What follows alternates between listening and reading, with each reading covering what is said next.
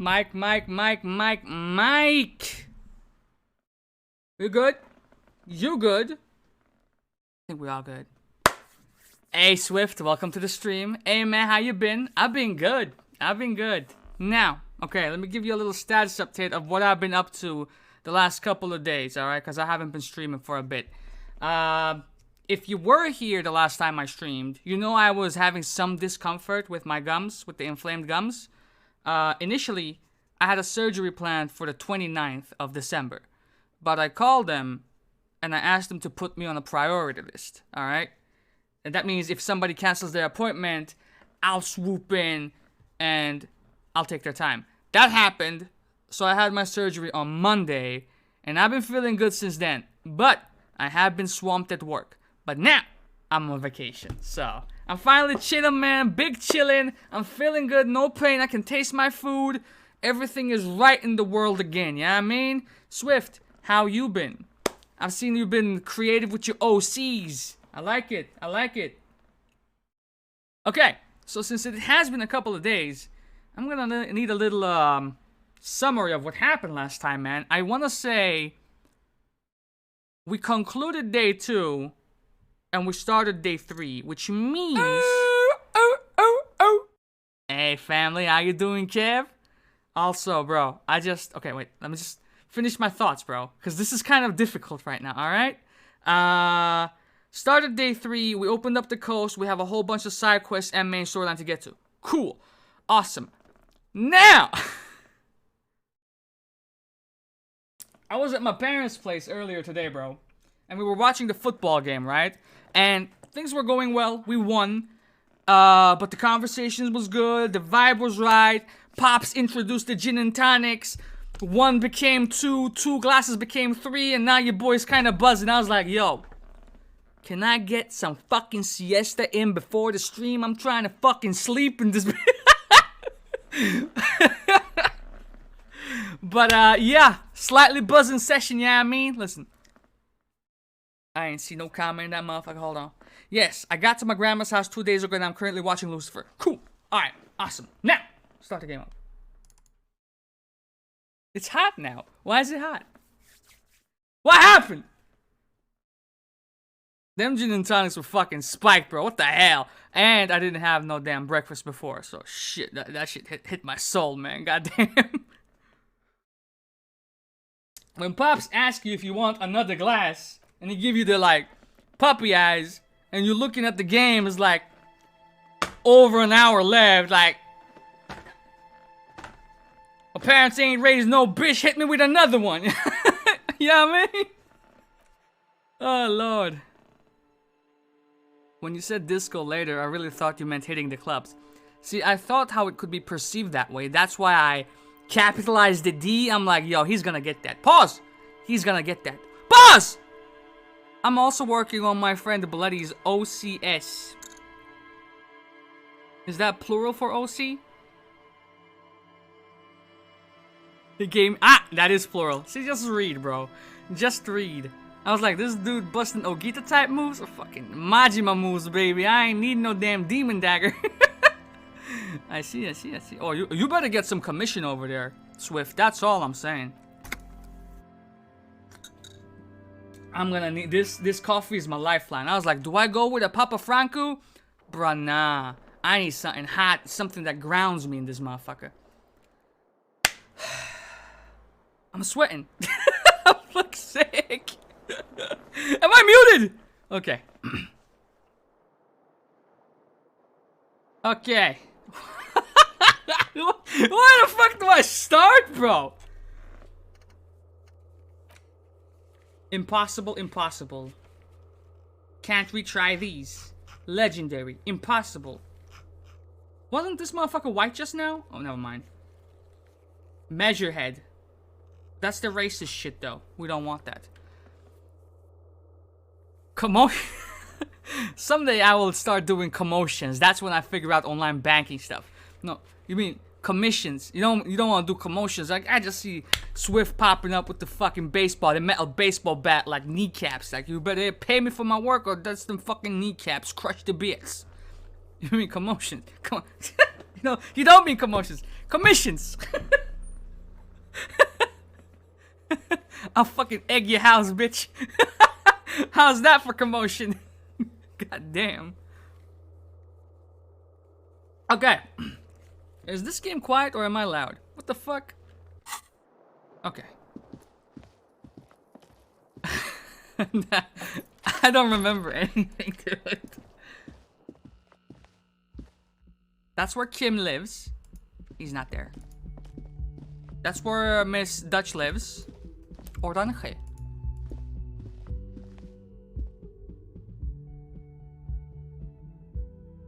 I might need one more of these later. Goddamn, what the fuck?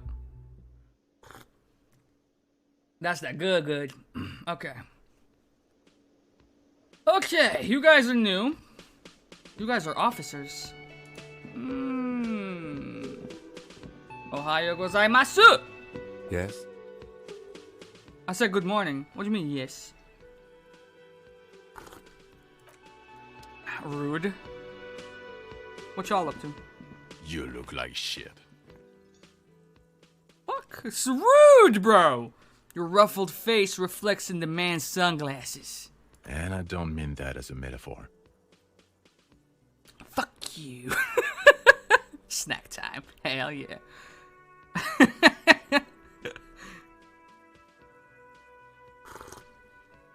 I'm gonna fuck this man's career up. Looks don't matter, bro. It's what's on the inside that does. Yeah, I know. That's what I'm going by here. Fuck you again. Oh, come on, Jean. It looks like it's been a rough week on him. That ass. It's not just this week. What you want? You came here. There's something about this guy that matches with a face in your head. A similar but different face. He might be wearing a disguise. 42%. Cool shades, man. You wearing a disguise? Yes, it's a hobby of mine. It looks at you inquisitively. As if waiting for some kind of reaction or response. Something to click. It's not happening though. Who is this guy? I have no idea. I'm not getting involved in this. What? The white check.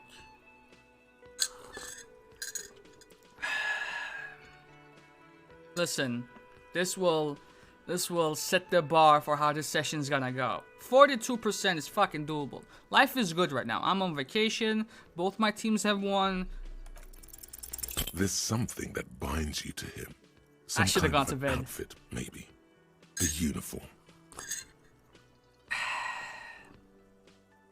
What's the maid option, mate?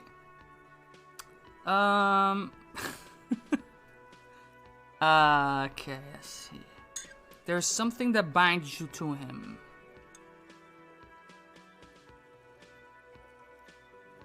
Exactamundo. Listen, I'm gonna ask you straight. Are you or have you ever been a firefighter? Well, that depends. Define fire. Ice cream sandwiches. You found them. Stop it, Jean. No, he's never been a firefighter. No one here is a firefighter. About what? You don't look like a cop. You know what you look like? Shut up.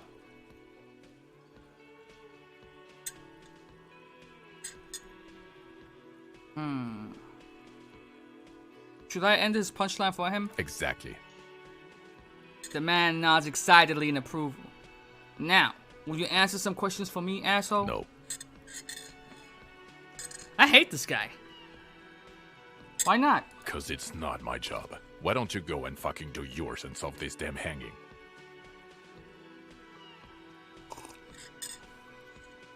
Okay. If you don't want to answer questions, maybe you want to hear me say things. Actually, I don't want to hear you say things. Why is this man here? Come on, Jean. Can I talk to you instead? You seem to be horse-faced woman? That's fucking rude. Okay, say things. I want to hear you say things. Hear that? He wants you to say things. Say one. Bitch. Suddenly, out of nowhere, case-related things start popping up in your head. Okay. Too bad you can't kick people in the balls in games. Depending on the game, true. Wait, Is there a list of that? Like, which games can you kick balls in? Maybe Haunting Grounds, whatever the fuck that game was called. No, you couldn't do that specifically though. Okay. I have a little problem. The person who was hanged is still hanging there. I still haven't taken him down. You're not shitting me, Millen. I can smell it all the way here. The Why are you whole calling town me stinks. Dick Mullen? We're getting to it. There have been complications. Maybe you can help? Fuck no. I would love to, but I'm busy fucking off and not cramping your style. And that might cramp it, you see? Helping you. I don't know. Why are you? Oh my god, there's more. You want something more? What is it? Watch out You're for wasting yourself, my time, bro. loser. Listen, day 3 is crucial That for me. You're wasting my... voice, so very familiar. Did you hear it when calling to your station and reporting your badge missing? Oh really? I wonder where. That's the where you remember me from? Yes, I haven't seen you before. Okay then. It's probably a coincidence. People sound alike. Goodbye.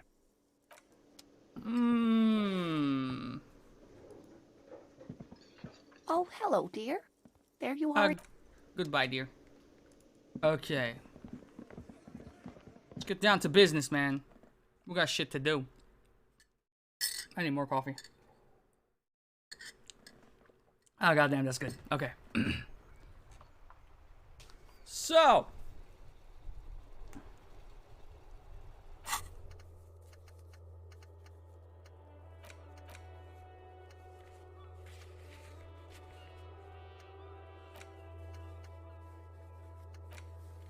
I think we just go. Because we need the autographs from what I remember, right? Let's see.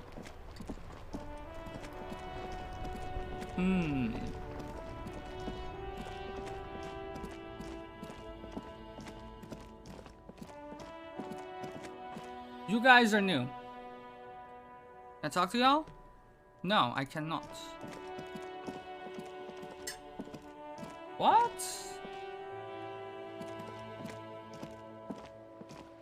A couple of indicator lights are missing from this control panel.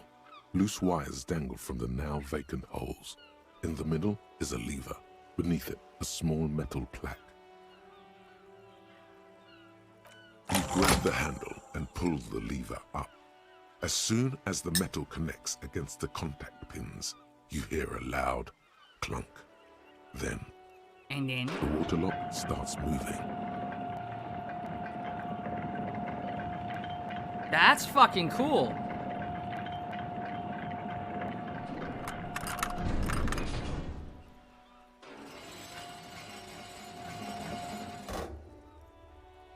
All right, we can go to the coast now.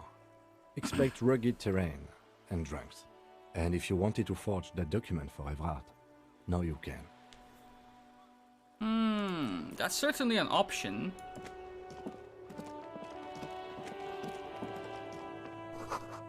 The radio relay hums with electricity. That's money. My money. Okay. Now this is exciting because this is brand new for us.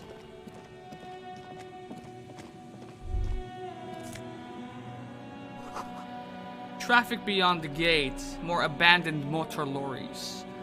More magnesium. 8. I wonder if the cap is 9. I have 15.8k points. LOL. Oh man. I wonder, are you gonna be able to hit 25k before the year is over? Time will tell. I guess if you don't spend them, you might. A breaker box to power the radio pylon above you. Maybe there is something inside. Oh. Maybe. I mean, that's. Hell yeah, brother. And then that. And that. Okay.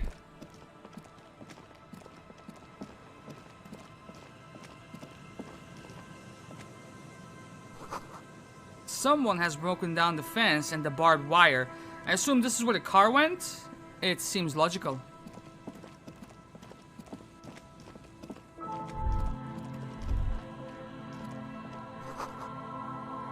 Creaking ahead, a broken axle grinding. Oh. Oh shit. There's a boat tucked away underneath the tarpaulin cover. Tarpaulin? Great Tarpaulin. news. The boat is big enough for a grown man like you to fit underneath it in a supine position. The fuck would I do there? Oh.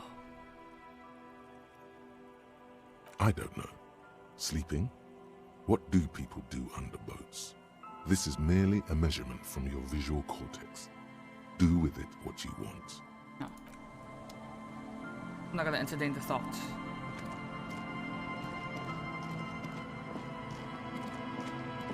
Oh shit!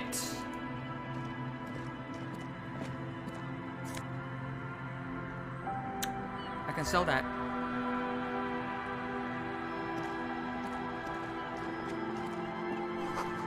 A bottle, drained of all of its booze, is frozen to the ice.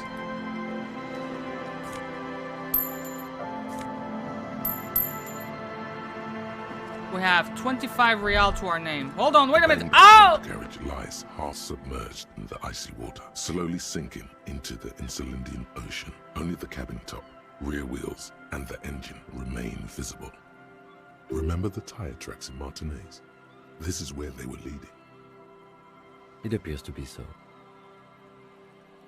The lieutenant has a peculiar look in his eyes as he inspects the wreckage. Let's investigate. I agree. We should definitely investigate.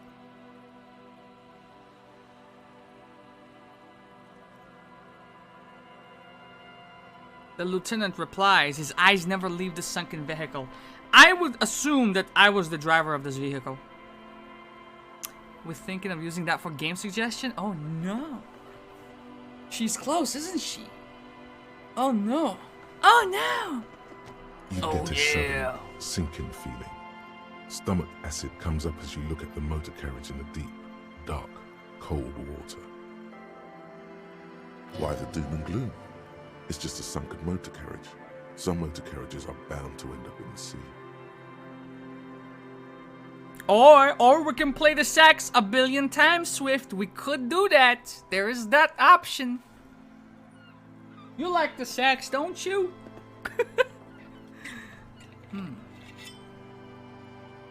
Run your hand over the cold metal. The motor carriage is properly stuck in the ice. Getting it out would require a team of specialists.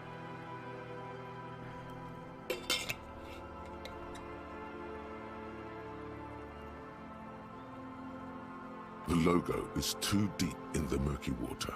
You can't make it out, but you do see a monkfish float by. Can we deduce that? The ice hasn't closed around the vehicle yet. My guess is it's been here since last Saturday or Sunday. The estimate is correct. The incident probably occurred on Sunday evening. Let's wait for the low tide and see what's inside. Low tide. Great idea. Then we can get the things inside. The joyrider must have left something good inside. Guns, papers, maybe a cool jacket. A joyrider jacket. I don't know. An hour or two tops? Fuck, can we should not wait for it. And we have other business to attend to. Your mocking tone finds no response, but the motion of the waves. Say something, I Lieutenant? did not. Okay. But I'd say it has been here since last Saturday Fair. or Sunday. No, wait, I gotta wait! Okay. Oh, we wasted some time. As you sit down in the old, rusty playground, the world around you becomes very silent. The hinges creak under your weight, dangerously so. Nothing but the sound of seagulls high above in the sky, echoing like distant laughter. Ice cracks around the blue motor carriage in the sea. Okay. Listen. Drama? I don't have a point. And I can't get into my inventory, so I can't change equipment. 72?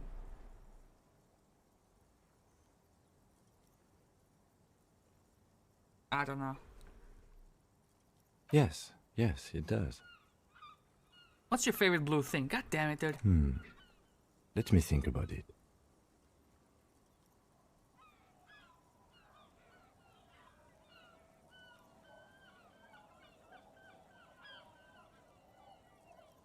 Do we do it? Maybe if I can get updated on new stuff faster. Should we do it? What do you guys think? Should we gamble?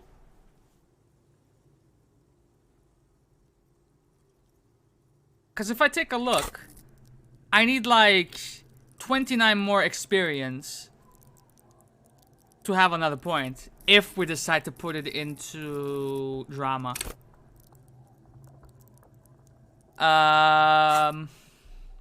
It's a red check. We only get one shot at this.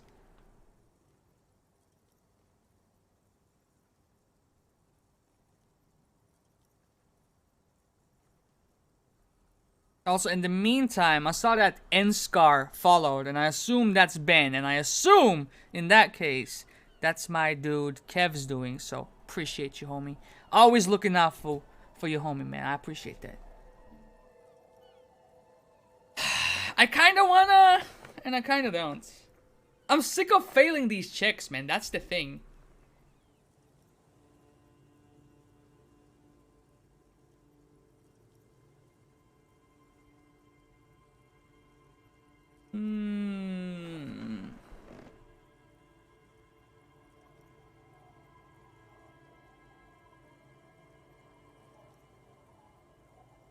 Can I postpone it?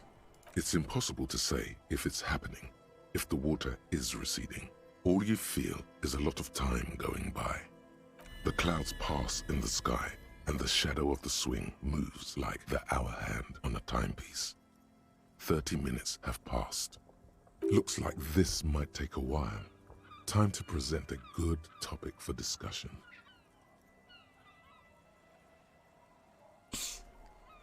This might be a good time for us to get to know our partner a bit more. So, was your dad also, you know, a cop? I'm pretty sure I told you already, didn't I? My dad and mom are both half Serlite. I don't know who my mom or my dad was. Clouds on the horizon grow darker, and the shadow of the swing set keeps climbing. You hear the distant rumble of the city. Maybe I should have done the check. 30 minutes pass. Oh, I'm wasting my day, dude!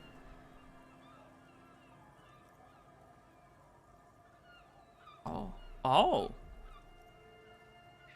God, I hope so. Same. I've been thinking, if I put enough time into eating right and exercising, I could turn myself into a living weapon. Then, I wouldn't even need a gun. I don't think I'm ever gonna find my gun. He's gonna mock me if I say this, but maybe making light of a dark situation could be the way to go. Your voice echoes on the water, strange and out of place. I need my day 3, dude! Come on! Minutes pass. Oh wait, it's working.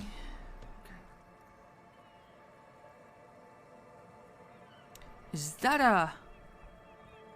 a number on the side? Yes, 41. What do you think it stands for? It's as if he knows what it stands for, but wants you to say it. It's pedagogical. Precinct 41. Does he know something about that speed racer?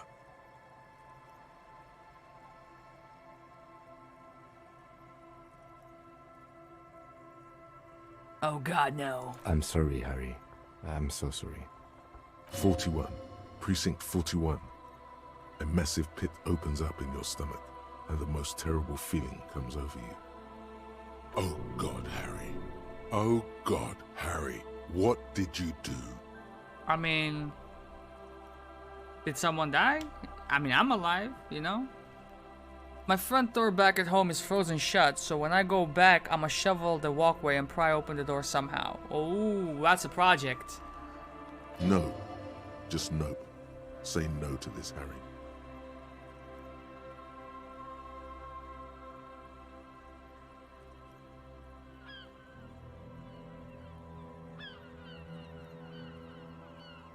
No. We gotta man up. Take responsibility for our actions, okay? I'm afraid so, yes. It's It looks fine. like you drove your police motor carriage into the sea after you jumped across the canal. It's okay.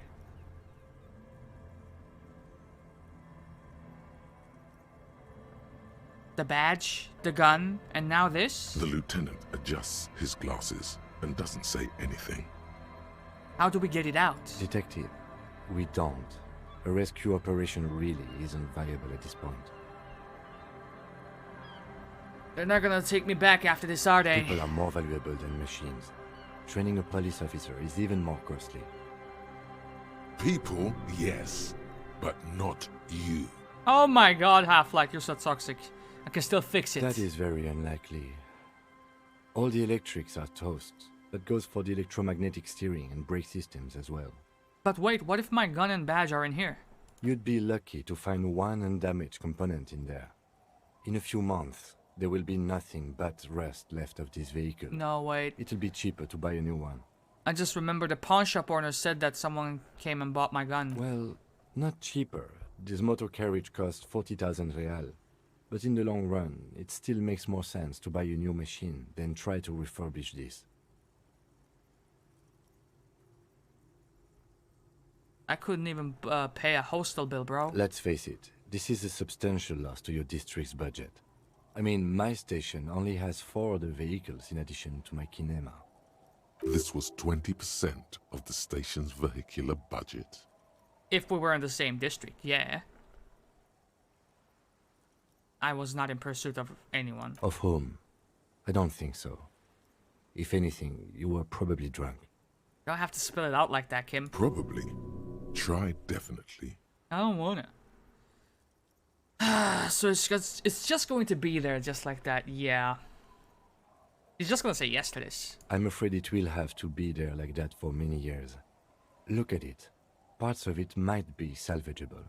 But overall, this machine is a write-off. Yeah. Okay, so we wasted like, I don't know, 2 hours? Roughly? Yes. Let's go take a look. We will do so, but first... Call the Mama Takwa. It's not only your eardrums that register sound anymore. Your very skin has become an organ of hearing. Looking for a whisper, light and low. A god who's very, very silent. Nothing escapes you. A cockroach in the other room. A candy wrapper falling on dry grass. A drunk falling from a chair in a bar 20 meters away. In fact, you haven't heard the Col du Mama Dakwa, but you have discovered that you have amazing hearing. It must be the only part of you the alcohol hasn't drowned out. Keep listening.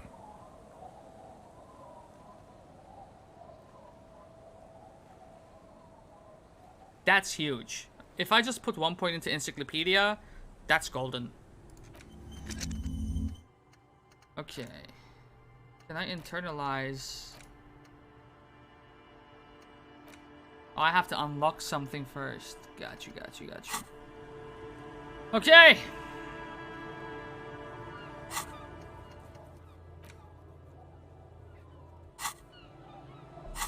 What do we have here? Items. Okay. Let me see what I got here, mate. What? The ice just off the coast crackles, shifting. I got the badge. And I got a commander's jacket.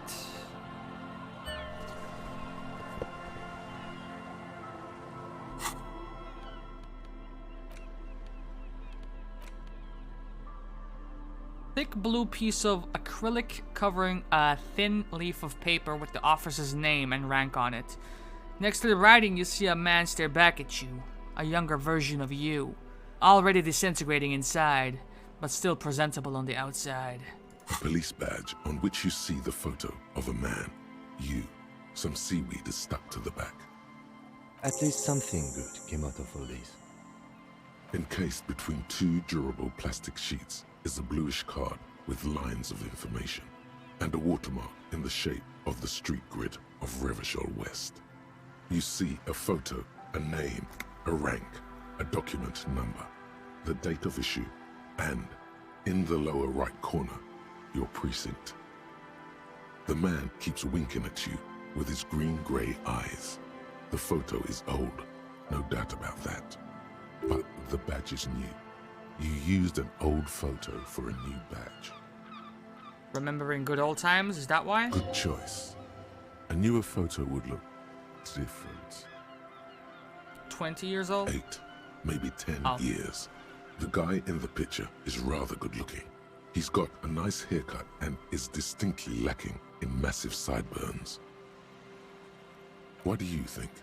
His face is already contorted by the expression, although it looks less grotesque on him than it does on you now. It looks better on him because he isn't in as much pain while producing it as you are now. Although there's already a hint of that pain, certainly. The badge in your hand shines as you rotate it, catching light. You see lines of information on it, and a shining watermark. I'm thinking maybe it's better if I just go through this later so I don't waste time on this, but I kind of want to know. Harrier. That's long for Harry. So you are Harry. Evrard was half right. Probably not a lot of people know your full name. Whoever told him you're Harry Dubois didn't.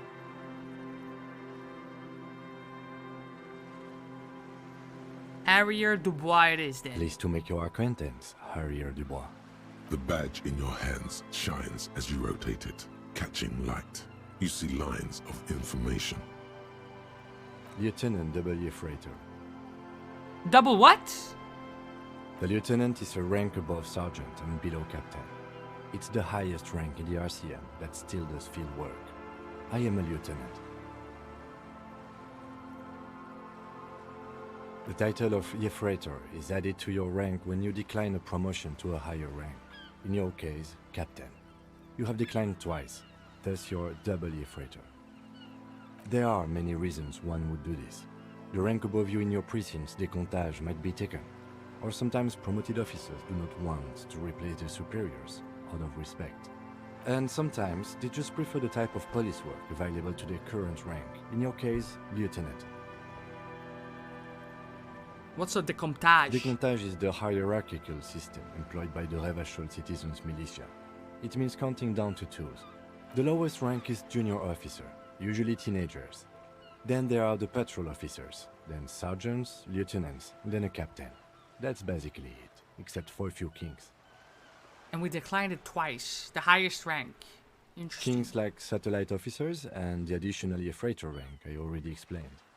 The long and short of it is, you're his superior.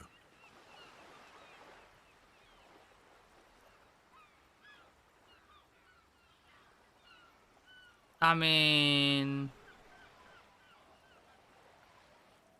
fuck is a satellite officer? You are given the title of satellite officer if your partner is quickly promoted through the ranks and you rise with him. You don't seem to be a satellite. Thanks. So you've been putting up with all my bullshit because I'm your superior? No, I've been putting up with you because despite an unconventional approach, you are doing good police work. I'll take that, we take those. It matters more than driving your motor carriage into the sea. And now we've even found your badge. Alright. He trusts you, for now. Such a small yet precious thing. Expensive paper caught between thick plastic, like a fly in amber. It reads. It's interesting to say, like, he trusts you for now. That's just the serial number. Revachol, Jamrock, Precinct 41, with some numbers thrown in there for good measure.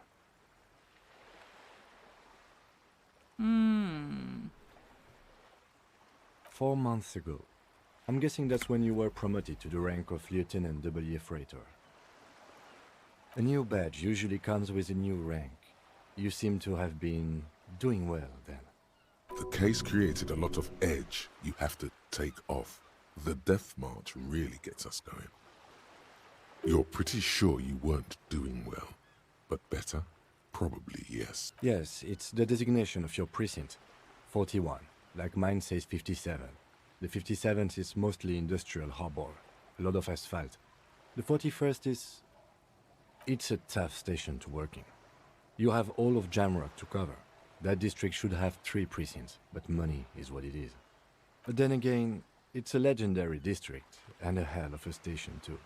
It must be an honor and a curse to work with people like Price, McCoy, Berdiaeva.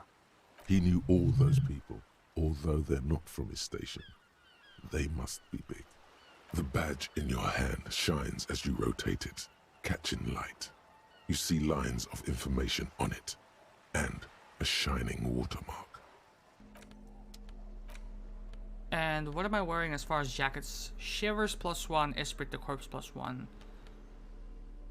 Visual calculus could be a good thing for that mural that was painted over. Let's see. So that's done. Footprints in the snow. They lead away from the accident. Gun?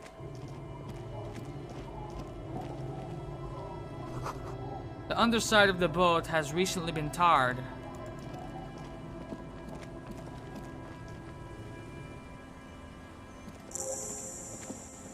Quick travel.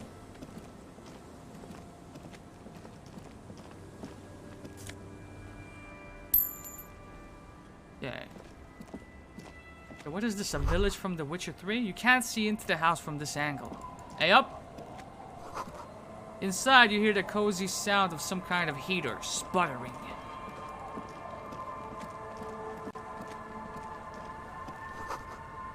What are these fish doing in the fish? What is it? Boots! Perception. I'm very perceptive.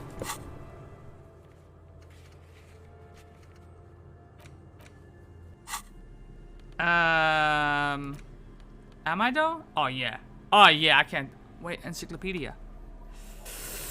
I can't do that. What? That fucking XP bar doesn't want to go up, so I just went all the way to white markers and dip. What? Where is it? 98! Oh, you baited, dude. Wait, wait. This has to be... I saw something, though. There. Please. The planks creak beneath your weight. Did I get more experience for that? 99. Okay, one more thing. This one?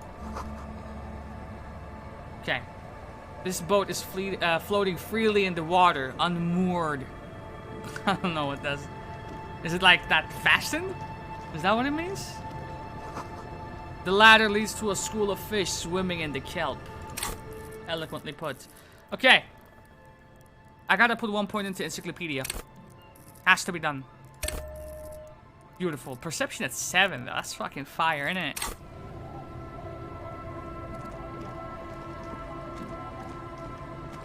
So the way this game works is if you talk to someone, the time passes. But if you're just spending your time searching for shit, you're fine. A wedding stone, well worn and covered in rust. The street sign is illegible below the graffito. What? Might have to talk to her. Hard to see the details. The colors, all warm and welcoming, are cozy though. This place is big. A flower trough where nothing really grows. Maybe in spring. Trough? Oh shit. Oh, maybe I should have unlocked another thought though. Maybe that was the play. Ah, we'll level up again. It's no worries. Hello? It feels safe and warm in here, not like outside. Industrial coal pellets burn with an orange glow.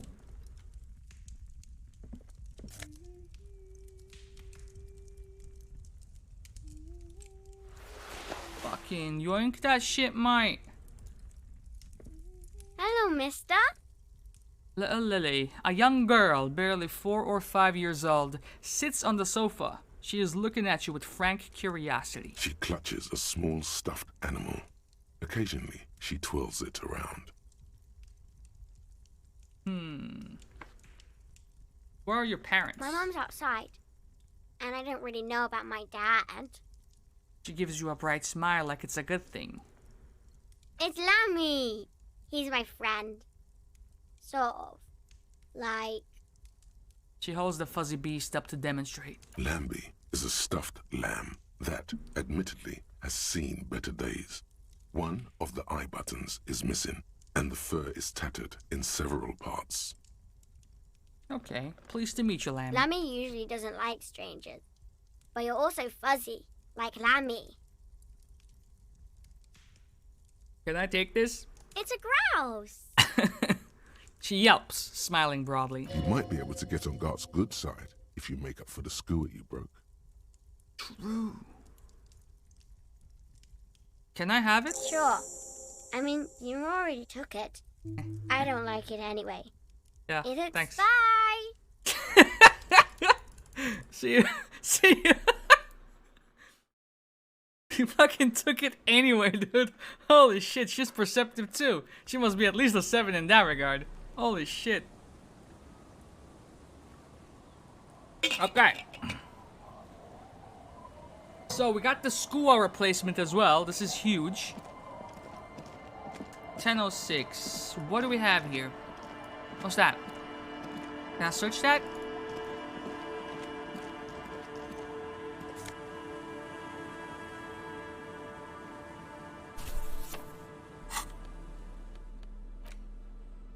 A textbook for the first grade in primary school. On the cover, a humanoid teddy bear is pushing a wheelbarrow full of letters. He's not doing a good job. I mean, yeah, it's kind of falling apart, isn't it? You hold in your hand the colorful primer. The title reads, A Primer for Small Kids. There's a bear involved. Every page has one word designating one letter of the alphabet with a faded illustration. Most of them are scientific and cultural principles. It goes as follows. A is for azimuth. B is for Boreas. C is for cosine. D is for diamite. E is for ellipse. F is for phlogiston. G is for gamete. What kind of fucking children's book is this? Like, what M for manufacturing technologies, bro? H is for homeboy. Huh? I is for econ. J is for Eura. K is for collapse. L is for laudanum. M is for myriad. N is for nadir. O is for aureole. P is for perihelion. Q is for quasar. R is for rhododendron. S is for sinus. T is for tricolor. U is for ultra. V is for vector. W is for Wahrheit. X is for xylophone. Y is for Ustava. Z is for zenith. Unless you want to invent new letters, bro. That's it. You know the alphabet now. Kim, I know the alphabet now. Good. I also know the alphabet. Awesome. This book will show you the score. Get you oriented with those basic concepts you appear to be hazy on. The anthropomorphic bear will give you the lowdown of your life. The alphabet. Yeah, cool. Okay, awesome. Go away. Can I sell this thing? Oh, I wasted 20 minutes, dude. Oh, no.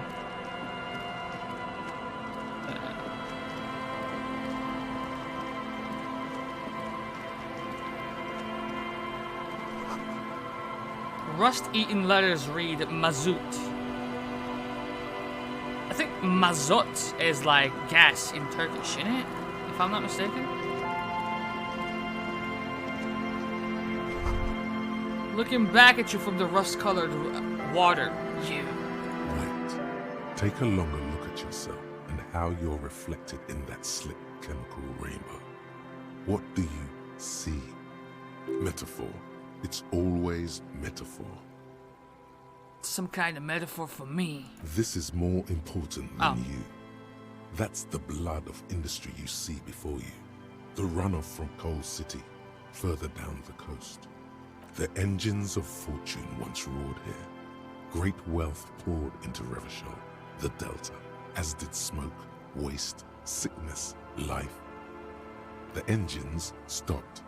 The West Revacholian industrial base was dismantled after the war. Now, extinguished coke furnaces dot the landscape, a landscape despoiled by industry. Filth. This needs environmental action now.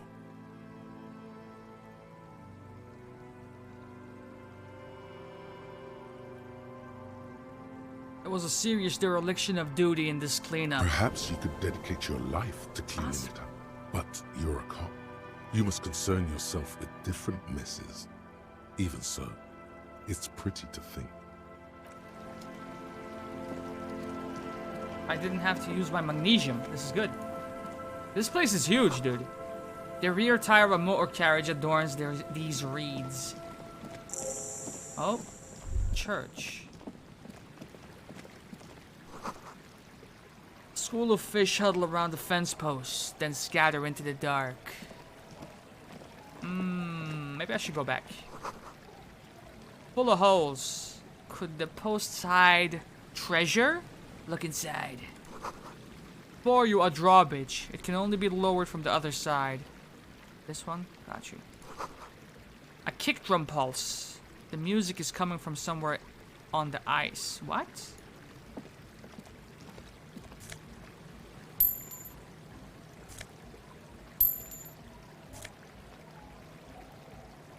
The hell?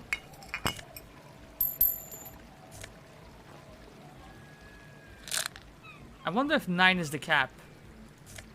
I can't really sell these things anyway. Okay, so we have 33 real to our name.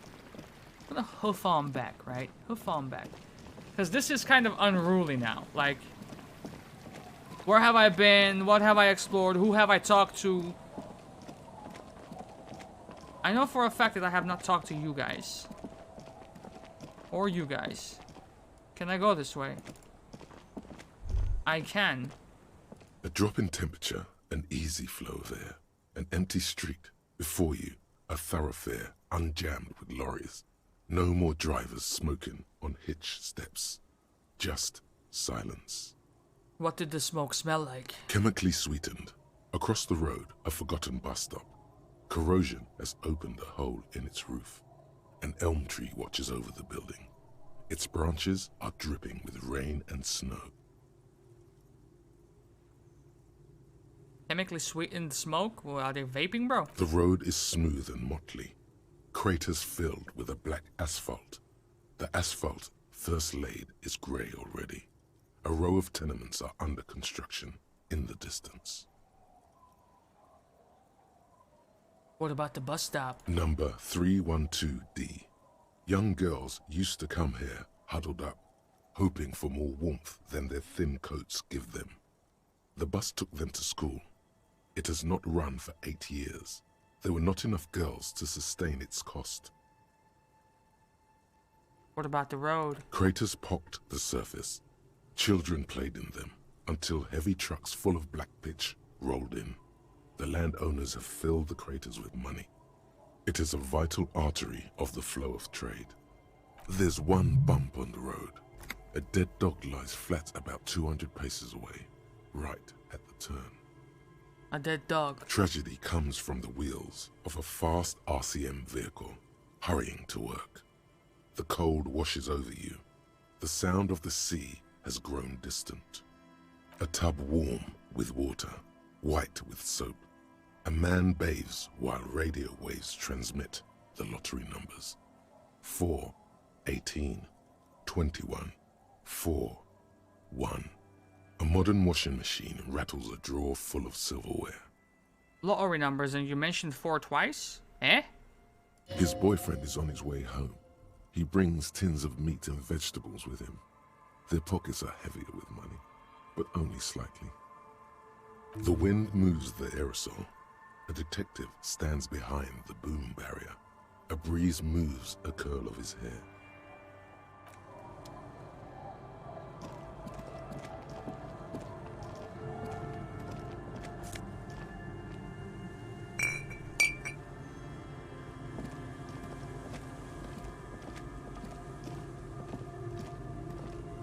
The scruffy-haired little boy kicks a stone.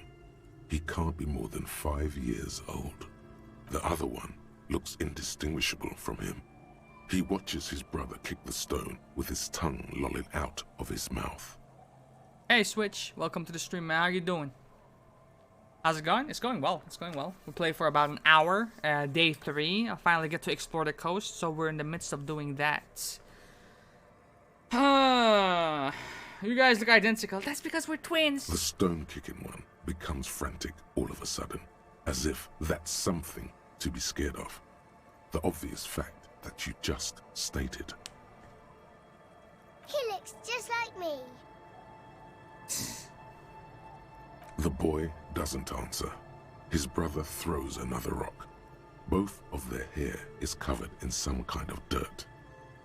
Oh no, did your stream get cut short because of Cox? The rock kicker was just being shy, but now he's enthusiastic again. You're bad with kids. And what are you, fucking Kid Master General, bro? Maybe I am. Now, Okay. how about some actual police work? We are not getting anything here. You take point. You asked them if they saw something regarding the hanging, alright? Where's your mom? The kids don't reply, absorbed in their little game. Yes. Okay. Yes. Goodbye. Now, what about you, mom?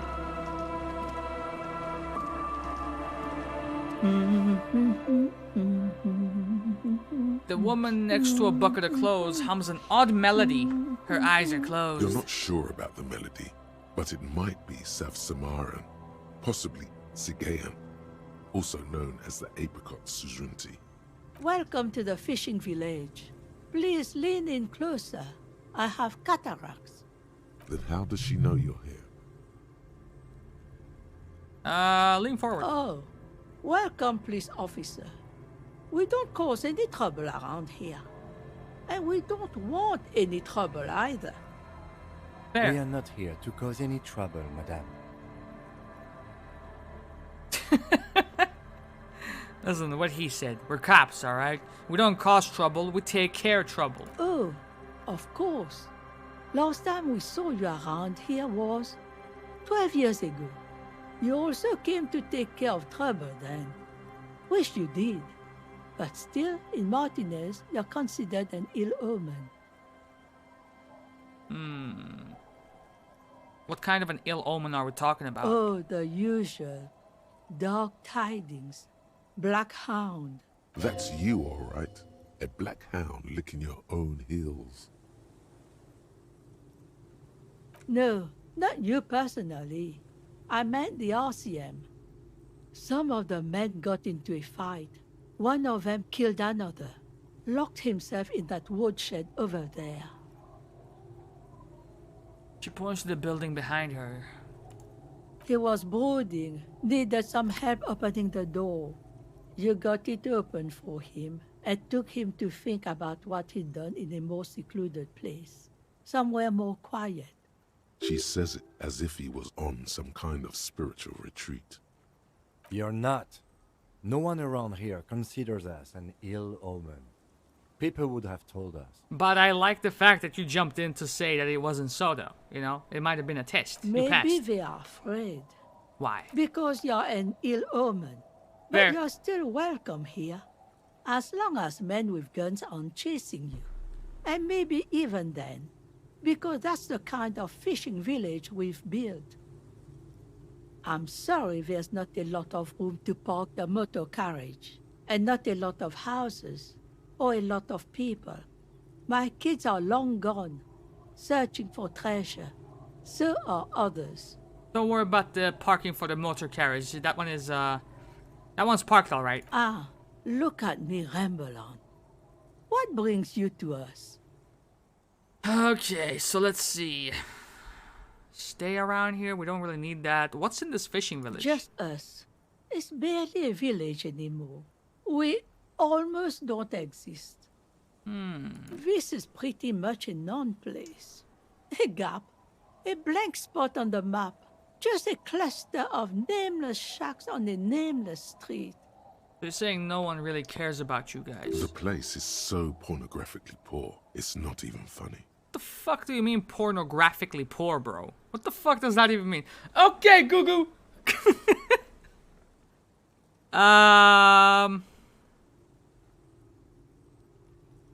Who else lives in this village? Well, there's Lillian and her kids. A few new folks live in the house to the east, but they are away right now. Okay. And then there's the drunks. Not a pretty sight, but there's little we can do about it. Home is home, even for them. What drunks? Sooner or later, you'll see for yourself. Don't have to look long to find these guys. Here, for you, no officer.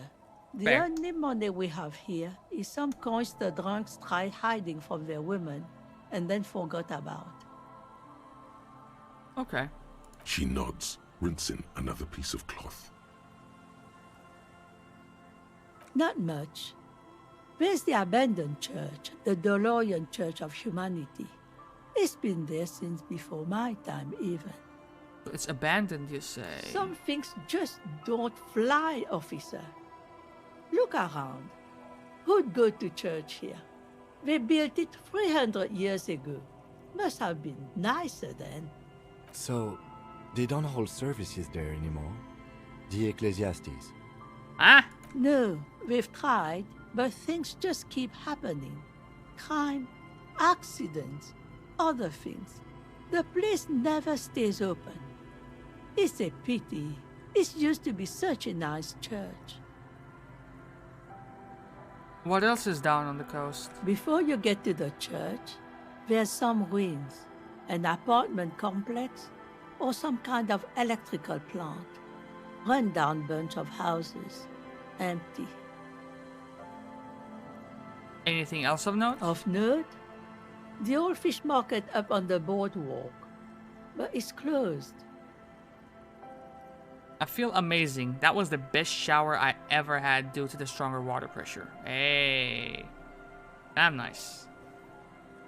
Why am I questioning her, like interrogating her like this? Listen, got it. As I said, it's a peninsula. There's no one there, just ghosts and vagrants, and teenagers making out. What if Gangsta is a granny that's hiding stuff, you know? She's trying to divert my attention. Like, there is nothing out there for you. Me? But No there one. is. Just an old washerwoman. Mother called me Isabel, if that's what you're asking. And my married name is Sadie. Now it's your turn, Mr. Lieutenant Double Inferior Harrier Dubois. Quite a handle you got there. It is what it is. So many titles.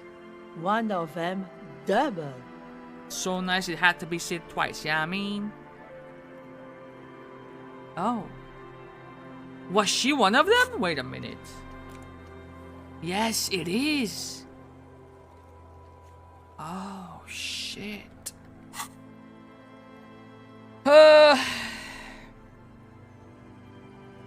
Eh? What's this about? Come now. I can't read all this scribble. Tell Okay. me what it says. I'm gonna keep it $1.50 with you. Huh. I might be half blind, but it looks like part of the village is gonna be a street. The best part. The part we need to get out of our houses. Have you asked Lillian about this? I won't even consider signing till I know she's on board. Where is she? She's right over there. The dark-haired woman, leaning over the railings. Oh, really? Yes, you do that. Can't let fat Mr. Clare down now, can you? She is not impressed by a cop running errands for a local bigwig. Not at all. Listen. It is what it is, man, alright? That's good. It's locked tight. We got that. Listen, what's in here?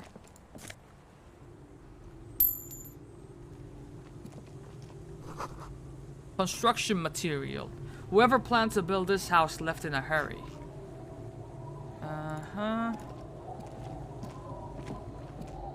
Alles Rusen. French in German way of saying it. White curtains have been drawn shut.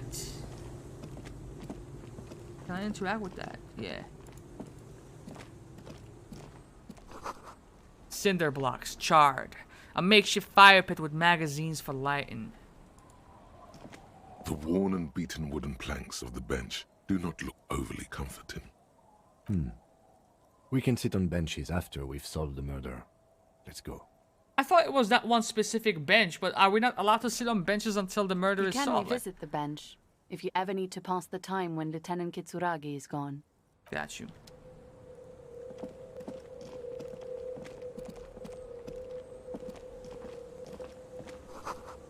You see dust-covered linens, dried tulips on a bed. Oh?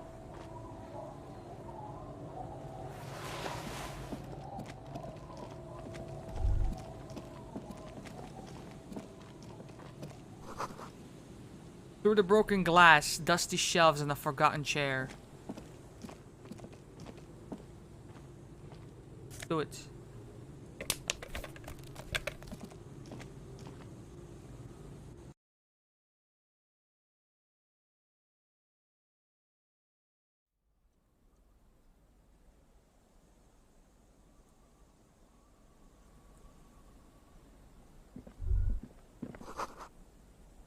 See a dark red chair in the dim light of the room.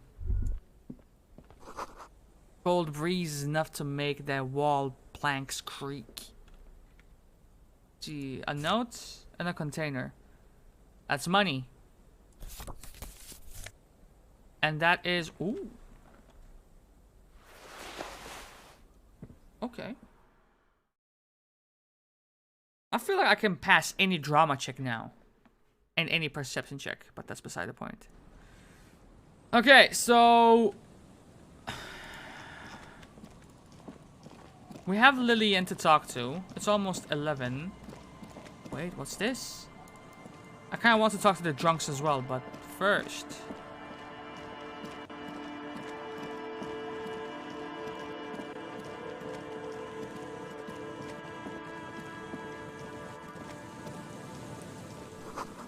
the swing is missing.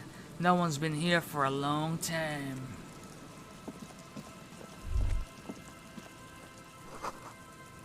Birds in the birch tree. Barely audible coos come from above. Someone has left their music collection beneath the tarpaulin. What's this?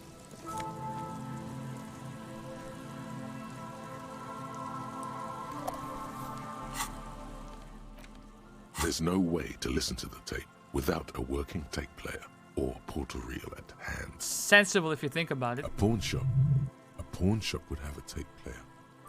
That building right next to the hotel would also have one. What the?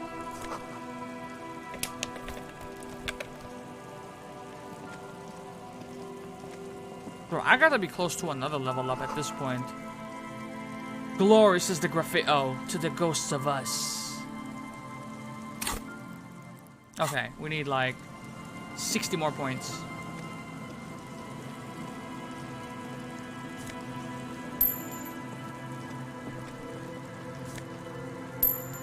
I'm getting kind of worried because it's day 3, right? And the damn body is still hanging there, so I feel like I have to get a move on with that part of the game. Unless there's like a game over thing, you know? Okay, this is where I was. Cool. Time does not pass. Let's go ahead and talk to the drunks first. And then we talk to Lillian. The bushes are too thick and thorny to pass through.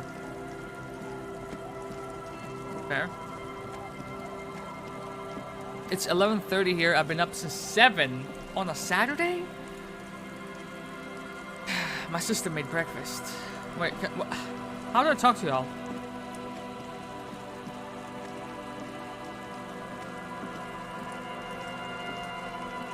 Hey, tequila! A 30-something man clad in a two-piece Lycra TM tracksuit puts down his Pilsner and extends his hands in greeting. Good to see you. How's business? How's the whole reality situation treating you? So what's happening? Wait, Tequila? Yeah, Tequila Sunset.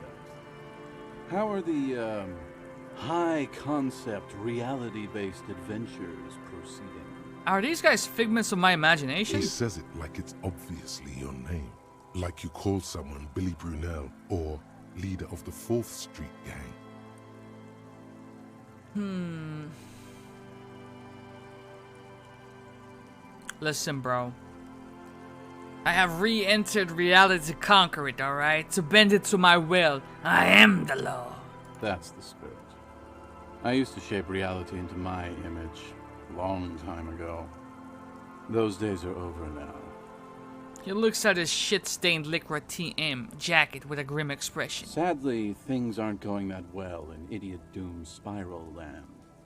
Haven't found those keys yet, haven't won that great piece of ass back. No word from my business buddies. He takes a sip from his beer. This guy's your buddy. You feel it immediately. You belong to an organization, a fraternity of drunks. I can't do that. What is Tequila Sunset? You keep saying it. She made peanut butter and banana sandwich and sunny side up eggs. That's a breakfast, alright. It's you. You're What? Tequila Sunset. Why would you say that about me, man? We've met before. Don't you remember? 3 days ago? No, you sure don't. I don't remember. Aha. Do you want to know how Tequila Sunset came to be? Go right ahead, dude. Let me take a sip to moisten up my cords. Tequila Sunset rolled into Martinez last Friday. And by Tequila Sunset, I mean you. The man, the myth. Was I alone? Hey, let's not jump ahead of ourselves. This is your story. Stop interrupting. Okay. He takes another sip, then continues. You got here on Friday to solve a case, hoping to be the early bird who gets the worm. And by the worm, I mean the buzz. Because as far as I know, all you did was get pissed drunk. Word on the street is you went around the local hostel telling people that you're a police officer, and that it would be really fucked up if you shot yourself in the head right in front of them. That's pretty high concept, if you ask me. Does that sound like something you'd do? Yeah, probably. The lieutenant's brow is furrowed. He's listening as casually as he can. What happened then? It was a late Saturday night when we, the Union of Moribund Alcoholics, were getting our drink on. Nothing remarkable about this. We get our drink on 24/7. Makes everything warm and glowy. I trust you know the feeling. One moment we hear the sound of a motor carriage revving up somewhere on the plaza, followed by a series of dings and bangs. Do you remember the sound of wood cracking? The billboard? Yep. Naturally, loud noises pique the interest of anybody owning a pair of ears. That's just the reality we're in. Naturally. Anyway, there was a brief silence. A gasp of silence, if you will. Followed by a real commotion. We heard the carriage careening towards the coast at top speed. Not a commission in this case. In this case, commotion is correct. Sounded like someone jumped the canal. We grabbed our brewskis and rushed to the jetty. Never underestimate the speed of an alcoholic. What we saw was a sight to behold. A beat-up police carriage containing you. Right there on the beach. You revved the engine and screamed at the top of your lungs, "The time hath come!"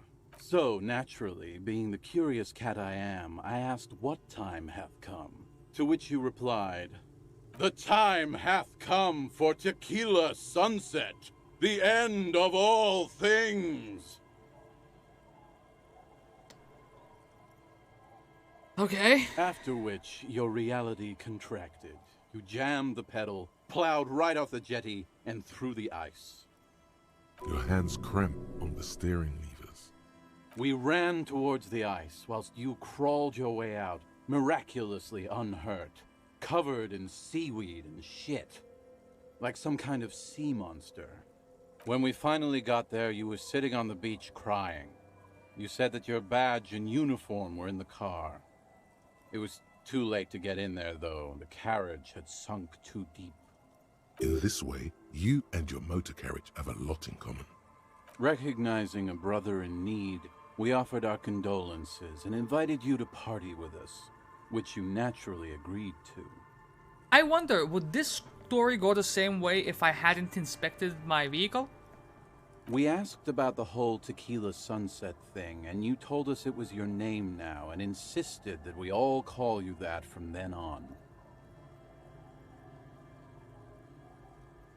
Do I take away the magic for them? Tequila Sunset, huh? Sounds pretty good. Yeah, I agree.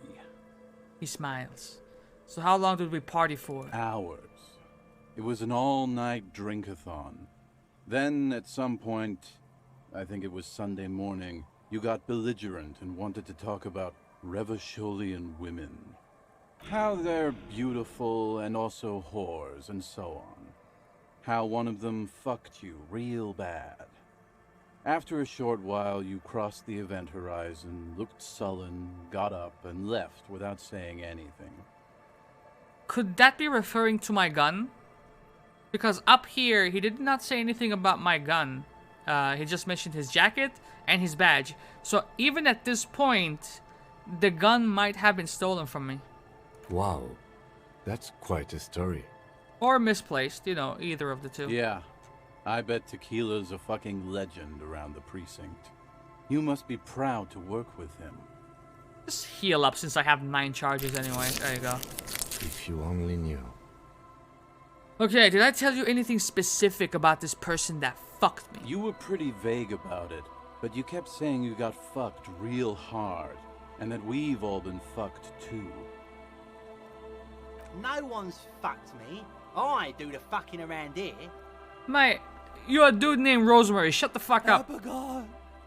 It seemed pretty painful, to be honest with you. If I had to guess, I'd say you're still working through some shit. You can say that. Did I mention losing anything else? Beside your gun and your badge? You said something about your hope or heart or something. To be honest, the details are a little hazy. Fair, it's actually all of the above, so, you know. In retrospect, I guess you lost your motor carriage too? That's a big one. Yup. Did I say anything about my colleagues? You told us that they were a bunch of fucking losers whose main interest was cramping your style. Interesting. No specifics, though. It was more about you that night. You were the star of the show. Oof, this is a tough one. Did you get a read on what kind of cop I was? You kept calling yourself a goddamn superstar who'd cleared 501 cases.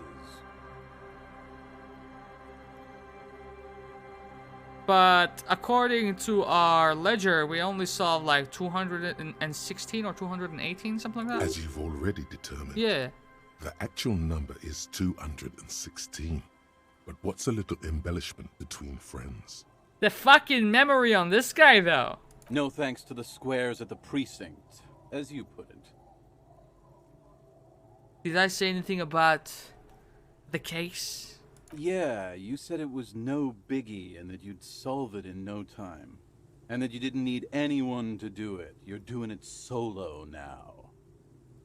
A lot of cops go solo and hermit once they reach that level of alcoholism. Thanks, Kim. Yeah, you said that you'd really behaved unreasonably and failed to uphold your responsibilities as a representative of the coalition. I'm a fucking representative of the coalition? It's a hard thing for a man to confront his past. That's why I avoid mine at all costs. Uh-huh. They just drink. You too, Tequila Sunset. Okay. As you turn, a bright light catches your eye, making you squint. Where is it coming from? From a distant sunset, A Oh, stage fuck light, you. flash photography, nowhere in particular. It's just what superstar law officers do. They squint at lights and they solve shit. Yeah, that's me, man. I've been establishing my fucking superstardom hard lately, I mean. Yeah, you have. You're a big dick cop. Dick Mullen. Salam Rocky Bai. Badass on the edge disco cop. Time to recede into a ludicrous fantasy world. Here we go. Camera. Lights. Action. With a sudden flash, the world freezes around you, and you along with it. In an iconic monochrome solution, a black silhouette against a rasterized orange world. It's on. What the hell is this, man? Some kind of superstar? Logic -2. What does this give me?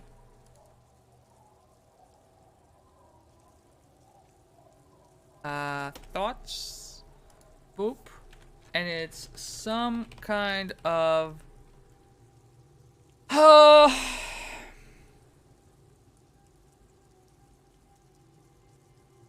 So, permanently, logic goes down by 1. Learning caps for the following raise to 6. Visual calculus, suggestion, electrochemistry, and composure. I mean, I don't think that's worth it.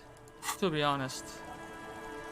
I don't think that's worth it. Let's go ahead and save our game. Since it's been a minute. Okay. Let's talk to Lillian. I'm actually not in favor of getting these documents signed, but let's see where we end up. Hi, officer. A woman in a raincoat stands on the quay, considering an overturned boat. A sword in a scabbard hangs from her hip. Anything I can help you with? Okay.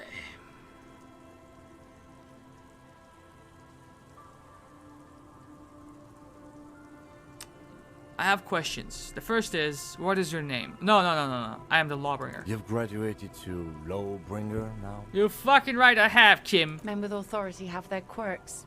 Comes with never being second-guessed about anything. She waves you off. So what brings you here, Lawbringer? What?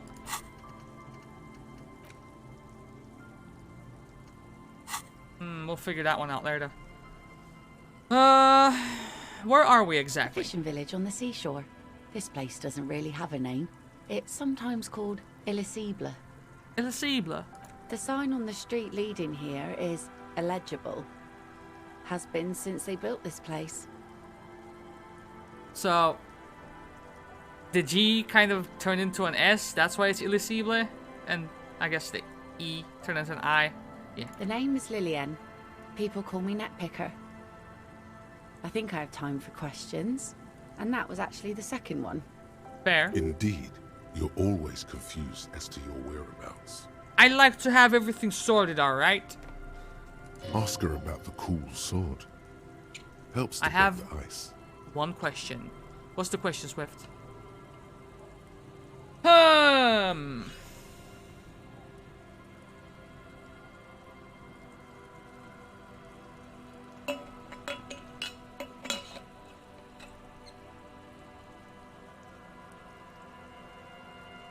What are these in-game names? You mean like suggestion and logic? These are voices in my head. These are the traits that I have within me. And if they are past a certain level, like here for example, it says easy success. If they roll past a certain value that we have to get over or equal to, then they chime in with a little bit of lore, a little bit of backstory. So if I had failed this, suggestion would not have popped up here, and he would not have chimed in with ask her about the sword. Listen, I was asked to get your signature. Are you? Yeah. This says by signing, I agree to live in with construction noise. What exactly is the Union building? So Everard's planning to turn some of the village into a youth center. What a nice idea. Wouldn't have thought that. That a police officer would be running his errands. She sounds incredulous about the niceness of the idea. Thought what exactly? That Evrart and the Union have nice plans for anything. I thought they only cared about themselves. Well, I guess Union members have children too. And those members have a vote when electing the head of the local chapter. I mean, I don't want to influence her choice, you know? I probably wouldn't be inclined to sign these papers. He has a pen and everything. She takes it from you, a doubtful look in her eyes, clicks it, and places the tip on the paper. Here you go. Why did you sign it? I shouldn't have.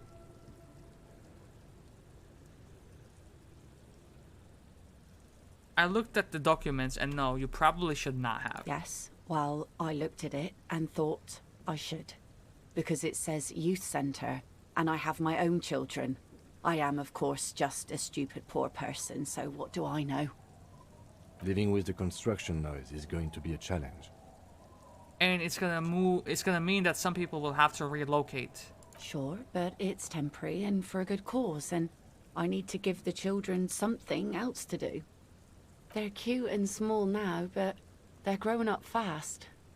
Too fast. I had my first drink when I was 11 because I was so bored. Anyway, you'll have to get Isabel to sign it too. I saw the signatories. She won't if it's a bad idea. She's a much tougher nut to crack. Sound logic. Division of labor. She leaves the skepticism to the skeptic. Listen, I'm looking for someone. Maybe you can help. Let's see. Who are you looking for? Oh. What was his name? Shit. Morel? I'm looking for Morel, right? That was his name. I don't think I know what these are. Care to elaborate? It's, I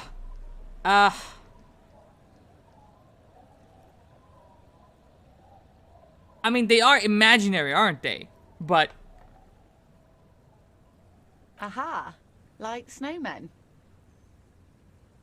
Yeah. Two old guys have been wandering around here, nose in sand, talking nonsense about snowmen and the like.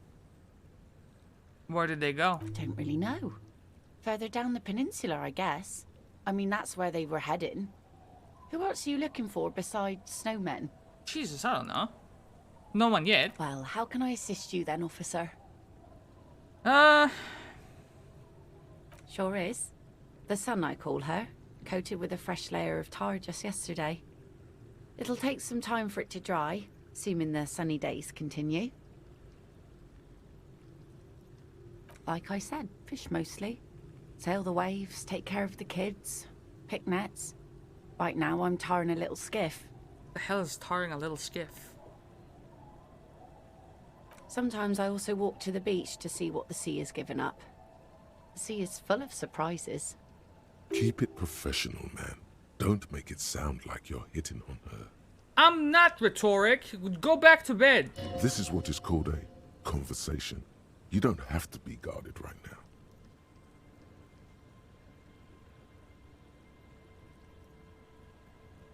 Wood, pieces of glass. Every once in a while we see dead bodies. Human, animal, fish, other odd sea creatures. A mine washed ashore once. Bottles, drugs also. Lost cargo in general.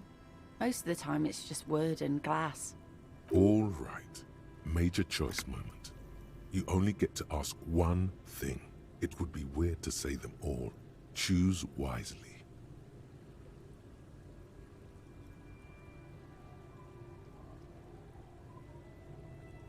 Well, you're barking under the wrong tree then, officer. I have no interest in floaters. Seen enough of them in my life already. Unfortunately, the factory sold this one with a 3-year warranty instead of a story. It's to intimidate folks, mostly. You know how to use it? Not really. I know some basic moves, and I know it sure as hell beats a knife when you're in a tough spot. But not when you're in a tight spot. What? It's a regular mass-produced sword, like a shovel or an axe. Nothing fancy, just for intimidation. From time to time, people need a lesson in respect. That's just the way it is. Back in the day, I caught the eyes of many men. And believe me, men need a lesson in manners from time to time. Some went to patch their wounds, their lesson learned. Others were more thick-headed. And one of them, I ended up marrying. Does it matter? Gone.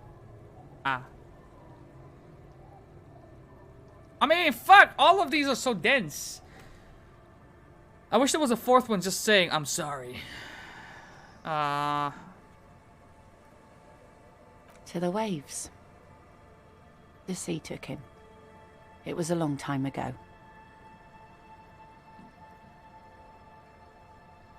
The lieutenant shakes his head again. Yeah. By himself. Inadvertently. He never respected the sea. Went out there drunk like a skunk, and sure enough, one day, he didn't come back. Now, before you tell me how sorry you are for my loss, know that it was 4 years ago, and I've moved on. There's only so much mourning you can do for a drunk with sinewy muscles. She really likes those muscles, though. It's in the way she pronounces sinewy.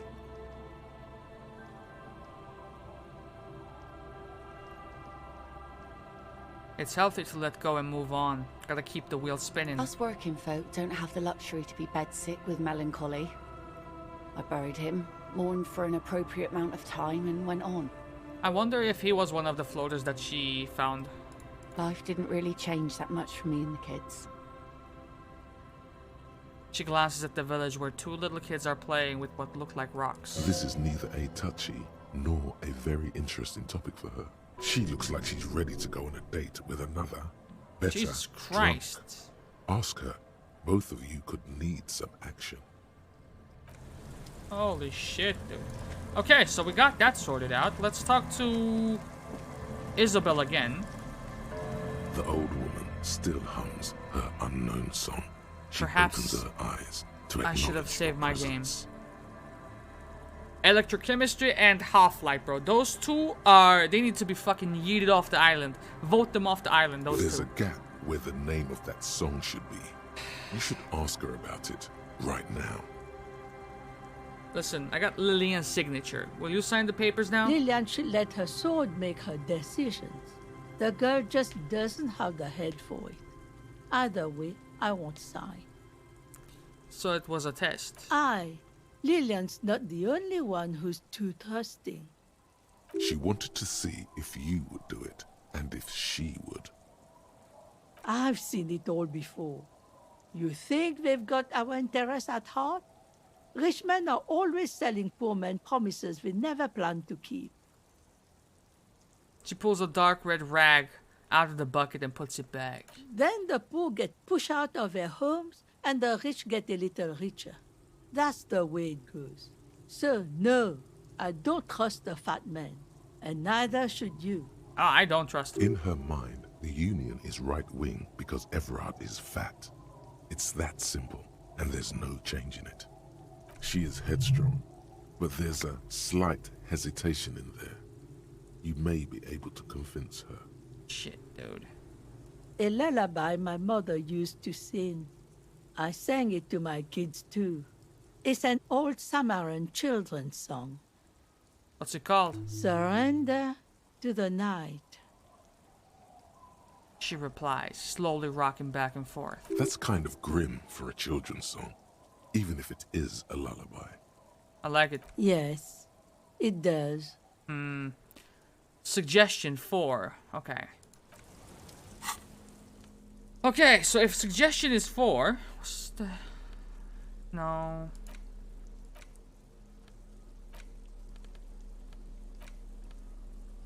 -1.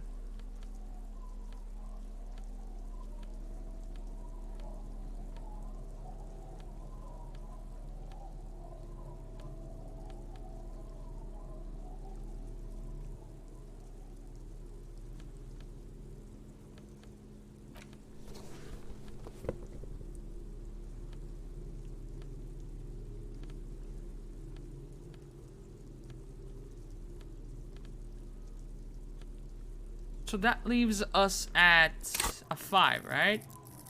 Yeah. 56 out of 100 as well. A policeman.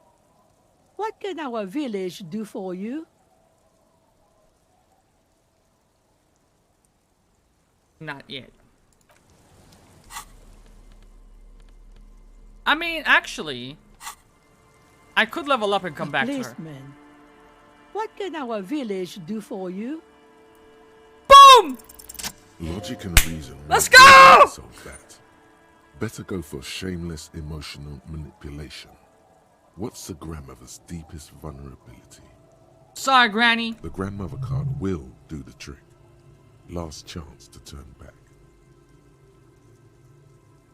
What do you mean? What's going to happen? We are gonna grow up, of course. I raised my own kids in this village, and they are doing fine for themselves. No, they are good kids. I brought them up the right way. There's a note of defiance in her voice. We might have fucked up. No, they moved to Faubourg for work. Well, I imagine they'll grow up and leave too. You've got her. Now just reel her in. Then, The old woman exhales. She stares at the ground, unable to finish the thoughts. Wait. Let her come to it herself. I don't believe the Fat Man's Youth Center is going to change anything.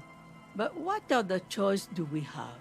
It's not like the coalition government is coming to save us. I won't be around much longer anyway. Not with the dampness in my bones. If they want to take a chance, who am I to stop them? You gotta put the kids first. Aye, we do. We do. But how do we do that?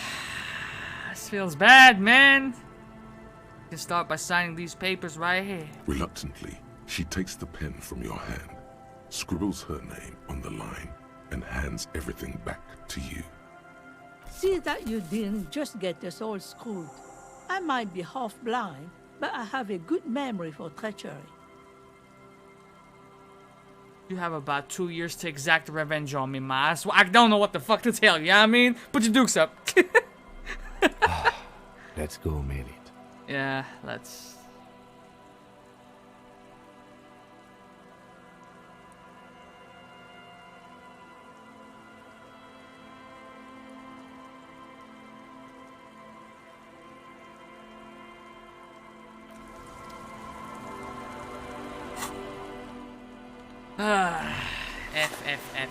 F. Okay. I think that's a big step in our investigation. What I'm worried about is, it's day 3, we still haven't gotten the body down. We need to do that. It's absolutely imperative that we get the body down. As soon as possible, I would say. Or, let's see.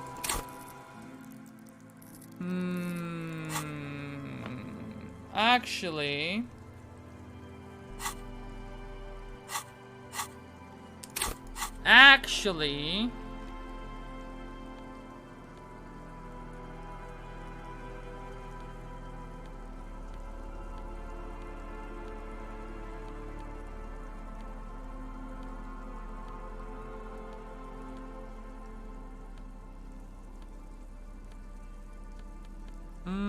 there is something else I want to do.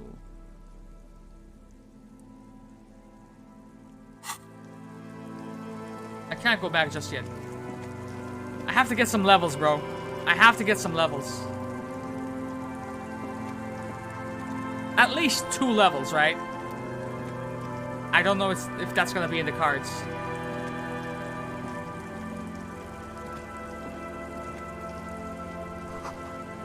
No entry.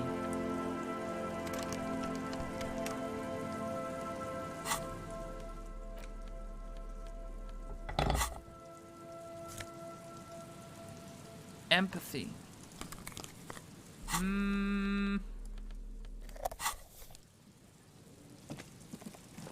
Okay. maybe we could get 2 levels because we have a lot of side quests, right? I think it's in the cards. We could do it. We just gotta believe, man. Hey up, hey up, hey up.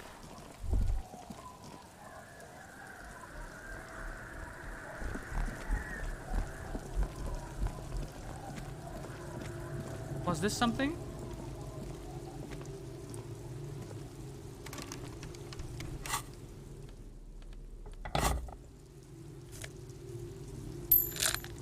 We have 37 real to our name. Quite a bit of money. Which means we have tonight's rent as well. That's good. I should go back and pay him.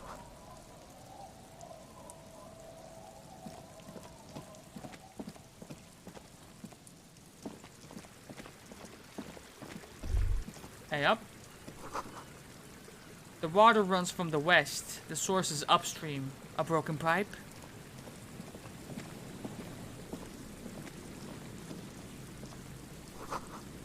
The beams are splintered. The bridge didn't collapse on its own. Artillery broke it.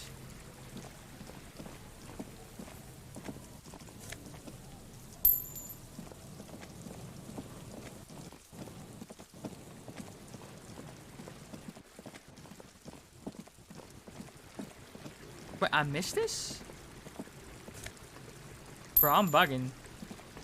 What? How does one get there?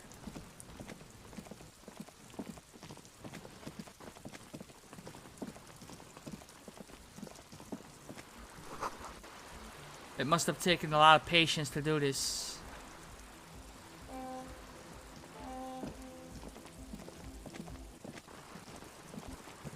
A shaggy-looking girl in her late teens or early 20s kneels on the ice with an electronic contraption in her hand. Hearing you approach, she looks up. Oh. Hello there. What up? Everyone knows drugs make you invulnerable to cold. You bet this one likes to party. What kind of assumption is that to make? I have some questions for you. I'm listening. She doesn't seem like she's under the influence. She breathes on her fingers for warmth. What's your name? Estelle. Sup, Her Estelle? hair is dyed blonde, with dark roots showing. There's a coarseness to her features, some masculinity below that timidness.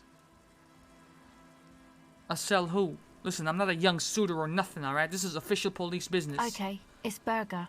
Alright. A very common name. What's that device you got there? This is a portable recording device. It's for field recording. Low quality, but still. And the wires? Actually, just one wire.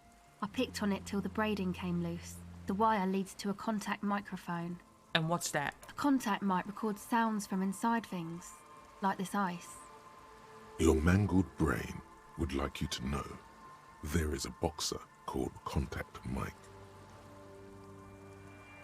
Did my mangled brain just vamoose for a second? Okay, any news on my wife's name? How about my mother? What? What am I supposed to do with this? No idea. Jesus Christ. Can you just go away? The mic? I don't exactly know. Somehow it doesn't pick up vibrations from the air. The book said it only picks up structure-borne sound, if you like technobabble. And where'd you get this mic from? Same place I got the recorder from, the Palaceum. The fuck is a Palaceum? Oh man, you haven't been to the Palaceum? It's the coolest place in this whole drug-addled shithole. For real though? It's a music club and a synthesizer workshop on Boogie Street in Jamrock. Musicians live there, like real musicians. I once saw Arno van Eyck.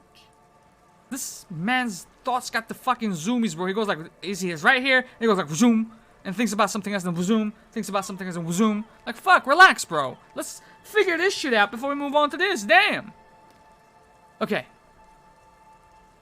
My brain got the zoomies now. Hold on, wait a minute. Who the fuck is Arno? Excuse me? What the fuck? Toxic, mate. Oh yeah. Guess you wouldn't know Van Eyck. Or really be a Palaceum going kind of person. The hell's a Palaceum? It's a music club. Okay. Let's go back to contact Mike, please. Yes? Okay. Recording, I guess. I suppose. I think I'm recording cracks in the ice. But there's no way to tell. Not without headphones. I think I just recorded your footsteps too. Not sure how that will sound. But what happened to the headphones? My boyfriend sold them. Oh, wow. I don't know, man. Things. Just stuff you need for life. A lie. They were probably pawned off for something suspicious. Did we pick that up? Did we buy that? The musicians in the Palaceum used them for making music. They looped the stuff, cutting the tapes together. They make music out of cracks in the ice and keys jangling. Crazy sounds like that. It's hard to explain. Anyway, I thought I'd make some too. It's supposed to be, like, a music place anyway. She rubs her shoulders and looks around. I don't really know what I'm doing. They use synthesizers too. I don't have a synthesizer. Take this, your call. The lieutenant begins to take off his jacket. Now this man right here... No man, fuck that, I'm cool. I'm sorry I said that. I'm sorry about the fuck. No, that's a genuine reaction though. If you don't want it, then man, fuck that shit, bro. Keep that jacket, you know what I mean? It's okay. Nah, she's gonna say fuck that shit too. Unless... Now you should probably wear something in your head, like that's cold. Them ears gotta be hurting. But this is my good hat. This is my good hat. Fuck. Thanks. Oh my god, dude! My build is scuffed!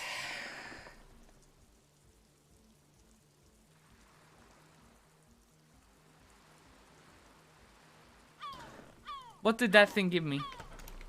Dick Mullen hat. Disco Elysium. Fucking... Context is very important here. Encyclopedia +1. That's big. That? The boys think it could be a place, like the Palaceum or something. Stupid. It's really not gonna be a Palaceum, that's for sure. And who are these boys? Yeah. Andre and the guys, they're inside, in the tent. She doesn't even have it on. And why is that? They got too much stuff crammed in there. No room. Stuff like what? Music stuff, mostly. Like this tape recorder, but bigger. And there's piles of it. Damn, they're using you big time, fam. I don't know how to tell you this. Yep, they were pretty. I'm sorry we sold those. That stuff is more expensive than I am.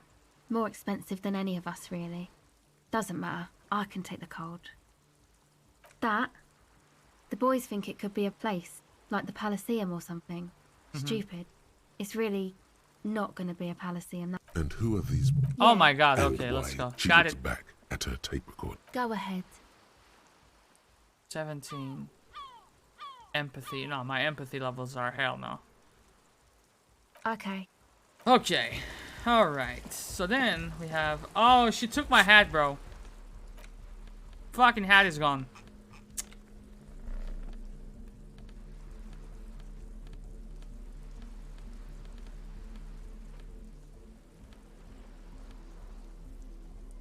That was my only hat.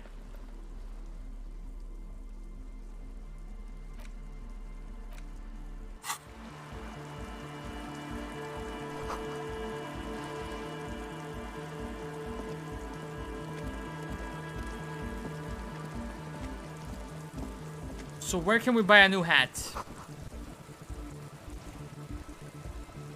Trash from some unending party.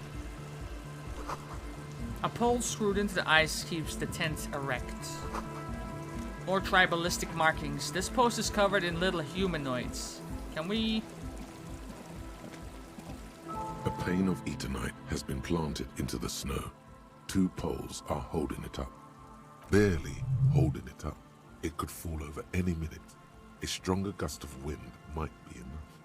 The pane falls into the icy snow with a soft thunk.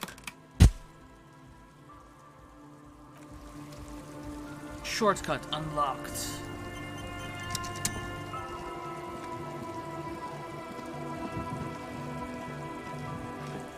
The tent is just tarpaulin fabric covering a pile of stuff. The flap is open. Inside, 3 young men are listening to some new form of music. It's like nothing you've ever heard. One of them looks at you. Come on, get in and close the flap behind you. The warm stuff's getting out. The fuck are you? Like, I'm an island boy. What the fuck is this? Goddamn, Andre. Squeezing. Sorry, we barely have room for one. I'm sorry, Kim. You go ahead. I'm too old for this. I'm actually not, he thinks. I just dislike delinquents. I'm sure you will feel right at home. I'll keep watch. He gestures for you to squeeze in. Don't gesture nothing. Alright? Okay.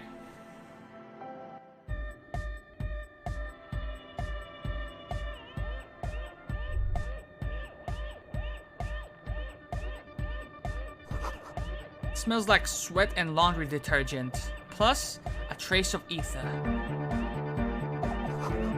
Canisters filled with what appears to be water. The label says distilled. A pile of nasal sprays. Brand name, Nosafed Ultra. A speaker. The big kind they use for live music. You see a youngish man bleaching the tips of his hair with a toothbrush. He puts the toothbrush down and extends his hand in greeting. Are these band-aids? Are you going full Nelly on us, bro? Hello, I'm Andre. It's a pleasure to meet you. What up, dude? His grip is strong, sweaty, and warm. He's trying to project and inspire confidence. You fuck with it? This is my posse, Noid. The young man with earrings looks at you suspiciously. And Egghead. Ah? Egg!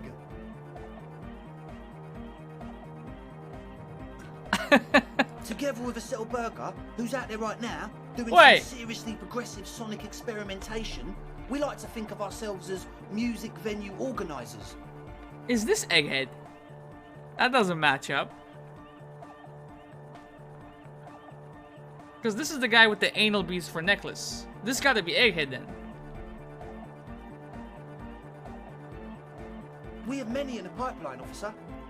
That means they haven't set up a single one yet. You see, we've been all over Jamrock North, prospecting for real estate to establish a new venue in. Also for talent. Yeah, thank you, Egghead. And while there is no shortage of raw, unfettered talent spinning tapes in Jamrock, we've had rotten luck with the real estate part. Place is a shithole. I apologise for my friend Noid's potty mouth. I realise this is not how you speak to a police officer. He has authority issues. The fuck are y'all hiding here if you're so fucking polite to me, huh?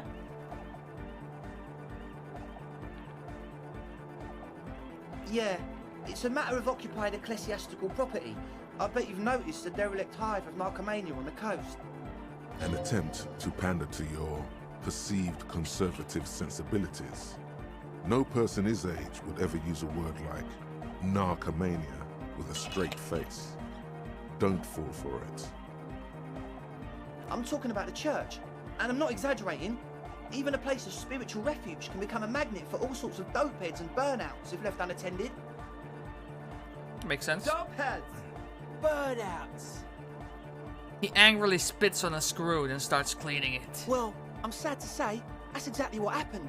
Sad because we were just about to put Martinez on the map with one of the maddest dance clubs in Jamrock. Nah, strike that. In Revachol. Strike that! The word! And sadder yet, because the dopeheads and burnouts holed up in there are the worst kind. He leans back a little, watching you with a steady, serious gaze, letting you imagine just how bad those dopeheads and burnouts really are.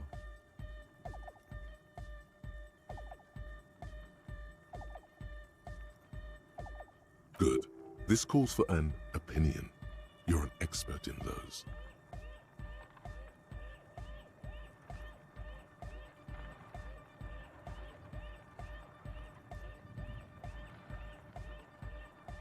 I feel like you may be laying on this a little bit too thick. What's so bad about these dope heads and burnouts? They're spooky. Spooky. I was hoping you would be the judge of that, officer. All I can say is, their spookiness is the kind that keeps us from restoring this church into a community centre and a place of spiritual refuge. Also, they don't eat or clean the building. Shit's gonna collapse. People just want to spin tapes without them spooking it up. Place has bad signs.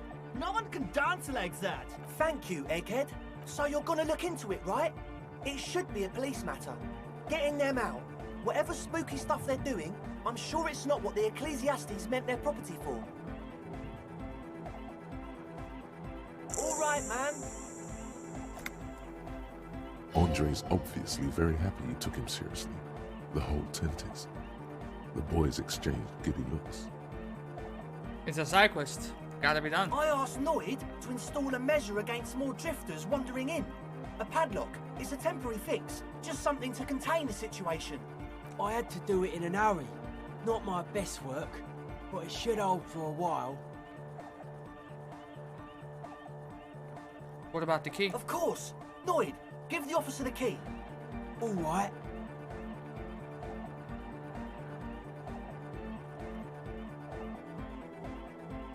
Nah, it's a red check. You sense the trajectory of the little piece of metal and plastic. The object makes a small ringing sound as it approaches. Just the tiniest chime to your left. The tide has changed, boys. I can feel it. Ka-ching! The key hits your palm. The speed freaks nod to you approvingly. The speed freak nods to you. A respectful nod.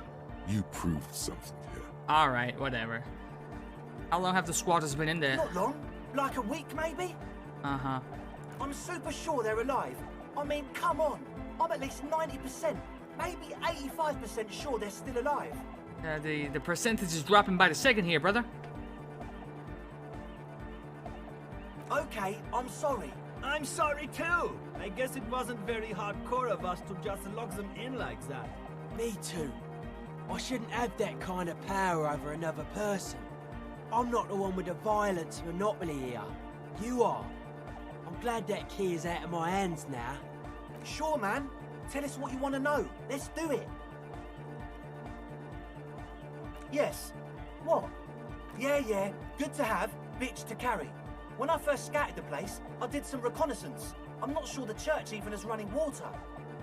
Oh. It's the one they sell at the fuel station. Is it? It's like he's lying to you, my liege.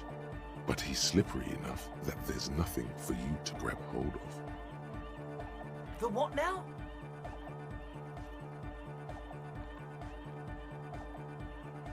Oh, the old Ultra. Uh-huh. He's like an actor, looking to the souffleur for his line. I have a major sinus infection. Stuffy nose. We all do. Shit's all blasted up. Winter. Can't even breathe. If I say it sounds fine to me, he's gonna say it's the Nosafed doing its thing, innit? Whatever. Yes, that's all Nosafeds do. Without the Noser, I'd be drowning in shit right now. Nosafed is the shit.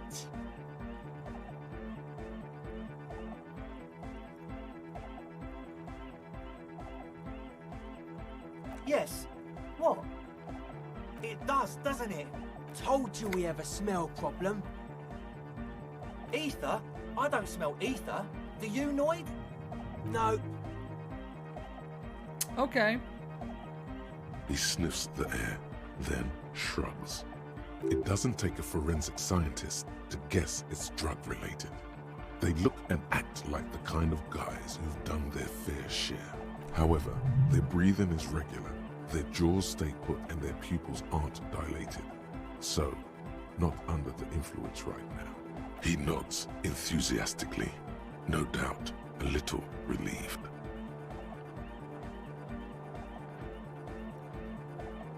Oh yeah, that's a meteor and name for the founding party. Thought it'd be cool to use it. If you don't know what the founding party is, there might be a way to mask it with minor demagoguery. Demagoguery?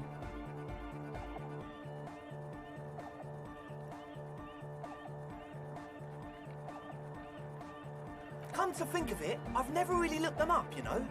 I can't give you a precise definition, but they're a very powerful religious organisation. And they have roots in ancient mass society. And they're the custodians of the Pericarnassian Church. Plus, they anoint the innocents. They, like, made the innocentic system, no? Totally. The Pericarnassian Church is about love, and Nordic music is about love. I got love for my Pericarnassian posse. Love is the relay out of death. We dance! He violently shakes the tape player as if to see if he can break Love it. is hardcore! Unity! Unity! Make some noise for my Insulindian posse! It turns the volume up, then looks at you with a knowing nod. It's as if obvious you will now break into dance. You feel it. The anodes and the cathodes coursing through you. Your big toe starts tapping along to the base, as if testing the waters.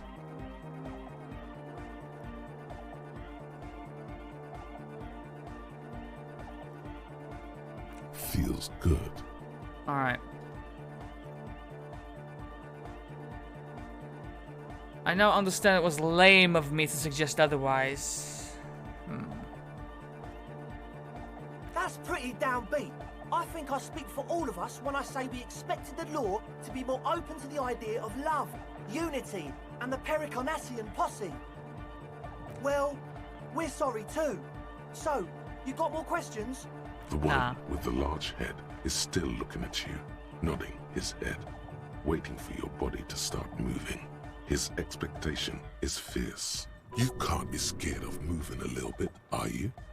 Get the grind on.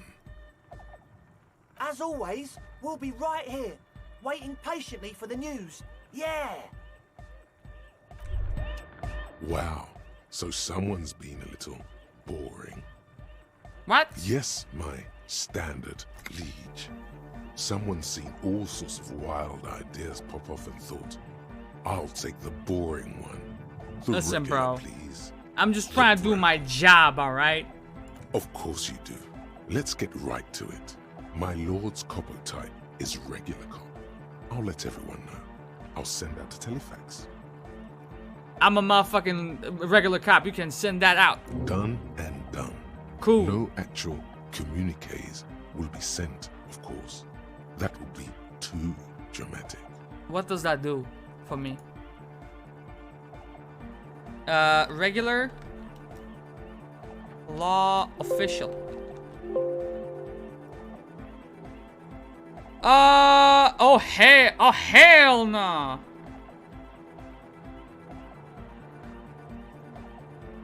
Oh, this was shit. I'm not taking that. It gives me -2 Inland Empire, so it lowers it. -1 Shivers, the permanent one, and -1 Inland Empire. All learning caps are raised to 3. Nah, son. I'm not with that. No, sir. Okay. Focus up. Do you think that they locked Morel in there?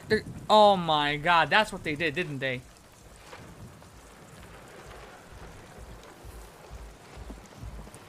We gotta get a move on. Did I check this out?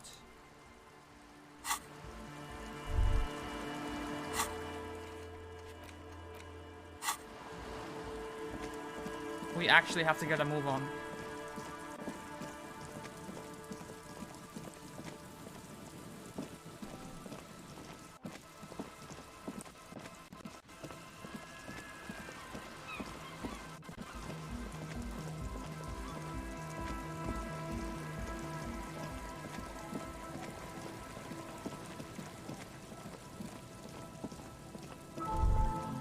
Okay.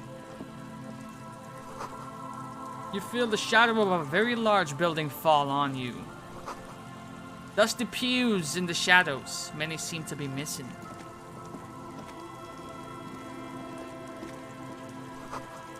An altar shrouded in dark, or something like that. It's not too dark to tell. 84. Okay.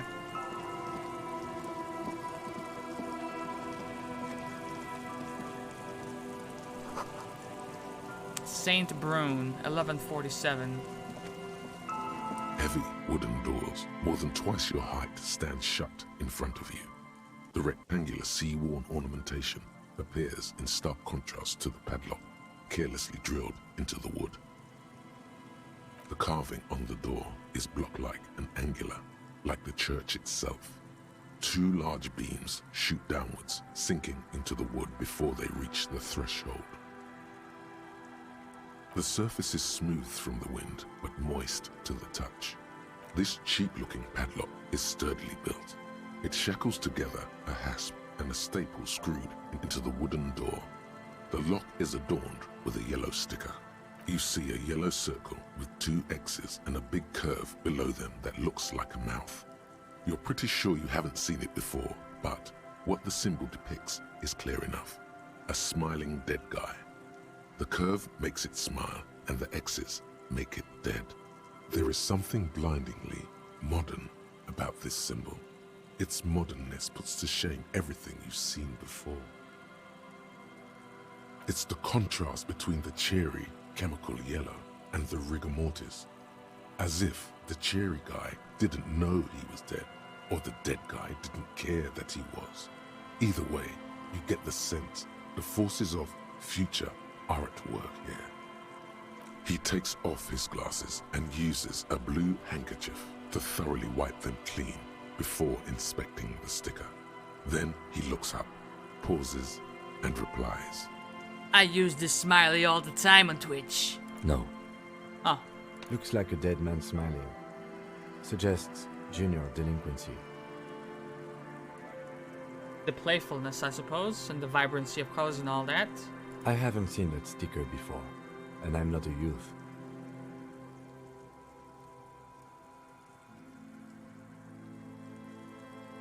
Padlock, padlock, padlock! This cheap-looking padlock is sturdily built. It shackles together a hasp and a staple screwed into the wooden door.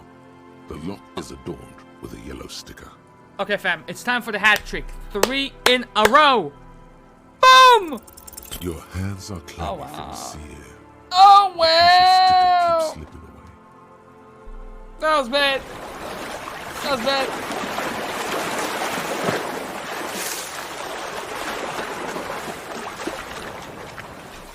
Good looking out, brother. Good looking out. I think I have to refill this joint because I've been going through it. It's the gin and tonic, mate, isn't it?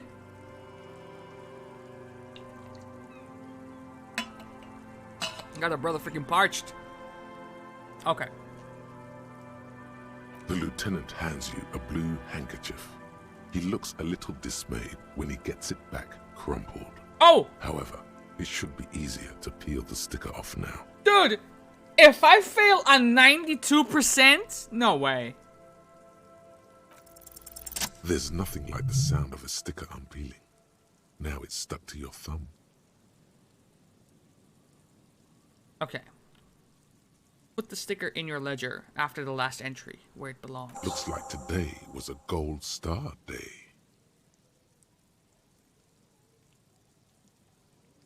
A secret task. Okay. The lock turns easily. You hear a click as the shackle pops open. Let's go. A great whoosh of air rushes into the dark innards of the church, as though rushing to fill a great vacuum. In the heart of the city. I want to say this is Morel and them in here.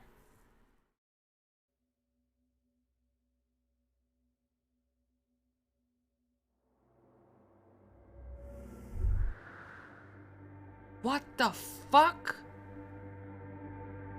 What the fuck happened here? A strange stillness fills you as you look ahead. You should walk here, not run.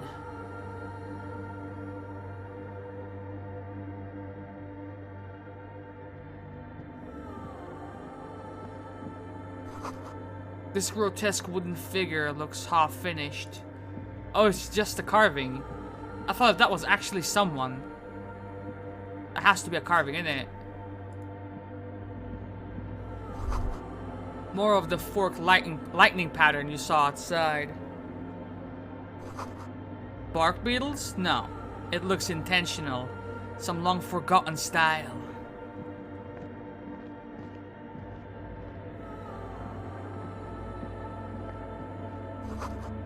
Okay.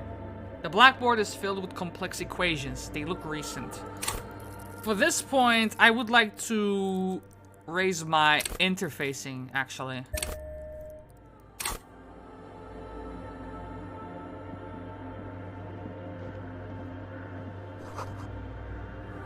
Two deck of reel-to-reel tape spinning on empty. I have a tape. A portable Harman wow sheet tape recorder.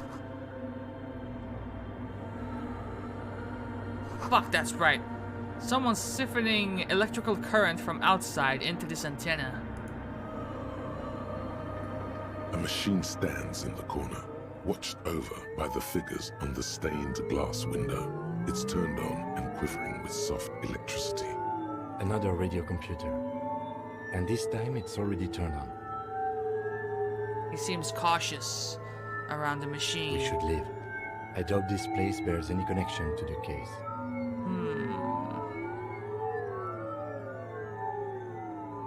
Let me just investigate it. You see fluorescent play and print buttons on the keyboard. A hatch connected to the central compartment is wide open.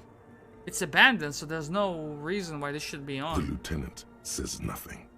You see the machine's glowing frame reflected back from his diamond-shaped glasses. You're behind the hatch sits a cube-like crisscross of filaments, smoldering in the dark like fireflies. Silver tape on the side says, in black marker, log, February to March. Another filament memory. The speaker comes to life. Static seeps through the machine's planar magnetic driver. An old lady greets you. Her voice sounds 100 years old. Is it the same lady, though? Good afternoon. Votre accident on Saint-Brune. This is the East Insulindian Repeater Station 1. Please repeat. Is this... It's the same old woman you spoke with through the radio computer in the doomed commercial area. Good, thank you. Please repeat. Is this the personal log? Good. Please repeat the password. Yvonne, work with me, ma! Let's look around. There's no use trying to guess the answer. Received. Oh my god, dude! Votre accident. Is there anything else I can do for you today? Goodbye. The machine's keyboard is... Yvonne. What are you doing to me, ma?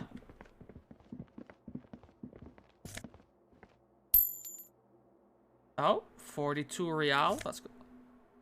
Empathy. Wait, what? From a distance?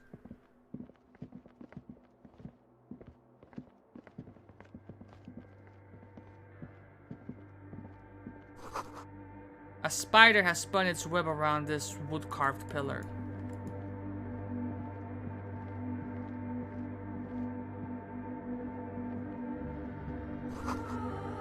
A cracked pane of glass, colorful. What is that?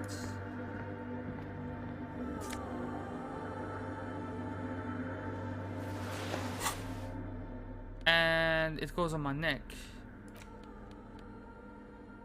Pain Threshold or Inland Empire?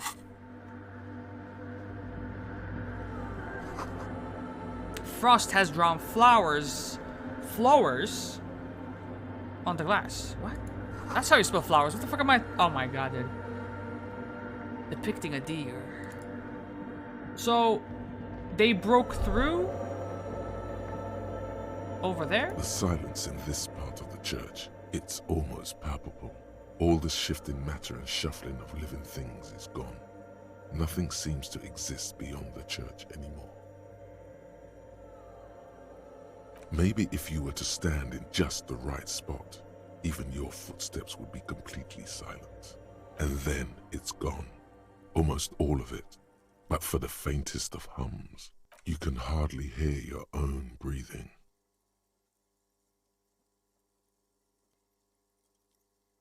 Your voice is barely audible. Not a howl, but the softest of whimpers. It's unnerving. You produce a few muffled thumps, after which the silence feels even more total, somehow. The lieutenant points to his ears and shakes his head. Then he leans closer. Can you hear anything? Almost nothing. I can't hear shit, mate. The church just has strange acoustics, some engineering trick. The lieutenant doesn't reply, but you can sense him tense up next to you. The orderly rows of ceiling panels become barely visible, then disappear completely in the darkness of the tower overhead. We can do this. This is doable. Boom, baby! Thank you! Oh.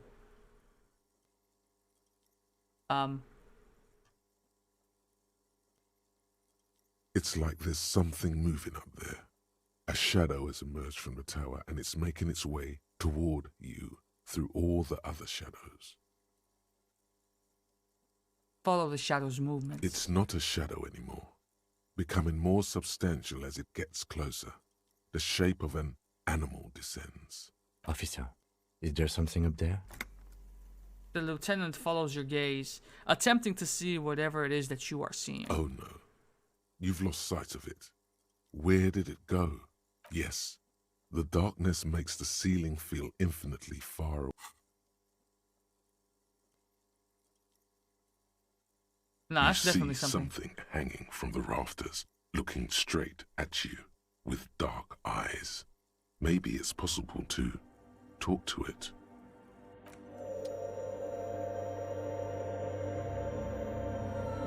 You got me messed up.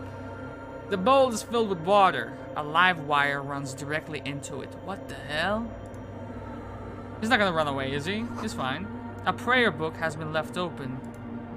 A prayer book I cannot inspect further. Can you see this guy, Kim? The shadow is a man. A man made of the same stuff as the carpentry of the building. He is studying you intently.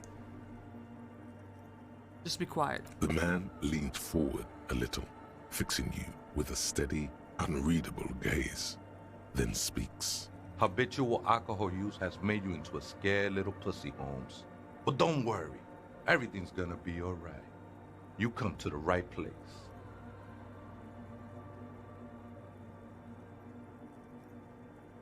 The right place for what? Here you can receive the mother's love. And when you're ready, she will take your hand and lift you out of the despair at the bottom of that bottle. This man is obviously a habitual narcotics user. Do we really need to question him? Oh, so you can see the motherfucker too. Hey, and what was that about the bottle again? You haven't even drank that much lately. Lay off it already. Shish. Oh, hell no!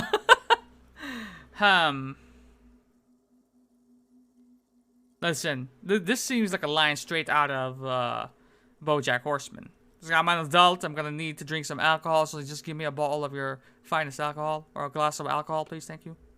Oh yeah, sure. You don't know anything about alcohol use. You got it all under control, Way. I could smell the control all the way over here. The fuck is this conversation? I'm doing just fine, man. I know it's hard to admit that you got a problem. I was like you once. Couldn't take an honest look into my own heart and see I was in pain. Listen, one of us thinks he's Spider-Man and the other one is doing fine, alright? You know, actually, since we're here, you may want to pay attention to what the ceiling climber is saying. His name is Tiago. Look at these crazies. What is this shit? I mean, fair. Okay.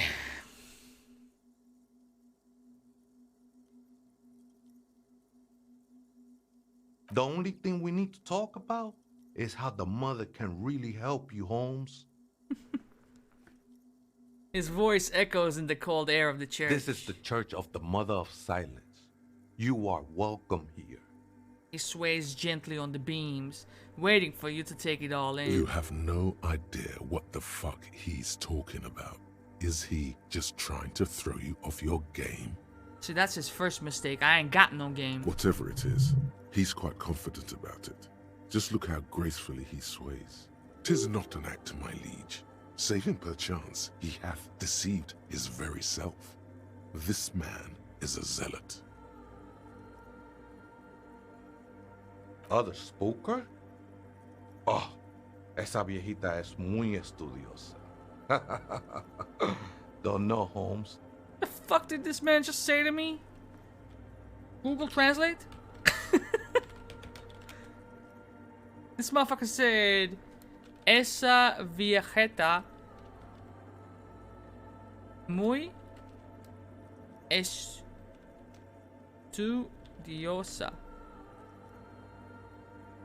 What the fuck did he just say to me? That very studious old woman? Eh! Viejita is grandma? No. I just call her viejita because of her clothes. She's actually quite young. Or maybe not that young. Age is just one of the many masks we wear. That's what I said, Holmes. Don't really follow her comings and goings. Just see her typing on her computer now and then. We got different interests. Could she be the one that has my gun? I'm afraid not, S.A. You just have to wait until she comes back, Or search through her radio computer. Too many times, S.A.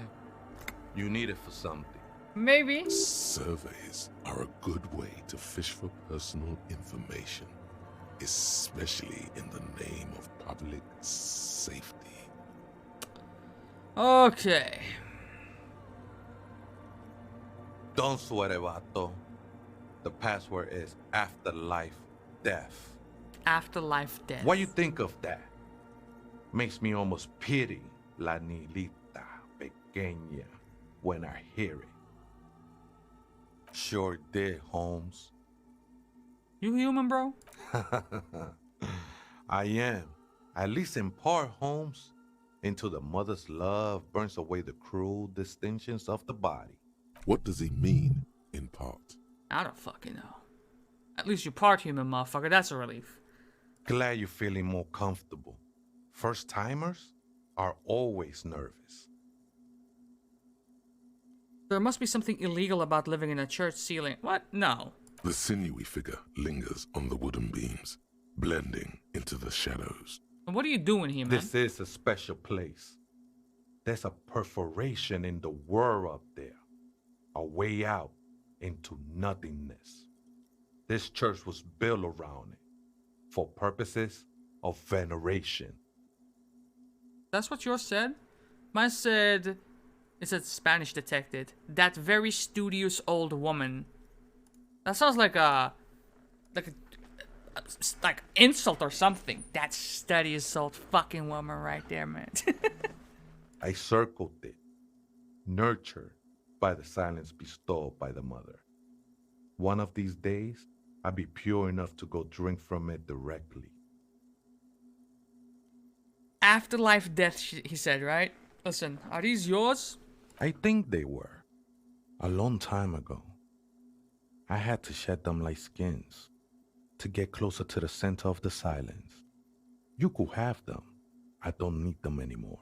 Bro, what kind of drugs are you on? This shit's cold up at this motherfucker, man. They look pretty dapper, actually. I mean... Oh, that's no simple question, S.A.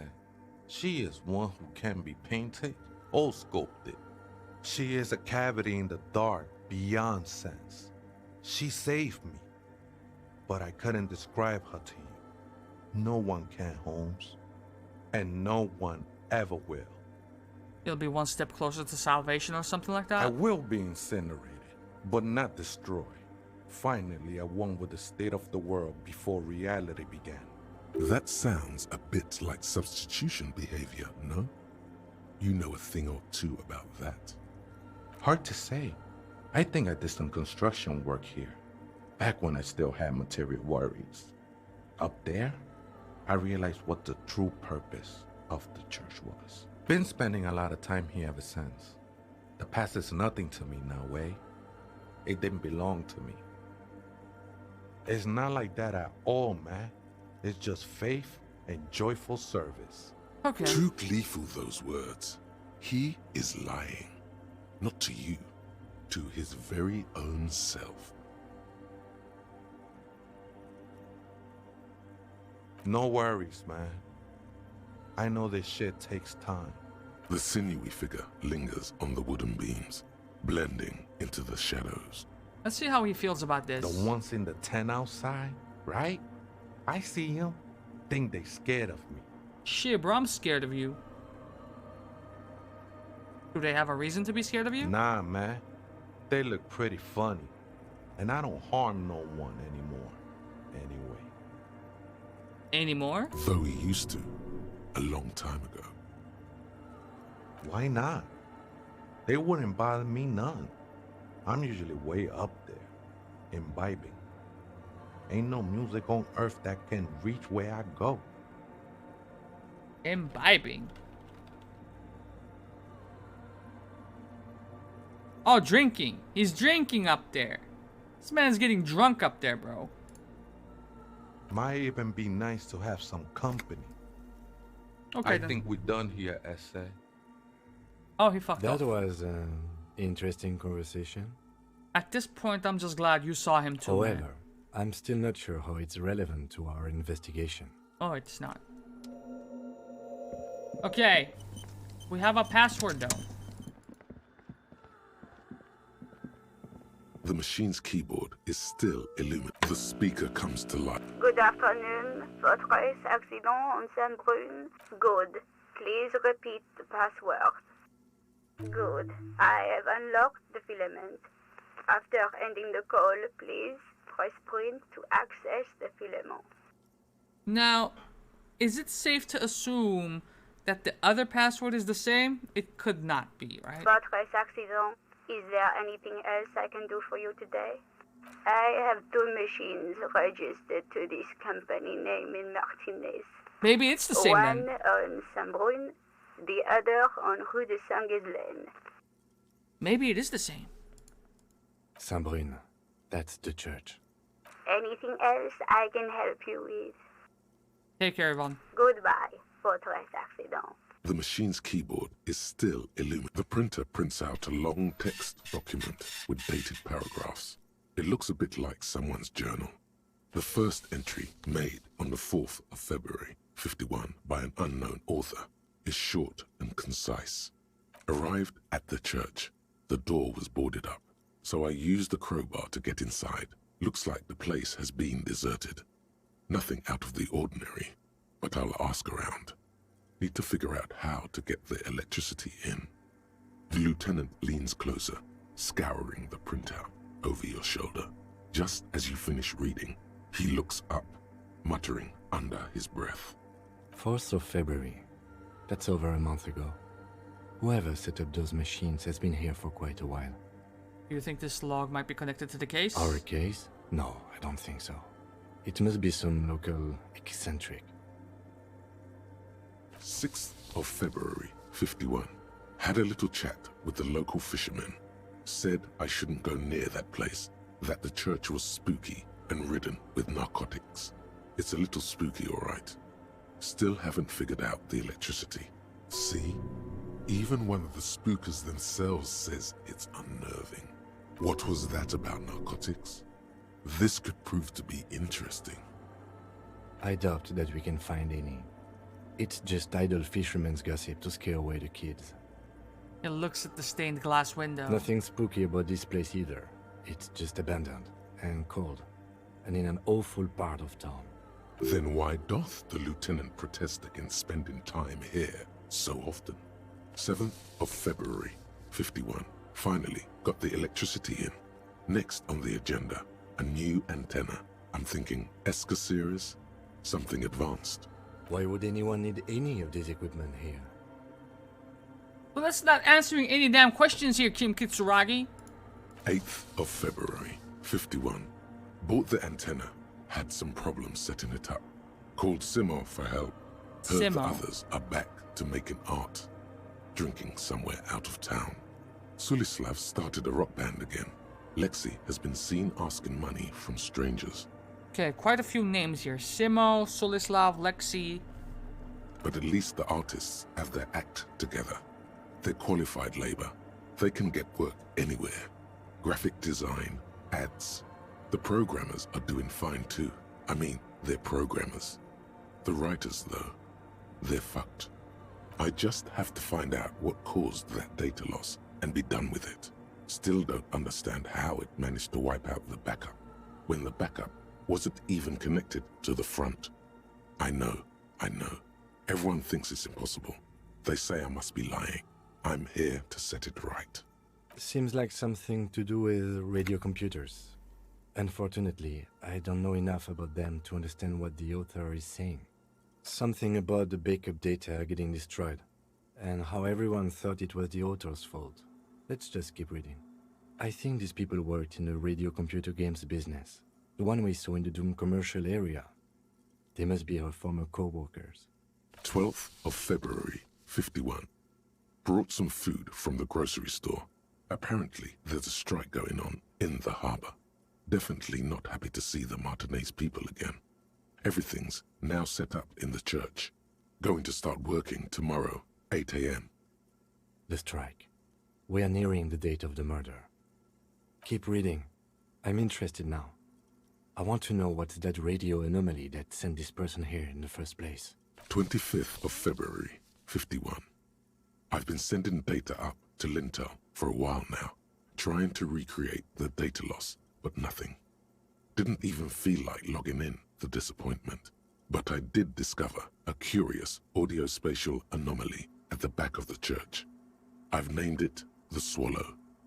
It swallows sound. Need to get some mics. Is she talking about? The lieutenant looks to his right, toward the silence. 28th of February, 51.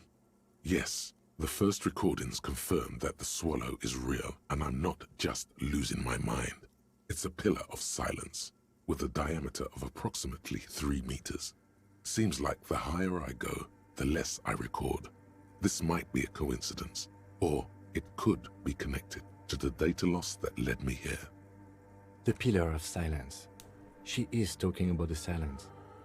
Is she suggesting it's more than just an architectural quirk? The lieutenant doesn't answer. He follows your gaze, studying the basins. The water shines in them. No ripples. March 51. Some kind of young disco men have appeared next to the church. I've been trying to record the silence to find the epicenter, but now it turns out I've also been capturing the future of dance music, one neo-disco song over and over again. Interrupting with her work. Hey Ivysaur, welcome to the stream, fam. How you doing? Fortunately, the song is so monotonous, I was able to devise an algorithm to factor it out. The other day, one of the disco men came in. Before I could even say hello, she got scared and left. Good, I don't want anyone distracting me from my work. That disco man must be a cell. Must be. The girl on the ice?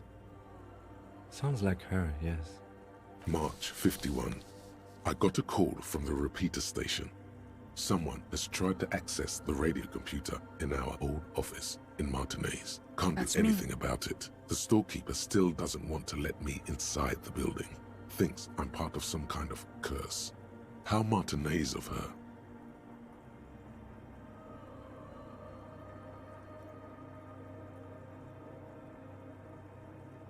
Could it be the lady that was outside the bookstore?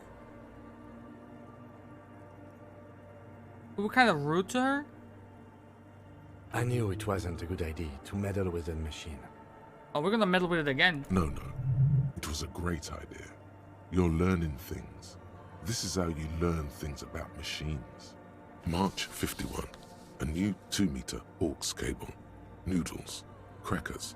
Ping energy drinks. Water. Toothpaste. Gum. Also some canned air. You'll be attracted by the sound of the church door opening. Is it the quote-unquote disco man? A string. Make straight for the radio computer. Oh, shit.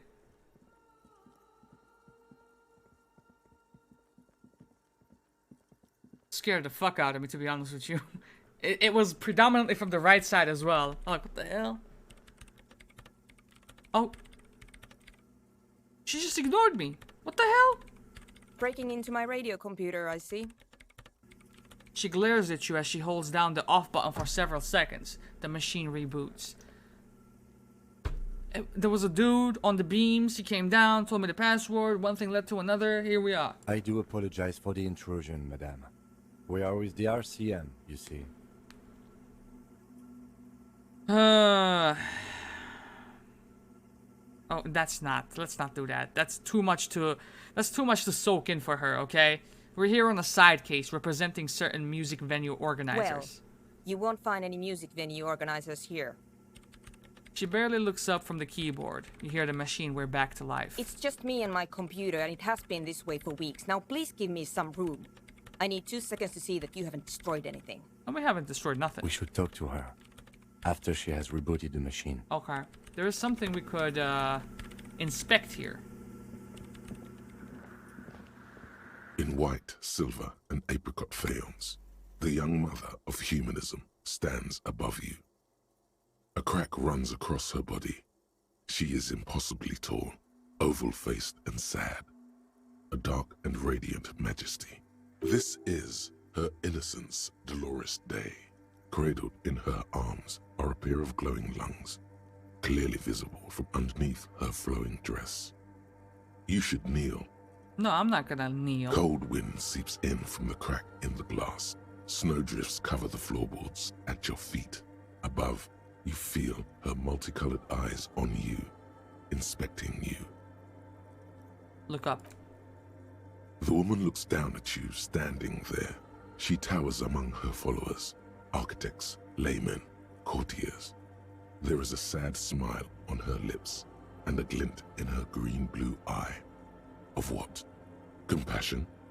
Remorse? She acknowledges the passing of someone who is still alive. It's compassion. As that soft word passes through your mind, the lieutenant draws an X-shaped cross from shoulder to shoulder. See that? We can do. Your fingertips touch your chest 4 times as you stand in the apricot-colored light of the window. Above you, the woman still smiles, her distant smile, sundered by the crack in the glass. We can do this. The old woman in the village was right. This must be the DeLorean Church of Humanity in Martinez, or the small Pinewood Church in some records. It's a minor landmark, not easy to find. Most maps misplace it. It was built not long after Revachol's founding, 300 or so years ago, by first-generation settlers. What else do you know? There used to be 7 stave churches on the coast. Les Sept Sœurs, they call them, the 7 sisters. Only one remains. The rest were burnt in the revolution or used for building materials. We should be respectful here, although the building appears to be deserted. I do not believe we'll find anything connected to the lynching here. Something else, perhaps? He looks at the machinery lying around. Respectful? Is the lieutenant a follower of DeLoreanism? Yes, we all are. Her name, body, and rule are synonymous with humanism. The laws we enforce are DeLorean in origin. She looks like a lever. I didn't think you were spiritual. That's me assuming, though. The woman looks by in silence, smiling. It's not spiritual. It's constitutional. The DeLorean system does not demand faith, only accordance. First 58%er. Boom! Despite the damage you've done to yourself, the title appears lodged in your hippocampus. This is her innocence, Dolores Day. The innocence of humanism, internationalism, and the welfare state. No amount of Commodore Red can wipe her sad smile from your brain thing. It has survived the deluge and haunts you still, and will haunt you forever, as it haunts all men. The highest category of historic individual, an embodiment of the world spirit. A ruler? More, an innocence is elected to office by the founding party, a precedent that has taken place a mere 6 times in the entirety of history. The legal system of the Real Belt is built to accommodate innocent rule should it coincide with our time. An innocence is infallible. The decisions made by one are not decisions. They are inevitabilities. What would have happened anyway? Only accelerated, packed into decades instead of centuries. An innocence is a continuous, compressed event, a sacred human being. It is an honor and a glory to live when one is in office. No, we are alone. When did she rule? 300 years ago, in the wake of the discovery of this Isola, the Insulindian, by explorers from the continent of Muindi. She is, among other things, the innocence of inter-isolary travel and the connected world. Many things, you know she was a woman of the court, the wife of an influential Marchese, and eventually the principal advisor to Irene la Navigateur, Queen of Serene, modern-day Sir Laclais, also that she was gorgeous beyond beauty. Terribly, women of the court were expected to play both contract bridge and chess sufficiently well to prove an interesting challenge to a man. A simple grasp in matters of philosophy, theology, and science was encouraged. She was, by all means, a kept woman. She made the most of her position in the antediluvian court, a court visited by the most prominent thinkers and artists of the day. In secret, she was becoming the era's preeminent philosopher of the state, a scalpel, a piercing gaze. She was an almost preternaturally magnetic and intelligent individual. To her contemporaries, she appeared out of time, a messenger from the future of the species. We all fell in love with her, head over heels. Even before she was declared an innocence, her influence was tremendous.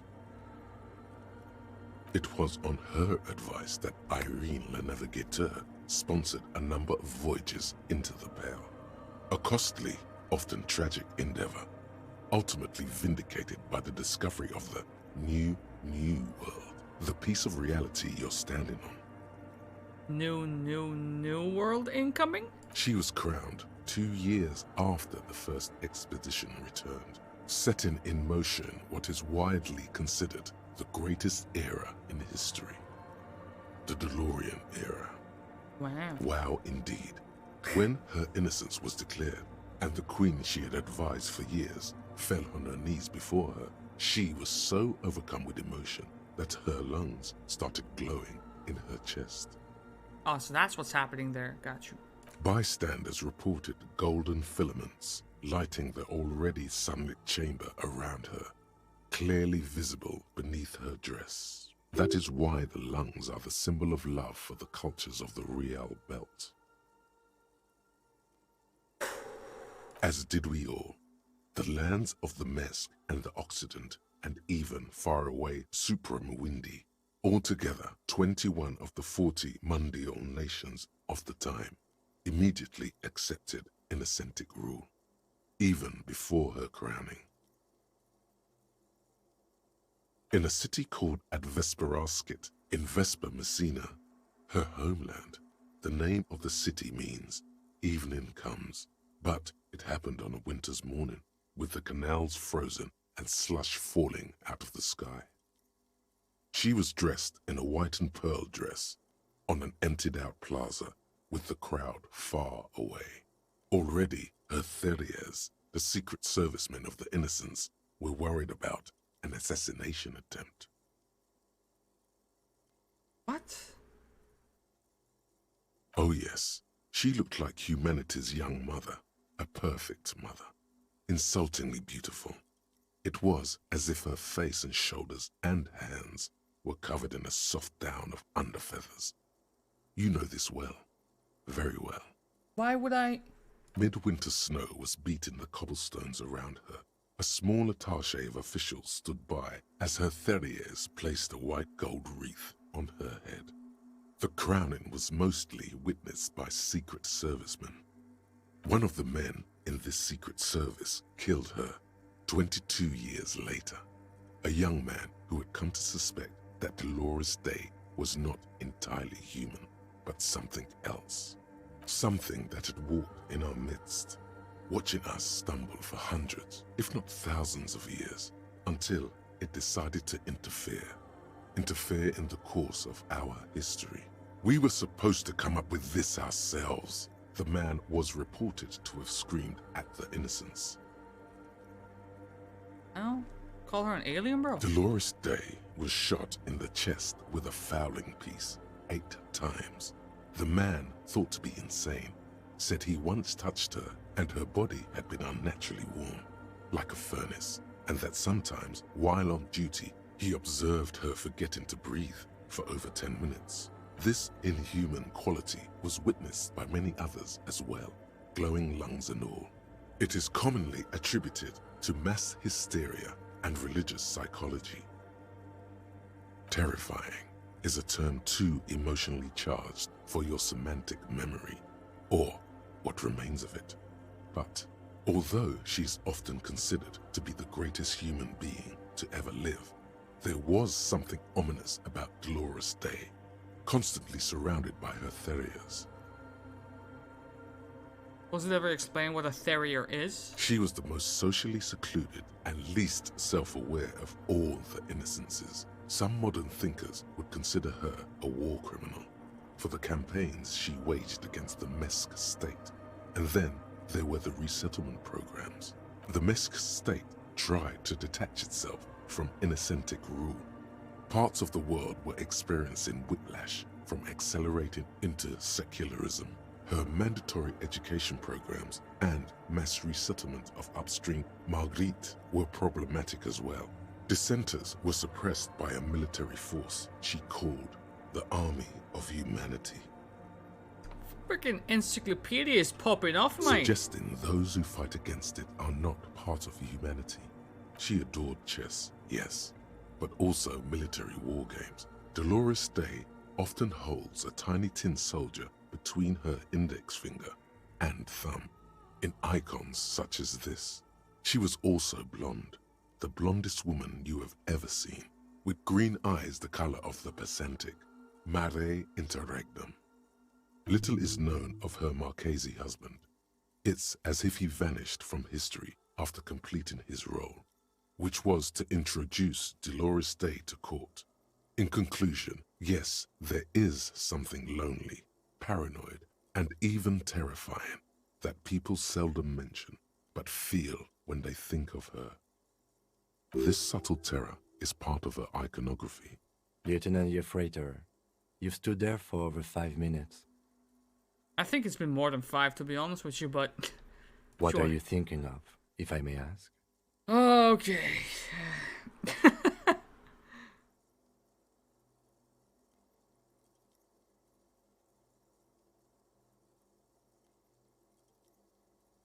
Just looking around, or... Since he's a believer. That she is. A great sacred piece. I wonder what we are doing here, however. Takes his glasses off to clean them. In this church, I mean. The coast in general. We shouldn't linger. This isn't a good place to get lost in. Do I wanna... Okay. Go! A jigsaw of broken shards falls into place in front of you. A ghostly reconstruction of the stained glass window. Before it was shattered, there was an older woman beneath the younger one. And a text. A light motif below them both. Unknown. A motor carriage? A gunshot? Someone falling into it? Or maybe just hooligans looking for something to break? The escutcheon on her throne says, Irene the Navigator. She is depicted as an older woman wearing thick-rimmed eyeglasses, holding a golden Reichsapfel in one hand and a scepter in the other. This is the queen her innocence Day advised. Above, she herself is whole.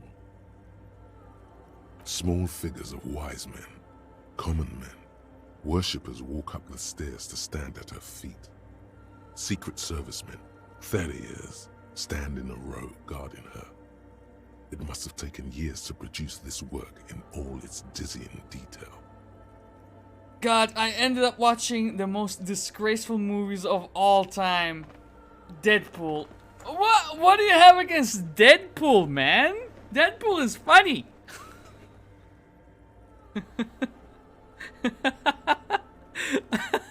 I can just see Swift going off like, what do you mean Deadpool is funny, man? It's disgraceful to every superhero in the existence of the universe, man. The motto, what does it say? Below both women, in luminous black letters, après la vie, mort. Après la mort, la vie de nouveau. And then, along the left side, après le monde, la gré. Après le gré, le monde de nouveau. Death, life again. After the world, the pale. After the pale, the world again.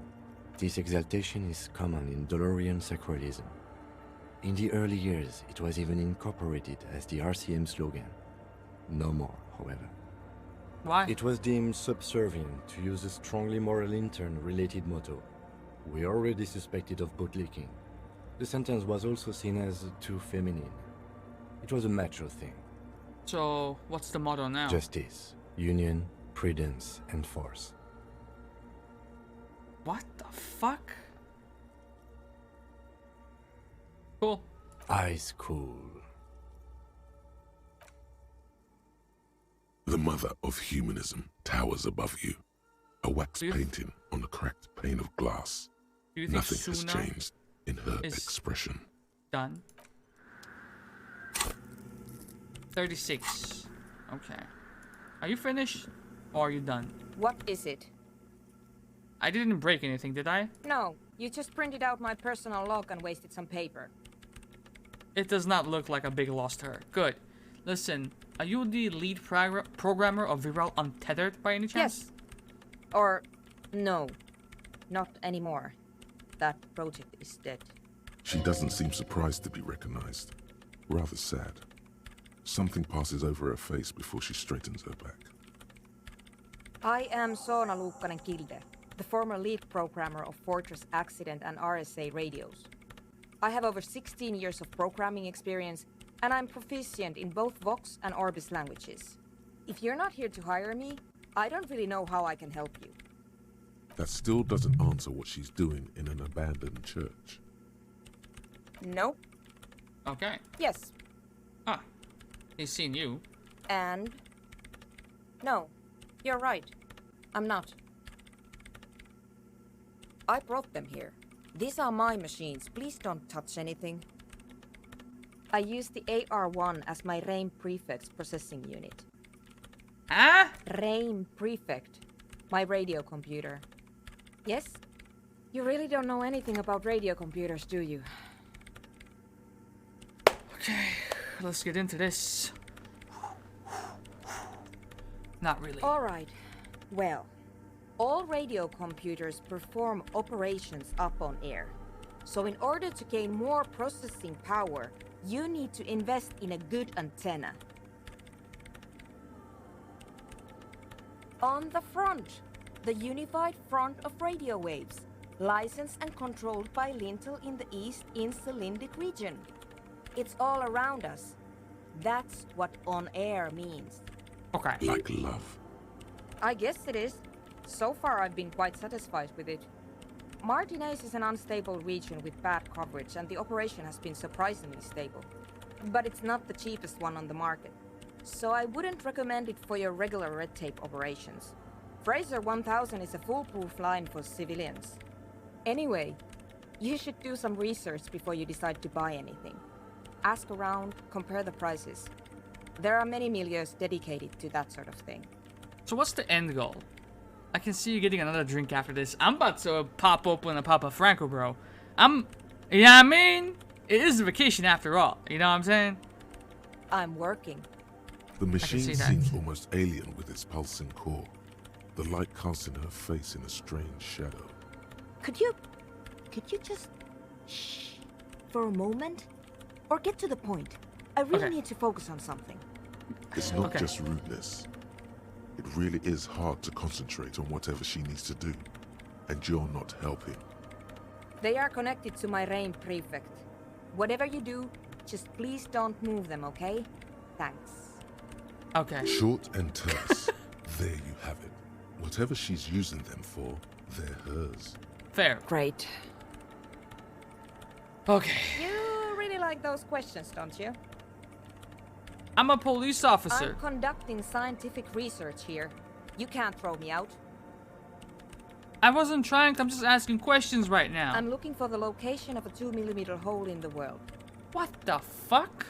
Wait, what? She's looking for a disruption in the radio waves.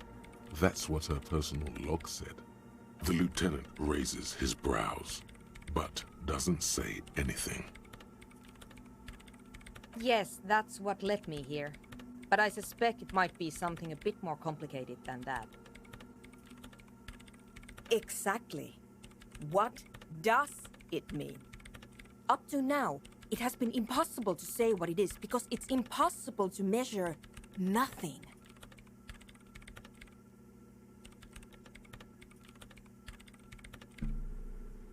What do you think it is?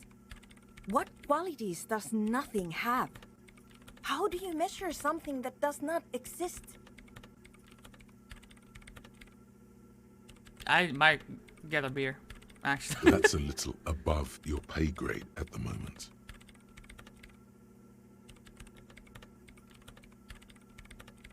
Okay. Right now, we're her rubber duck, alright? She's trying to get ideas off of us, and we need to be rational about our answers.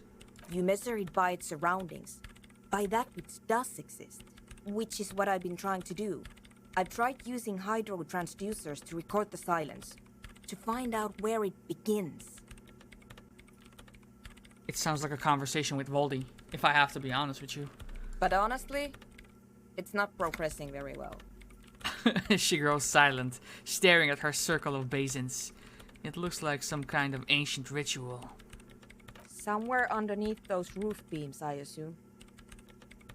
She looks up, eyes trying to pierce the pitch-black heights above, but without much success. Only a faint crisscross of rafters can be made out from the dark. Most of the tower disappearing into the shade. There's this place at the back of the church, a place where all audible vibrations seem to decease. I've named it the Swallow, and the higher you go, the less you record. Fair. The Pillar of Silence? Are you sure it's not just an architectural quirk? Maybe, but it's oddly close to the physical coordinates of the data loss that led me to this place. I know. Oh. No, I don't. Because it's just trial and error, trying to locate the Swallow, the exact point in space. And I don't have a... You know what? It would be really helpful if you could just stop talking and let me work. Great. Thanks. Oh god, there's more. What? I hate it. About that. I bet she hasn't even heard it. Okay. Why do you hate it? Maybe I'd have to be on drugs to get it, but to a sober mind it just sounds like uninspired rug whipping. No idea what it has to do with either dancing or music. I can't see her being ecstatic about it. This is about those speed freaks in the tent, isn't it? I've got some news for you. It's not a nightclub they want to build here. A meth club! Take a guess, why don't you?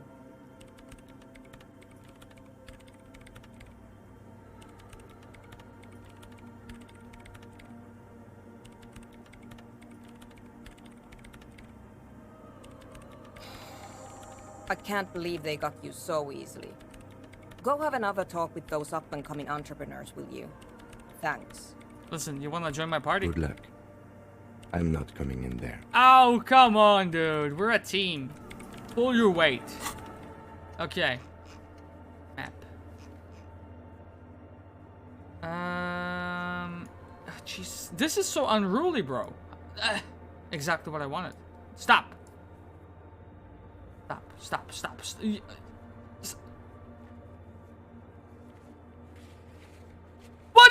fucking mean, dude! Okay. Nope.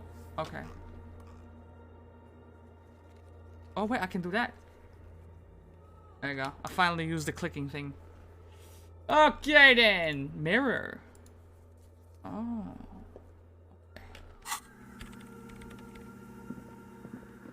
Okay.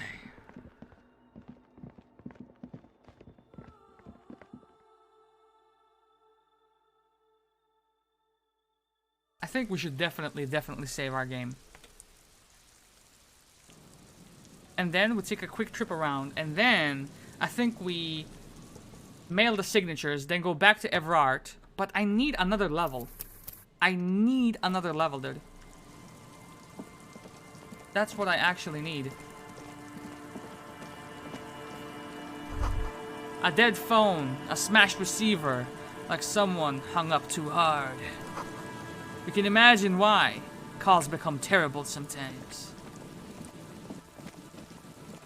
Let's see what we got here. We still have to find Morel.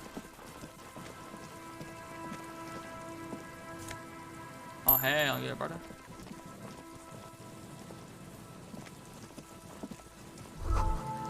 These rusty gears used to turn the whole machine. The building before you housed the engine. Must have been a big one.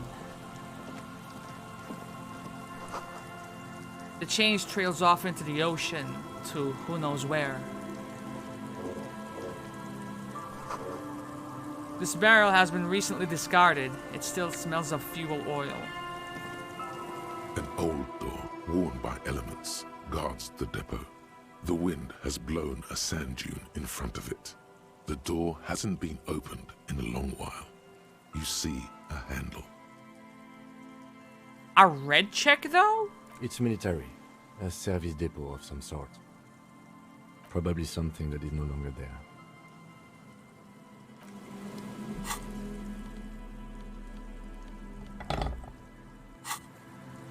An old door, worn by elements, guards the depot. Interesting. Listen, man, I kind of miss my hat. Why did I give it to her?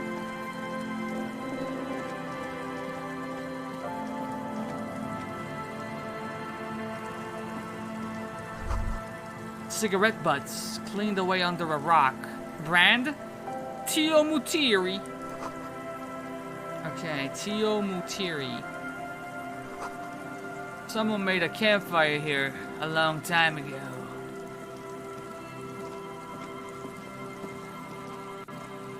Something is stashed away there. A rusted, broken control box for the radio relay tower. This ladder is too rusty to climb. The sea air has eaten away at it. This relay tower coordinates boat traffic in the bay. Barely. Tiny inlets there, off in the far distance, where the post trail toward... What was that?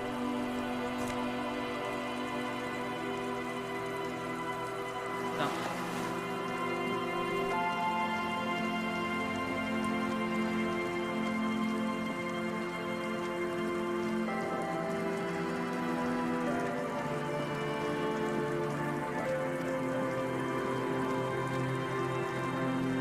Oh?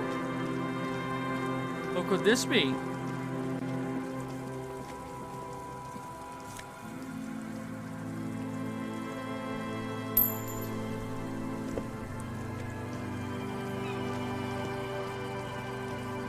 Before our time is up, before it's 9 p.m., we have to pay 20 real to Garte. Unless we want to spend the night outside. That's what I'm worried about. And I think Everard leaves at 10. Someone must have worked hard to smash the plastic dome. Why?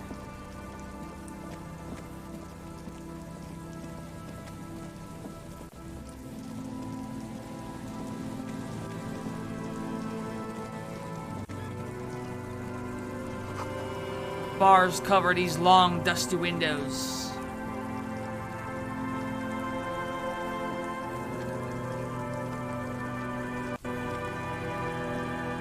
You once bright mural towering above you. The signage has peeled off over the years, but you can still make out Feld Electrical R&D. A slogan used to intertwine with the loops a long time ago.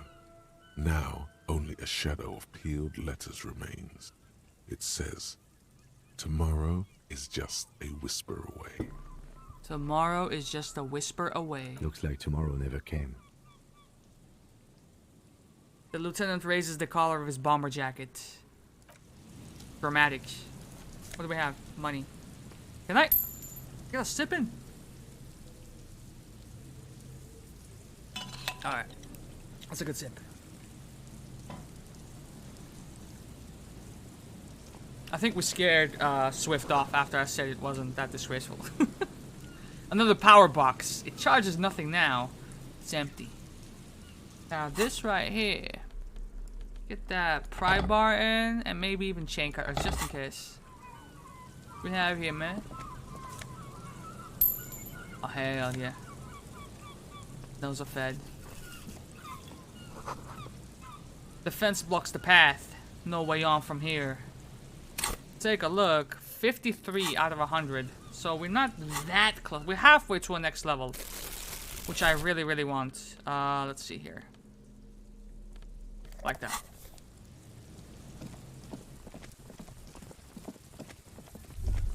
Hey, up. The remaining windows rattle from a strong gust of wind. They're covered in a thick layer of grime. They must have been like this for 40 years. Dripping water falls from a high place. All you can see is the shadow of a collapsing staircase. There's rust and corrosion on the bars. They're foaming with it. And a small layer of white salt from the sea. No. I won't even try. You know, I had a partner once. They called him Eyes, because he had to show me things. It's that bad. Oh, wow. Can you still shoot, though? You know, just so I know. If push comes to shove, can I rely on you to have my back? Well enough, actually. It's odd how that works. I'm no sharpshooter, but I passed my shooting courses 7 out of 10. Shit. I'm fully capable of failing 92% checks, so that ain't saying much to me, sir. I'm pretty sure I failed 72% checks. What do we have here? Someone has left an unidentifiable article of clothing on this railing. It smells really bad. Take a closer look. It's streaked with dried seagull shit and tangled with pieces of seaweed. A dangling arm suggests that there might be a jacket beneath the crust of filth. Any chance this is mine? It seems likely that it was left in the surf until someone laid it out on this fence to dry out. Unfortunately, that just seems to have stiffened it into a shapeless mass. Please tell me you're not taking that with you. It might be a clue, bro. A clue? You think our suspect is a seagull who's been defecating on unsuspecting jacket? Could have been multiple seagulls. A poet could write 12 verses and still not begin to capture the profound vexation in that sigh. You should still take it. I'm not finna take it.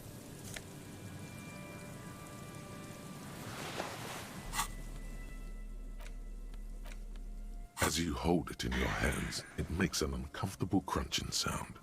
Can you hear that, Kitsuragi? Okay, how did this jacket get so disgusting? It's a sordid, filthy tale, not for the weak. Are you sure you can stomach it?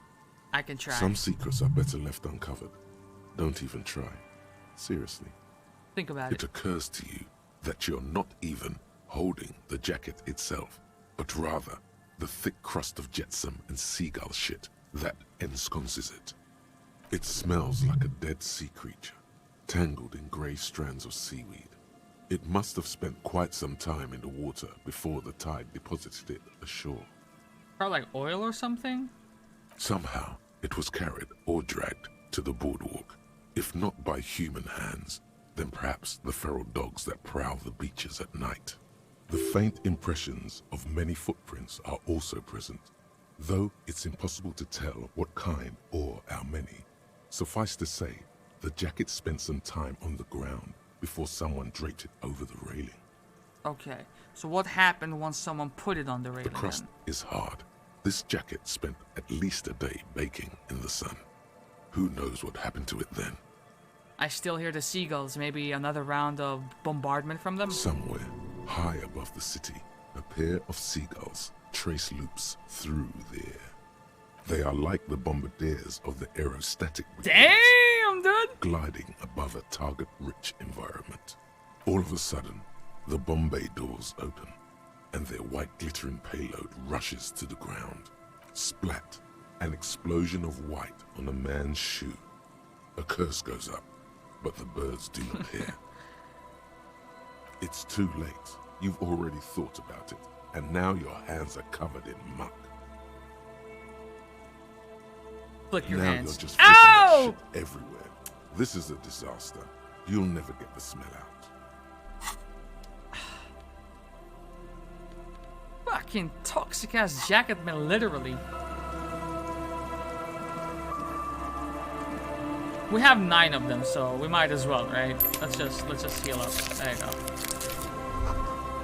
A makeshift roof. Vagrants have tried to make the boardwalk habitable. That looks like something I could break into, potentially.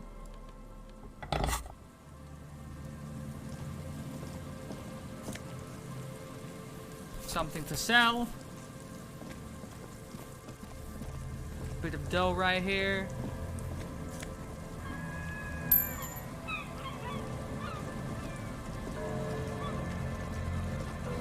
Oh. A big wine canister. It's open and empty. The smell. It's awful and familiar. The only other place where the smell was awful was near the hanging body. So, is there a dead body here as well? I mean, maybe. What is it? Don't you recognize it? That hideous pungency. That faintly cloying sweetness.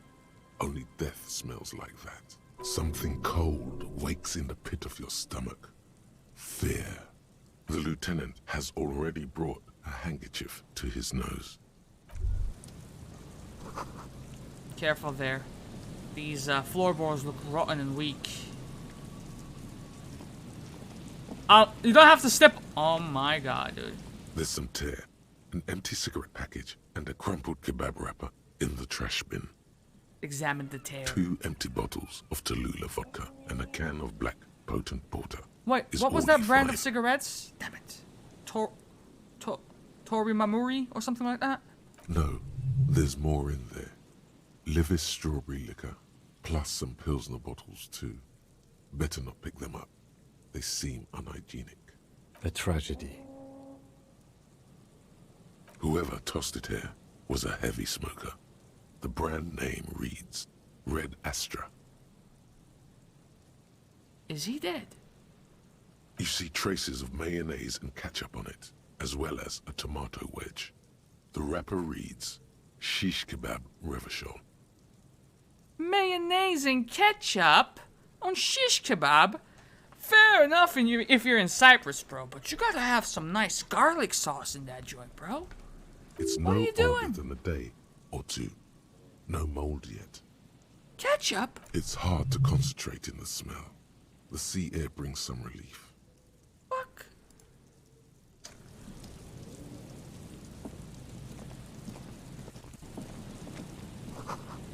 This coin-operated viewer has been out of order for years. Let me get my flashlight in here. There you go.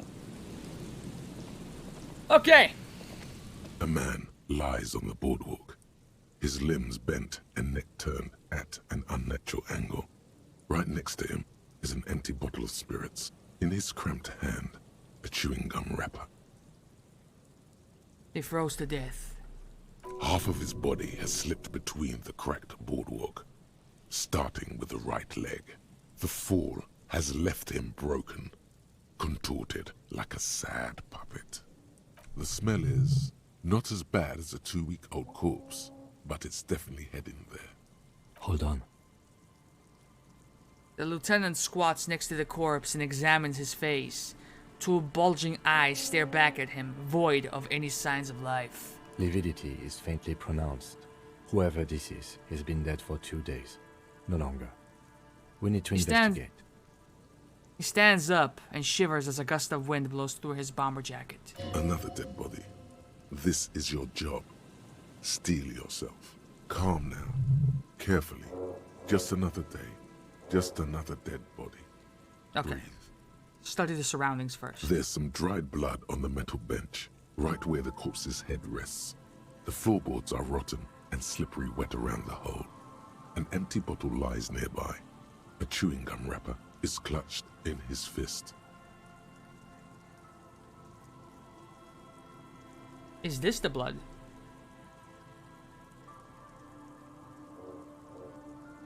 Let's examine the man's A head. dried chunk of blood covers the hair at the back of his head. An open wound. It's sticky and cold to your touch. So he was standing up, the floorboard gave way, fell through, and he hit his head on his way down. I don't see any other major wounds, do you?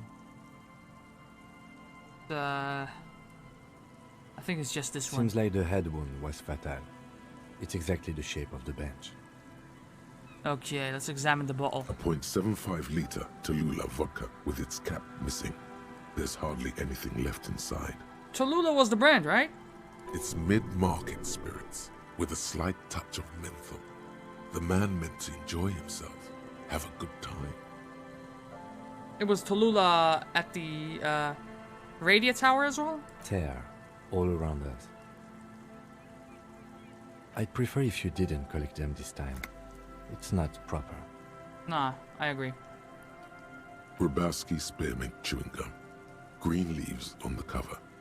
The man's mouth is half agape from the terror of the fall. There's no reason, but... The blackness of death. Stench. You think you see white chewing gum too. Confirmed. Nearly the whole pack is there. Solidified on his lower rear teeth. He ate the whole pack, right? It's to cover the smell of alcohol before going home. The worst thing is, I've seen it before. Almost the same scenario. Even the chewing gum. It's always the same. They screech under your feet ominously. It's hard to say whether the dead man's weight was the cause of the boardwalk to break. It definitely looks fragile. You see waves churning below. Something cracks beneath your feet. He could have easily disappeared into the sea through that hole, and you would have never found him. The entire boardwalk creaks in the wind as he's wearing mud-caked boots, beige trousers, and an old brown leather jacket with a bright blue lining. There are traces of kebab sauce on his chest. The leather jacket suits him well. It must be custom made. You find some sunflower seeds and a rain-soaked library card folded into two. His jacket feels sodden and heavy under your hand. Which name does the library card have? Good. We should take a look at that library card after this is done. The man has fallen through a crack in the boardwalk and hit his head against the metal bench. Coagulated blood covers his black hair. One of his feet is still dangling through the hole. You have to be quite inebriated to fall that bad. Well over a liter of pure ethanol. 3 bottles of wine, or 1.5 of spirits. What do you mean? Or maybe it was just dark. Could be just dark. His expression is dull, like the sea behind him. Drops of water shining on his mustache. His eyes, empty and wide, look frightening in their frozen gaze. Height, 170 to 175 centimeters. Curly hair, stout build. Age, approximately 50 to 60 years. Looks like one of the locals. He'd have to know this spot to come here. You don't just walk over here. He looks south, the way you came. But that's just a lazy assumption. What do you think? I think I have to inspect the library card At first. least this man knew how to party. Oh my Imagine God. the same scene without the bottle. Now that would be just sad. No. We do know that he was married. Okay. But, so, how is that fucking linked to alcoholism, bro? But you're right. Let's not run ahead. For now, all we know is that he's an unidentified middle-aged man found dead on the Martinez boardwalk. Let me just check this card out. Yeah. The library card is folded into two and still slightly wet to the touch. The front side reads, Central Jamrock Public Library Card, issued to Billy Mejean, expires July 53. Billy Mejean. Billy is a unisex name. Could be the deceased, or his family member. The thing is, if we had failed to check with Isobel, the old lady, the washerwoman, I suppose we could have forged this guy's signature, because aside from us, no one else knows that he's dead. That's the fucking corrupt cop right there. Okay, look at the backside. If lost, please return the card to the library. Dial 005 02 55211 or visit us at Moreau Street, 78, Jamrock. Business hours, 900 to 1800. We should first decide what to do with the body, before taking any other actions. Let's take another look at the body and talk things through. Whoever owns this card is an avid reader. You find a list of books written in blue pencil. Radio thriller. Stand a little less between me and the sun. The last one in the list is The Glinton Curve by M. Theobald. A library stamp indicates that the book has been returned. Most of these titles seem to be in the sci-fi genre. Some thrillers too. Not bad taste, A man. man Not bad lies taste. on the boardwalk. His limbs Okay. bent and neck turned at an unnatural angle. Right Let's get next to down him to- is an empty bottle of spirits. In his cramped hand, a chewing gum wrapper. Get down to brass tacks here, Kim. What do you think happened here? Death by misadventure. He slipped and fell through the boardwalk. A truly unfortunate accident. If it wouldn't have been for that bench, he'd be alive. That's an assumption. I don't know. It could have slipped through the cracks. It could not be related to the lynching, unless he is Otso. What about the kebab? What about it? The deceased ate some kebab. It's probably from a nearby place, maybe in the box. Sometimes a kebab is just a kebab. Fucking delicious, innit? Oh yes. Oh my god, this is the only choice I get? Some symptoms of acute alcohol poisoning could have definitely played a role here. Severe confusion, respiratory depression, unpredictable behavior. It fucking slipped and fell, bro! But I think that death arrived through head trauma, not liver failure. No, I don't see anything that points in that direction. For now, let's treat this case as a simple, albeit sad, accident, unrelated to the murder case. Yes, but what if there's a killer on the loose? 2 suspicious deaths in such a short time frame. Without any further evidence, yes. They'll seal this place off after the news reaches the coalition officials. I doubt that they have enough resources to actually repair the boardwalk. Or willpower. Not that sealing it off would keep anyone away. All it does is keep the city council's hands clean. It does seem to be a pretty straightforward misadventure, although there's still a question of identifying the body. From where I stand, I can see 2 options. We either take the case and follow the leads to identify the body on our own, or we report back to the station and leave this for our colleagues to handle. Alright, we've already examined the library card. Let's call the Jamrock Library from my kinema, see if we can learn anything about this Billy Mejean. Sounds And good. while we're there, we should also call the station, let them know that we are taking the case. And fill them in on the status of my missing badge, that I found it. Okay, 59 still. Okay. It's 3 o'clock. Hello? Moonshine, probably. Smells like tasty fermentation.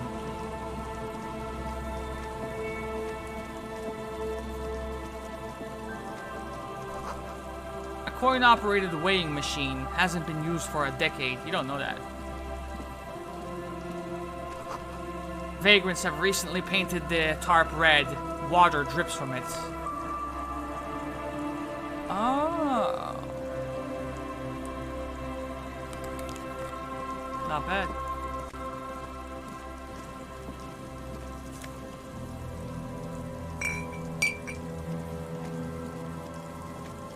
Okay, what is that? No, we already inspected that. I go this way. This was the mural. What is that? How do I get there? So this was not a dead end, in fact. Oh, it was a dead end. Never mind.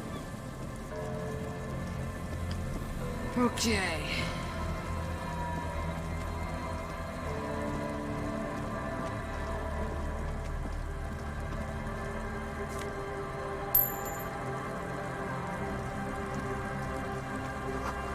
No boat in the boathouse today. Did I break this?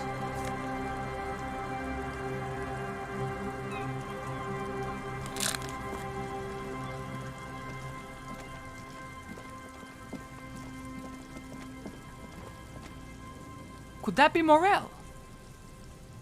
Or could that be Morel? One of you motherfuckers gotta be Morel, man. That's all I'm saying. Tiny cages, carefully constructed. These soggy logs smell of ignition fluid. Still, they won't light up. Would you? These heavy military blockades are riddled with bullet holes, crumbling. Would you move? Okay. That's good. Now, we are at 66. I would say that this is Morel. This is the guy we're looking for. Here we go. Nice and easy. Let's No go! way out, little guys. Not out of this jam. There's a cylinder on the ground in which the man is arranging some netting. It looks like some kind of trap. He notices you. Who's there? Oh, the police. Hello, officers. Hello there. His self-conscious enthusiasm renders his movements ungainly. He looks like your understanding of a scientist. Is that the police? Why are the police here? Shut the fuck up, Gary. Don't worry, Gary. I'll handle it. To what do I owe the pleasure? That's sarcasm. He takes no pleasure from your appearance. Listen, you don't seem too happy to see the RCM in this motherfucker. Oh, no. It's all right. I'm just busy. What's this about? It's about Lena. Yeah, of course. Thank you for passing That's a level along up. the message. Let's go! The damn water lock is broke. Okay, And all we right. can't go all the way around the 881. We ain't gotta confess to every single motherfucker we see around these parts, right? Oh wait, no, I can. It's been fixed, bro. It's been fixed. Yeah. We should really be getting back. Gary could use a hot shower and a warm bed. Did he say we can go back now? Yes, Gary. We can go soon. If you see Lena, tell her I won't be long. That's Sir, Elena. Your wife is waiting for you. I just have to do one more round. See if the phasmid has taken the bait. Then we go in. He refastens a bit of netting that has come loose in the For all wind. his passion, this man is diligent and patient. You could learn things from him. Shut up, Volition. Well, first of all, it's damn difficult to find, which is why we've been knee-deep in the reeds laying traps for it. Typical rookie assumption. Insects are much more sophisticated creatures than those unversed in zoology give them credit for. Even simply catching a glimpse of the Insulindian phasmid would be the apex of of any cryptozoologist's career. It's a race To against study time. it and its defenses. Find out how it stayed hidden so long. He shakes his head. Would be glory itself. What makes it so difficult to find? Good question. Being a phasmid of the order Phantasmodea, a ghost insect, it disguises itself as plant matter. In this case, the reeds. Awful lot of reeds around, aren't there? And I suspect it may have also developed other specialised techniques to protect itself from predators or scientists in our present case. It's my hypothesis that it has evolved certain electrochemical defences that allow it to interfere with animal perception, impeding pattern recognition, confusing the visual cortex. But I cannot describe how these defences work, much less how they evolve, without studying a live specimen. I'm expecting it to be quite giant. One known species of phasmid, called the Megaphasmodea zoensis, is about the size of a grown man's forearm, so, It leaves the conclusion up to you. Seems puny, to be honest. Oh, shut the fuck up, physical instrument. Very little, I'm sorry to say. No one's ever captured a specimen, so all our information is based on first and third-hand accounts. So no one's ever found one? Not yet. That's what makes it a cryptid. Just out of curiosity, if there's no proof of its existence, how do you know it's real? I know it's real. It's clear that his obsession with the phasmid is driven by something more than the pure pursuit of scientific advancement. By which I mean, I've heard enough first-hand accounts to believe quite firmly that the Insulindian phasmid is more than mere superstition. Yes, the most recent sighting was by a couple of teenagers along the coast here. That's what brought us to Martinez specifically. It's the first credible sighting in several decades. Admittedly, it's an unusual location for this species, but with all the sewage runoff upstream, it probably doesn't matter much anymore. I have to resist the thought. Such an extraordinary creature is doubtlessly highly resilient. After all, it's generally thought to be capable of parthenogenesis. What? Yes. The females don't need males to reproduce. Makes it easier for a species to survive in adverse conditions. This arouses no special feelings in me. I don't think it was supposed to. Just say it's pretty clever. Yes. The Insulindian phasmid is a very clever insect. That's why it's so damn difficult to catch. But as a scientist, I try my best to remain dispassionate. You're doing a great job so far. Well, they may not look impressive, but Lena designed them quite cleverly. So Lena I'm sure they'll designed do the trick. traps? Yes. Simple. Attracted by the locusts, the phasmid crawls down the funnel and, having eaten its fill, can't get back out. I like this voice actor. At least, that's the intention. The net isn't a perfect solution, but we didn't want to use anything that might damage the specimen's delicate exoskeleton. Locusts. Nearly all known phasmids are herbivores, of course. But we've hypothesized that the Insulindian phasmid might occasionally prey on other insects. Inside the traps, a number of locusts crawl and tumble over one another in a tiny, chittering swarm. A meat-eating stick insect? Does it pretend to be the reeds as part of its ambush behavior? This seems unlikely. Thank you for your opinion. We have also included plant material in the traps to satiate your skepticism. It's a foolproof plan, to be honest. Not a big fan of skepticism, this one. They'll work, I assure you. The predatory hypothesis, using locusts as bait, accounts for the failure of previous efforts by other teams, which use plants. We have given this some thought. The traps do seem to be deftly and thoughtfully constructed. It's clear the cryptozoologist's wife knows what she's doing. Yes. What? Okay, so are we gonna push on this point here again? I'm eager to return to her. My wife understands that. Just come on, Morale. We've been soaking out here for days. It's time to go back. Listen to Gary, bro. Leave the traps?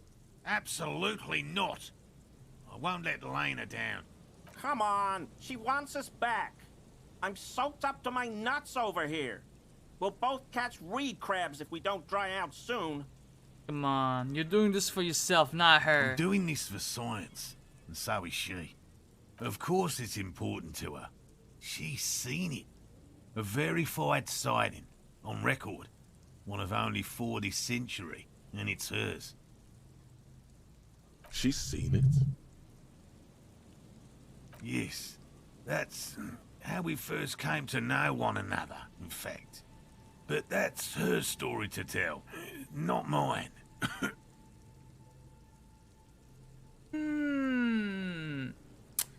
There are thoughts brewing here, like what if she just made that up because she was such a big fan of his work and she just used that as like a pickup line type of thing. Hey Switch, welcome back. Suffice to say, it's long been our dream to find proof of the Insulindian phasmid together. I can't abandon course now.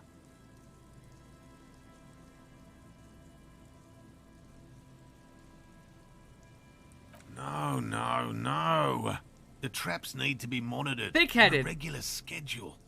What would we do if the phasmid were to starve while we were sipping tea at the hostel? You find another phasmid. He's dead set on this. I could go for some trap setting. What if we check the traps for you? I didn't expect you to take such an interest in our work here, officer. I'm all in with the scripted shit. I'm hooked! Nah. Let's go with this. Indeed. Both require a great deal of research, attention to detail, and, above all, persistence. So where are these traps? There are 4 in total. One, One two, is to three. the south, on this little peninsula, by the boathouses there. It's very near. Another we set in Land's End, to the northeast. It's behind a small sand dune there, on your way to the old radio tower, after the church. The third is set near the canal, where you crossed, by a concrete slab. A big thicket of reeds going up the slope, and among them... I might need a fucking PNG for this shit, not gonna lie. You should check at least one of those before returning to this one, since I just said it. This one's more of a technicality, but still, better safe and stupid than sorry. That seems like a lot. Do we really have time for this extracurricular venture? Listen, Kim Kitsuragi, the pursuit of knowledge is its own justification, bro. Is it? Yes.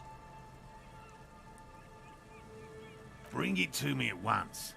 Just make sure the trap is closed tight. He's not comfortable with the possibility that you'll claim the find, but he's lying about this even to himself. That's highly unlikely, officer. But in the event you do, I'll spray you with a pheromone mixture I developed. It's made of musk and research chemicals. The pheromone should attract the insect to you, or at least prevent it from bolting at the sight of you. It's quite potent. Will last you about a week. Okay. Wise choice. This is the smell of dying reeds, of longing crumbling into the water. I hope you're not buying this. It dispenses it without letting you touch the canister, so it would be precious like holy water. It is precious. A single dose cost me 50 real to develop. Not that I expect you to understand self-financing one's own research. You got robbed, man. Right.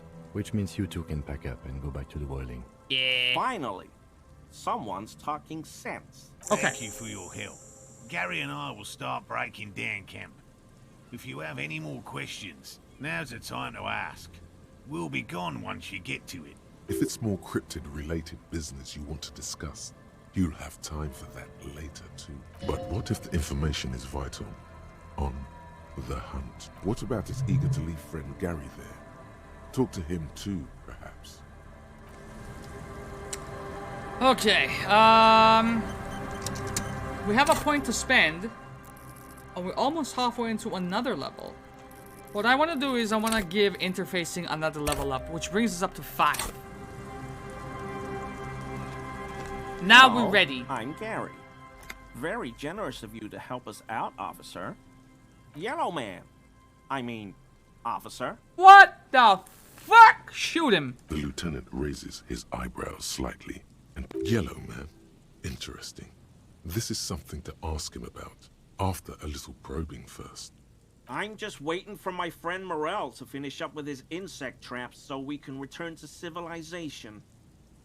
I like nature, just not this bloody coast. It's mostly drunks and degenerates that come here.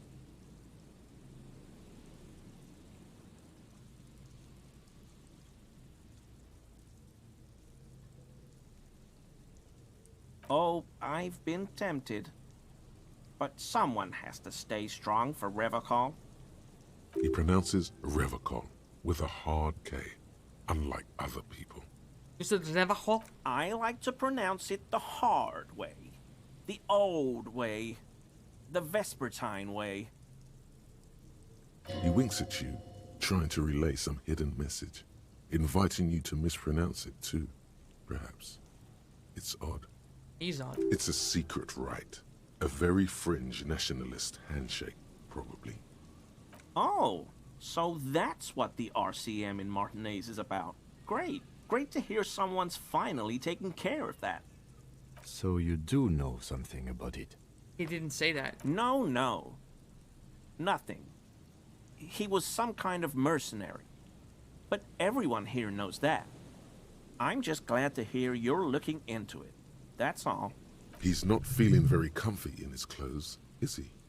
Strange. White. He didn't kill him or anything, but there's something going on here. Is this... Did I break into your apartment, man? Huh? My mug? I don't know. Why would you think that?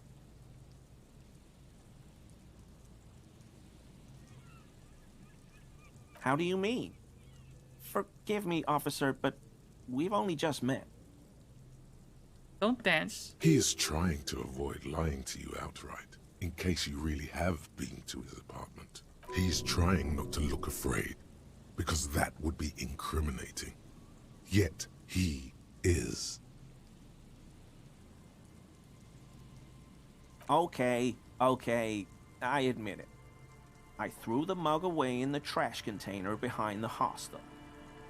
I know I shouldn't have, and I am very sorry, officer. He pauses. You're not going to find me, are you?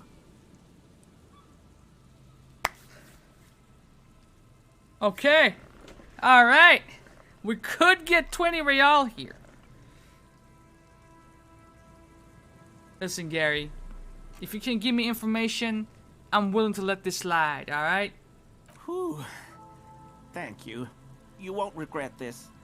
I won't use another man's property to dump my garbage ever again. I don't believe you, but that's another story. I don't know what got into me, really. Work has been stressful lately. Damn Koiko's price dumping us out of competition. Is that another word for Costco's? What did you do, Gary? Go to your wife, Morel! Nothing. Just answering some questions. Helping out the law. Here we go. Start pumping that sweet info. Okay.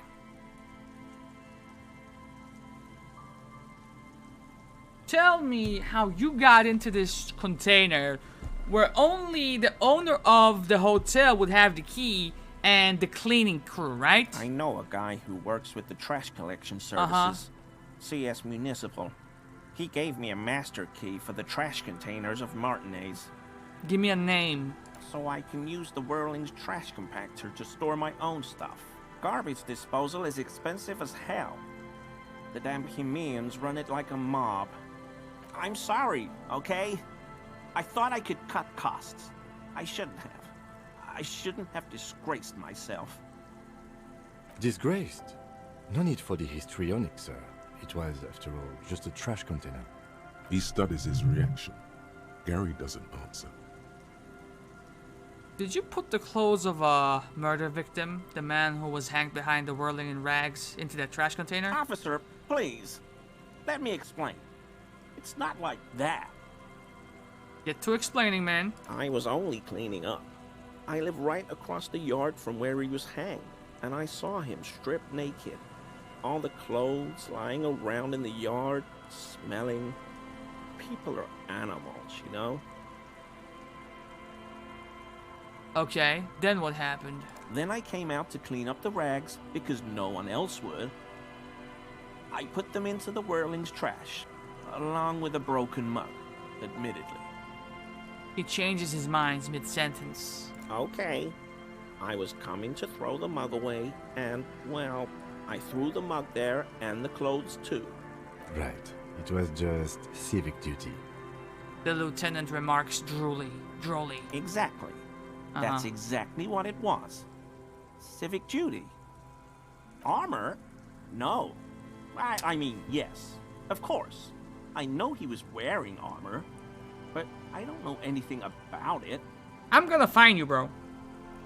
An infant could see he's not telling the truth, but he's too scared to admit more wrongdoing. There's something going on here. You should observe him more closely after this topic is concluded.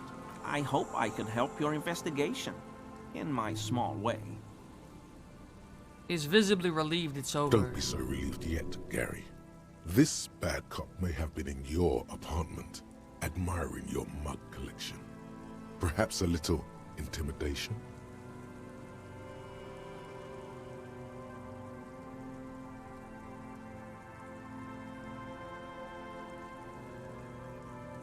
Sure do, officer. His eyes narrow slightly.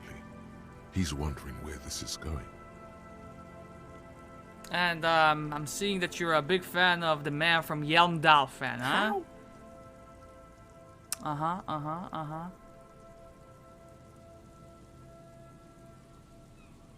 Mr. Clare unlocked my apartment? So you work for Everard Clare? Officer, please tell him we're good. No, tell him I'll make it up to him. What have I done? He'll send the muscle after me. Now listen. As an officer of the law, I can help you. I can have you back covered. I can protect you, bro. But you need to start spilling the beans in this motherfucker, alright? As he lowers his tone, he hunches his back.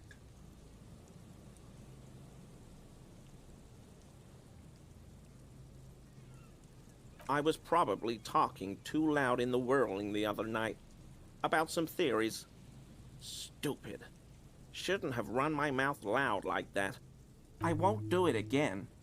If there's anything I can do to assist you, or the Union, just ask, okay? I'll try to help if I can. This scared him proper. He's positively melting from fear. Has to prop himself up with a lot of anger to keep it together. The weather vane has turned. He cannot be unturned.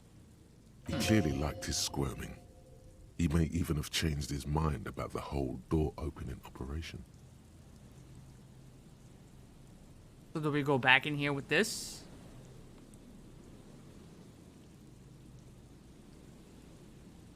I could do this. 58%? What's 58% to a Carrigal Gaming, bro? That shirt looked very uncomfortable on you. Look at the buttons, barely keeping that thing together, as if something is ready to rip out from underneath. Something worn underneath it? It sounds like he's wearing some kind of armor under his clothes. You motherfucker, man! Probably stolen from the corpse in the yard near where he lives. Are you wearing a dead man's armor right now as we speak? Man, I see you're a connoisseur of high-quality combat gear in this motherfucker. I knew you'd figure it out, officer. I'm sorry I didn't tell you at once. You're fucking sicken me. I was ashamed of what I did. And I didn't want you to know. We're not detecting falsehood, sire. He's gearing up to admit the truth. And I'm gearing up to find him. Gary, what's going on? Go home, Morel. Later, Morel. I've got apologizing to do. No. You've got explaining to do. The lieutenant's tone is icy. Okay, first of all, give me that fucking armor right now. He sighs again, hangs his head, and unbuttons his shirt fully. A cuirass that matches the dead man's boots comes into view. Soon it is in your hands, smelling of his sweat.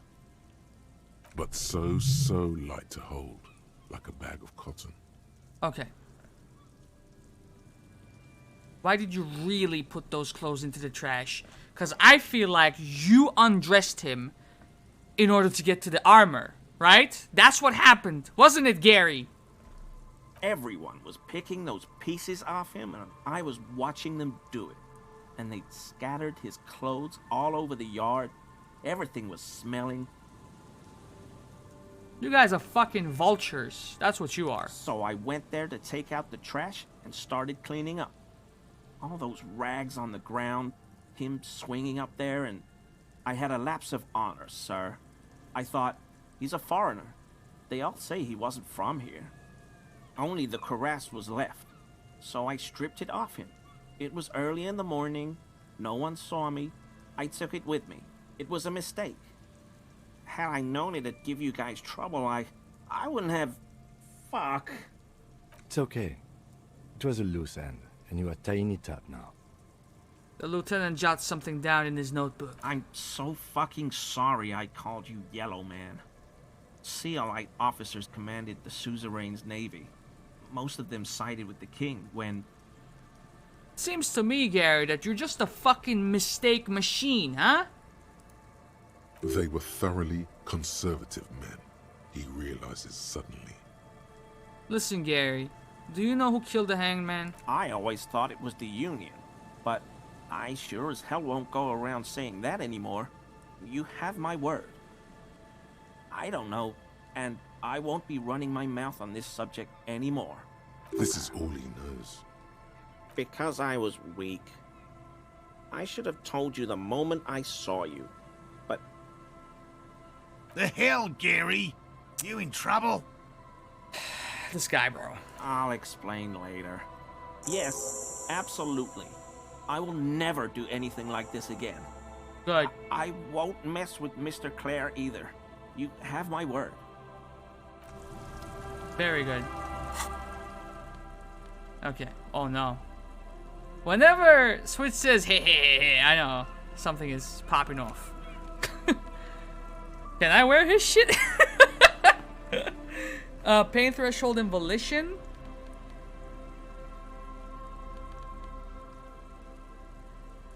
I kind of want my empathy to be there though, you know?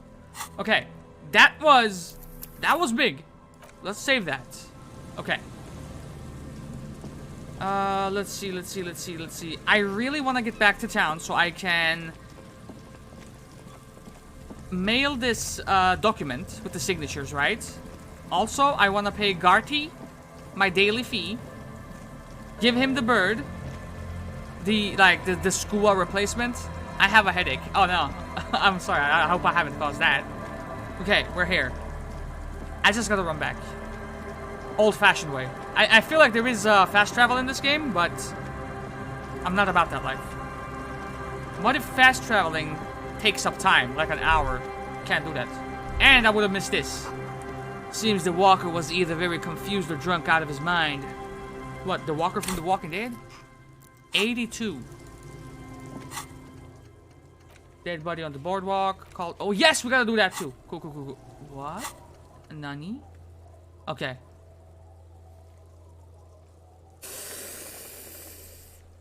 Okay, wait. One thing at a time, bro. Look, I'm gonna run out of time. I'm trying to do too much. Focus the fuck up, Caragol. Okay.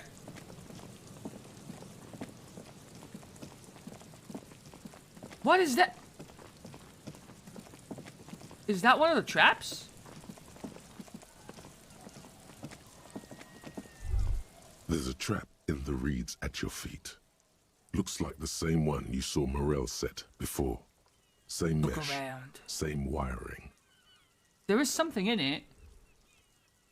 The reeds bend forlornly toward the sand. You see slabs of concrete north, In the east, the city center hums to you. The constant, distant song, louder on this part of the coast, nearer somehow. And there's that cold again. Always the cold. Locusts are crawling around in the trap, confused but uneaten. You see no carnivorous reed phasmid gorging on them. Big surprise. Anyway, 1 down, 3 to go. So I gotta check all 3 of them? Maybe we do that. I meant no offense, just...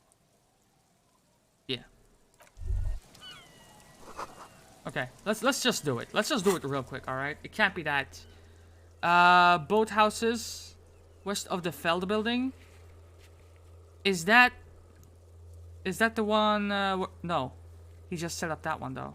Feld building. Feld building. What the hell? The Feld building was the one with the mural, right? And this one is the dilapidated church, right? Okay, let's see. Quickly. Time is still passing. I don't like that fact. I'm a man on a mission, bro.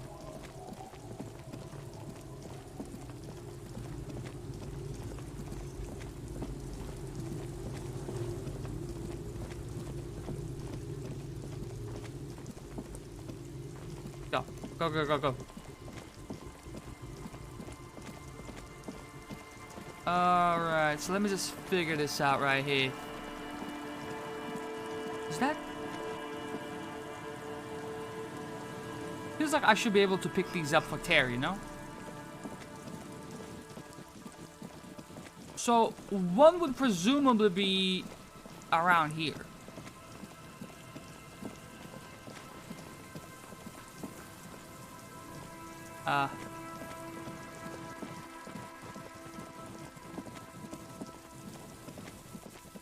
I feel like I've walked too far. Oh! Never mind. A familiar apparatus lies among the reeds. Another one of Morel's traps, weighed down by stones to keep it in place.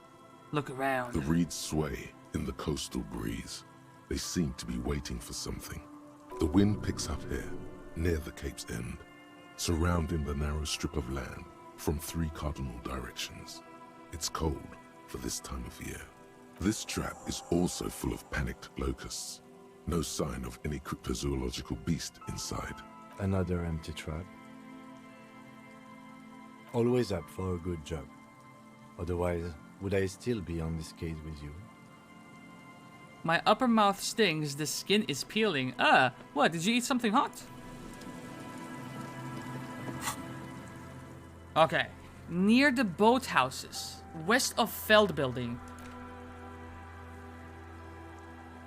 What Feld building? Feld building. I'm stuck.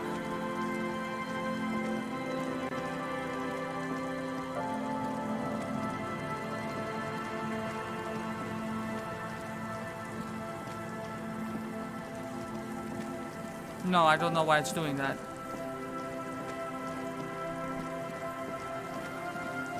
I wish I could help you deduce, but I'm actually, spoiler alert, just a fake detective. I'm just playing one in game, you know. So, is this... That's not the Feld building.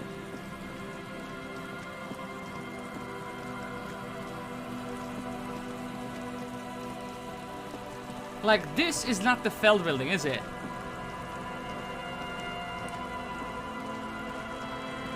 Actually... It's almost impossible to get a fire going... What? Ah! What? Is that... This is not it. This is the trap Morel just set. Checking it over, he said, is just a technicality. But... Another technicality is, he said, check one before checking this one, you know. The reeds by the abandoned campsite hiss and shake. The later it gets, the colder. Remnants of the camp can still be seen in the sand. The fire that's gone out. You feel strange, somehow. Nothing but locusts in this trap as well. Definitely no cryptozoological monstrosity. Empty as all of them. One more of these and we're done. No, I'm fine. I didn't mean to complain. It's just... No, I didn't take it as complaining, bro.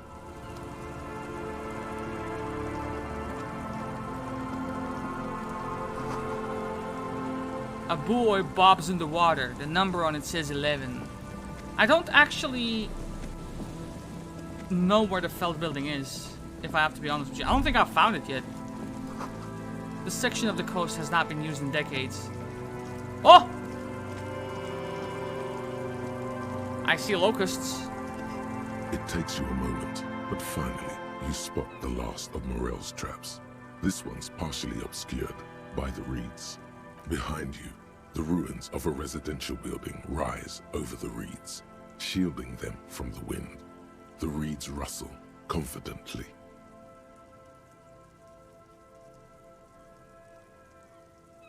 That doesn't say confidently. This motherfucker confidential as fuck, though. When this district was booming, the reeds were kept at bay. Nothing obscured the freshly painted facades. Nowhere for drunks and adventurous teenagers to hide. Now only the wind blows. The trap feels light and silent as you pick it up. Something is different here. No locust. Oh. No phasmid either, but still. Well, the bait worked on something. This doesn't mean it was a reed monster, though. Unless you see one in there. You don't understand, Kim. It's a ghost insect. It's still in there. The netting is a little untidy, messier than the others. Like someone or something picked up the trap and shook it before dropping it back down on the ground.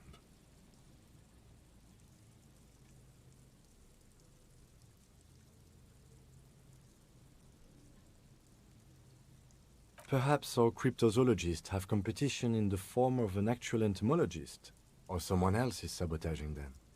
I could present more theories, but then I would be taking this on as a case, which I'm not. Okay, but after that we get back to our own assignments.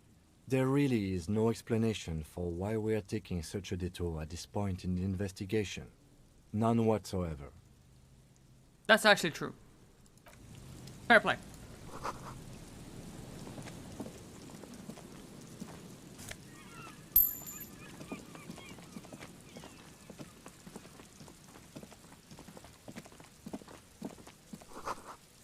Ancient paint is peeling off the roof of this shaded bench, covered in rust. No entry. Yeah, basically.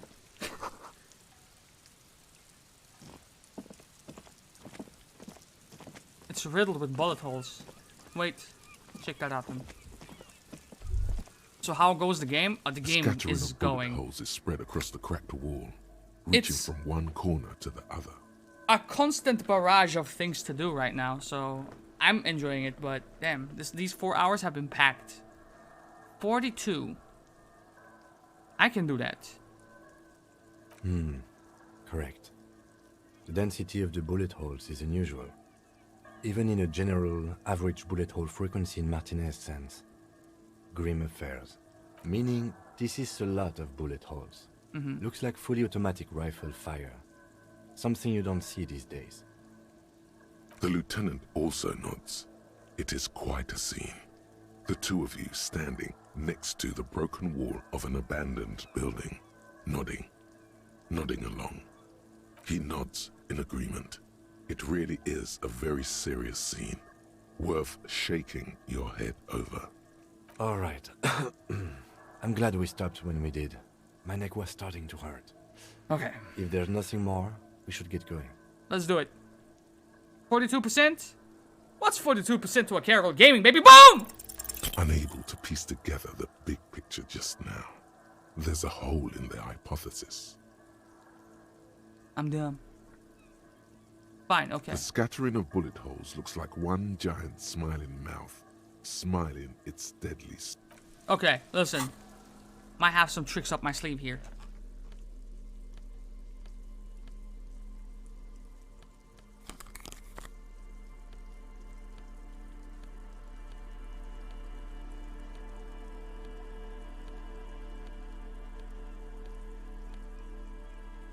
Ah!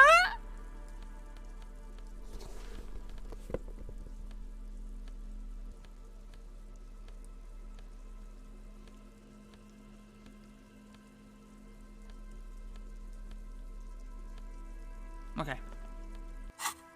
I'm back, Walt. Scattering of bullet holes is spread across Oh, the cracked what wall, do you mean? reaching from one corner to the other. 90. I need 10 more points. Immediately. Can we get that here?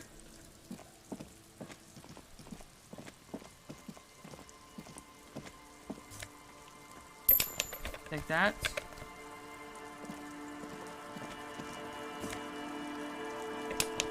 Stop.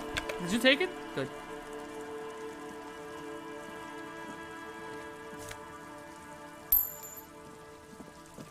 I hope I haven't been locked out of anything here because it's... The body is still up there.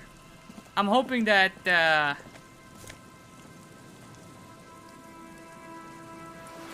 Okay, okay. I need 9 more points. I don't think it's in the cards.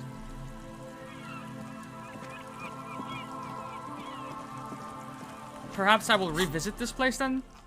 Let's see. What did I actually have? I don't want my drama to go down, right?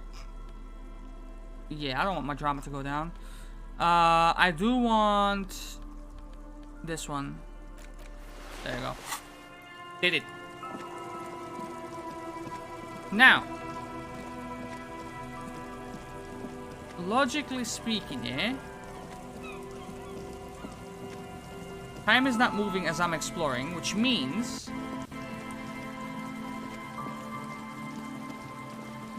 I've been here.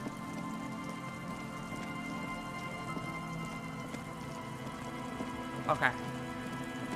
Let's get down to business, baby.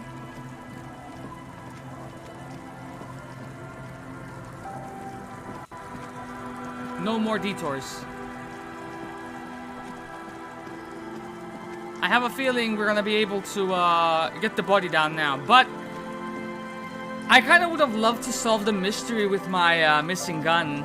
I was hoping the coast would be crucial in that regard, but nothing as of yet. Those guys are gone. Okay. Now, first order of business before I forget. Hold on. What the hell was that? Snow covers the white on blue police livery of the motor carriage. The white colors nearly meld together. Do something important? Something murder-related? There's always something important. Doesn't mean you can't take a moment to admire this piece of machinery. Even at a standstill, the unibody Caprice Kanema looks sleek and dynamic. The cabin is tilted frontward to give it a more aggressive, hunched look. Someone has waxed it recently.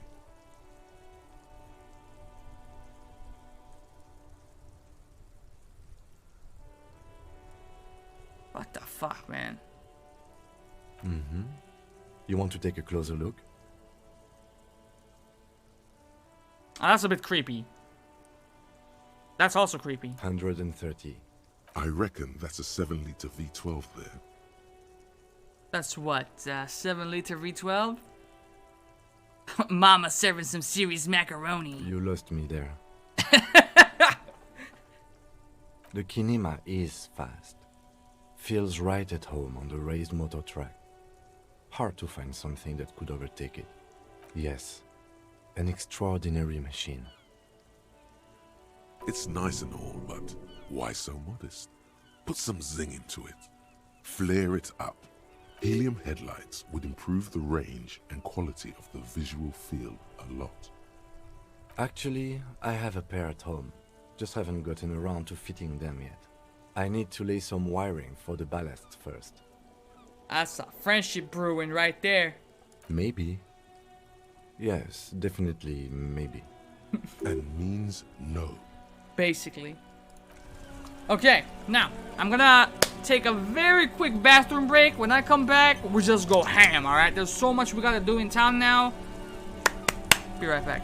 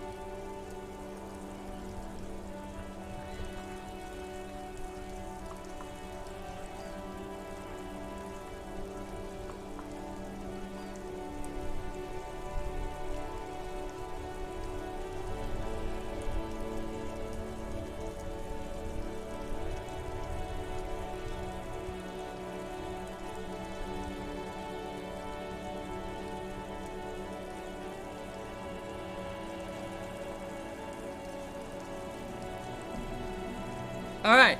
If I had been a decent fucking streamer, I would have just played an ad, right? That would have been the play. But as if I need more energy, let's open up Papa Franco, baby. You know what I mean? There you go. There you go.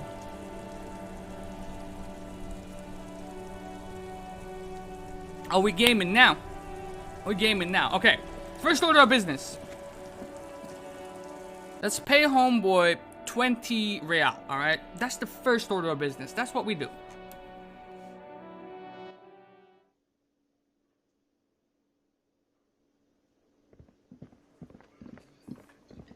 Okay, alright, wait. There's so much to do. Hold on. Can I help you? About my bill for tonight. Got the 20 real?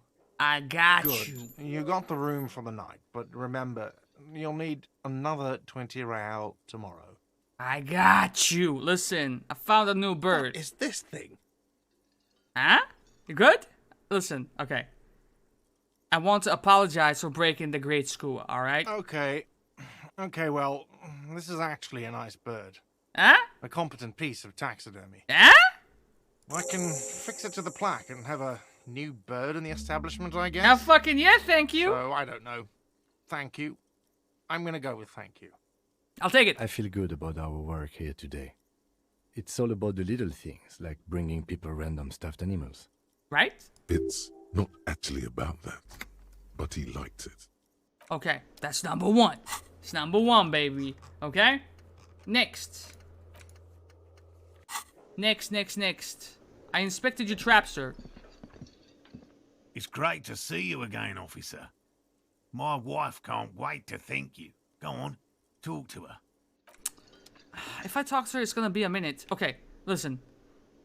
I'll get back to y'all. Alright? There's more pressing business here we have to attend to.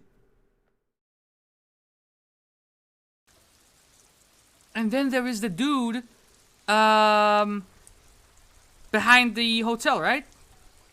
Who we had to visit at 9 o'clock? There's that. Okay, listen, first of all, here, right? The dented yellow mailbox greets you with its graffito, bullet holes, and an RCM sticker. Yes, for sending mail. Right? Let's go. You drop the white envelope in the darkness. It lands with a soft thud on what sounds like a couple of letters. About a week's worth of mail as collected in there. They'll empty this very soon. Let's go back to Everard. But first, what is this? What's happening over here? There is something down there. The musty smell of a potato cellar in spring emanates from the air vent. Okay, what's next? Think, Carol. We have a point to spend, and I think I want to keep it in tuck right now. Return to Morel, we can do that. But first...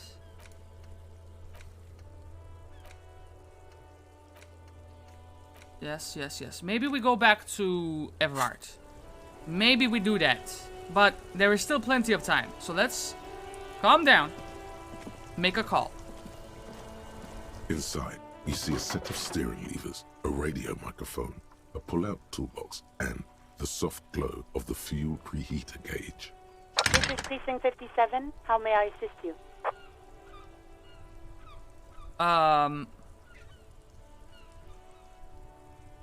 Reconnect me to the 41st? Right. Please hold. 10-4, come in. Fireworker, over. I am happy to report that I have found my badge, Jules. 10-4, sir, glad to hear that. I'll write down that there is no need to issue a new one to you then. Over. Feels good to get that off your chest, right? Celebration with beer? Show your face. Roger that, 10-10, over. This is Precinct 57. How may I assist And then, connect me to Jamrock Public Library, please. Hold on, officer. I've got Central Jamrock Public Library on the line, and I've already introduced you to their librarian. Connecting the call in 2, 1. Isn't it like 3, 2, and then the 1 is silent? Well, whatever. Yes, this is Central Jamrock Public Library here. How can I help you, officer? I'm looking for any information that you might have on Billy Magine. Billy Majon, you said? Yeah. Give me a moment, I'll have to check our database. He puts down the receiver. On Moreau Drive in central Jamrock, in a darkened hall lit by orange desk lamps far away from the noise outside, a middle-aged man taps commands into an old radio computer. A printout falls on the desk. Behind him, a lonely reader scours some dusty bookshelves. Yes, hello, are you still there? I found Billy Majon's home address, is that alright? No phone number, unfortunately. They're too poor to have a phone line. It's fine. Here we go, sir. Rue de Saint-Ghislain, 33B, apartment number 20. It's in Martinez, I believe. Cape Side Apartments, it says. That's all.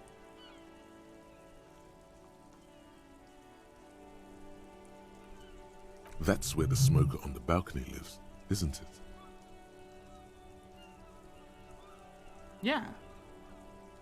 It says here that they returned their last book just a few days ago, but I wasn't at work that day. Marie? Marie? Do you remember a reader named Billy Majon? They returned a Tybalt book the other day.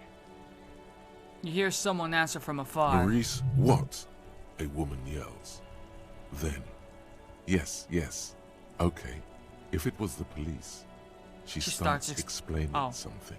You got it, perception. Yes, it was my colleague Marie. She said that it was Billy's husband who returned the book. He also asked for this new sci-fi release, Lowe's Radio City 87, but we don't have it yet. Good. You have a name now. What? What? Marie? She said it was an older man, and that she's pretty sure he'd had a drink or two the last time she saw him. 1 second. Oh my god, you just pass on the receiver, mate. Sorry, Marie wasn't really paying any attention to that. Do you know the husband's name? Sorry, no. Marie only knows him by sight. Marie knows Billy. She's been working here longer than me. Sometimes her husband returns some books for her. Happy we could help. Goodbye, officer. Wait, the smoker was on 28, right? Anything else you need from me? 57th, over and out. In the cabin, you see... Relax.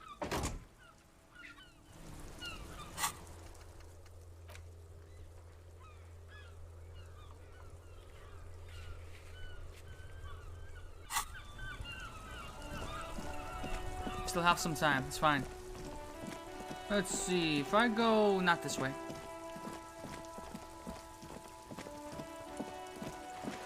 I need a new hat.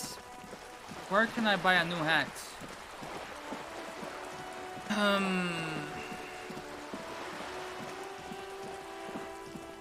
And this? Just an ordinary wall. Nothing to see here. It's impossible. Isn't it? It's impossible.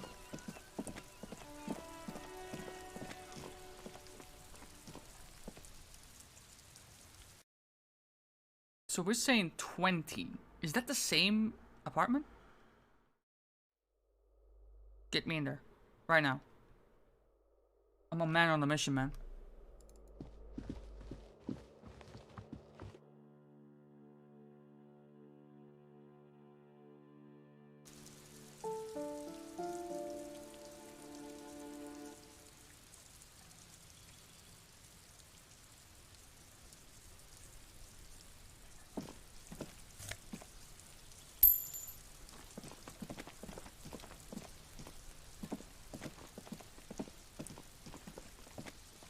This door is made of metal 28. and appears to be reinforced.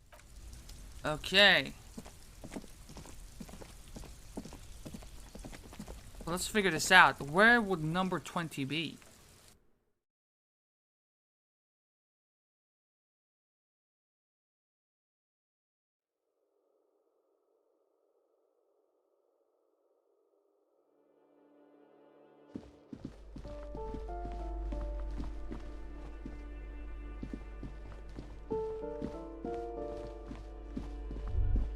This is not it. This is what? Master Investigator, you just can't keep yourself away from locked and hidden places. Get What do you mean? Nothing, nothing. You're right. Get in there. Deep. Invade every personal space. Break every lock. Just browsing, Yes, bro. that's what it is. Jamrock a quick Shuffle. peek here, a short glance there. What It's does all that do? quite delectable.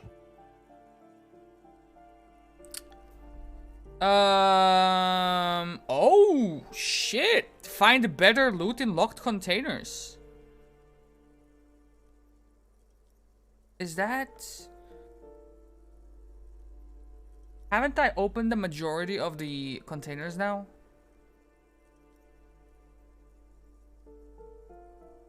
I don't know. Might not be the play. I might just keep them for the white check. That's in, What about here? What about here?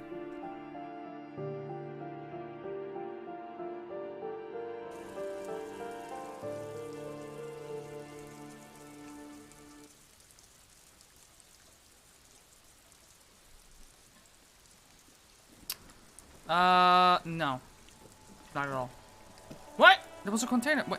Do they replenish every day? If that's the case, get back out right now.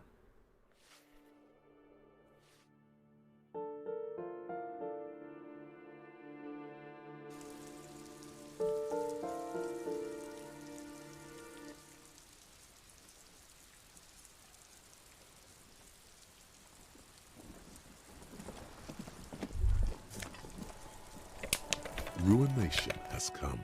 The broken arches betray the once grand history of this building.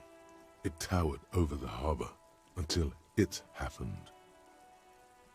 A great force from the northeast fired into the city. Heavy artillery shelled the coastline. Fired from the water, a straight shot into Revachol. The tenement acted as a defensive wall against the worst of the shelling until it was destroyed, and they had a direct firing line. The waves of the Martinez Inlet rolled over the fallen remains of the building. The dark waters obscured the better part of the remains. What didn't fall into the ocean was used as scrap. What wasn't used as scrap was thrown into the ocean. Those arches acted as support for something greater than what you see now. Only 3 stories stand where 9 to 12 once did. Restoration has failed. What the shelling took out was never rebuilt. Underwater, iron helmets have sunk deep into the sand and the mud. Helmets of soldiers, and their finger bones too, and clavicles, littering the ocean floor. A fleet, the combined armies of Occident and Grad, with Mesk volunteers, a 5-nation army, hundreds of vessels. They massed airships further down in the Bay of Revachol. The artillery was so powerful.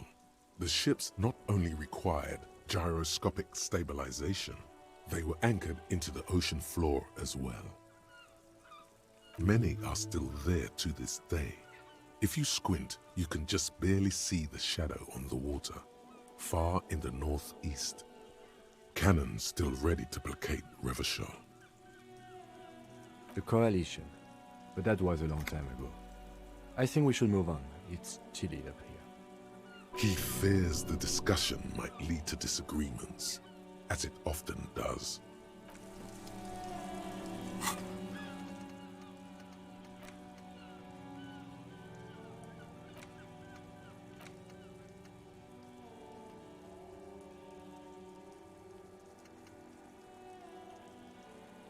Isn't this good?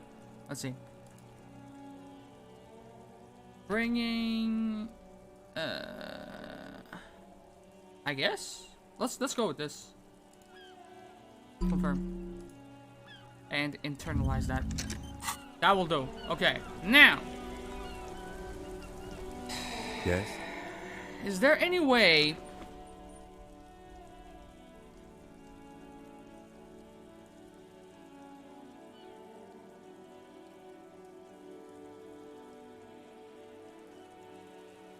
What do you want to know? Good. What about me? Good. Let's change the subject.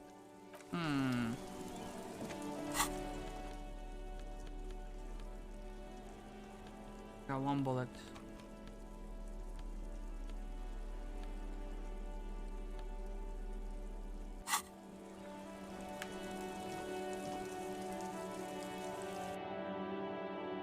There was mention of him having a...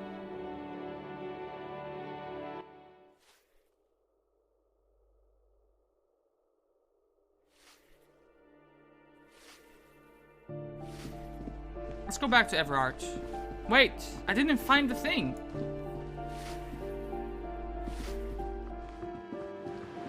I think they replenish. There is no way I missed this.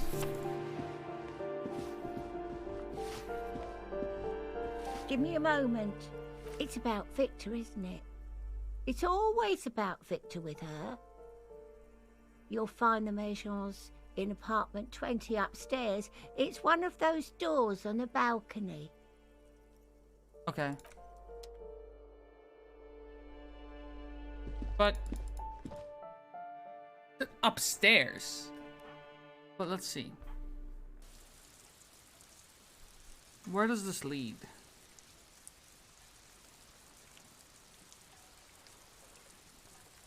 Do it, do it, do it.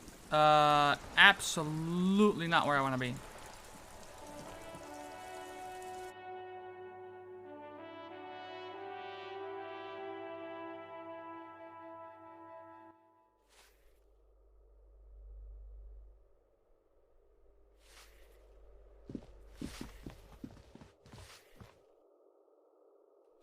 There was no way to go up here, right?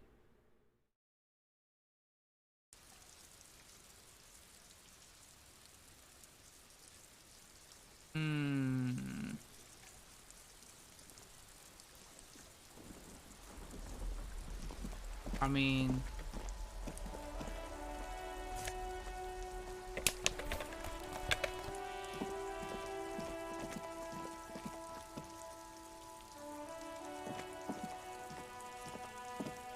This is just that furnace room. I don't know why, but the loading screens are kind of painful in this game, innit? Like, you're fucking, installed on a SSD. Doesn't feel like it. Where is that, bro?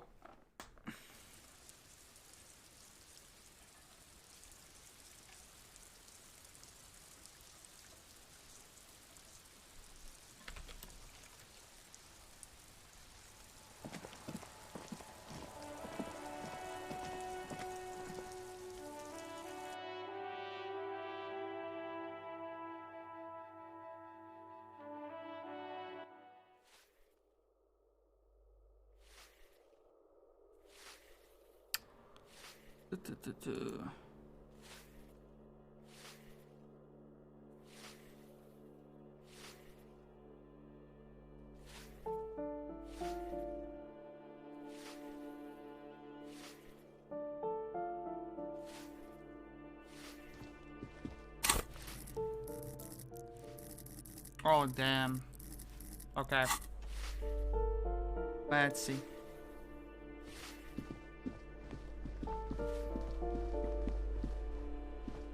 Not here. Go out. Go out. So, 20 would be around here somewhere?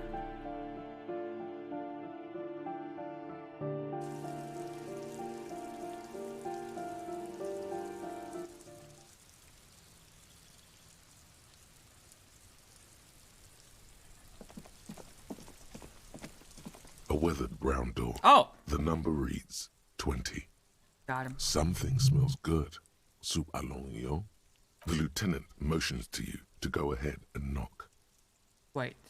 Maybe You're we should right. discuss. Let's talk this through.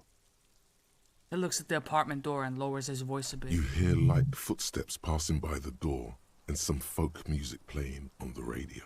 We have our first preliminary identification. In all likelihood, the deceased is the husband of Billy Maison. We need to confirm this, as well as deliver the death notification to Billy herself. Now, delivering a death notification is never an easy task. There's a reason why it's often called the most stressful part of our job. This is why it's usually done in pairs. You got this. I'll be monitoring reactions, ready to act if necessary. Okay. He trusts me that I have this. Let's do this, man. I'm ready. The lieutenant motions towards the door. Hello? Who is it? God damn, Billy. And someone turns down the radio. Is this Billy Majan's house? The police. A moment, please give us a moment. Us? Tidying up, nervously. Come in, the door is open. Alright, get your gun at the ready, man.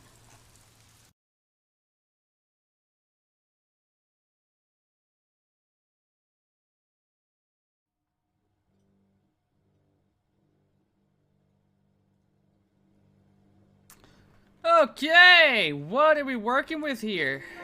Still under the bed. An empty pack of red Astra cigarettes hidden under the bed. Packages of humanitarian aid macaronis. Wait, there was something else here. Hello, detective. Not yet. The same brand of cigarettes you found in the trash next to the deceased. What if some leftovers kept warm on a stovetop? What if it wasn't an accident? What if it was murder? Huh? And they have 4 curtains.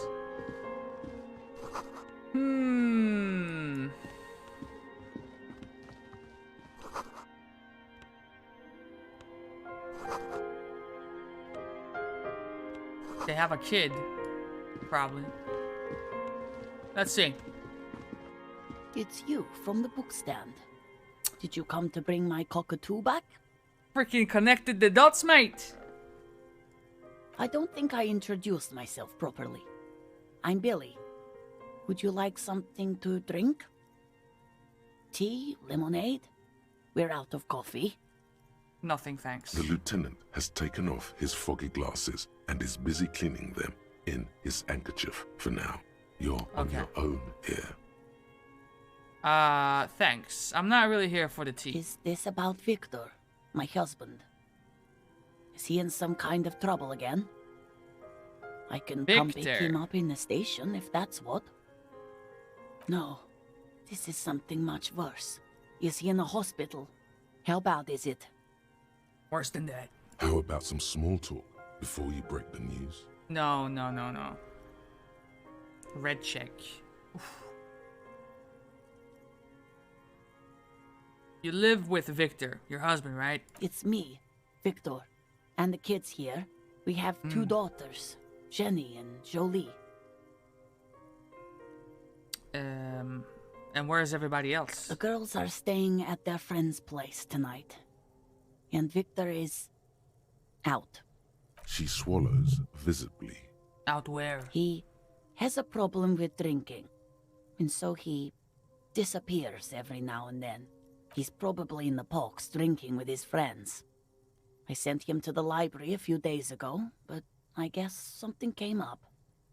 To your knowledge, did he make it to the library? No. I guess I'll find out when he decides to come back home. Did someone just open the door? It shouldn't be long from now. He's never gone for more than a few days. Do you remember what he was wearing when you last saw him? His old leather jacket.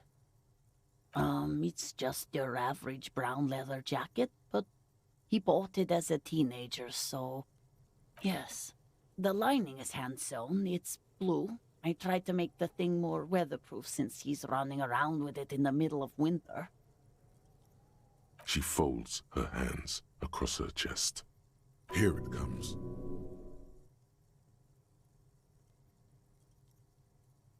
I mean, what else? What do you mean? 42% with 2 empathy? Oh my god, dude. I don't want to. What? We have to. I don't want to do this. We're fucking gonna do this, dude. Okay. Wait. No. We are doing this. How do we do this? Okay, listen. This is a bad look for us. This is a bad look for us.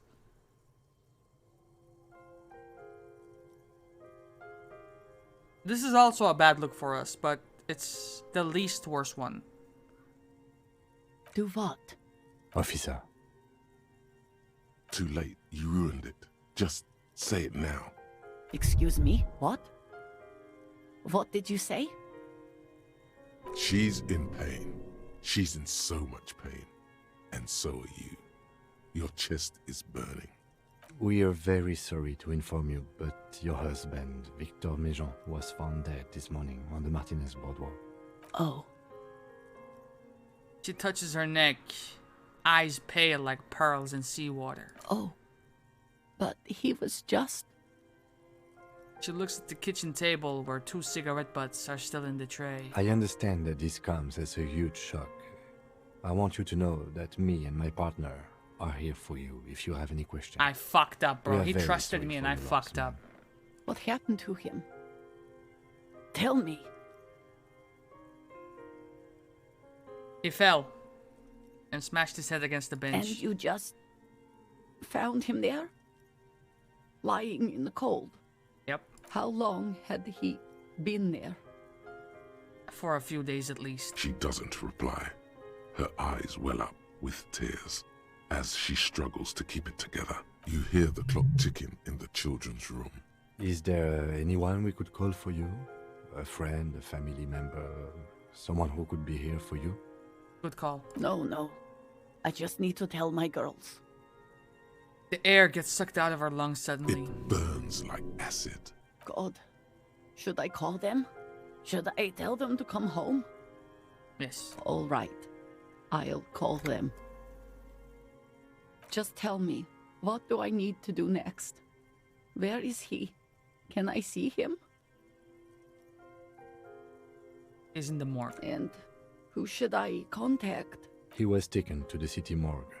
The local coroner will be contacting you shortly to arrange the funeral. Here's his number, in case you want to contact him earlier. He hands her a leaflet with the morgue's contact information. Is there anything else that the RCM could do for you? No, I'll call you if something comes up. I'm still a bit... She rubs her face, blotchy and numb. No, don't. Don't make this about yourself. Again, if there's anything we could do for you, then don't hesitate to call the RCM, ma'am. She just nods, distant and inconsolable. The bed springs rattle beneath her as she begins to shake. These are her last reserves of strength. Her muscles will give in soon to a scream. I'll take it from here. Thank you. We should step outside and talk.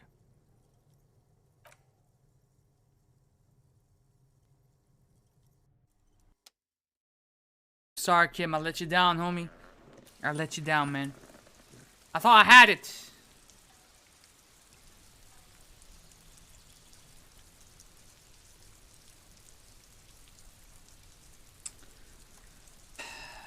So, the death notification.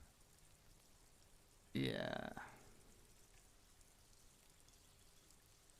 That did not go. Well? No, it didn't.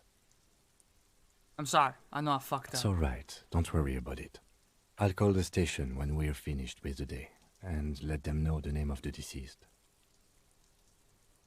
I mean... There's not much we can do for them anymore, I'm afraid. They have to. It's not your place to live their lives. No, that's it. And, officer, I've seen worse. This wasn't the worst I've seen, okay? Now let's go. God damn it, bro. God damn it, man. Okay. Are there actually glasses that just give an upside? Drama. No. No. Let's dip. Let's head on over to Everard to see if we can get some more information about the case. Maybe get the body down.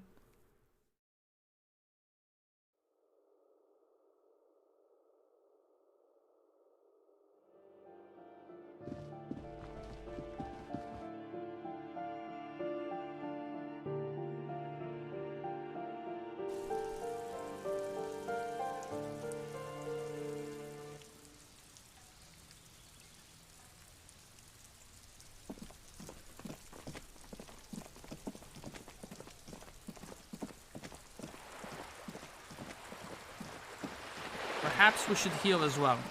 Perhaps. Do it. There you go.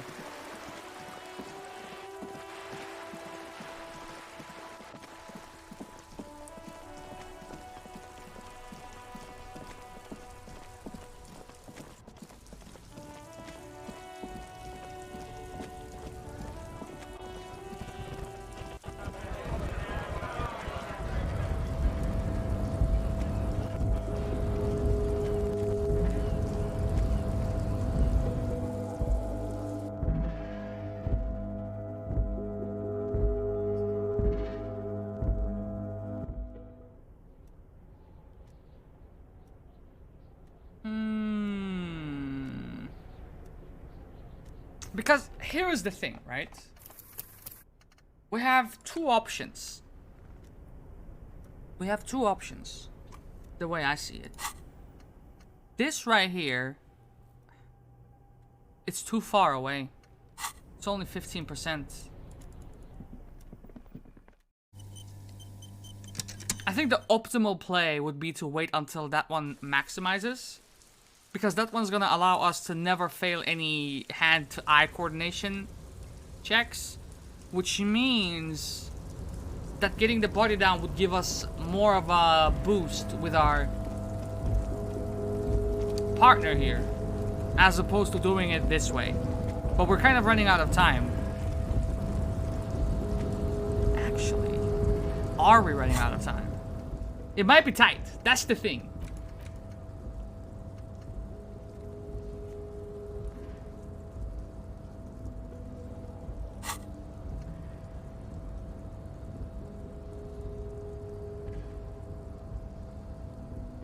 Okay, let me try something. It says remaining 2 hours and 28 minutes, right?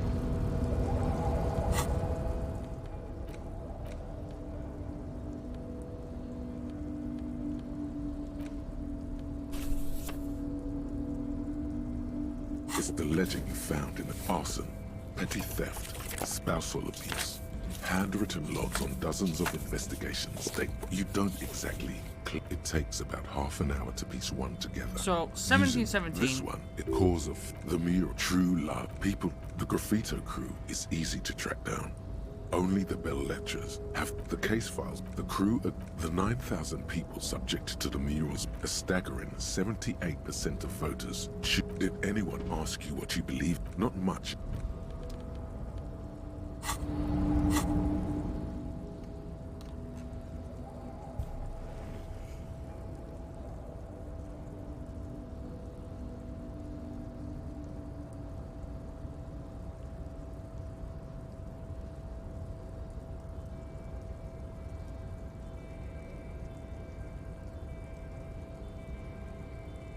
We just saved. We just saved. There's a play I want to pull off here, alright? There is a play I have in mind. Listen, if this works out... Okay.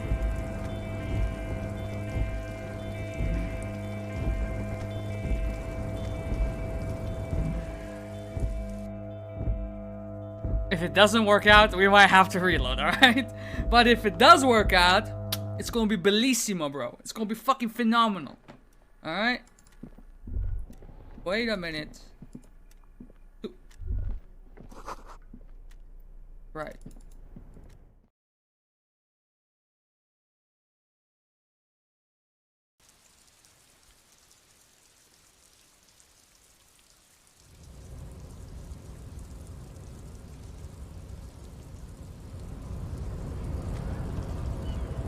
So my idea is as follows, right?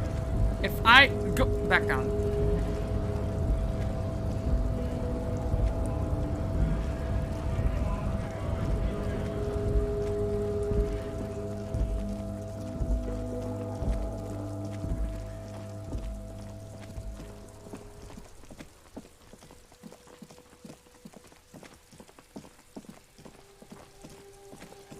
Okay.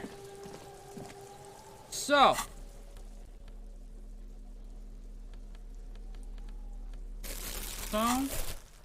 Let's save on another slot right here. This is the play. Check this out. Talk to him. What is he doing? Why is he kneel down? Oh, wait. There he still is, looking right through you with his white eyes. The body below is entirely dedicated to You that have waited long corpse enough. smell. Emitting it is all it does now. The smell is repulsive. It pushes in from your mouth, more instant and more familiar than anything you'd expected. More fever than odor. It fills your mind, flushing you from within. Let it out. It's a normal reaction, to be honest. Damn. You feel a great force ringing from your stomach. Your body curls and pushes it out, burst by burst, until a pool of vomit lies under your feet, and your throat stings from the stomach acid. The smell of Commodore Red rises from the pool. Among it, distilled spirit and bits of shish kebab. I ate shish kebab as well? What the hell? It's okay. Happens to everyone. Keep it. Yeah, thanks. The hangover is clearly making this worse for you. What could use some hangover? ammonia to clear your head. Okay. There's the fruit nearby. Maybe they have some in there, but there's a greenhouse here, and a gardener with a wheelbarrow on the corner of the world. Pretty clever. Acquiring ammonia will provide a modifier to the That's- white check. Modifiers make checks easier and allow you to retry them. The thing is, I think he just said that because we were meant to take that choice on the first day. I just never did that. Okay. In that case, there is Miss Orange.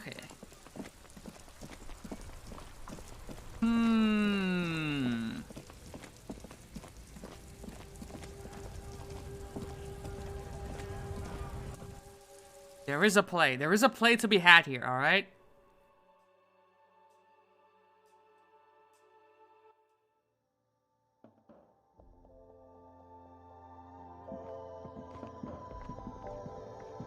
The tear machine. Your bottles clunk into the machine. Wow. And then do you know what you should do with that money, kiddo? Hello. Okay. Is this about the questions again? Because I don't really know anything. Ma, She ammonia. looks up from her magazine, eyes filled with tired ennui. Yes, what we have is there, in the medicine cabinet. Go take a look yourself. Right. A small cabinet on the wall is filled with various medicine bottles, nasal sprays, and blister packs. They all bear the Saint Baptiste Pharmaceutics logo. We have 40 real to our name, so we can definitely afford that. Don't, like, overdo it or something. Yeah, whatever. It's not, is it a temporary hit, or how does this work?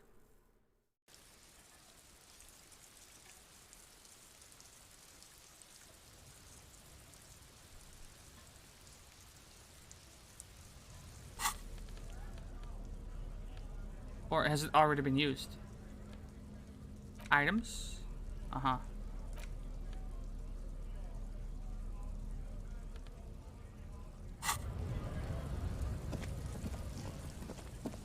Dude, if this play goes in, I'm gonna be impressed.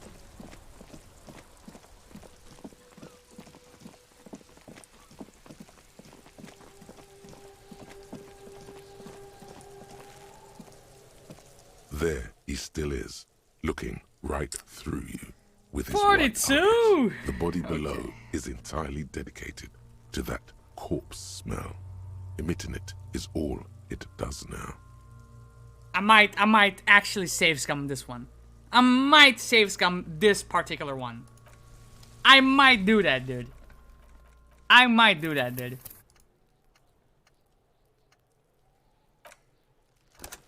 Okay.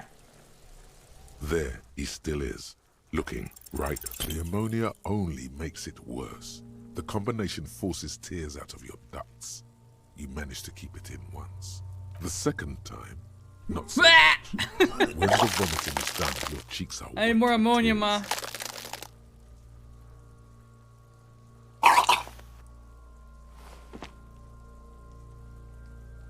Are you okay, officer?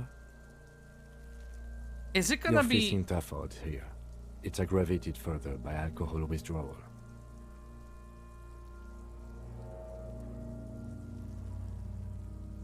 I've seen captains puke their guts out. It never gets easier. You never get used to the smell. Good thing Every I'm not Monday eating is anything. cadaver day. Yeah. Throw up, investigate. How is your Throw mouth? Up, initial autopsy. Throw up, bag it. Then drive to the station.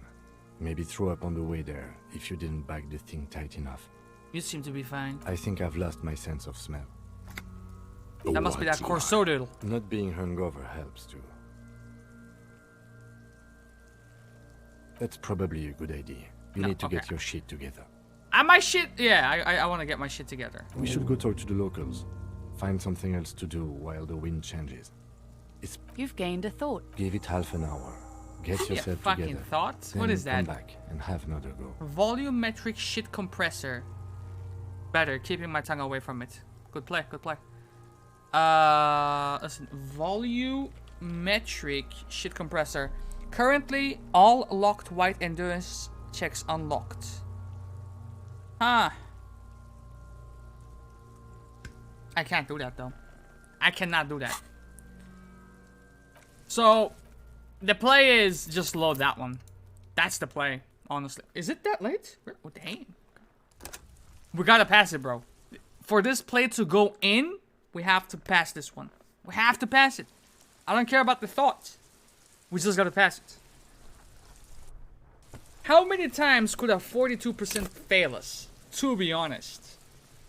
There he still is. Go. Looking right. The ammonia only makes it worse. Okay, the combination alright. forces tear. The second time, not so much. When the vomiting is done, your cheeks are wet with tears. Get used to this. Get used to this.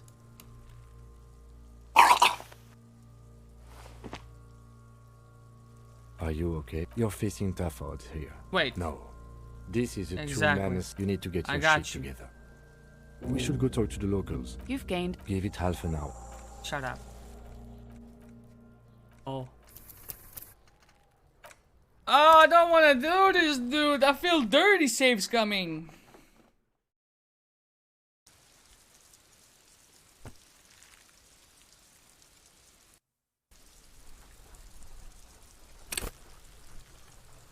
And that's to say, okay, wait. There's another thing that has to click here. This has to click.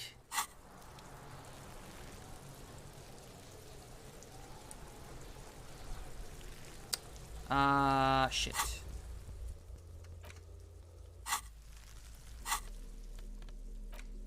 This means you... It's the ledger you found in the trash. It takes about half. This one, cause of fate, the mural, true love is people, the graffito, the crew agree. The 9,000, a staggering. Did anyone ask you what you believe in, man with the smelly toilet ledger? What do you want to tackle next?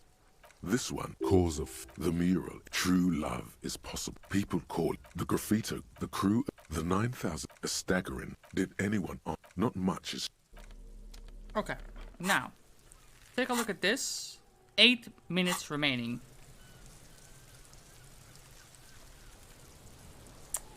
Fuck it. For good measure, do it again. Do it again.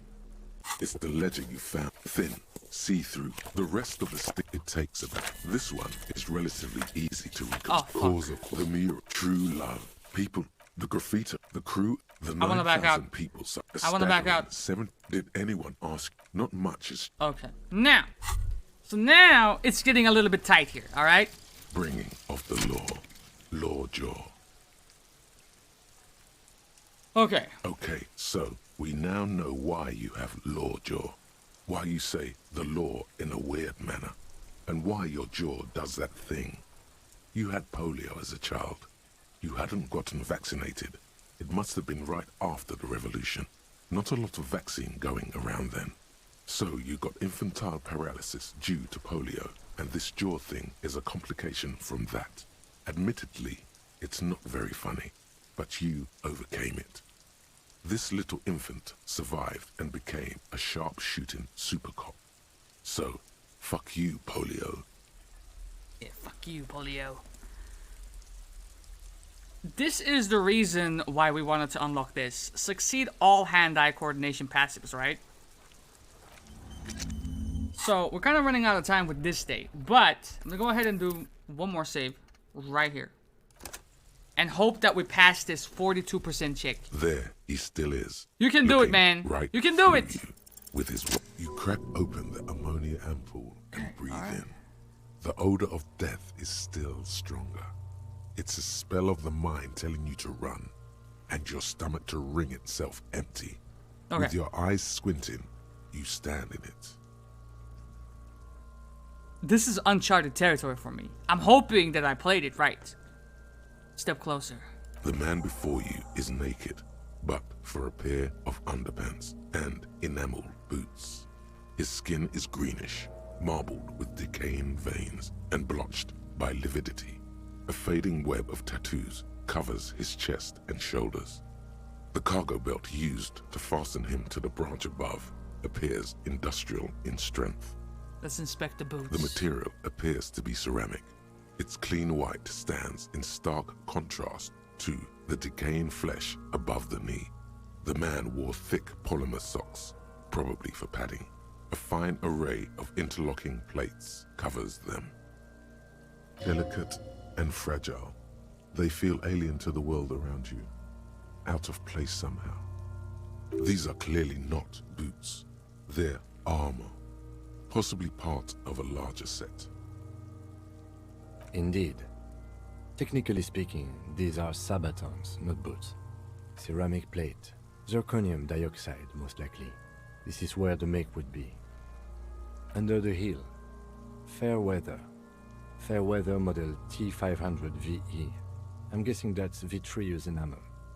This is advanced stuff. Makes sense. Piece by piece. He's been out here for 7 days. It At would the be very odd least. if they didn't. We should keep a lookout for these species. The armor could yield information. This is one thing he might actually know.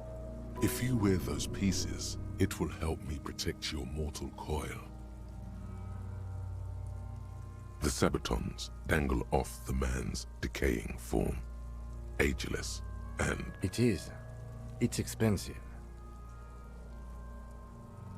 The lieutenant draws a line in the condensation on the ceramic with his index finger. We've requested similar material for our tactical units for years now.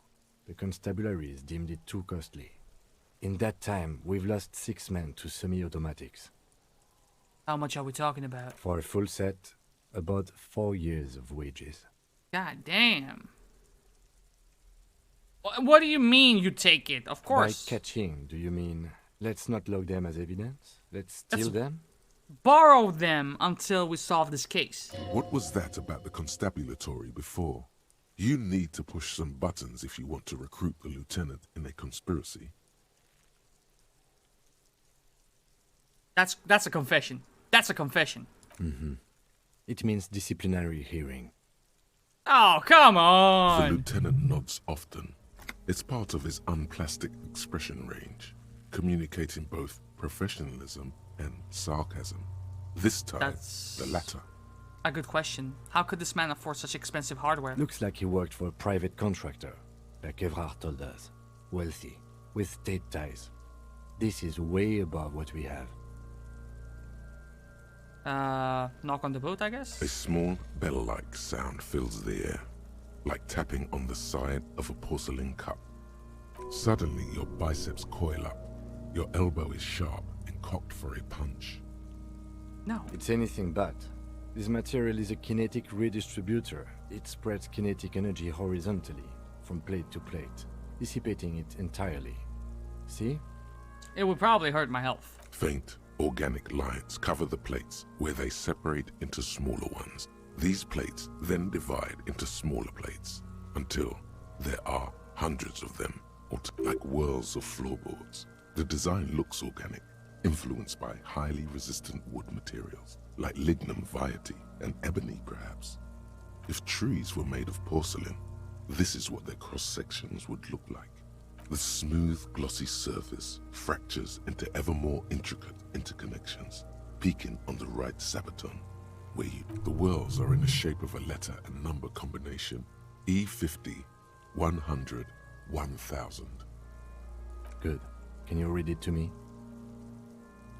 It tips the drying ballpoint of his pen on his tongue. We have a make and a number. That's something. We can use the radio in my kinema when we're done. Either station can chase it for us. Let's pull the boot off. The stench fills your nostrils. As you push downward, an ominous creaking sound comes from above. Stop! The lieutenant's voice is sharp. He looks at you with the boot under your arm. Pig's gonna pull his head off. True. Brutal! Let go of the boots. What's wrong with you, asshole? Why is he letting go, Kuno? I don't know, baby. I don't know why he's such a... Officer, if I may ask, what were you trying to achieve by putting on the deceased foot? Daddy needs new boots. Okay. The cadaver slowly twists on the cargo belt, his torso covered in tattoos, and extremities blotched pink and blue. The hangman's knot is pulled tight by the weight of the corpse below. Yellow, hard-edged polyester cuts into his neck. Above, a sliding buckle ties the belt to the branch. Looks like a seatbelt on an airplane, right? Industrial strength. The kind used for tying cargo to lorries.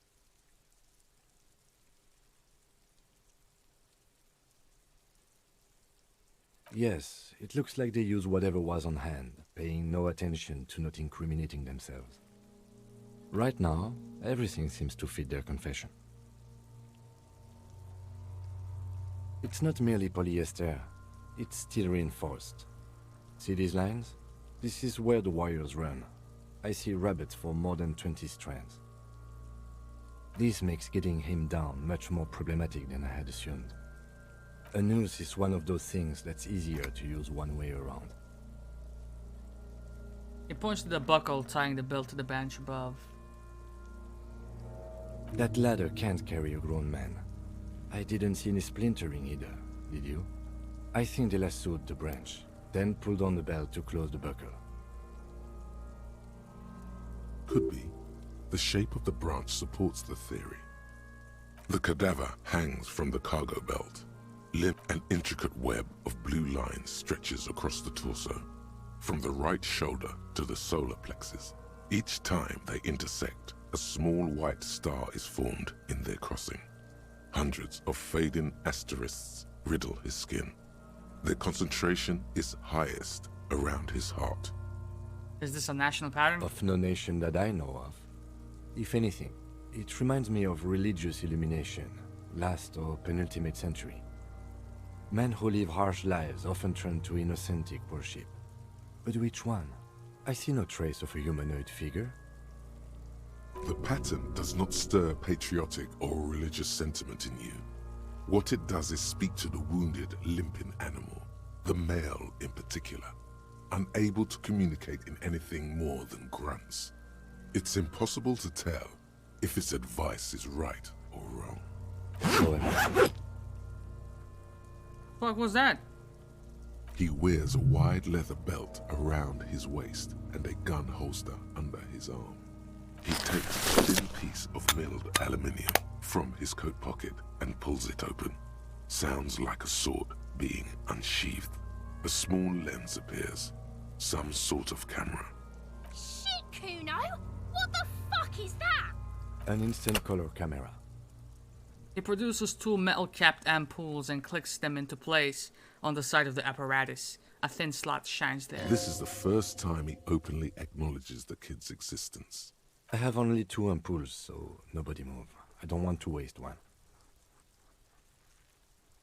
A sound, a shrill flash, followed by the breaking of a small ampoule of glass. You see streams of color pour onto the thick, glossy piece of paper, rolling out. In case we need it. Cool machine. Yes, it is pretty cool, isn't it? There is only one ampoule left. It contains insight to the victim's person. This was a man of physical violence. The story he wanted his body to tell was important to him. Sure, just don't lose it. I won't lose it. The glassy-eyed corpse looks by, his mouth mute and his skin as colorful as the chemical rainbow on the photo paper, teeming with opportunistic organisms. Look him in the eye. His eyes are milky white and blind to the world, protruding comically from their sockets. There is no one home, just subaquatic terrors there. These eyes used to be blue, baby blue. Dark brown hair grows on his head. His face is ready to explode from the organic processes inside. The death's head grin. The corpse is dead silent. You have no idea why you just said that. Who is he? Holy shit. He is male, 40 to 50, with an athletic build. Good. The victim is of Occidental descent. Light brown hair, blue eyes. Occidental? I mean white. Right. The corpse looks right through you as you distance yourself from its stench. As you narrow your eyes, the monster before you blurs into a violent mess of green and pink. This is a trick. You've done it before. Pink is where the blood settled in the first hours post-mortem. You can use it to see if the corpse has been tampered with. Does his position at the time of death match the discoloration? Only the lower extremities are pink with a dash of blue. His fatted hands, thighs, and his neck, just above the noose. The rest of the corpse appears dark green in the cold spring air. I see it. His neck too. The lividity goes right up his chin. We have good, well-pronounced discoloration here. The monster comes back into focus, an explosion of color, coursing with dark marbled veins. His stomach appears pregnant with something. Black liquid streams down his thigh and onto his boot. So, what do you think? I think he's dead.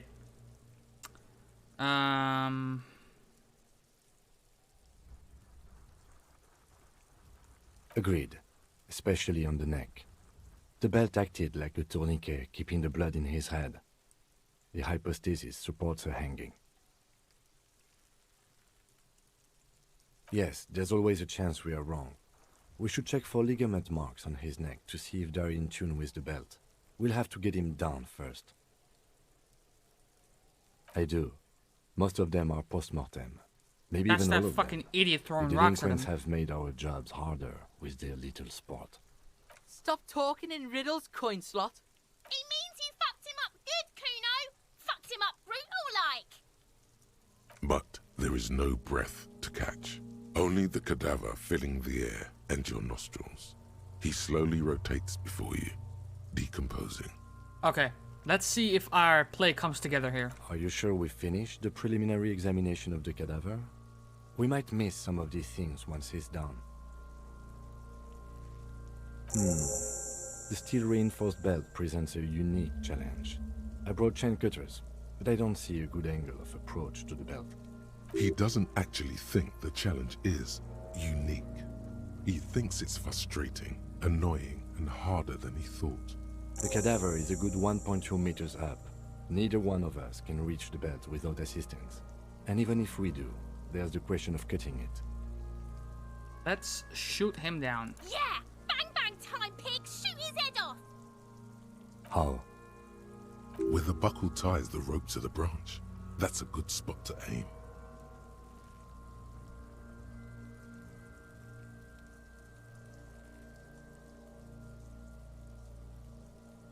Where?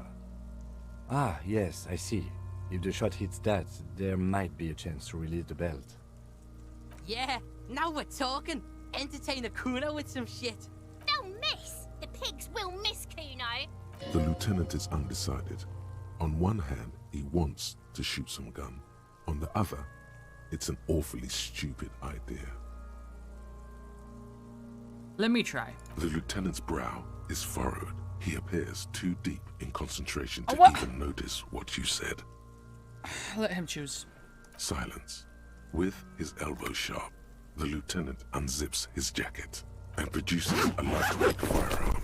He drops a paper cartridge in the barrel, separates the scouring stick, and gives the cartridge 5 tucks. Let me shoot, bro. Securing it in place. I got this, bro. He then steps back and assumes the Phalostess position, taking aim.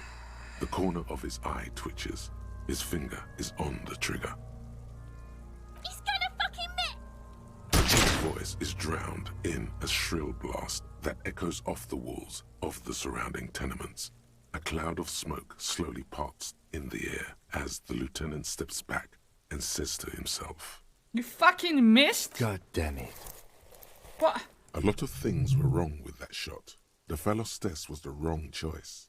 His shoulders were raised, but above all, he cannot trust his eyesight. What happened to your 7 out of 10, bro? Fucking idiot! Mookabat asshole!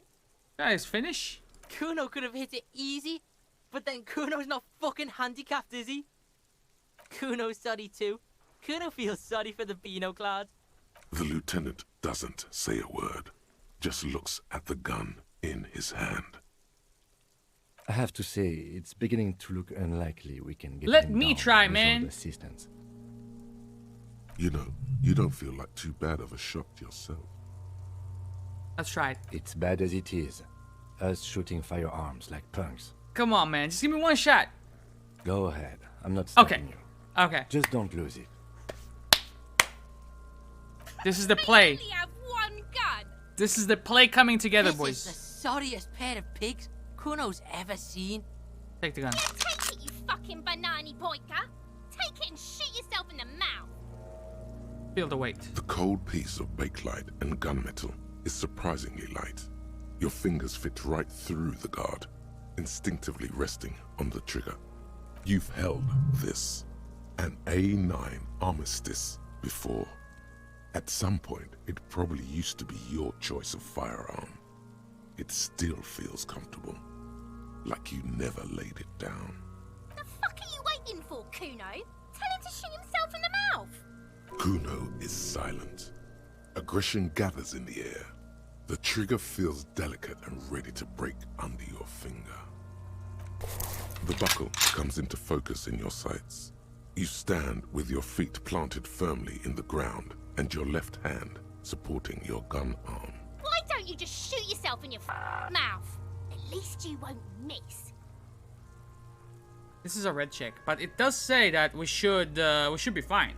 We pass all of these, right? Let me see. Close my left eye. Give the... Can I shoot that little bitch? Your field of view narrows. The branch slowly moves, becoming entirely two-dimensional. The metal buckle glimmers, catching the evening light as the corpse slowly rotates. The slow movement of the branch in the wind and your shoulders directing the gun sync up, dancing hypnotically. Look, he's crying. You gonna cry now, fucking faggoty? 58%. But it should be guaranteed, so... Did I fuck up? What? I thought it was fucking guaranteed, bro! What the A hell? smoke erupts from the barrel. Your hand goes numb from the explosion.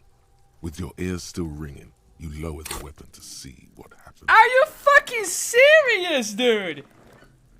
Is it bugged?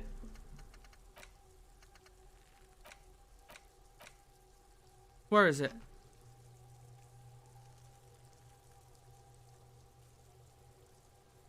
Fucking succeed all hand-eye coordination passives? That was not a pass. You missed the belt, but hit the corpse straight in the chest. Bits of ribcage protrude from the skin.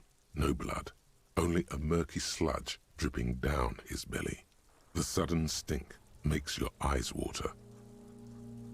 Oh my god, he's gonna fucking cry. I knew it. What a mulko. Ask for another shot. You'll get it with the next one. The goddamn light reflected off some window. Surely. Bro, that's bullshit. That's fucking bullshit. So I put a point into hand-eye coordination when it should actually pass? By default? That's dumb.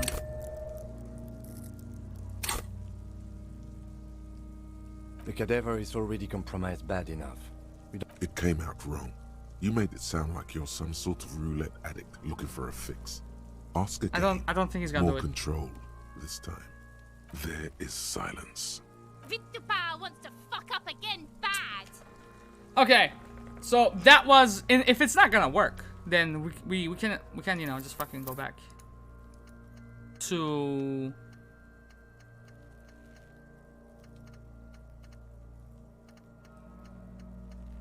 This one. I really wanted that to work.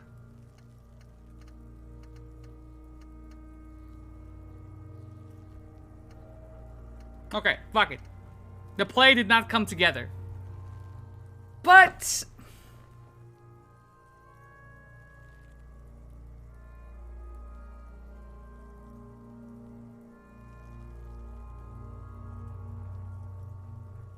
Let's give it another try. Give it another try.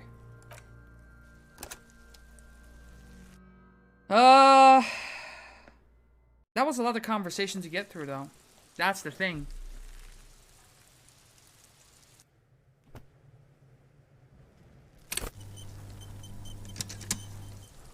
There he still is, looking right Jesus through Christ, that's with a his lot. white eyes. The body, you crack open the ammonia. The man before Okay. you is naked, but for the material just appears blast delicate. past. These are clearly not boots. They're armor, possibly part. Indeed. Ceramic plate under the heel. Piece by we should keep a lookout. If you wear those pieces, the sabatons dangle off them. It is. We've requested for a full set, about 4 by. What was that about? The lieutenant nods often. Try to make It's all part the of his choices that we made unplastic up until this expression point. range. Looks like he worked for a private contractor, like Evrard told us. Wealthy. A small. Suddenly, your bicycle. It's anything. Faint, Okay. like whirls of floorboard. If treat the smooth, the whirls are in a Good. We have a make and a number. That's The fine. cadaver, the hangman's not. Industrial that. strength. Yes, it looks like they use. Right now, everything seems to fit their confession. It's not merely this makes getting a noose is one that ladder can. Could be. The cadaver hangs from the cargo belt. Limbs an intricate web of blue. Of no name. The pat. Show him. He takes a thin piece of. An instant. This is I have only 2 ampoules, so nobody move. I don't want to waste one. a sound, a shrill flash, followed by the breaking of a. In case we need it. Yes, it is pretty cool, isn't it? There is only. It contains insight to the victim's person. This was a man of. Sure. The glossy-eyed corpse. These are dark brown hair. Oh yeah, there was grows this on chick his as well. head. His face. I'm gone. The fuck? Okay. Into the wild pale yonder. In the past, way out in the west. I'm a joke. Look at me. There is nothing funny about jokes either. Understandable. Have a nice day. A killer. A motherfucker. And a killer. Takes one to know one. Go ahead. What do you mean? It's the power of your imagination. Go ahead. Because you're a copperoonie. Look at all of them go. Do you want more questions? You're lost, Coppo Dopo. Come back later, Coppo. Amuse yourself with my frank manners and my memento mori features. Welcome If back, Switch. possible, also I'm trying to pull off a play here, in your dream. but it's not working. I don't know if it's a bug. As you narrow, this is Let's- only the lower extremities. I see it. The monster. this. So, what do you think? Agreed. Especially on the neck. Yes, there's always a chance we are wrong. I do. Stop. It means you fucked him up good, Kuno. But there is no breath to catch. Only the cadaver filling Okay. the air and your nostrils. So here's the play, right? Let's save my game over this. What I tried to make happen was, because I know we can borrow Kim's gun to take a shot, and I have a bringing of the law jaw, which should make all hand-eye coordination passives succeed. Right?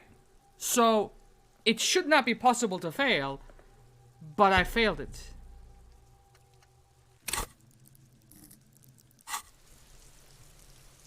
The man before you is naked, but... Are you sure we finished the preliminary examination of the cadaver? Yeah. The steel reinforced... He doesn't act... The cadaver is a good 1.2 Okay. meters up. Neither one of us can reach the bed without assistance. So, I say even maybe if we could shoot him down. How? Where the buckle ties the rope to the bra. Right there. Yeah.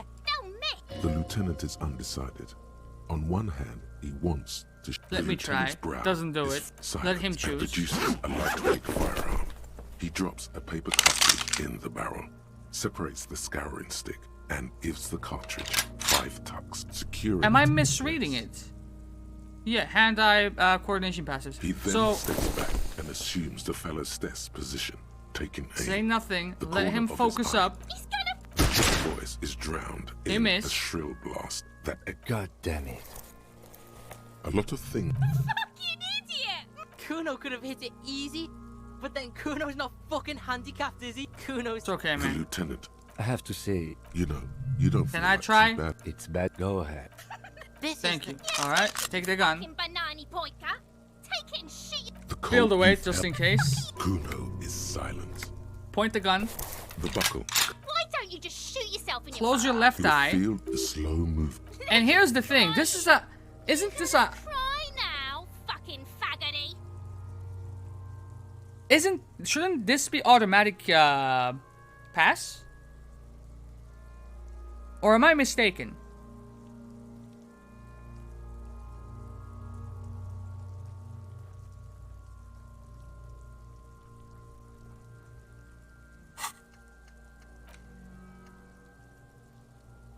Succeed all hand-eye coordination passives.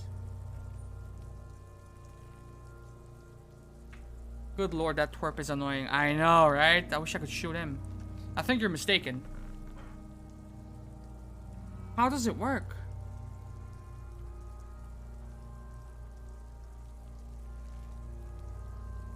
I thought it would be OP in that. Twerp is a banned word? Is it? I can see it. Does it not show up? What?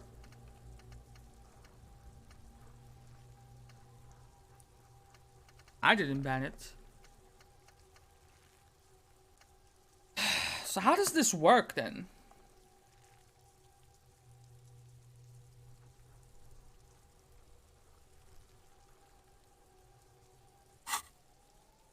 In that case, then I should probably sink in a point here. Level up. And then 72%. If I fail, I'm pulling a switch, bro. I'm reloading.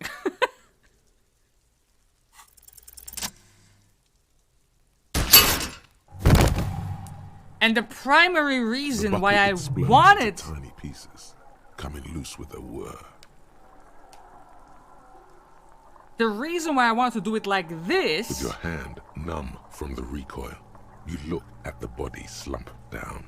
For a moment, the man appears to kneel in front of you, looking straight at you, helpless, trapped within itself.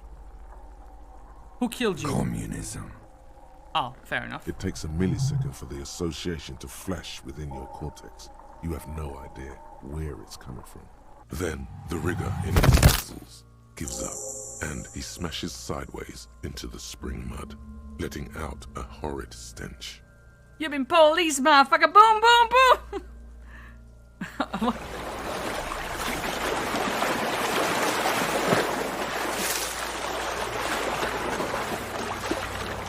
Good looking out, Switch. Good looking out.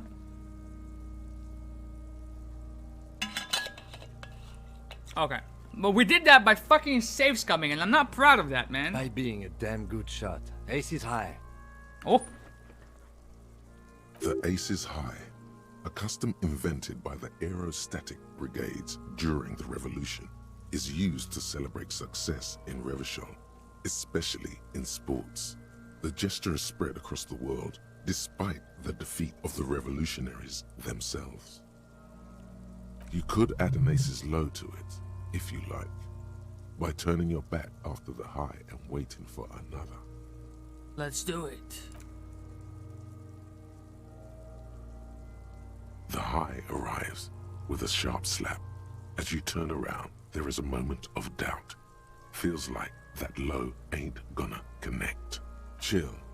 It's gonna connect. But then it does. And with furious precision. The lieutenant is not one to leave an ace's low hanging. That's exactly why I wanted to do it, dude. Ace is low. +2 empathy towards Kim Kitsuragi. And I feel like I have 2 points, right? Let's go ahead and internalize that. Go. I knew these guys were What now? We will perform a field autopsy and determine the cause of death. But before... So this is big. Excuse me. This is the play that I want to come together. So we did not go to Everard, have him help us with measure head, bringing it down and all that. Slumped on the ground like that has not improved the way the corpse smells. The fall seems to have released something deep inside it. Now another issue arises. It's 2117. I have to talk to the guy living in apartment 28, and I have to visit Everard. This guy wants to meet at 9 o'clock. Everard leaves at 10. I don't think I'm gonna be able to get to both of them. Or either of them. I have not gotten my gun back. I borrowed Kim's. I was kind of... I didn't have enough time to get into it, actually, so... Because I don't know if there was a, like, soft game over if you don't get the body down at the end of day 3 or something like that. So... It looks like I feel like taking a break from the stench. We I'm sorry improv. to interrupt the jubilations here. Just a little breather before we do the autopsy. Okay. I would suggest we interview Everard and Joyce, the leader of the Union and the Wild Pines rep. But we've Right. already done that, so it's up to you, detective. Take us where we need to be. So is the body gun just gonna chill here? He trusts you have plenty of things in a task chain lined up. Yeah, I do. Right, so... Oh god, okay. I guess we fucking saved. We fucking saved. Now!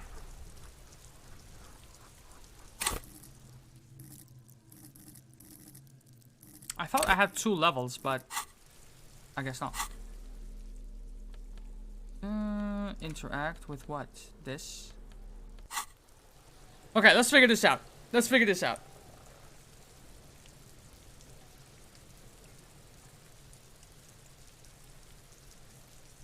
I promised the guy I would swing by on the next date, right?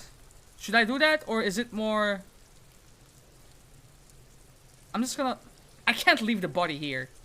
If they tamper with it, I'm not gonna be pleased.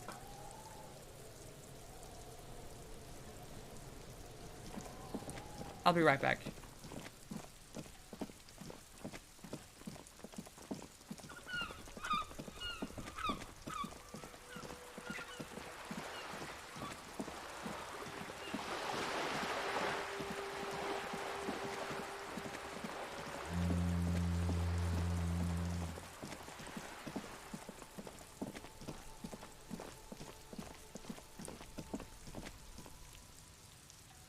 How do you currently feel about the game? It's so good. It's damn good. I mean, some of the voices, the inside voices, they fucking just slap you with the entirety of the thesaurus, right? So you're like, okay, Gugu. But at the end of the day, it's a damn good game. There's a lot of love and attention poured into it, its creation. So I like it. I'm a big fan.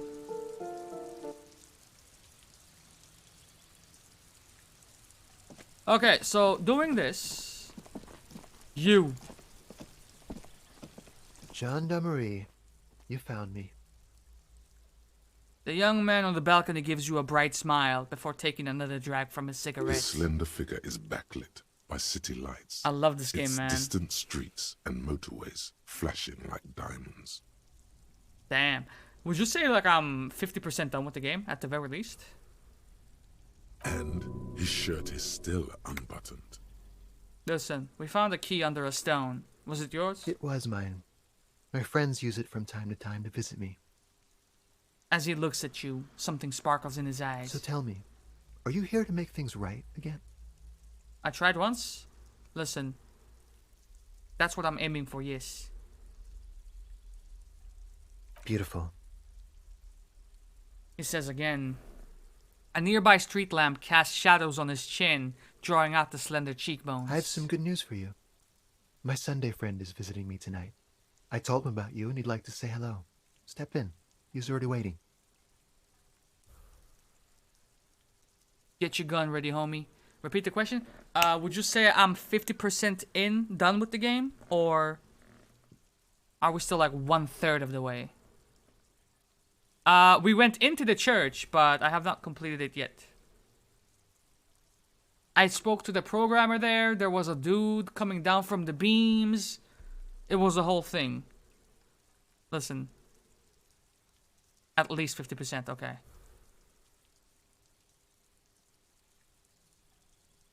I don't... That's why I chose this place. Martinez is special, isn't it? Wait. Suddenly you are digging things? What? I can't dig shit, bro. That's nice, but I don't have anything to tell you. It's my friend you're looking for, not me. He takes another drag of his unfiltered cigarette and looks around. It's getting dark and the neighboring windows have lit up, one by one.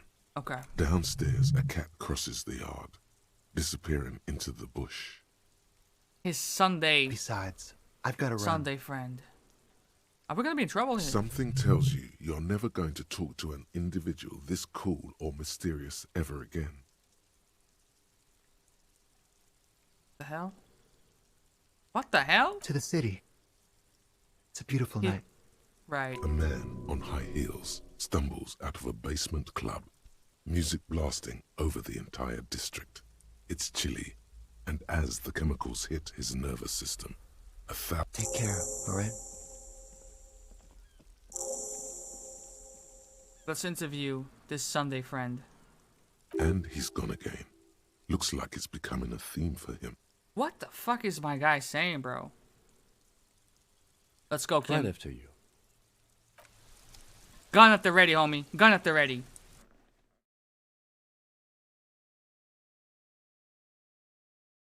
I like how every session of this game is getting progressively longer.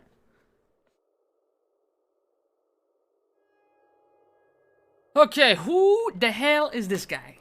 I love Kim. Kim is awesome. A quarterly business magazine. An empty ashtray.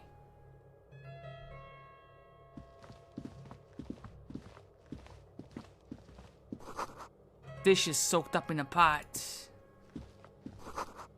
Flyers for underground parties. Dates for open lectures at a local university. An exquisite canopy bed made of metal, where the teas are expensive. Buckets of paint on a layer of old newspapers. An old photo of the same apartment dated year 01. Expensive men's perfume lingers in the air. What the hell? I'm just gonna steal his robe? I did.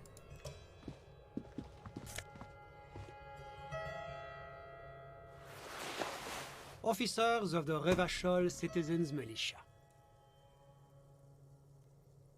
The man in business casual removes his cufflinks. His hands are clean and well manicured. This is a man who knows the importance of appearances. My name is Charles Vildrouin, and I am an official with the coalition government. I work for the Institute of Price Stabilité on assignment from Sur-la-Clé. Okay. I heard you talking to my friend outside. Very good. Super. I am here to assist you in any way possible. Ask me about the hanging. Are you gonna lie to me? You haven't done the karaoke yet, right? No, I have not. I just unlocked the coast and my ventures took me. I had so many side quests to do, bro. I did the Phasmid one, but I haven't even talked to Morel yet to get the experience for that. No, first ask an innocuous personal question to get the interview off on the right foot. Yeah, let's fuck with him. Who does he think he is? Assisting you? I found my badge. Let's see. Point at the bed. Before we go on, I absolutely have to inquire about this wonderful canopy. What the fuck? No. No. Get down to business, man. Of course. Let me just say it has been an emotional week for me. He forms a little rooftop with his fingers. Cold air comes in from the balcony. The lieutenant takes out his notebook and nods to you to proceed. Okay. Did you actually witness the lynching? I'm sorry to say I did, officer. Okay. This is the... Wait. Start from the beginning if you don't mind. Let's not jump to any conclusions or to get overly excited here. Officer, it's very difficult to describe what I saw that night. It was so surreal to me, like in a play. Okay, but don't just manufacture a story for me like in a play, alright? I want the real events. He holds out his hands and blossoms his fingers, like a drama teacher setting the scene. What do you mean, like in a play? It was just so strange. I could barely comprehend what was happening. I was on the balcony when it happened, getting some fresh air. I remember that first they came in, carrying what looked like a body. And then I saw all the surrounding windows go dead, one by one.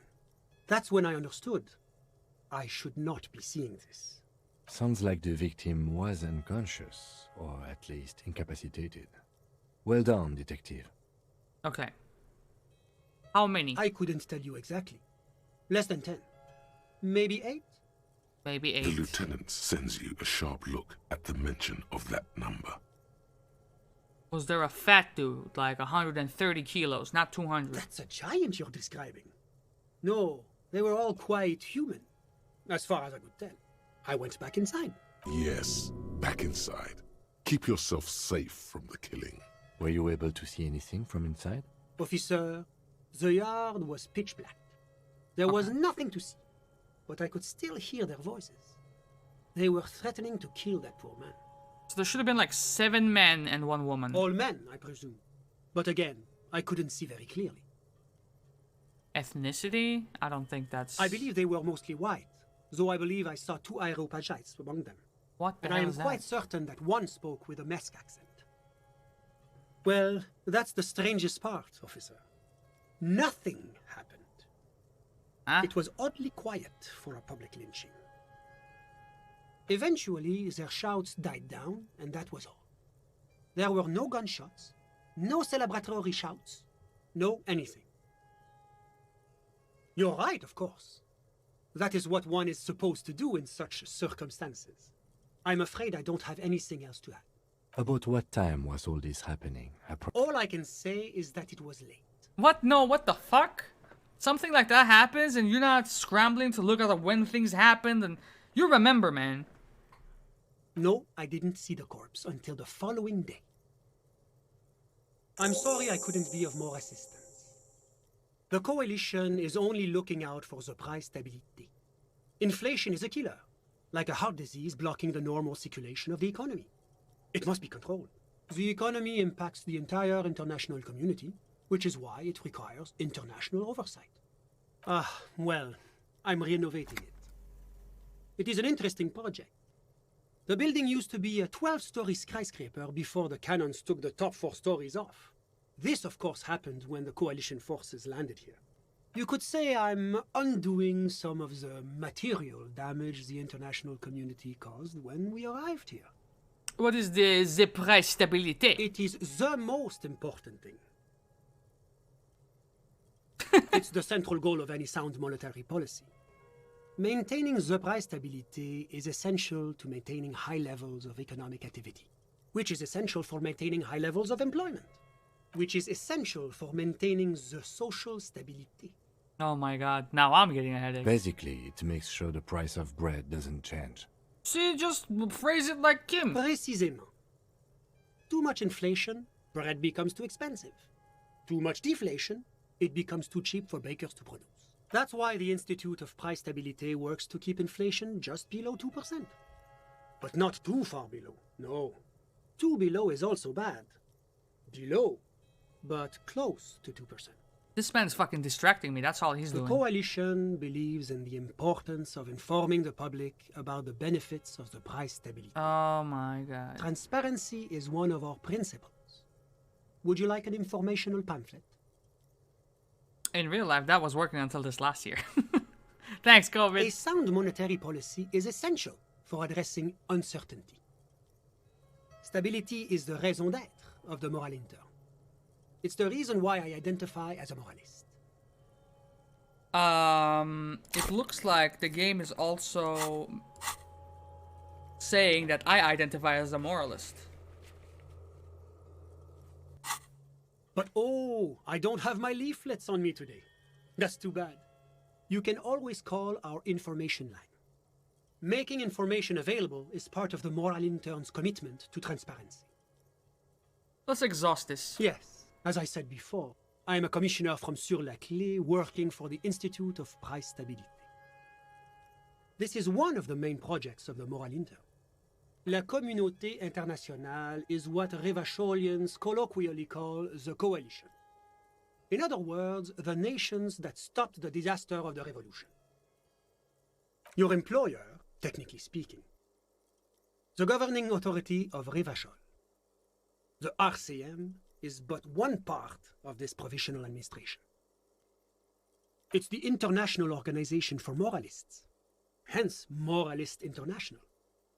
The Institute of Price Stability is just one of its many mind babies, as is the coalition. Mind babies? So what I'm hearing is we're moral intern bitches? There are more nefarious powers to work for than the moral intern. But of course. Am I a moralist? Well, do you value freedom? Do you believe in a normal, stable world governed by democratic values? What kind of fucking Seinfeld moment is this? Are you a moralist? Am I a moralist? Hey yo Kim, are you a moralist? Turns to bed, are you a moralist? The fuck? Me? You've managed to catch the lieutenant off guard, but only for a moment. He quickly recomposes himself. I'm a lieutenant of the RCM, dedicated to maintaining law and order in Revachol. That's straight out of the textbook right there. A very moralist answer. Okay. Martinez? No. Martinez is something else. What about the rest of the world? Ah, it's utopian. Revachol is generally difficult. It's led by an interim government, which means it hasn't yet achieved full democracy. But they are working towards it. You're all doing very well here, relatively speaking.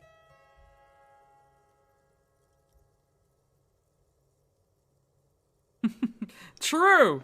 That's usually where the moralism option is, isn't it? Is this option D usually the most reasonable answer? It's the one that heals my morale, alright? So I guess, yeah, moralist. It's usually most boring. Not boring, my friend. Responsible. Moralism is all about compromise and achieving the achievable. It's pragmatic, realistic, and level-headed. An ideology for doers.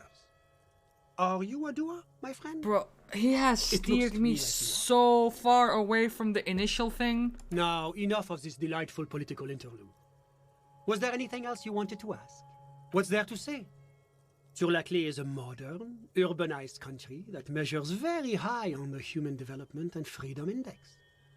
Mostly, though, it's known as the executive heart of EPIS. Bro, Everard is about to go home in 9 minutes, man. Moreover, it is a great sponsor my of God. less emerged countries. Revachol is only one of its many darlings whose progress it supports and cherishes. Darlings? That can't be an official designation. Because a great percentage of Revachol's culture hails from Sur-la-Clé. Its language, its people, its cuisine even. Or at least in the downtown La Delta area. Jamrock and other parts of the international zone have been mercifully spared of Sur-la-Clé's love for meatballs and mashed potatoes. Whatever you wish, officer. Ah, My friend. My friend is a good young man. His family immigrated here from Kedra, and life has not been easy for him. But he understands the importance of education. He has taken his future into his own hands, and that's all that matters. So what are you doing in his apartment by yourself? I'm just enjoying the view. Right. Listen. The baby is crying in the neighboring apartment.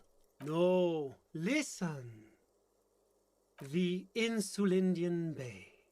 What about This place used to be a luxury accommodation before the revolution. Apartments, of course, were much bigger then. A few walls have been added here and there, leaving some of the tenants without a private bathroom or a kitchen. I think he has distracted me for so long that the moment we step outside, there's gonna be a group of people just jumping us. But the million real view stays.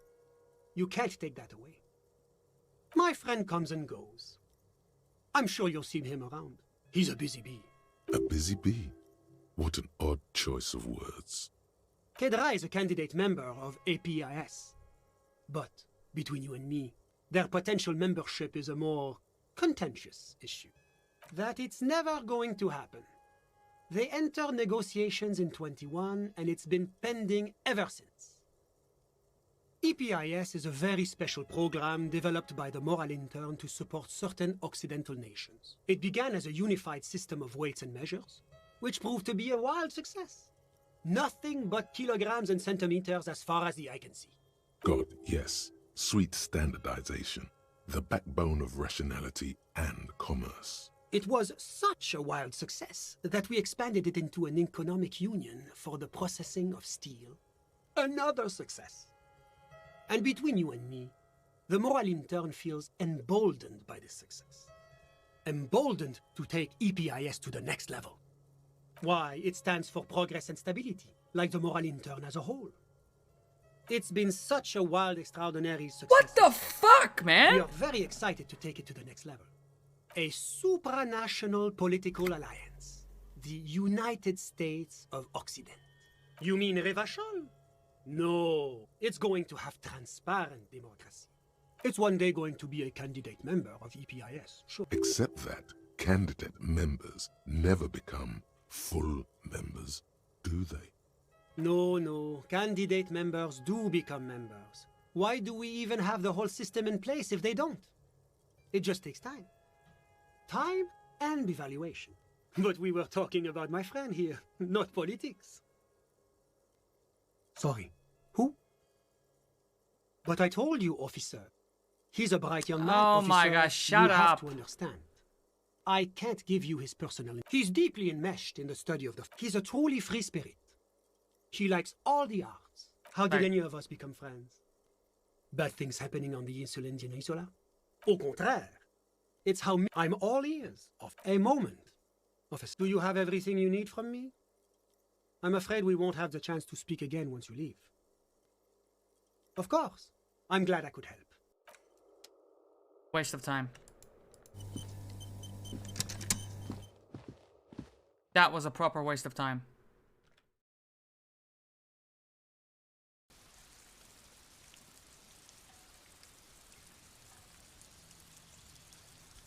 Am I gonna get jumped here?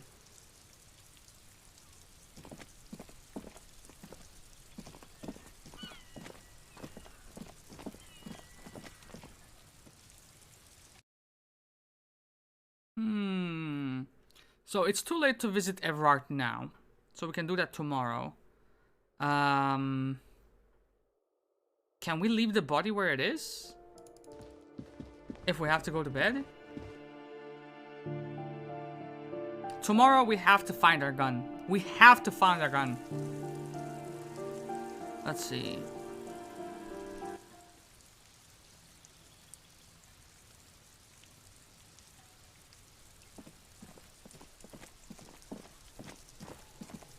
What's he doing over there? Nothing. Good.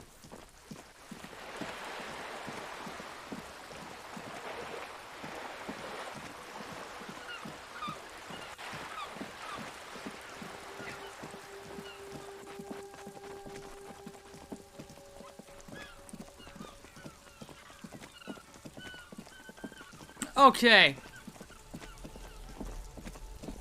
Let's put in some overtime, Kim.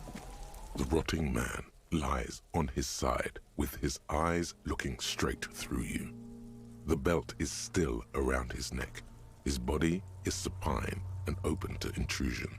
By autopsy, the lieutenant adjusts his glasses and takes a deep breath.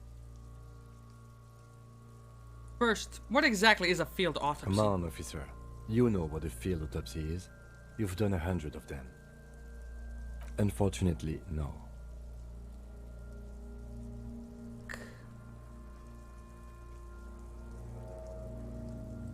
And hygienically?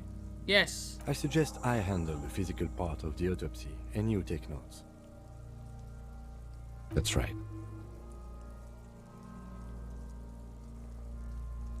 Okay. The dead man stares in silence as you crack open the ledger.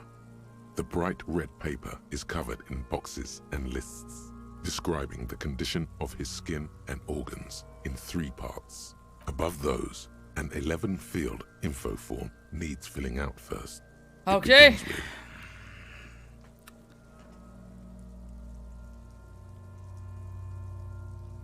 That's you. Harrier Dubois. Yes. The corpse is indifferent to your scribblings. I don't Just care. lies there. The next box says KK57-0803.0815. KK equals Kim Kitsuragi. 57 equals Precinct 57, followed by his date 0803 and time of arrival 0815 on the scene. He's indexed the case after himself, not you. That's because he doesn't want to bring up the messy question of your initials. What? And what would that make the alphanumeric? HDB 41 0803. Help me out with the time of day, anyone? Let's say 1300. A good time to start drinking. 10:15. It's understated.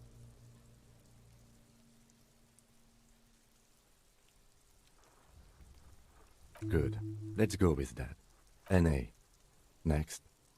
Date of birth. NA. Age. Roughly 50. Dry 40. The damage is so extensive, it's better to err on the young side. The corpse looks ageless, like meat on a hook. Race. Mondial. The pudgy mess of curdled meat looks neither mondial nor anything other. Sex. Fucky! Male. Pigs can have sex? Male. Nor does he look male, with his pregnant belly and indistinguishable face. Date of death. We're still going with March 4th. 51. Let's go. What else? 9. Body identified by is non-applicable. 10. Case number is the same as the coroner's case. And the last one? HDB 41 0803.1015. Listens, motionless, with the cargo belt still around his neck. Only one box remains. None. At least not after the initial examination.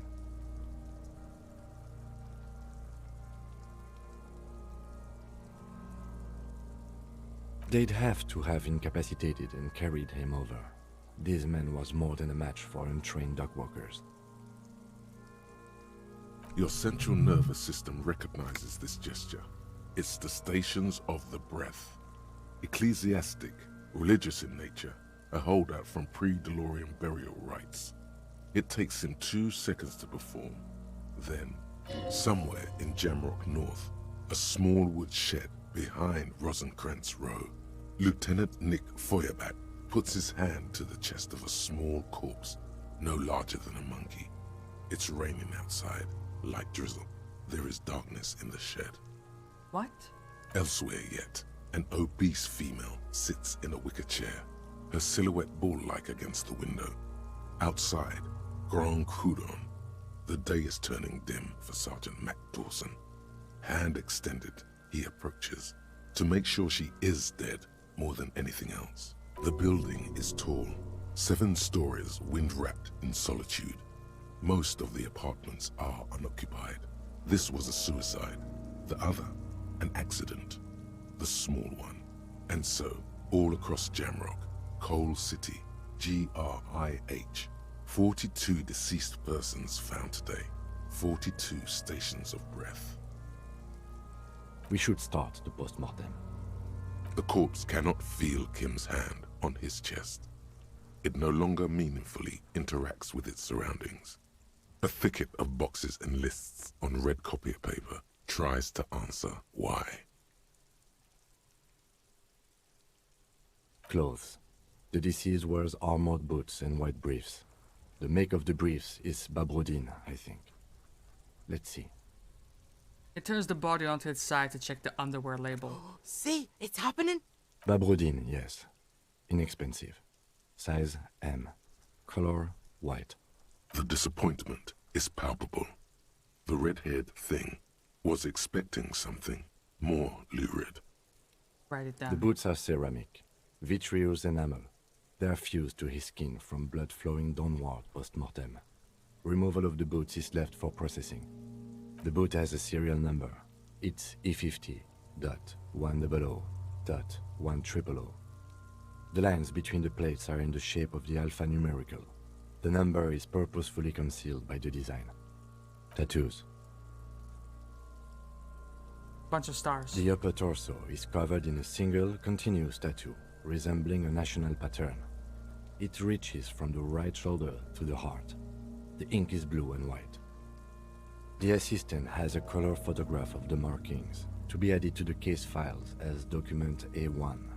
The photo is taken on the scene, using a Trigat Mini. The deceased has a cargo lashing belt around his neck, tied with a hangman's knot. Color yellow. Length 3 meters. There is a buckle on the other end. Write it down. Well nourished, athletically built, measuring 1.8 meters. Generally consistent with age, about 50. Preservation is good. Ambient temperature, below freezing. Body hair is light brown. Distribution is consistent with age. The deceased had male pattern baldness. Hair is combed back, short.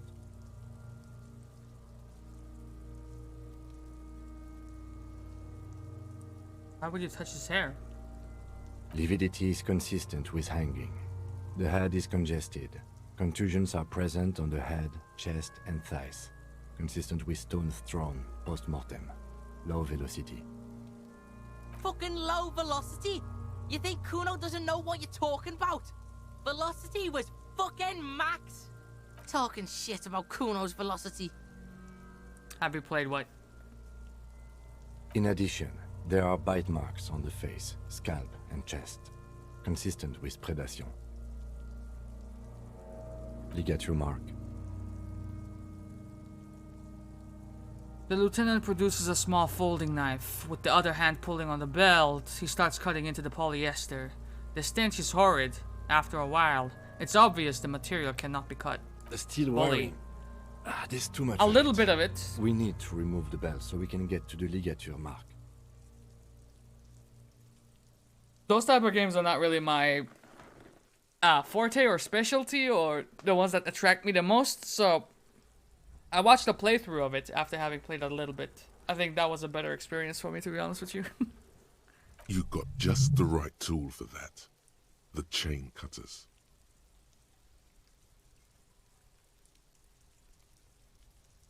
Always good to think ahead. Now, He points to the rope squeezing the dead man's neck. we need to cut the belt to see the ligature mark below. Carefully, with as much precision as you can. See? My pig is gonna fuck his head off. No, he ain't. Your pig's a boring fuck. Red check. Look for a good spot to cut. The belt is equally tight around the whole circumference of his neck, swelling over the edges like white bread rising from the east. The knot is the weak spot. Oh! The chain cutters fit in there, steady now. Like Bro, a if flower I fail arranger. 92%, Two cuts and it should come loose. After some deliberation, you sink the cutters into the knot tying the belt together. You squeeze the rubber handles together, sweat forming on your brow. Snap! The knot is slashed. Another cut and the belt falls apart like a flower bouquet, revealing the dead man's neck and the dark red ligature mark around it. The rope rises to a point, leaving a gap in the ligature mark. The suspension point is in the back of the neck. The lieutenant has kneeled closer, running his finger along the dark red groove until there's a gap. As it ought to. This is where its grip on the curdled meat is gentlest, pulling up. Hemorrhaging is observed on the skin, above and below the ligature mark. The mark is well pronounced, consistent with a drop from 1 or 1.5 meters. Chest is intact, normal contour, abdomen is protuberant, pelvis intact, genitalia... He pulls down the man's underpants. No! Let's get out and see! I fucking knew it! Genitalia is male and unremarkable. No evidence of injury. Write it down. Back is symmetrical and intact. Upper and lower extremities are intact, but asymmetrical. There are combat injuries on the right hand, thigh, and hip. Bullets have bitten little pieces out of him. It must have been excruciating, especially the hip. Before you is a temple of pain that knew little tenderness in life. In addition, I see smaller, residual scars, too numerous to count, covering about 30% of his skin. From wounds sustained over That's a lot. Maybe more decades, dispersal and accumulation indicates long and active combat duty. Write it down. Last item, hands. He takes the man's right hand in his, inspects it, then moves on to the other hand. Hands are clean. No sign of a recent struggle. Write it down. Ooh. That's all for the external. Well done. What next? Internal. Central nervous system. I have nothing. Do you have anything on this man's central nervous system? Of course, there is a moral to be drawn from it. A moral to this story. No. Musculoskeletal. Purge fluid is coming from the mouth. Not injury related. Eyes and tongue protuberant. Hyoid bone. Let's see. With his eyes almost closed, the lieutenant puts his hand on the dead man's throat and begins to massage it, gently. A rotting smell erupts from the mouth. Purge fluid runs down his lips, black and viscous. You hear cracks as the lieutenant moves his sharp fingers inside the flesh, like the creaking of an old house at night. Yeah, jack that fucker off! Can we shoot them? The hyoid bone is fractured. The rest of the musculoskeletal system is intact. Unremarkable. Respiratory system. Back hunched, as if in a prayer, he begins to pry open the dead man's jaws. He stops to exert more force. Both hands are used. Oral cavity shows no lesions. The victim has received dental implants, possibly after a combat wound. Mouth swollen. Hemorrhaging present in mucosa of the lips and mouth. Yeah, I would butcher these words all the way, man. Hepatobiliary, NA. Same for toxicology and serology, NA. NA. Cardiovascular. The body exhibits heavy lividity. Blood has gathered in the hands, feet, and neck. Hypostasis is visually consistent with the hand. Gastrointestinal. He breathes a sigh of approaching relief. This is the last field on the list. He looks around, to the ground, to the pool of feces there. This will do. Digested semi-solid food in stomach. Voila.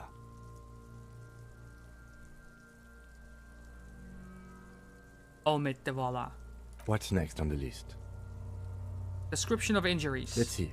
We have bite marks, contusions on the head and chest, and a ligature mark encircling the neck. You'll need 3 feels. Leave a 4th one too.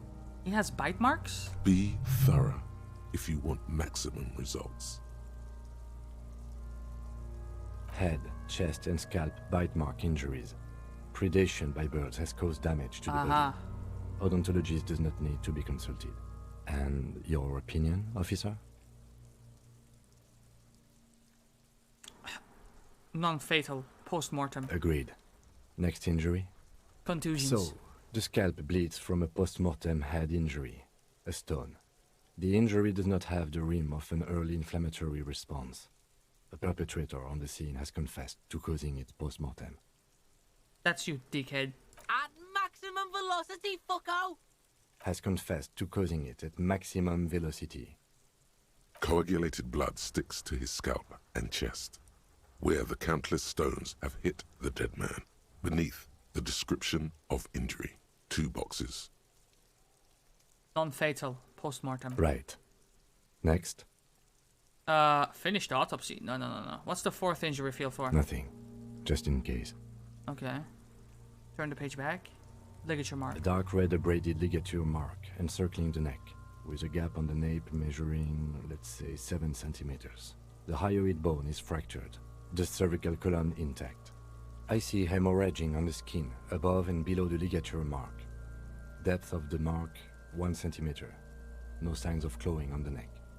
Below the note, 2 customary boxes wait to be ticked. The man's head jerks to the side. The ring around his neck is visible. Think for a moment. There's time. Don't rush. I mean, I think he was dead before he was hung.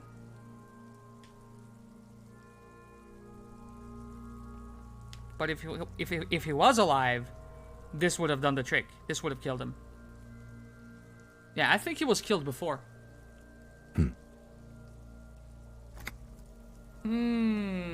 Why do you say that? Okay. Why don't you think it was fatal? Through the psychic arts? Oh shit. Can I back out? Now you're just undermining yourself for the sake of it. What's strange is, I agree. I was sure we had our cause of death here, and now I think we should leave it empty, at least for the time being. Let's wrap this up. I pronounce this field autopsy over. It was an irregular field autopsy. We did not establish cause of death, which is supposed to be the goal of an autopsy. But, personally, I do not see this as a parameter for success. Me neither. We were thorough with the list of injuries too. We described them all in detail. What is there to say? Given the circumstances, it was a professional field autopsy. Oh yeah, well done, Master Detective. Oh my god, Maybe dude. a drink is in order? What now? I need a copy of that autopsy form. Then I will drive him to Faubourg for processing. It's late though. He looks at the dead man one more time, then at the slip of red paper in his hand, then at the corpse again. You tilt your head, also looking at the corpse. I'm sure we didn't get everything. There's always something. 58.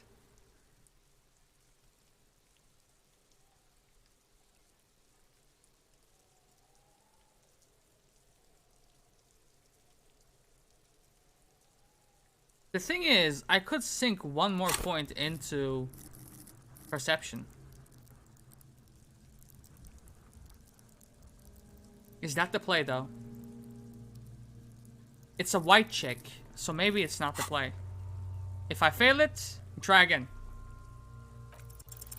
You run your hands over It's the victim's fucking whole body. Snake His Eyes! legs, his torso with its swollen organs. Maybe you should be more thorough. His fingernails have turned dark. They're chipped and quite long. There is dirt under them. That's all. Do you think we missed something? Yes. Okay, well, we are in livor mortis here. He is disintegrating.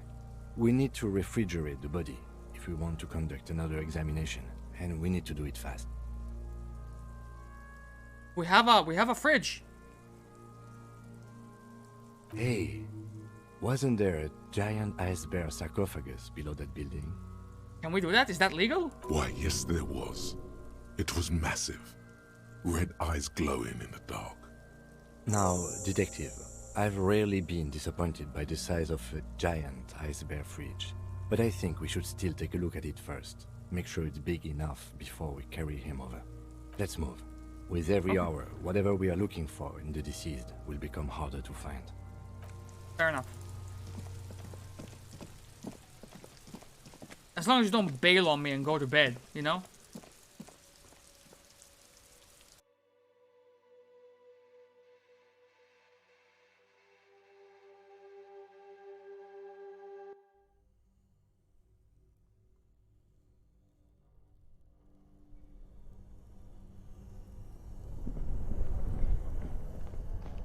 Both cables are unplugged from the breaker box. Okay. Somewhere in the dark, a giant electrical mammal.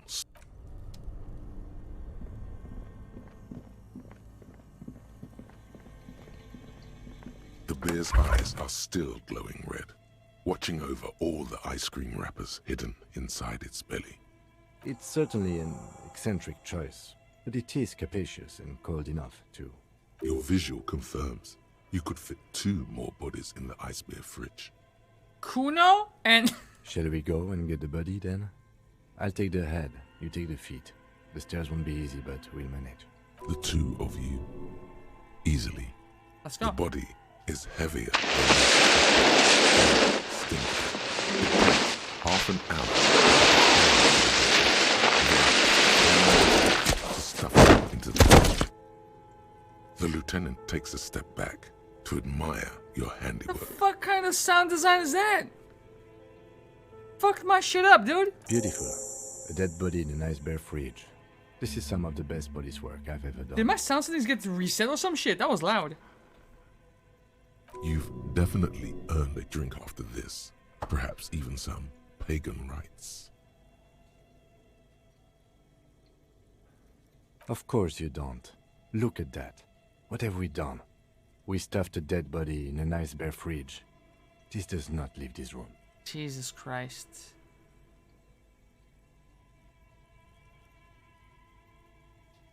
Did we though? Okay, maybe we did.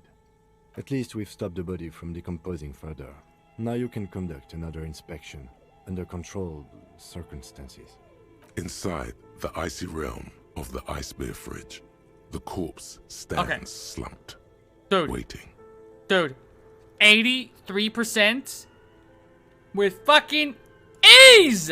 You touch the dead man's body. His skin is cold, light blue and silvery in the light of the fridge.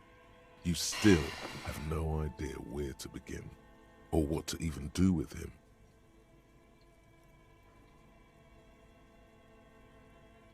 Unbelievable. It'll come to you sooner or later. Shut At up. least he's safe here until then. Do it. Okay.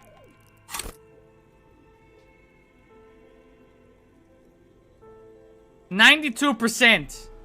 Wait. Do I have to... The bear's eyes are still glowing Listen, red. dude. It's guarding over the 92%. freezing corpse hidden inside its belly. Your arms Thank reach you. out and your eyes close, as if by their own volition. It's dark all around. You feel cold, slippery flesh, first with your fingertips, then under the palm of your hand.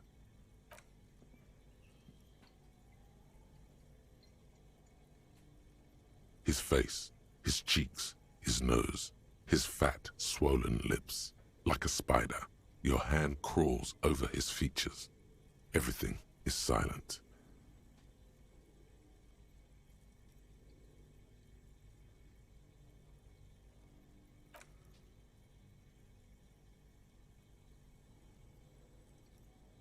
The oral cavity is cold and moist. A ball-like tongue attaches itself to the base of the mouth, lolling around like a scallop.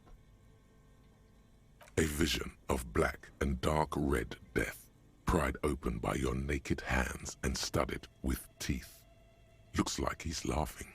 Death fumes rising from the throat, and there, in the back of his mouth, above the bell of the uvula, right in the soft palate, you see a hole, barely visible to the human eye.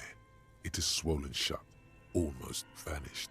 No larger than 0.4 centimeters in radius, the edges appear darkened. An abrasion collar. This is what we're after. An abrasion collar? So, choked? Abrasion collar. A black trickle of liquid runs into his throat from the wound. Your index fits right in there. A tight tunnel of flesh opens up. Tissue damage. Wide enough for 2 fingers. As you push both in, you reach through his mouth, right into his brainstem. The basal ganglia feels clumpy. What entered here has torn apart his reptilian complex. This man will never sleep again. Never wake. Your fingers slide into the remains of his limbic system. There is no resistance. It's gelatinous. The slug-like structures are damaged too. The tearing extends deep into both hemispheres. The lieutenant answers with the sound of his pen on paper. Your fingers are all the way in now, reaching toward the inside of his skull. The cavity goes further, but the entry wound isn't wide enough for the rest of your hand to follow. All the muscles in your body harden. Time to enter him. The fuck is going on? Your fingers reach toward his skull. His cerebral cortex feels like jelly. Cold jelly. Strange fluid streams down your wrist as you push deeper until you feel it on the tip of your finger. This is actually disgusting. Sharp, serrated material. The edges cut right into your skin. The pain is barely noticeable under the adrenaline rush. So we stuffed a corpse into a ice cream fridge. Yep. And now we're performing autopsy on it with no gloves! What the? Welcome, Veer. How you doing? Okay. Fish it out. 92% chance. Listen. Let's just articulate our thoughts here. What are we feeling? A solid object right under the skull, alright? You write that down? Can you get to it? Yes, I think so. But let's inspect the skull. There's a tiny crack. A protrusion in the cranium. Right in the back of his head. Your finger must be pointing straight at it. From the inside. How long are my fingers, man? The object that is in there stops just short of the skull. In the encephalus. Knocking this tiny fracture into the cranium. We have the makings of a very small exit wound here. Yeah. 97. Okay, so the only way I can fail this is if I get 2 1s. If I get 2 1s, I'm shutting the stream down. I'm going to bed. Alright? If that happens, we're done.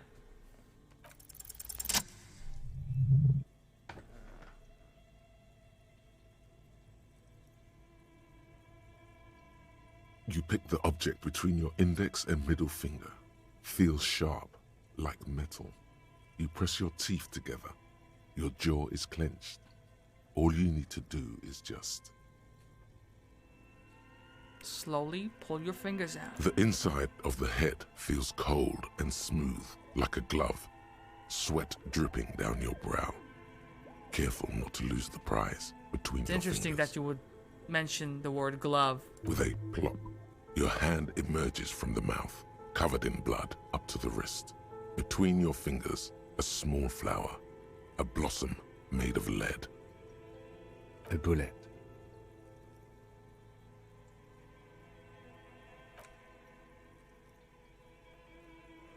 The bullet falls in the bag, leaving a smattering of blood on the plastic.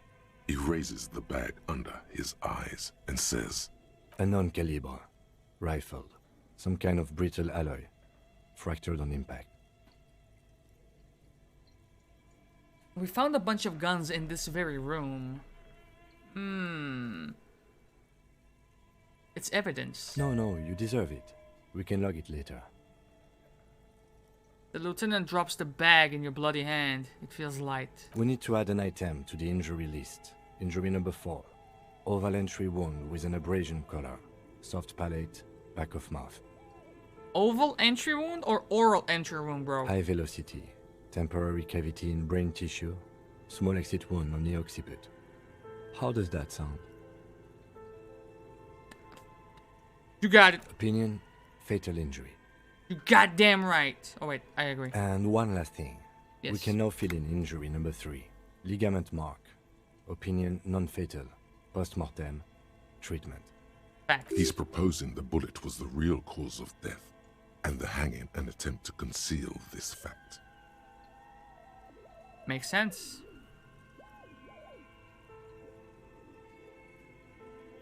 It was all treatment.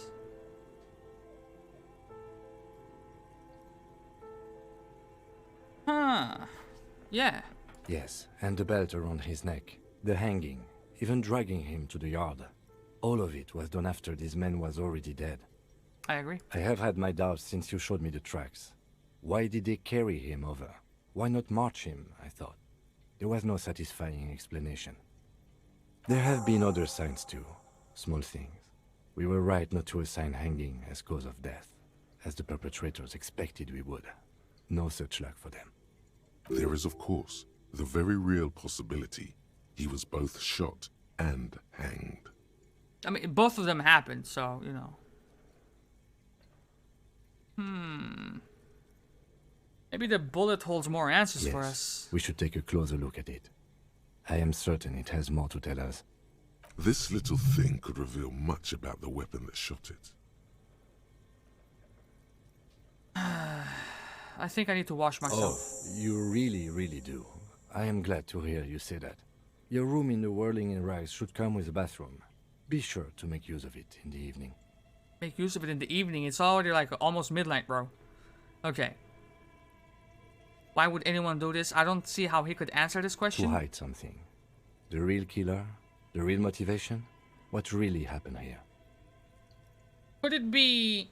Okay, let's... Could it be Evrard himself? Or the lawyer lady mistakenly killed him, and they didn't want to risk a setback in their careers with a blemish like this, so they made the Hardy Boys take the fall. Does that make sense? That's for us to find out. But this, it will make finding them just a little easier. This is not it. What even are you saying to me right now, man? We bag the corpse and carry him to the holding pen of my kinema. I can transport him to processing myself, but I will be gone for the rest of the day. No problem, bro. There's like 25 minutes left of this day. Go. Work on the case. Tend I got to personal you. matters. Yeah. Try not to do anything too dangerous. I'm gonna go to An bed. officer I'll leave that choice to you. And one more thing. Great work, detective. After you bag the corpse, Lieutenant Kitsuragi will leave the party until tomorrow morning. You can do side tasks and even the main case, but it might be more difficult. Plan his exit accordingly. Bag him, Danny. All right. I will See need you, a bro. little hat carrying him. You take the hands. I'll take the legs. Yeah, I got you. There you go. Okay, so we lost 0 time. I was gonna go to bed anyway.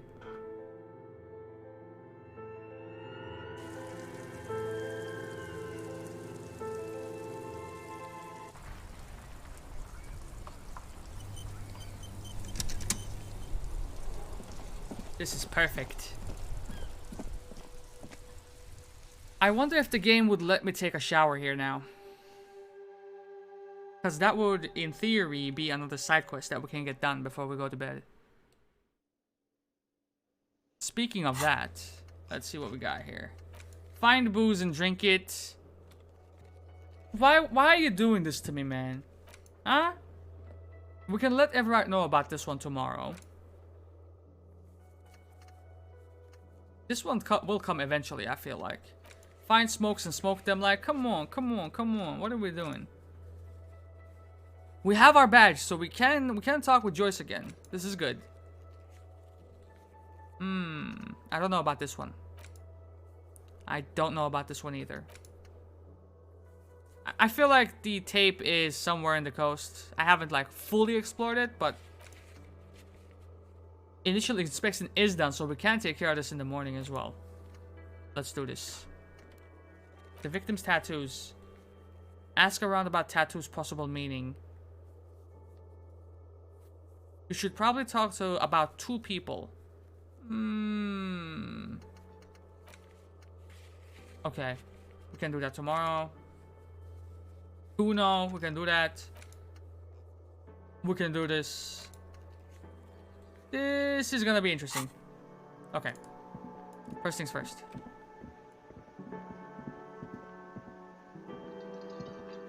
Hey, was there something you needed? Well, well. Bringing in that new bird sure made a difference in his attitude. Okay, listen. This was a very crazy day. We shot down a corpse. We inspected the thing. If anything, I feel like it should be okay to have one little shot. Or like one little pint. You know what I mean? Do I have a shaker in my hand? Is this a shaker? What? It's not a shaker. It's nothing. He's holding nothing. Am I wearing a little bow tie? Am I wearing a bow tie and doing this? I have money! Am I smiling? Do you see me smiling and shaking my little shaker? No. This Do you know is why? Fucking rude. Because I'm not a bartender. I'm a cafeteria manager. Is there anything else you wanted? Play it calm. This man needs to understand you need a drink to help the community deal with police stuff. Like Fine, what? whatever. I'm going. I can't be bothered with you, man. You're useless, alright? Now! Shower, first and foremost. And then...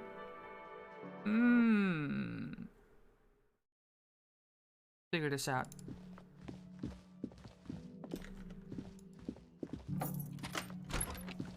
No. There you go. This is not the cleanest bathtub in the world, but it's cleaner than you are right For now. sure. Ah, that soap scum smell. It smells like life, at least compared to you. Run the bath. The bathtub slowly fills with water. The water beckons. The water doesn't feel particularly clean. A few beer cans are bobbing up and down along your flanks like sad duckies. You pause to think before letting your head go under. I have alcohol in my inventory. I could Hold it right there.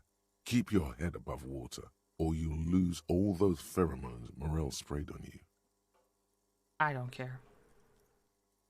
The lukewarm water is comforting, like amniotic fluid.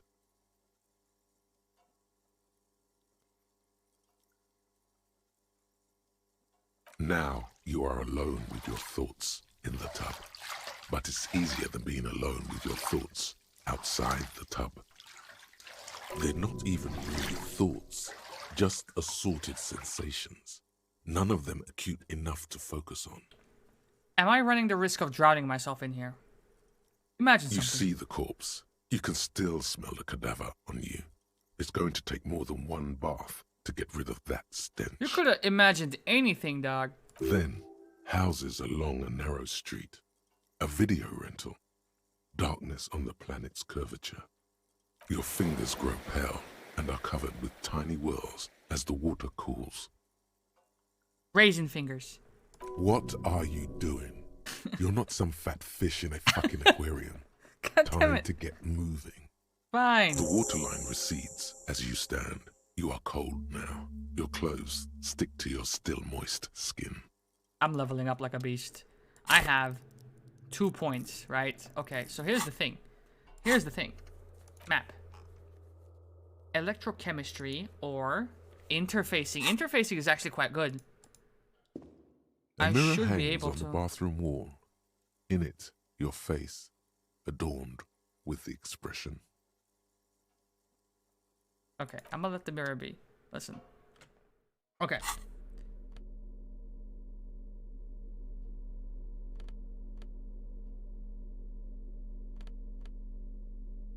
Let's just one sip of this, alright? Just one sip. How do we use it? Well, hello. Someone seems to have found himself a bottle of alcohol. Shut up. What a solid can of mass-produced piss water. well over 10% alcohol in this so-called beer. Pop it open before it gets too warm. It's a side quest. Do I want to do this?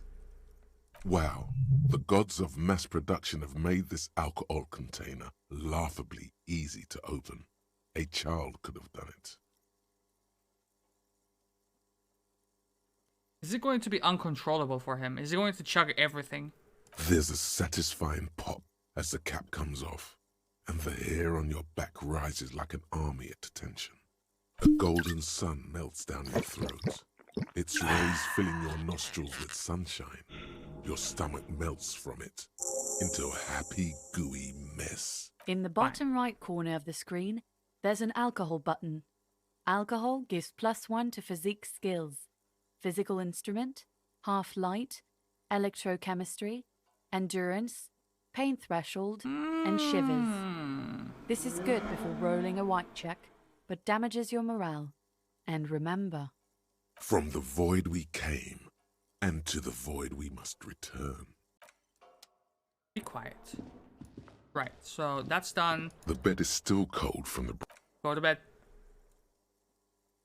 It's not easy, but your bones are so tired from what feel like weeks of work on the case. You have to try. After what feels like hours, you feel you might be sleeping. After a day like that... Baby. A million little lights in the dark. You're one fine instrument, brother.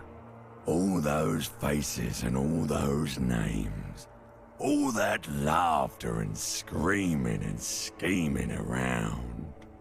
Every corner and every street.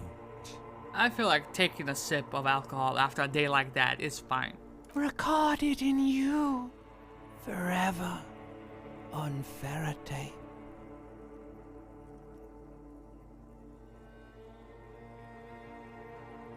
Spinning on empty. On and on it goes for untold hours.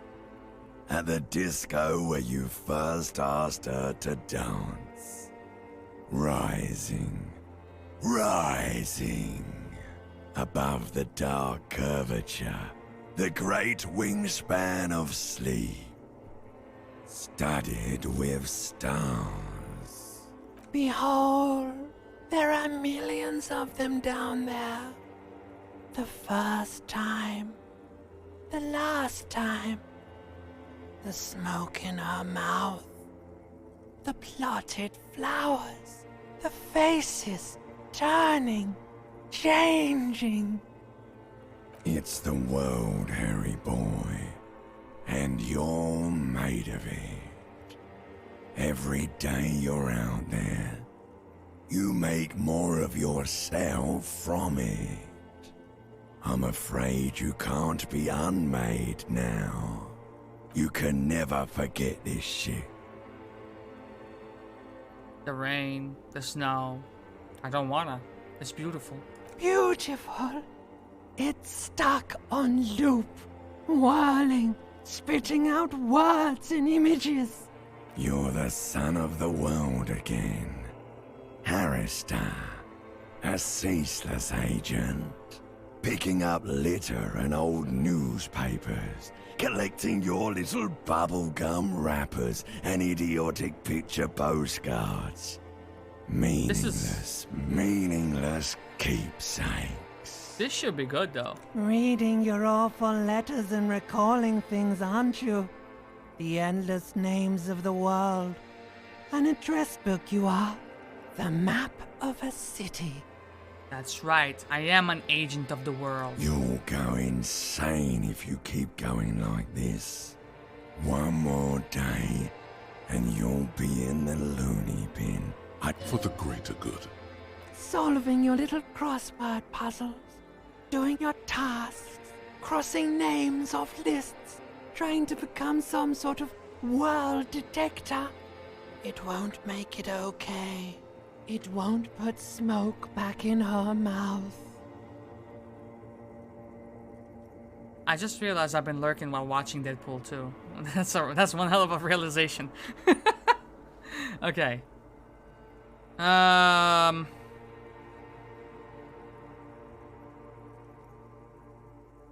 Pursue thoughts. There he goes again. He's a real political animal, our Harry. He still doesn't see that it's the world changing around him. The text did not say changing around him. He's got no idea what he's in for. Beep, beep, beep. The alarm is ringing, Harry. The disco circus goes on and on.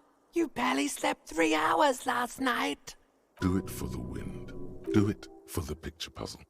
Put it all together. Solve the world. One conversation at a time.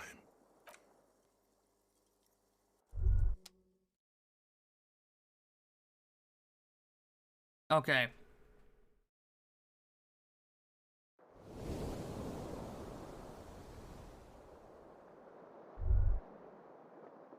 Good. You're up. Listen, there's something that's been bothering you for a few days now. What's that? It's a suspicion, or a feeling really, that things are not quite in hand around here. An earth-shattering deduction from your psyche. What will those guys come up with next? Every day, things seem to spin more and more wildly, out of control. The center isn't holding. And despite your efforts to moderate and contain these energies, things only seem to be getting worse. I thought things were going pretty well. Oh, sure. You've been making progress on your case, interviewing people, solving side tasks. Mm-hmm. But who's focusing on the big questions? What am I supposed to do? You've got to find out who bears la responsabilité. I want to say Everard. I'll accept the responsibility.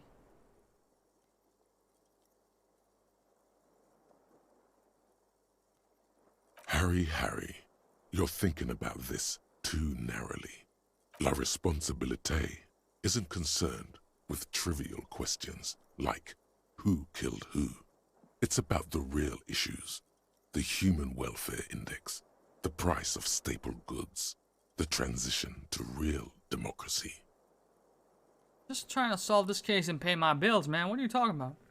The most awesome, terrible thing.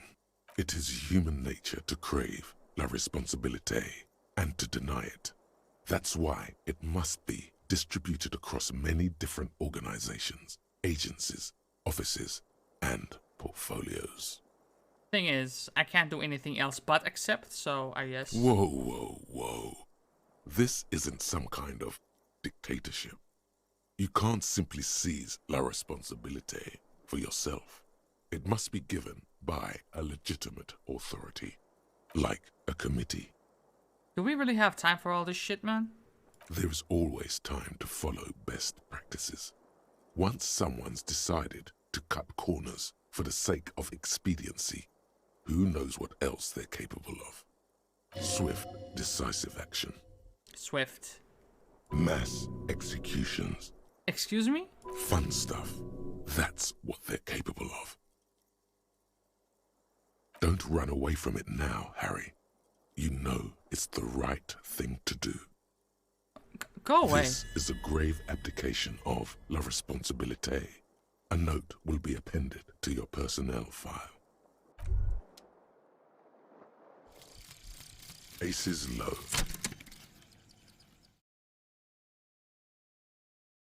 For the rest of the world, the aces low is just some cool Revachol thing, politically neutral.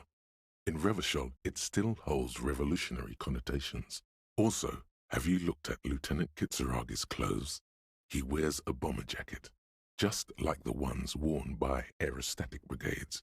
And those cargo pants look like they could fit tools for hot fixing your burning aerostatic. You should ask him about this. That's a good boon. That's damn good. Okay. I don't know about that. I have 2 points though, so this is good. This is fantastic. Now, let's get rid of this alcohol thing. Boom. Very good. Now,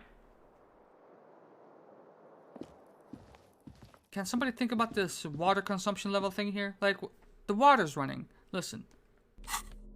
What if I say something like this? I mean, something like this, maybe. Let's see. A mirror hangs on the bathroom wall. In it, your face, adorned with the expression. I feel like I can get this done. 58%?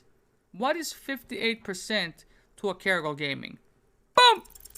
The chain cutters slip out of your hands as you attempt to twist the faucet into place. Well, you know one thing for sure. You've probably never been a plumber. Facts. Okay, so I guess sink a point into interfacing then. Good. Now, let's try again. A mirror hangs on the bathroom wall.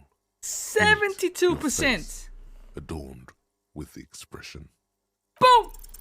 The faucet is quite terribly mangled, but you just might be able to twist its parts into place.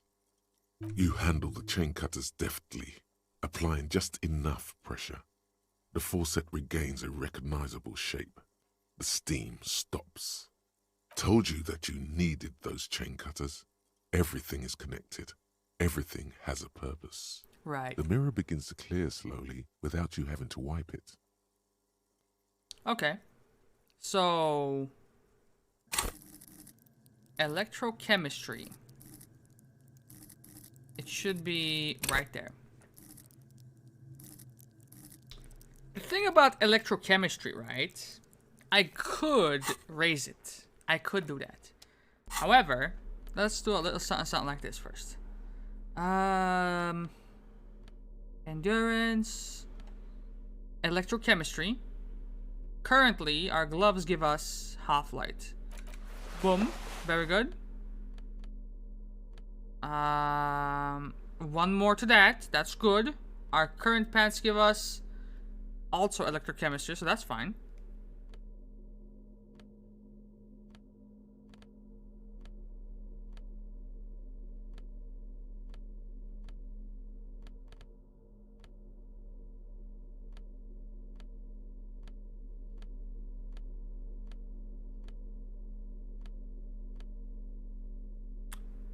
Fucking phenomenal.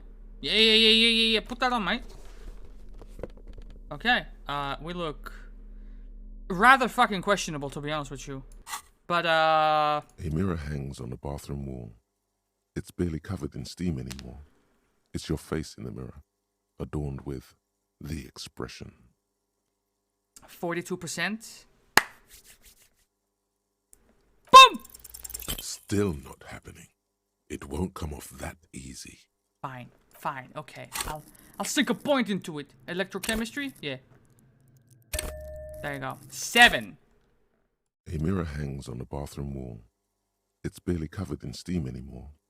It's your 58. face in the mirror, adorned with the expression. This ends now! Still not happening. It won't come off that easy. Oh, this shit is rigged, dude. Okay, whatever. Fine. Let me get out of my kimono. Actually, how the fuck? What was I wearing? This. And it was the gloves, right? That's it. That's about it. I guess. As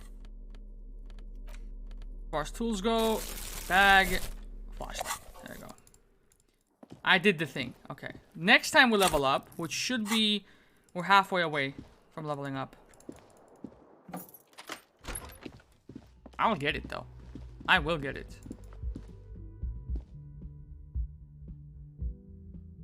In fact, we might even have a shot at leveling up before even leaving this place.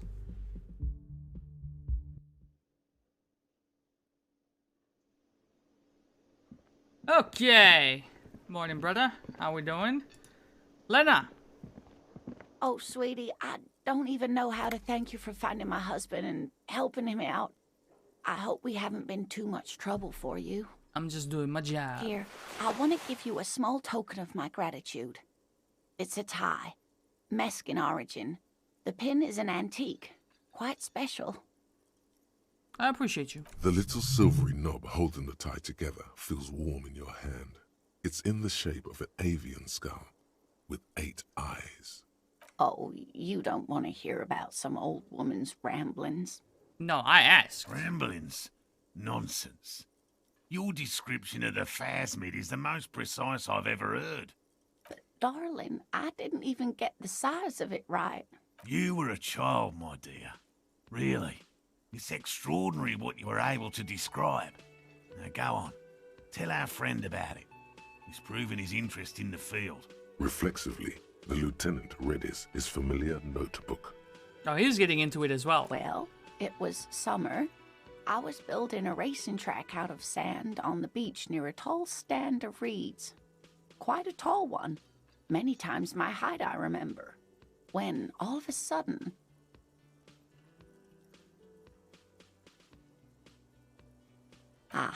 I'm getting ahead of myself. I was 5 and a half in Betancourt in the suburbs. My grandmother had a summer home there. Okay. The strangest moment of my life. I looked up and one of the reeds moved. Not like a plant, but like a living thing. It stood up and looked at me. Its body unfolded like some antique toy. I've never seen anything like it. She had no fear, just surprise. I didn't know this can happen, so I reached my arm and touched the thing. It felt just like a stalk of reed, but it moved, swaying, towering above me. After a while, 20 seconds, a minute maybe, it left, went into the reeds. No. I tried, but I was only a child. There was mud and high water. I couldn't see it anymore. I was just standing there knee-deep in mud, looking around me. I ran back home to my grandmother and asked her if reeds could walk, and told her they were looking at me. Of course, she just laughed at me, but I knew what I'd seen. For years, it was a story I told at parties when I wanted to impress boys. That sort of thing. Of course, most people just took it as a strange, amusing anecdote. So did I, honestly. But then I met Morel. She tried to impress boys with anecdotes about bugs? What is she, Estelle Bright? We were on a date. Can you imagine? She tells me a story, and it's the most detailed report of the Insulindian phasmid I've ever heard. The sounds. She told me it hissed. So that's how they met. This is beyond significant for them. It did, yes. Like reeds in a gust of wind. Reeds. The way it moved, the colour, how some of its limbs were white, like marble. It matched perfectly with what I know from other accounts. It was amazing. If it weren't for Lena, I might have given up hope years ago. It's no exaggeration to say that she restored my faith in my profession. He looks at her with admiration, forgetting a wide smile on his face. Our first, yes. The old woman looks at her husband tenderly. So its limbs are white? Not all of them. There is some white coloration reported, along with beige, where the camouflage ends. Okay. How big was it? It's hard to say how big things are when you're quite small yourself. To me, it seemed to be taller than I was then, but that's probably not the case. How could she? Who imagines this? She didn't know about the phasmid. This is the main thing here, what makes it a confirmed sighting. She had no previous knowledge of the insect. So she couldn't have made it up, or imagined it. That's true, yes. I'm almost certain neither my mother nor my grandmother knew of it. It was only when I started telling my story as a teenager that boys would tell me, Lena. She lowers her voice, imitating a boy. You trying to tell us you saw the Insulindian phasmid out there in those reeds? Get out of here. They just give me a cider and ruffle my hair and tell me to stop dreaming. But I saw it. Tim, what do you think of this? I thought it was a wonderful story, ma'am. But I don't believe it. A child left unattended on a warm day Children make up stories and then end up believing them. You're welcome, sweetie. I do appreciate the chance to relive it whenever. Now, here's the thing. You gave me something. And it would be this. Inland Empire Volition. Where would this go? Atai? Inland Empire. Oh, it's a straight upgrade. Let's go. And you. Nothing like the gratitude of a good woman. Now then, what can I do for you? He tries to play it cool, remain professorial, but inside, this man is itching for some news on those traps. Okay. Did you know Gary was hiding the armor? Hell no. I had no idea. And I'm still cross with him, to be honest. It's not like him. He's got his quirks, but dishonesty, disloyalty are not one of them. That's what you think. Thanks. So, I checked all the traps. Good. Okay. And? What? Completely empty? No locusts? No phasmid either? That's not ideal, but... It just means the Insulindian phasmid is even more clever than we thought. Back to square one-ish. She's engaging in a well-known self-deception called motivated reasoning. You should correct them. Their entire relationship is based on this thing, so... Of course, more clever. You're dealing with a subject near and dear to their hearts. It might behove you to tread lightly. Yes, the Phantasmadeia picked off the locusts and escaped. This is good news, though we'll have to reconsider the design of the traps. Make them more secure. Another trip to the reeds.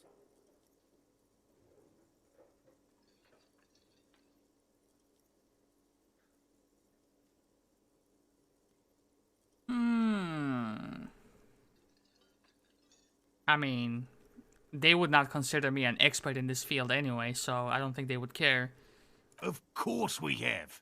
Fair enough. Wait, Morel. He may have a point. We have an obligation to rule out other hypotheses. You're right, dear. It's a fair point. But what other explanation could there be? Pardon me. This is a big deal for us. You've helped us twice now. Wait. And brought some great news too. My quest continues? And the gratitude of the Société Cryptozoologique de Ravachol is yours. Cryptozoologique de Ravachol. Heartfelt gratitude. But does it feel like closure? What really happened? Thank you, it's an honor. We should probably return to our main investigation here. This has been refreshing, but... See ya. Helping cryptozoologists isn't really a priority for our organization, is it? I insulted Morel when? when? Out the window, impatiently. Bullshit. I did not insult him. I have to develop an alternative theory about the missing locusts? What? Consider the way the empty trap was disturbed, as though shaken. Most likely the hands of a young person. I don't remember hands this. Small enough to fit inside the trap, too. You should ask the red-headed boy, Kuno. Fucking Kuno, mate. A little hooligan. But what would a child want with bags? Hey, one could, phrase the question, what would a child want with corpses?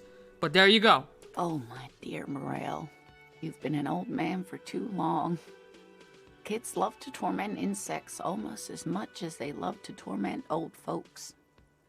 It's like the beginning of a serial killer, isn't it? Beginning signs. I'll talk to the little fucking gremlin. Delinquents. My favorite. Hey. Oh, you've been such a dear to us.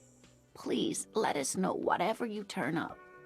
I have a feeling we're getting so close. Well, I see you've got all the help you need. I'll see you tonight at my place. Let's play suzerainty, but no more field trips for me. After this is your last chance to talk. Oh my god, okay. Listen. Really, Gary? We're getting somewhere here. I'd love to play suzerainty, but... Lena, I'm sorry, but you're not getting anywhere. It was some kids. I know the little mutants around here. Leave anything out in the open and they'll steal it, even if it's bugs. Morale, it's been fun, really, but I need a bath and I have deliveries to handle. When this tea is done, I gotta run. No Ooh, need Mars. to apologise, Geary. You'd be more than helpful. Geary! We'll have to take a rain check on that game of Sue's rain tea today, though. We're gonna follow this through. Do I really care about this backstory? I mean, I've we'll do just it. always liked animals and puzzles. Searching for cryptids is a bit of both. He seems reluctant to talk about himself, but he'll open up, if you prod a little.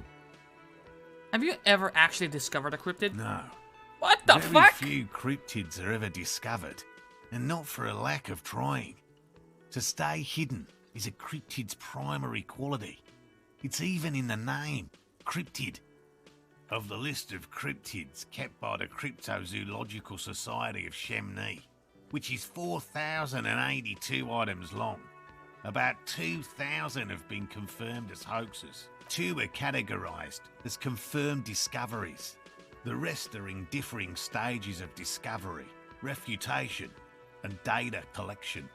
Yes, the Chateau Quan forest pygmy, who turned out to be an extinct species of primate, and a cave salamander from Yugograd, who is, honestly, quite unremarkable. It's in a zoo somewhere. We cryptozoologists are brutally honest with ourselves, more so even than the public. With cryptids, most cryptids are hoaxes or they are never found. That does not mean we should stop searching. In fact, it is 0.05%. Ever more magnificent should our search contribute to making that number 0.075%. I have a greater chance of dropping a headhunter or a mage blood than you do. He has clearly done his math on this. There is no surprising him or swaying his opinion. Fair. Real. I know you think one is a respectable Okay, profession. that while is an the other insult. is superstition. Everyone does. My methods are the same as those of other scientists. I simply draw upon a wider variety of evidence, and I have more hope that something truly surprising might happen. Your nerve endings tell you there is no such thing as a positive surprise. Truly surprising, probably meeting Lena. But let's not shoot him down.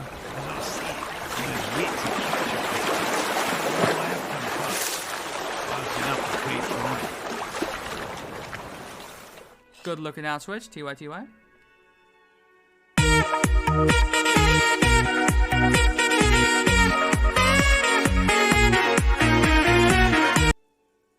There it is. Interesting. Something for later, this close call. Yeah, truly. I got a thought out of it, but other than that... Everything from forgotten...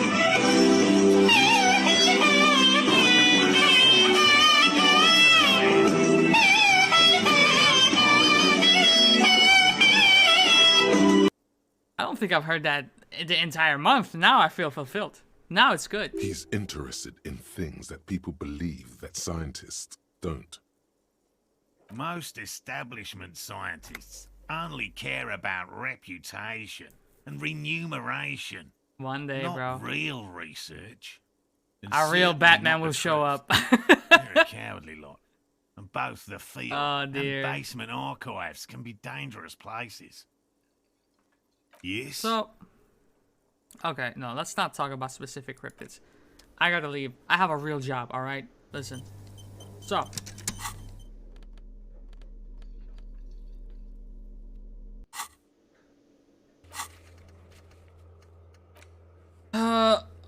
Oh, fuck. Okay, we can do this. This is doable. This is tangible. Alright, first of all. Hey, was pay there another the 20 20. real? Good. There you You go. got the room for the night, but remember... Cool. We have another you'll 20. need- Relax. Always a You. pleasure to see an officer of the law. Oh, brown-nosing son of a bitch. I mean, officers. Okay. I don't think he has anything else for me, but I'll just exhaust his options, I guess. No. I help Morel with research sometimes, and I've learned some things along the way. But I don't usually go in for picnics like this on my own. There probably is a follow-up to this, but you can't think of any. Doesn't matter. Waste of time anyway. Gotta keep moving. I'm sorry for what I said. Mm-hmm. Short means sincere in these. Okay, that's done. Now, this guy's new. Hi, gendarme. Another. Oh, it's him! What the hell? Hello, hello. What up? So what brings you here? 17%. Tell me again about that muscular type who came to investigate. No. I met your Sunday friend and he wasted my time.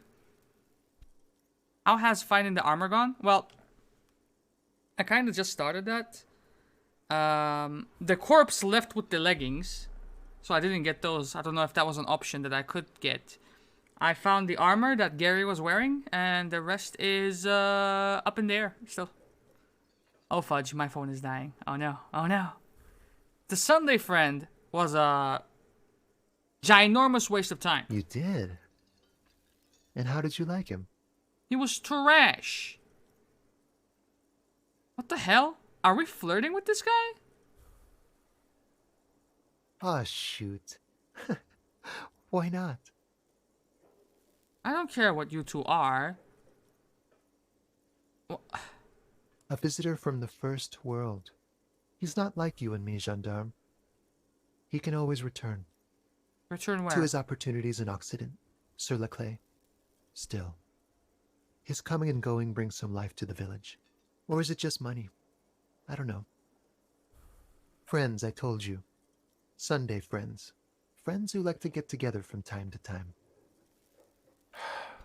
That he won't be there when times get tough, I guess. It is. On Sundays. He has keys. And he likes the view. To the sea, I mean. Bet. What about me, gendarme? What are you doing? Admiring the atmosphere. What about you, officer? Is he going to be... I mean, he has to have some clues regarding the case. Really? Yeah. Well, I look forward to that. Oh yes, let's see. Okay. He knocked on my door a few days after the lynching. I think he was going through the entire building, asking questions. What did he look like? Muscular, handsome, strong, like one of those military types. What did you tell him? Nothing. That I didn't see anything. Did you tell him about your Sunday friend? What friend? No, I don't think it came up. Nothing. Why shouldn't he? What friend? No, I don't. Yes, but he was speaking to someone on his earpiece. His earpiece? What was Just it saying? Just reporting back whatever I was telling him. I see. Oh, let me think. He had an accent. He sounded like one of those mercenaries. He sounded vaguely Oranese. No, not vaguely, scratch that. He sounded definitely Oranese. When they say Oranese, I think about Dutch. Sure. Netherlands. Anything else on your mind? Composure? Bye-bye, No. gendarme. Okay. I don't have a point, but we're 67% into the next level. So here's what we're going to do. What I should do is just call the stream because it's been 7 hours. But I'm a man on a mission, goddammit, alright? So, let's take a look at our quest list. We have Kuno we can talk to. We found our badge. We can talk to Joyce. One step at a time. Talk to this little asshole right here.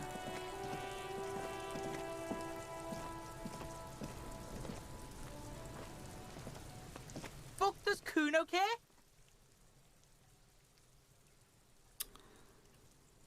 No, Kuno doesn't give a fuck about bugs. So he knows locusts are bugs. Oh my god, I told you that shit is lame! Shut up, C. Now they're gonna take you to lame prison! Okay. What's this about? Deny everything, Kuno. You need to lawyer up. Kuno's not gonna say anything without his lawyer present. There's definitely something going on here. Remember his pig's head shack? You should check it out. Let's do Kuno it. doesn't. Okay, Kuno, whatever.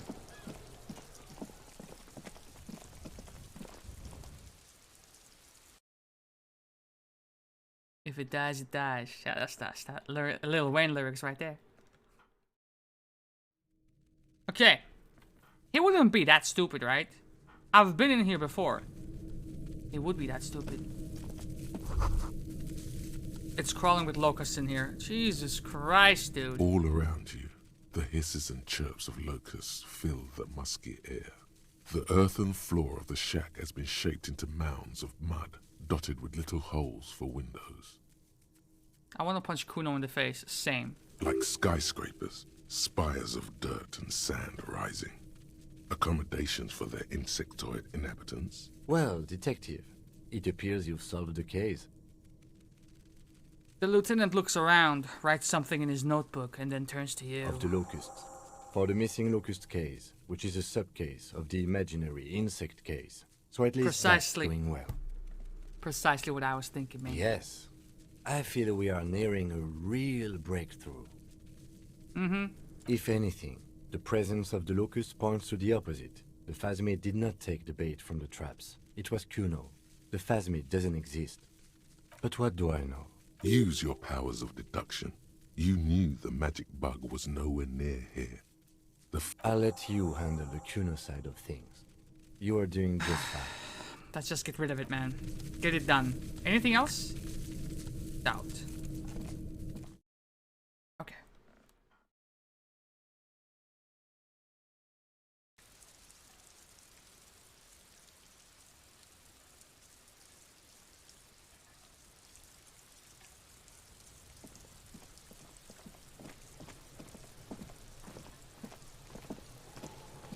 Talk to him. What are you doing? Oh my god, you're blocking him, dude. There we go. Fuck, does Kuno care? Yeah. Kuno took the bugs. So what? This guy right here, bro. You say you don't give a fuck about bugs, then you go and build a whole bug town. It's not Bugtown. It's the city of locusts. Locusts aren't just bug shit. They come out of the sky like a fucking shadow. Shit descends. Stop! You stop. It's like their fucking night. Locust City, Night City, City of Rage. Night City, Cyberpunk, a Cyberpunk Locust. Locust Punk. There's a tug of war over the name of his fantastical city. It's almost too big for his imagination. The girl forces herself to watch again, the corners of her eyes twitching from discomfort. The lameness is causing her physical pain. The damage may be permanent. Maybe I am. Did he just say I? Kuno usually calls Kuno, Kuno. I got him. Kuno made Kuno. Kuno says whatever the fuck he wants. There are no rules here, pig. I fucking say I when I wanna, and Kuno when I wanna. Kuno's free. Kuno's free to fucking die, bitch. What? This is what he sometimes does when things get tense. Oh, Kuno! It's so lame, even the pig knows it's lame. Please stop! Lol. Yo, fuck you, see? Kuno can be what Kuno wants to be. Kuno's his own man. Kuno's free. See, I'm tearing them apart. This is good. Kuno made himself into Kuno.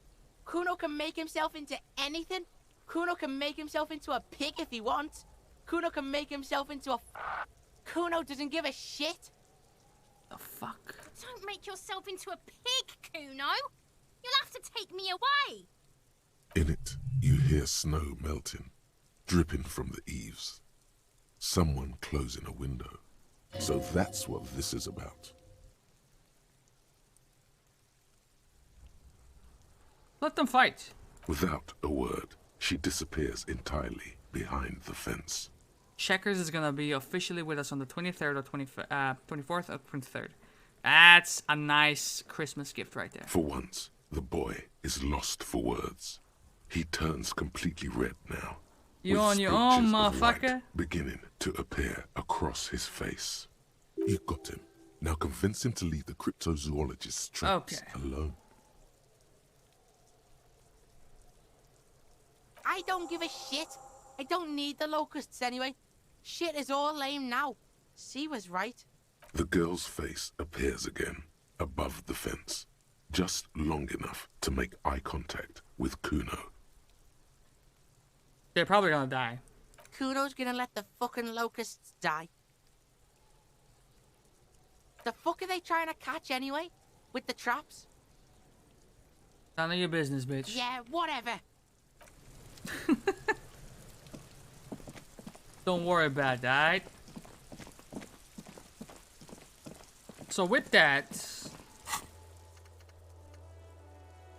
Yes.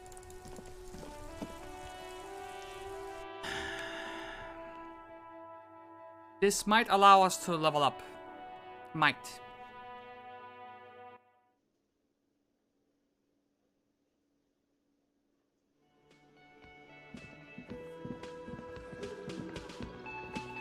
Hello, officer. I think I almost have it. A new trap design, that is. I know you're skeptical, but I have a good feeling about this. So it was just a child. Thank you for telling us, sweetie. This is good news, right? It means we can try again. She acts chipper, but something's changed in her tone. Hey, something is secretly gnawing at her confidence. It's not this Kuno kid or the missing locusts. It's something else. Yeah, you're right. We just need to restock the empty trap. Then we'll need to inspect the traps one more time. And then maybe we can. It's time to stop, Morel. It's time to stop.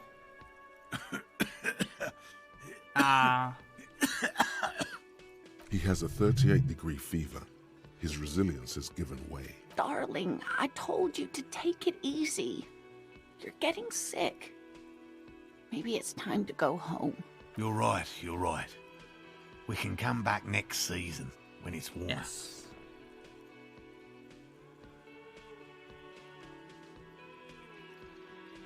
What? What? No, no, no, no, no, no. No, no, no, no, no, no. He's right, dear Morel. Come now, we've waited so long. What's one more season? Self-deceit, sire. You're right, dear. We'll get our shot yet.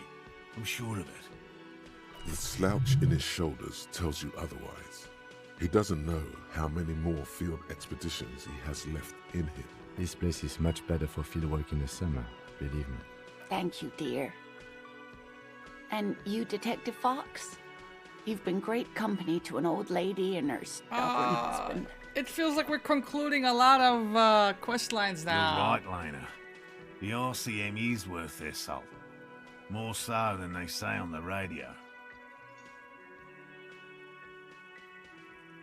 I live to serve. Goodbye. That's... Fuck was that? Did the bitch just jet off to the moon? What happened? One gas-powered wheelchair? Jesus fucking Christ. Think about the environment, lady. Jesus, dude. 99 experience. Yeah, you know.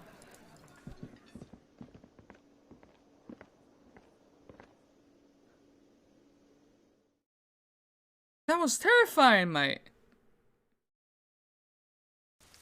Okay.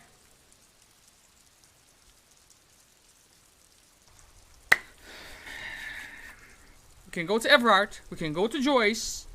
We can try to find our gun. We could sweep the coast one more time. Let's see. 2 signatures.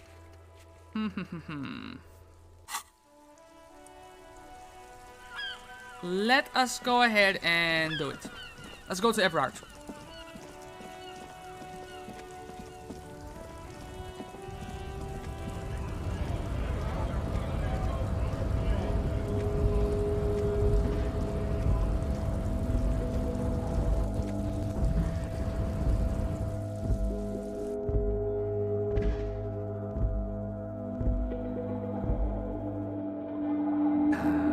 Did you... Hey, Switch, did you open this container that you have to open by high rhetoric?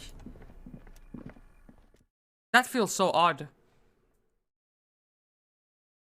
Now my screen is bigger.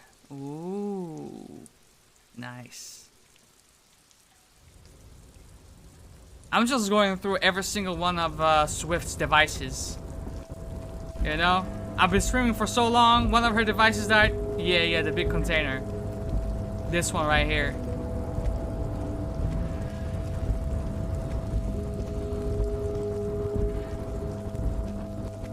I'm on my tablet.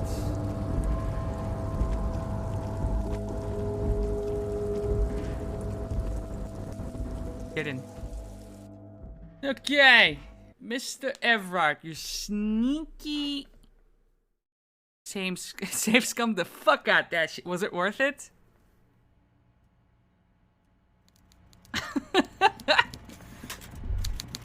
Whoa. I have a thought. This is not a fishing rod, is it? It's... I feel it was. Oh. Do I bump up rhetoric in that case? Because I really want to see what's in there. Bonus from thoughts. Ugh, yuck.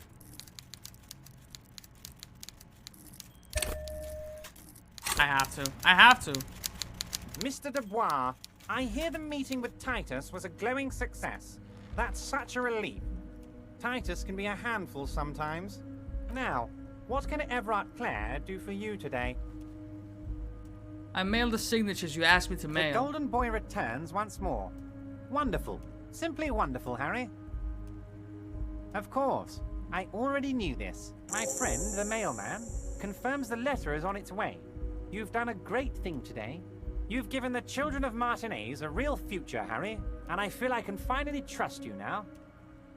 I'm glad one of us trusts the other. You're in my inner circle. You too, Mr. Kitsuragi.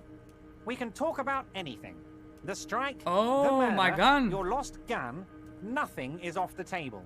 Yes, I got the real signatures. I don't know if it does anything, though. Perhaps it would be better if I just forged them. Because then they wouldn't be able to... Because it's going to affect the people who live in the village, right? Hear that? You did it the honest way. You got the real signatures, and now he's happy. Oh, well, he would have known otherwise, right? Oh. I don't know. Your dirty forgery fingers aren't sure if playing this one straight was the right thing to do. We would have preferred trickery, but the choice was yours, sire. As always. You are the liege, and you're in. I mean, if I ever replay the game again, I'm forging it. Okay, can I get my gun now? Harry, I've got to be honest with you. Your gun was found 2 days ago. Withholding this information weighed heavily on me, but it had to be done. Where is it? An old woman has it, and let me tell you, Harry, word on the street is she's a character, so watch out. Names. This must be the woman who bought the gun from Roy. The one he described as terrifying. Why didn't I do this before I got to my grandparents? Questions. Yes, the same Golden one. question. I see you've done your research. The pawn shop made the gun easy to track. Crazy stuff, Harry. Selling your gun like that? Wild. Anyway. Union Boy's gonna help you fix it. My gun, man. Where is it? The neighbors of this old woman contacted my men because they trust me and the Debarders Union. Apparently, she was waving it around at the entrance to her building. Waving the gun around doesn't sound good. None of this does. Who is this old woman? Unfortunately, I don't know anymore. You're gonna have to go in blind, Harry. But she's an old lady. How dangerous can she possibly be? Oh, and she calls herself the Pigs. There it is again. The Pigs. Like Roy said, not good at all. I, for one, find it refreshing. Finally, someone calls themselves a pig. It actually sounds extremely bad, but let's not give him the satisfaction. Where? As I said, she's a character. I didn't have time for details. It sounds like she's unstable, but don't worry. No one got hurt. Unstable is good, actually. She will be easier to disarm. Yeah. No, wait. Actually, unstable is pretty bad. Oh! Is this what he means, the passives? These are the ones that... Yeah! Oh, I misunderstood completely, man. I mean, it's one thing if this gives me experience, I guess. I already have. Tonight, starting 10 o'clock, near the old fish market on the coast. The one on the boardwalk, a little past the fishing village. Be careful, Harry. I would never set you up for anything dangerous, but you did ask for this. Now, back to the fun stuff. Okay. What happened? It's this. This is what that thing is. The passive thing. You see, I failed it, but it still shows that I succeeded. It's not the checks. It's these things.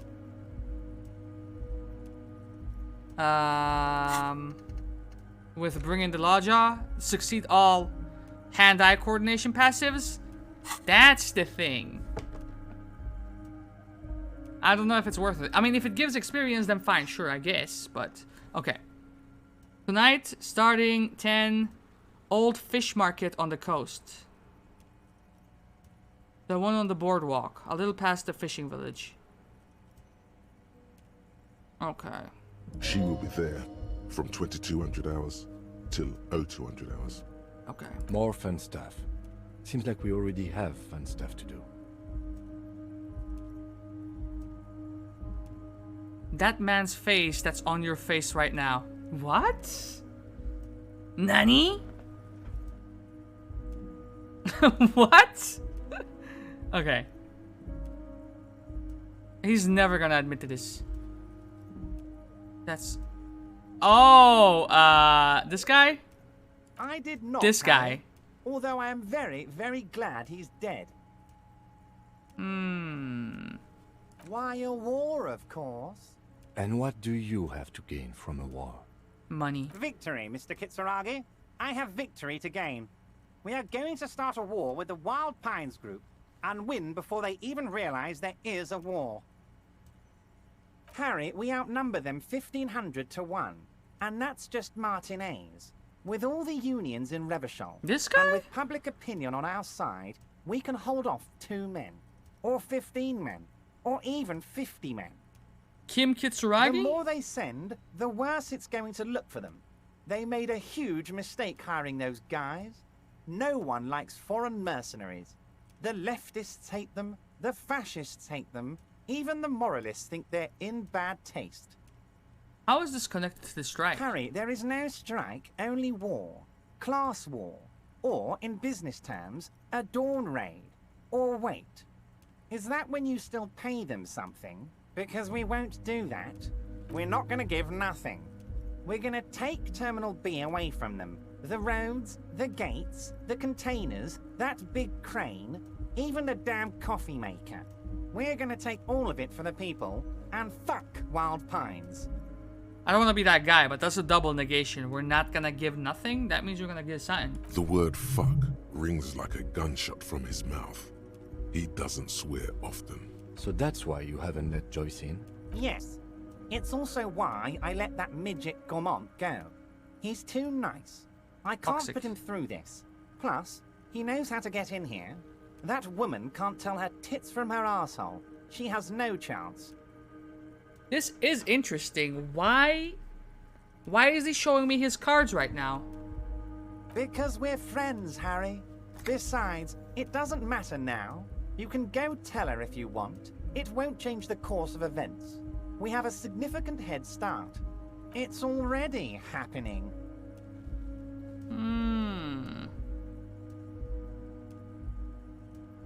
Harry, by now you should know I would never do anything tricky like that.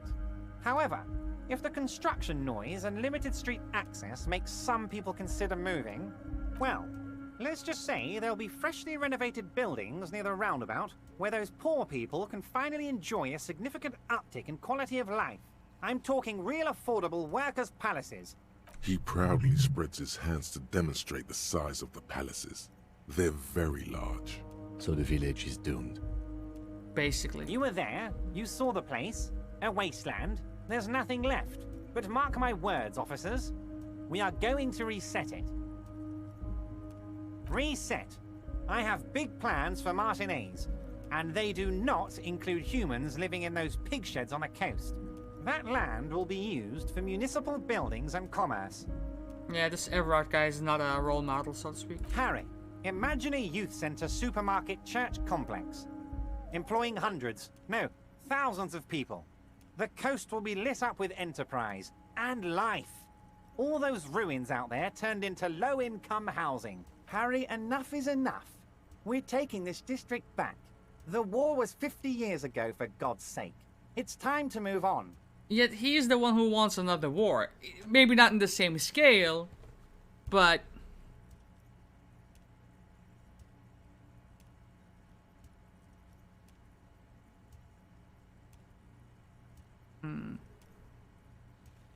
Yes, I do. I got the centre, I got room for a retail complex, and in 4 years, I'll get the church too. The wheels are already turning, Harry. The wheels of progress. This post-war limbo, I won't stand for it. There are kids practically playing with their own feces out there.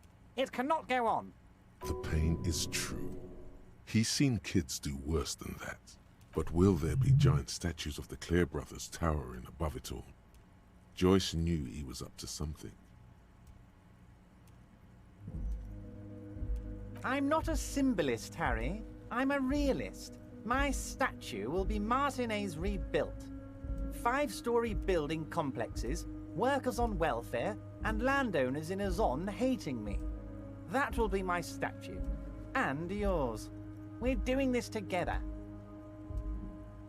Damn right I am, Harry. I'm gonna make the working man as rich as she is one day. That's my job. Just like yours is to keep the peace. A true flash of anger in him, as he thinks of her.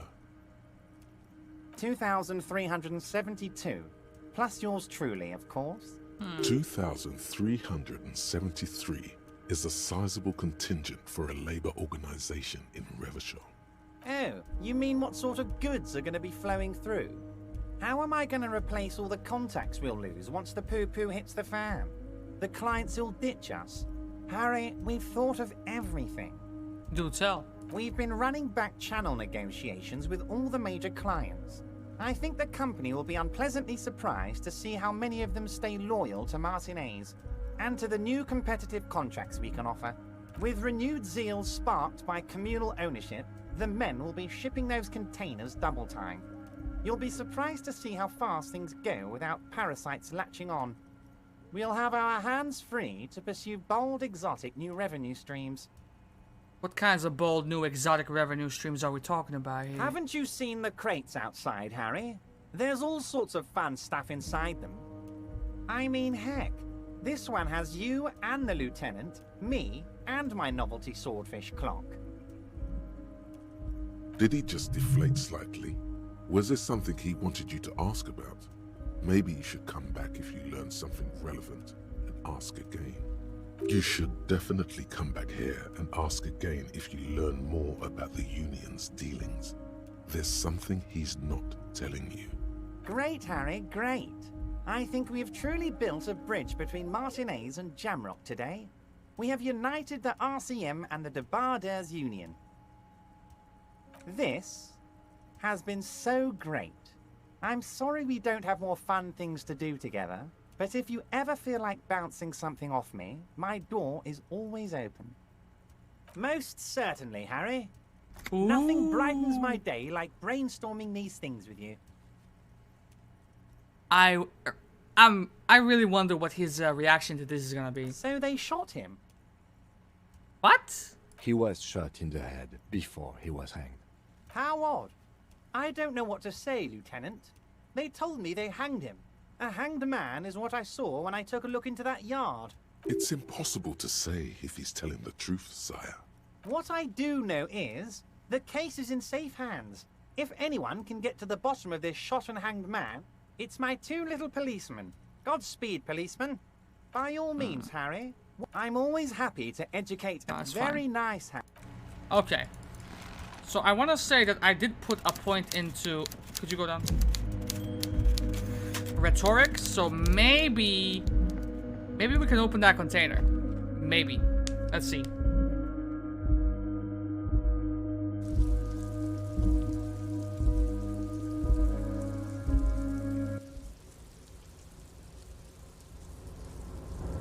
And just to be sure... Do we have anything that raises rhetoric? I don't think so. Oh! -1.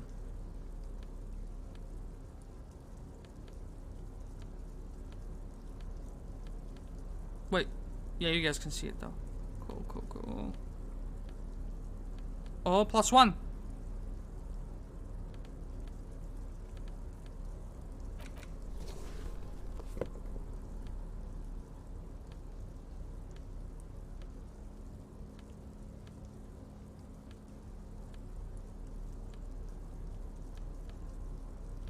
Okay. And we should be 7. Come on, dude. Dude.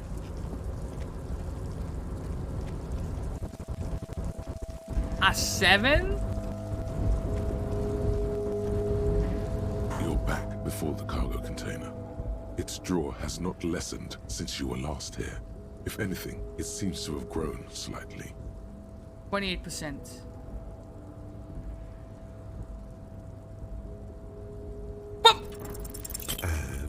As it's always been, it's impossible to open a container with rhetoric. Maybe you're losing your mind. Maybe. Maybe. So what did I have? Let's see. Was it the... It was a shirt, wasn't it? Logic? Logic. Let's get that logic in now. Okay, now I think the play is to go to Joyce.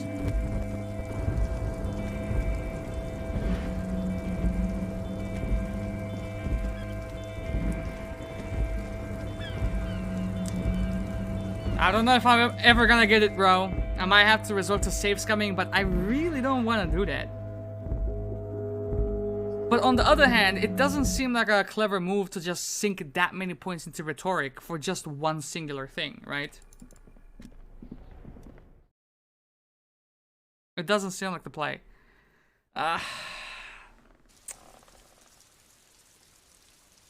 Okay.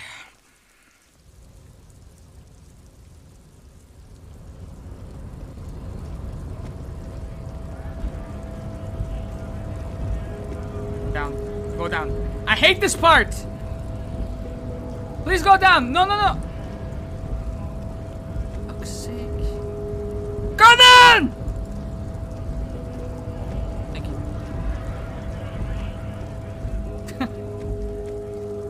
Okay.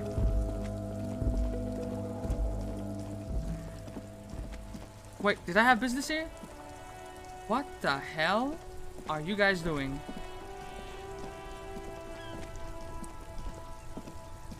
That's one brutal motor carriage. If I were a real skull now, I'd jack it, paint it in palm tree livery, then bottom light it, neon style. His companion wears a simple yet elegant slogan, "Fuck the world." A snazzy shit-ripped skullmobile like this would make a fine trophy. We could, like, hang fucking shrunken heads from the side mirrors. Cops' heads. Scary tribal shit. Oh yeah, Kara, you said you plan on playing It Takes Two with someone, right? I don't know. I don't know. Yeah, tribal shit. A cop carriage like this would have proper skull value. I don't think I mentioned that. While I appreciate the interest you take in my brutal motor carriage, I have to stop you right there.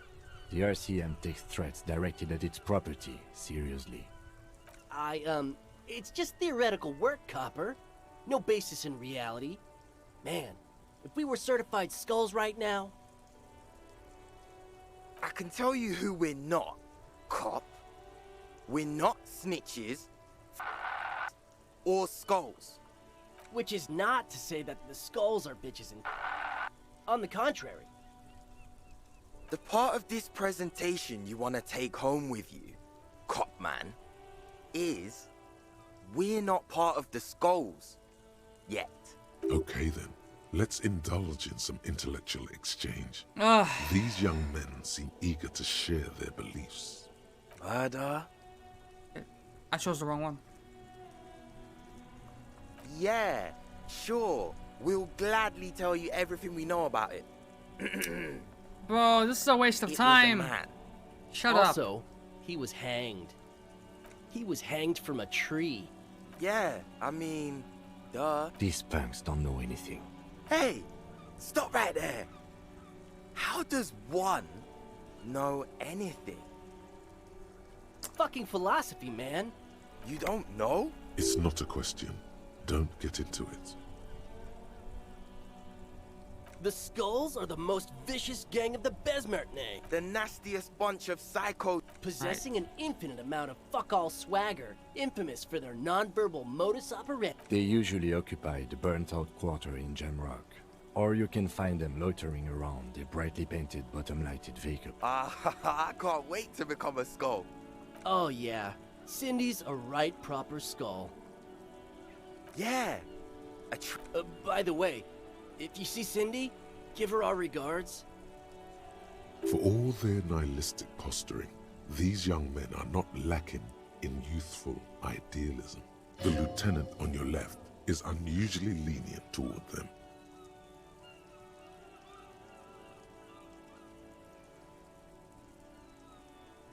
I don't really care about the skull business, to be honest. Oh man, yeah.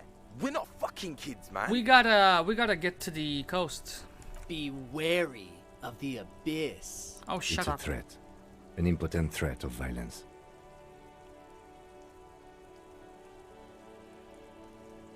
But I don't. In fact, I dislike them so much I'm willing to drag you boys back to the station just to calm myself down. Hey, there's no need for that. Shut up. Yeah. Didn't you cops like... Mm-hmm. Waste of time.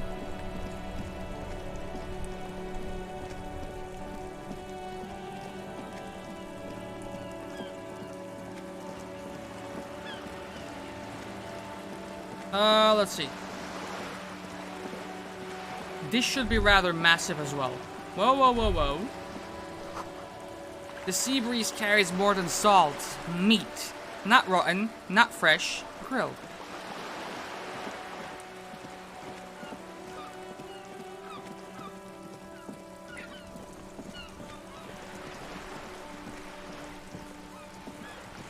I really hope I finish Ni no Kuni soon. I think you're gonna. Good. What can I help you with? Do you have a lot of grinding left to do? That's the man who was killed. I'm afraid this is a discussion for once we've cleared the lynching question. Better not tie the fourth day to the bat's day on this.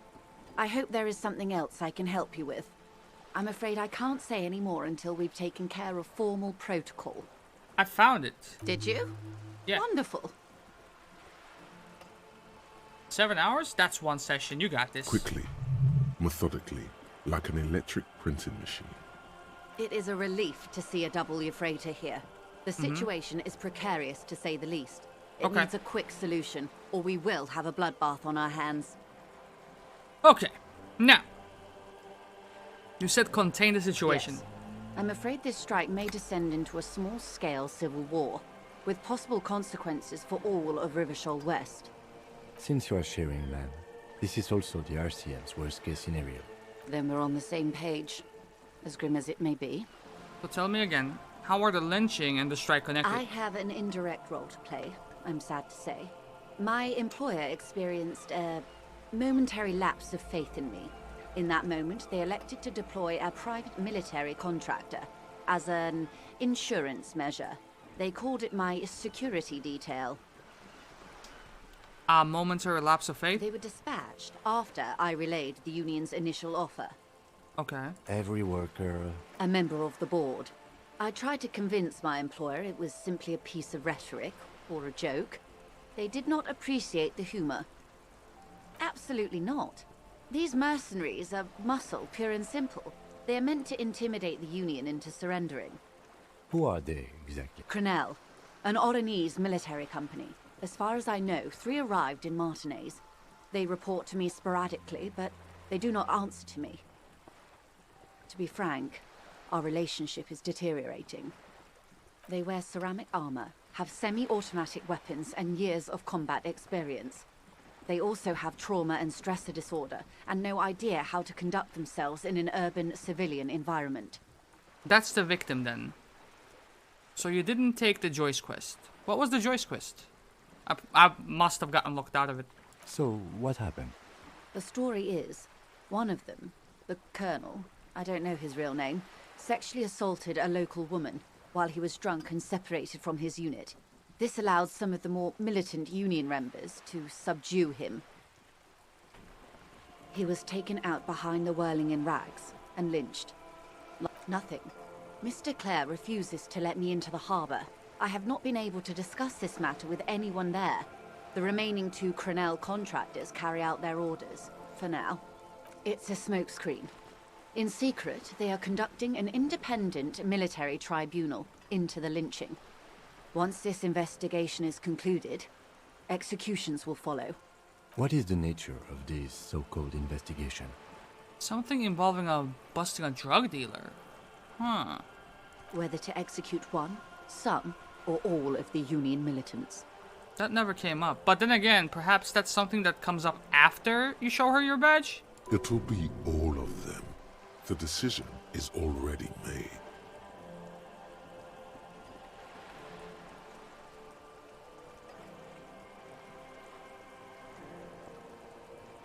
Surely you're joking. These people are killers. My only hope is that yours provides a single, concrete suspect before they indiscriminately pick theirs. Simply put... Oh. There was a red chick there that I did not select. If you don't pin this select. on someone good, and do it fast, they will identify and execute everyone present at the lynching. This in turn will force the Union to respond. And I guess that's the hard deadline. That happens on day whatever. The Debardeurs have over 2,000 men. It will be 1,000 to 1. Have you ever seen a Hornet invade a beehive, Lieutenant? It's not pretty. These men work in tandem using semi- and fully automatic firearms. Their armor is virtually impenetrable to muzzle-loaded weapons, even yours. Most Union workers don't have guns at all. The muzzle loaders need to be reloaded after every 1 or 2 shots. The automatics every 1 or 2 minutes. As I said, a bloodbath.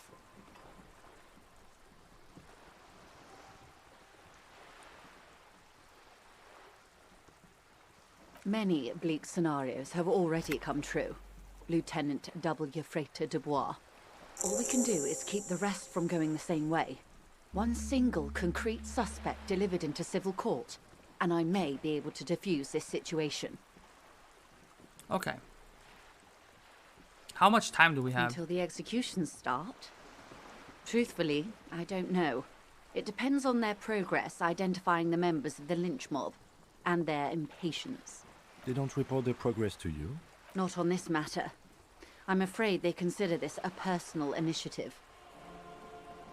There is brief silence. Seagulls squawk over the bay. It's a matter of days, not weeks. What can you tell me about Crenel? Not much. Their public resume is relatively good, as far as private military contractors go. I believe they were once called Downwell.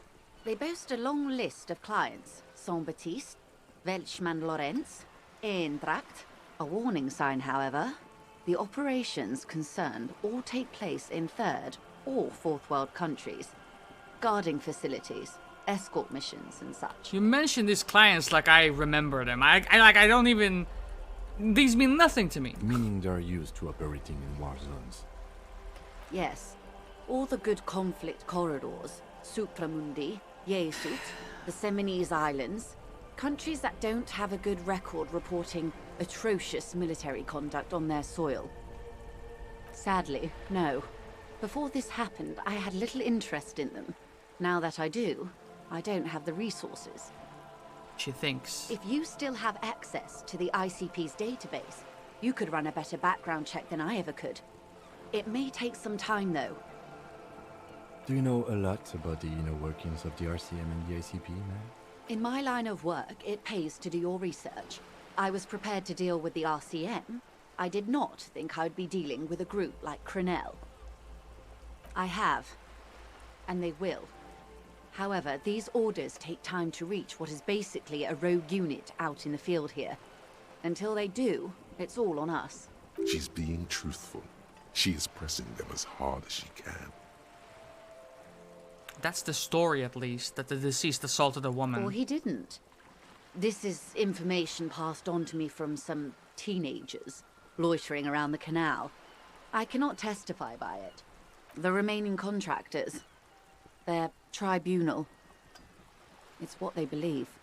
That the man was killed because he assaulted a local woman. I've asked around a bit. This seems to be the accepted story around Martinez. The lieutenant consults his notebook, his eyebrows knitted in concentration. Odd. We haven't heard any reports about an assault in connection with the lynching. No, we Where did. did it take place? And when? The Hardy Boys mentioned that. And that's the only instance where we heard that. Last Sunday night, at the Whirling in Rags, the hostel by the gates.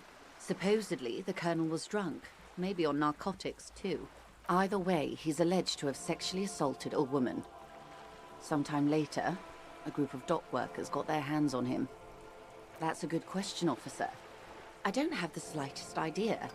As I said, it's a rumor about a rumor. In any case, it's what the colonel's remaining colleagues believe. Did you know this colonel? If you mean did I see him alive, yes. But I did not know him. His name was... Lely. Lely? His service name. A nom de guerre, most likely. He wouldn't divulge his full name. Only one of them did. A bad sign if there ever was one. One is a man, Corty, they call him. A nickname as well. The other a woman, Phyllis DePaul. Corty is the gunner, I believe. DePaul is a radio operator. What would you say was his eye color, the deceased's? Blue? She closes her eyes, trying to picture the man's face, then shakes her head. I can't remember. There's a pang of regret in her voice. The lieutenant was testing her, asking a small detail first to see if she knew him better than she let on. She passed. That's all right, man. Anything else? Nationality? What would you say was his age? He was 40. Or 50. It's hard to say which. He had a combat injury on his lower jaw. It made it difficult to estimate his age, or gauge his facial expressions. A combat injury? Indeed. This matches the dental reconstruction we saw on the body. What else? Nationality? Accent? He was, Occidental, I think. Light brown hair, a mixed accent, Oranese, or Messinian, maybe. His injury gave him an accent all his own. In a way, it was humanizing. He had to learn to speak through it, through the injury. That's all I know, I guess. I only met him once. And the two remaining mercs? They've gone to ground, as it were. I don't recommend seeking them out. For one, they're almost certainly armed to the teeth. What if the dice maker is one of them? They don't have the same respect for the Revachol citizens' militia as I do. To put it bluntly, they think you're vigilantes. Ghetto savages. It will not be a fruitful meeting. You're likely to run into them eventually. When that happens, I'll be in a better position to mediate if I don't appear involved. Listen, fam. 97%? Never tell me the odds, I'm just liable to fuck it up anyway. Boom! One is obviously the scab leader at the harbour gates. Scab the leader. one chanting the idiotic slogans. He's Yes. barely maintaining his disguise. True. That may be so. I still hope you heed my advice. There's no need to kick the hornet's nest. Nah, I'm finna kick it. For all your talk of averting this catastrophe, the situation at the gate is a powder keg. Does this not bother you? Of course it bothers me, Lieutenant. But my hands are tied. How would my employer react if it appeared I were intervening on behalf of the Union? Your concern may be appearances. Ours is keeping the peace. I hope I can answer it better. I am sorry to have been the bearer of bad news. If there is anything else I can help you with, please ask. Of course. Excuse my hesitation before. She reaches over the guard wire and takes the photo, holds it in her hand. For about half a minute, in silence. She wears fingerless gloves.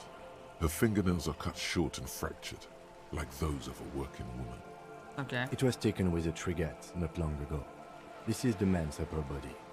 There were no more markings on his hands or legs. Her mouth is relaxed. The accordion lines near her mouth vanish.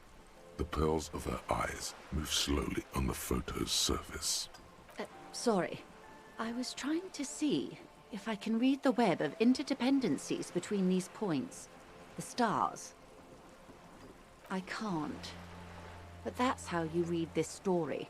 The points themselves don't have letters, numbers, anything.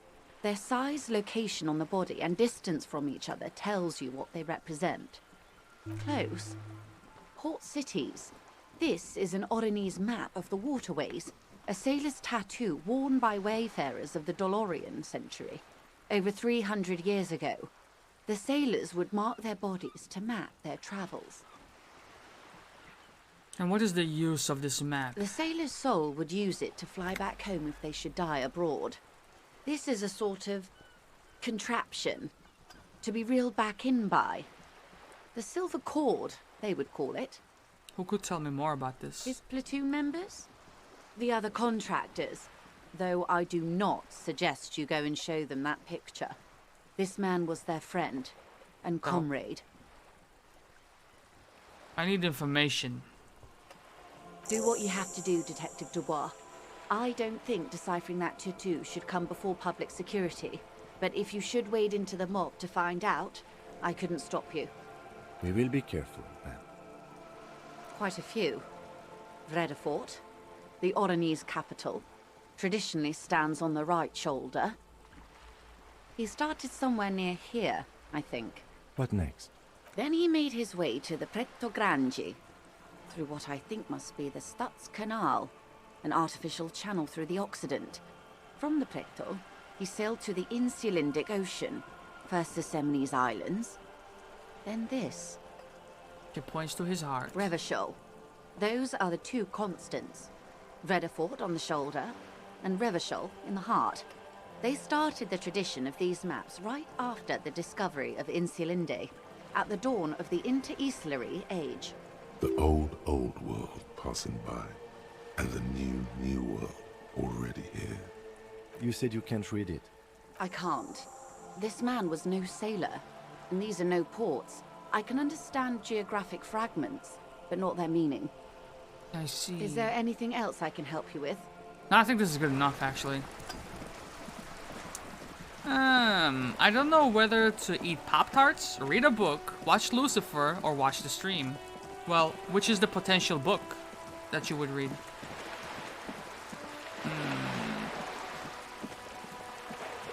This game is like reading a book, to be honest with you. Let's see. A up.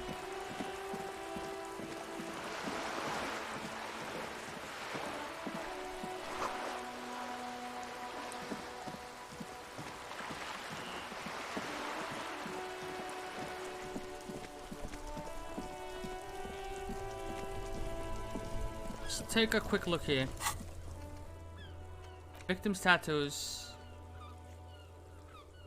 Yeah. Scab leader about tattoos.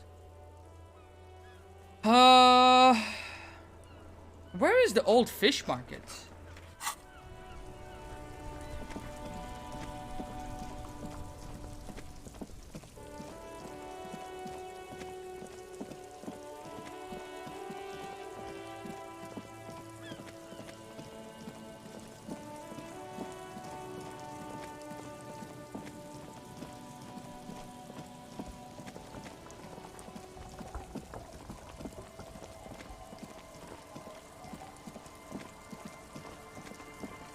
I mean... Fish market. It was past the village, right? That's what they said? Just walk past the fishing village until you see the boardwalk.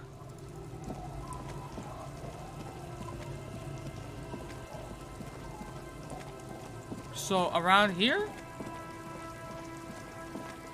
Nothing special, I'm halfway through it. Hey, up! Relax, it's not yours. Well, I didn't... Fuck you, game.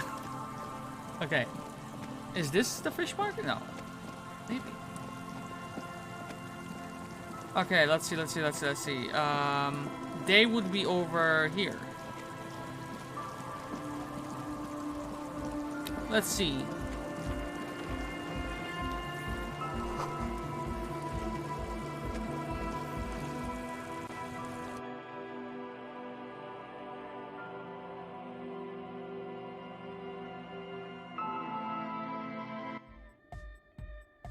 To be fair, it's almost been 8 hours, so I don't know how much longer I'm gonna go. Okay. Hi again. So, how are things going? White check. Logic. Okay. 42%. Goodbye, officer. Logic. +1. Right there. Hold on. +2. Where does this go? Hat? That is not right. Logic.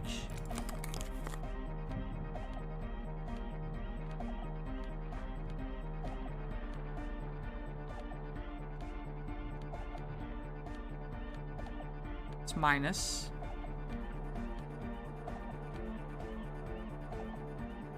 No. Because we already have a hat. I think this is as good as it gets. Hi again. So, how are things going? 83. Red check. Let's go. Okay, so the Speed Freaks want to start a club for dance music. That much Fuck's checks sake. out. Youths like music. You feel as though you might have liked music more when you were young, too. The gist of it is, they want to turn the church into a club, but a suspicious element has overtaken the building. It's very important to understand what the gist of things is. Always consult the gist. Plus, and it has to be considered, you can't invent the future of dance music in this smelly old tent. It still feels as if this didn't quite go as it should have. Goodbye, officer. So, logic. God damn it. Another point, man. Let's go. Hi again. So, how are things going? 92%. A number of things Thank you. don't add up. Let's take a look. How about gather around, kids? The young Speed Freak puts down a busted capacitor and looks at you.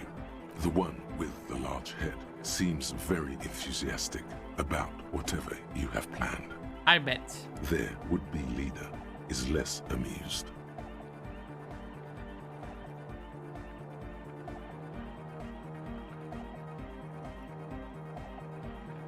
But you still are.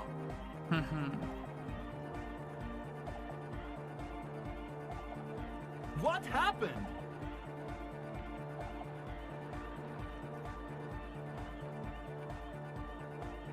That's a real downer.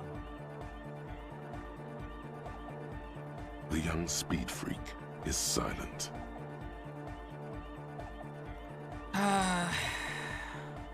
You're sober. Was it hard for you to keep sober for this meeting? I mean... I have no idea how you arrived at that conclusion, but it's wrong. Look, we even have speakers. A speaker is all you got though. Like, where do you even create the beats and all that? One speaker. They have one speaker. What do you mean, friend? It's a one-speaker system. It's monodynamic. You wouldn't know the first thing about sound reproduction in anodic music. Other speaker. What do you know about spinning tape? Nothing. Jesus Christ. I'm sorry, but there is no lab equipment and no drug ingredients. He said it was for his nose. What more do you want? And of all cellular-based life, what's your point, Lawbringer? Make up your mind. First it's the sweat, then it's the ether. No shit. That's... Come on, that's... It's not. We don't need drugs to be hardcore. Nah, I know you don't need it. Shut the fuck up, Egg. Bottom line is, I know. What exactly is it you know? Hey man, who knows what she's on about? I get it. She doesn't want us in the church. She's got something against us. Who doesn't like to dance? She doesn't like to dance. So what are we gonna do with y'all, man? What do you mean, do? Exactly. There's resignation in his voice. He's almost ready to drop the act. The optimal way to go about this would be indifference. It begins by you telling him you don't care about any of this. You tell me what's really going on, and we'll work from there. I can be lenient, man. What do you mean by lenient? Jesus Christ. Every single answer is answered by a question, bro. Basically. Okay, man. Okay. Okay, yeah. Things are just so hard for an entrepreneur in this city right now. It's not like we lied when we said we want to turn a church into the wickedest club in East Revershoal. Because we do. We totally do. We just need to turn it into a speed lab before. These motherfuckers are creating Breaking Bad. To get our foot in the door. And why did you need me? Like I told you, spooky arseholes moved in while I was getting all this stuff together. A month ago, the place was empty, and now it's all spooked up. No, man, they're spooky all right.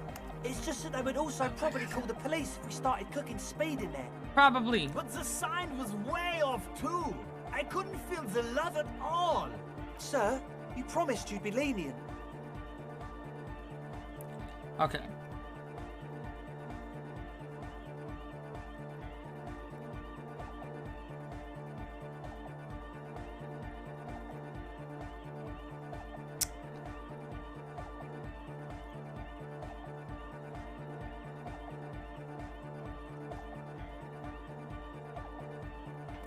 I gotta do my job, homie. No, please!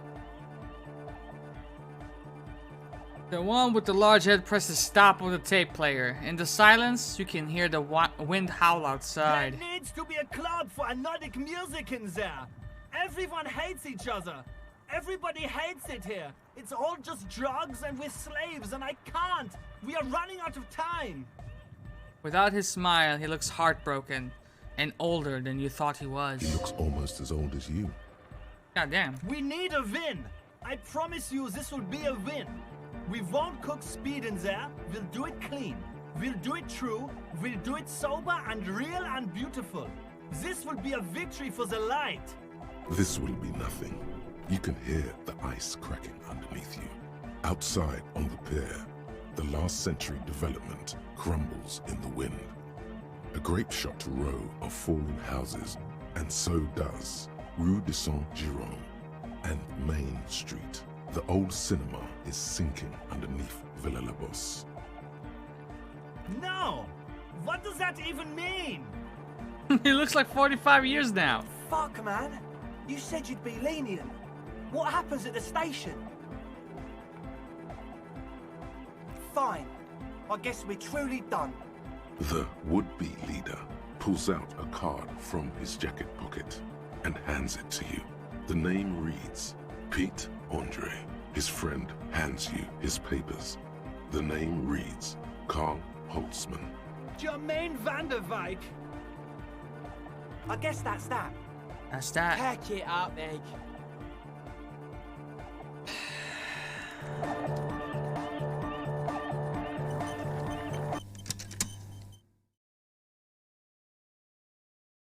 I don't know if that was the right move, actually. I mean, there's no guarantee that they would keep their business legit, right? I think we did the right thing.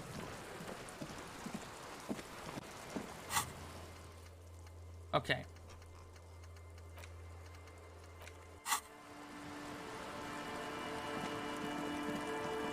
Can I fast travel?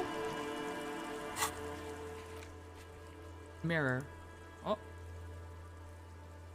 I don't know how.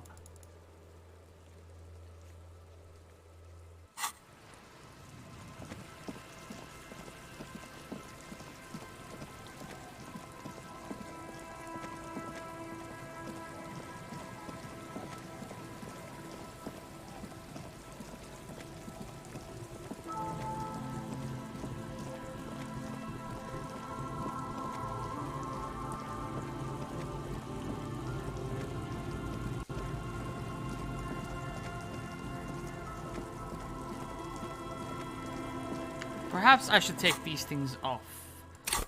If they don't have a perception, I want my perception. I want my authority. That'll do. I need a new hat though. That's for sure.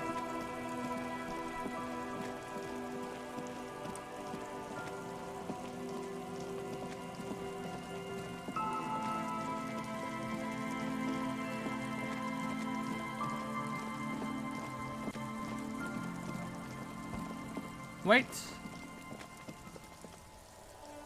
Does he have a tape player?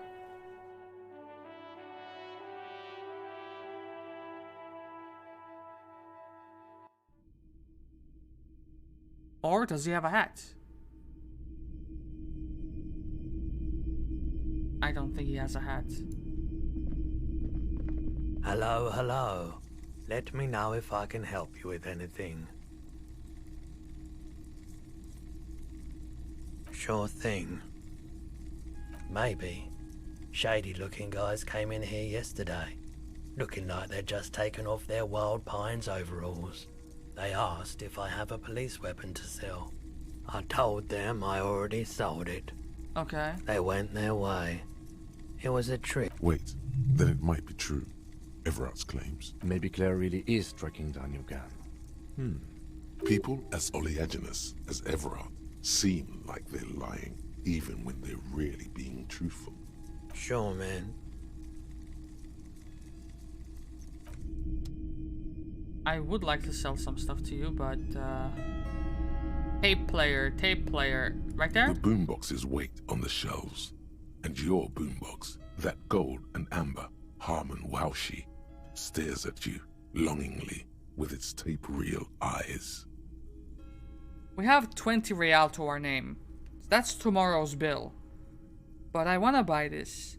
And here you are. Quality sound reproduction on the go.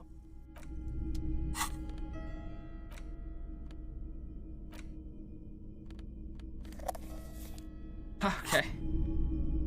How does this work?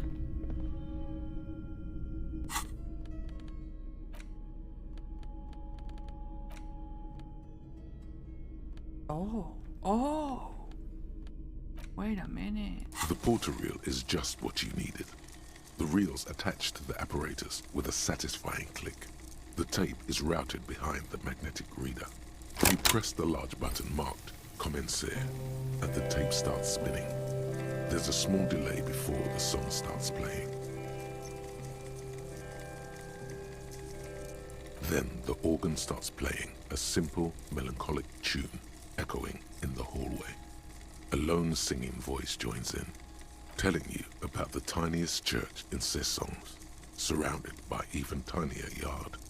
You almost feel the seaside mist on your skin. It's mega sad. Within seconds you know, this is the one, the real shit you've been looking for. The one you trust your room to that Claudia told you about. Perform it. A click, then silence for a bit. Then the tape stops spinning. Of course you could sing this. You could take sad to a whole new level with this. And you already know the lyrics since you've listened to it like 1,000,000 times. Yup, they're all here. All 3 verses.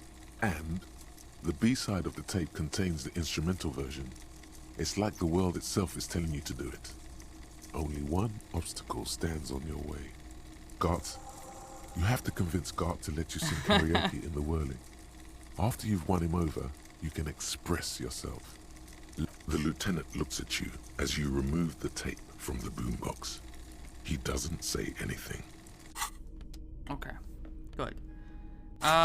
We're gonna get to that, but first. Hello, hello.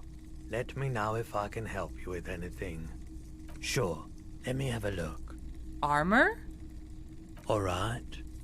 Oh, no, no, no, no.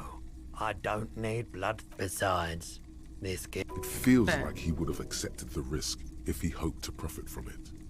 It's not greed, though. I don't want to Deep show him a down, photo he's of a gambler, corpse. provided the stakes are sufficiently interesting. Can I sell I'm not purchasing any more clothing at the moment. Okay. Anything else you're thinking of selling?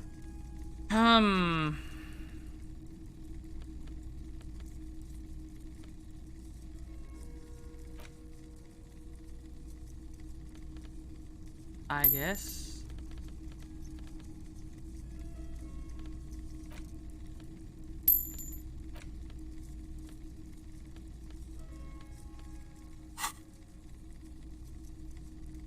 Another time, perhaps. 14 real. Okay. So with that done,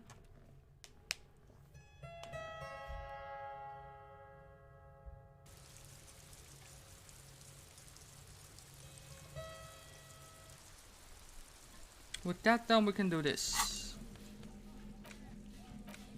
Tools. Get that back there. There you go. No, here. Interact. Okay. Now. Does this mean that I have not interacted with these just yet? In your hands, you hold 16 days of hell no.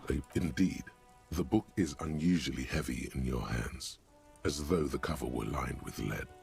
You flip through the book. The pages are thinner than you realized, and the type quite small and tightly set. Real art is dense and difficult. If it didn't feel like you had to wrestle a suicidal bear to get the back cover is dominated by she can't be much up in cold, detached prose Jesus. as ethnic tension. It would physically hurt you to keep reading. Fuck it. Do it. It can't be worse than what you've already felt. They go through a Oh brief my and god. somewhat awkward I'm dying, love affair. dude. He toils through. She spends the memory of their short time spent as life leaves their room. Good stuff. I fucking loved this. Say that. An intricate web of blue lines stretches across the torso of the hanged man, from the right shoulder to the solar plexus. Each time the lines intersect, a small white star is formed in their crossing. Hundreds of fading asterisks riddle his skin. Their concentration is highest around his heart. The pattern still kind of has an ethnic feel to it, but nothing familiar. What do you mean, who are you? Gone. Right. For you to discover. You've gotten as far as you will without assistance. Someone close to the victim might know. We're gonna figure that out. How about this? The bullet is safely sealed away in a plastic bag bearing the RCM stamp. Kim has filled out the label on the bag with the item number, case number, and date and location the bullet was found. What? In my book, money says, if you're going to make a poop, you may as well throw it. What? What book are you reading? Well, if I was the bullet, which I'm not, I would say, find the weapon that shot me. If we find who owns it, we will have likely found who used it. But in conclusion, the more we know about this bullet of yours, the better. The squashed bullet has some sharp edges where the jacket has split open. Monkey? It feels cold, even through the bag. The book is called Monkey? Inspect the bullet closer. The jacket of the bullet is made of a yellowish metal. It has blossomed out to reveal a dark grey core. The base of the bullet is close to 5 millimeters in diameter. Okay. The core is lead. The brass jacket probably didn't cover the entire bullet. Otherwise, the softer metal wouldn't have expanded quite like that. You can just about make out a few striations near the base of the bullet. Little hairlines, linear. It feels standard. It's quite destroyed. Some of the fragments are still lodged in the wound. What can you say about the bullet so far? Yes, it's as if you've seen bullets before, officer. Okay. Jacketed means it would have been shot from a military-grade breech-loading rifle, and not from a muzzle-loader like those typically found on the streets of Revachol West. Even the RCM uses ordinary unjacketed conical bullets. This is strange. Very strange. I like this, officer. Strange means unique. Unique means incriminating. We need to find the gun that shot it. I think we can find it. 58% hand-eye coordination? We can do that. You can't remember what happened last week. What makes you think you're going to remember arcane firearm model? I don't have any points. Fine. Listen, there is a thing. There's a thing. See if I can find you. I would like to level up first. Pass that white check and then pursue this. No, that was what's said through our poop. It's called the Lost Rainforest. And this is our guy.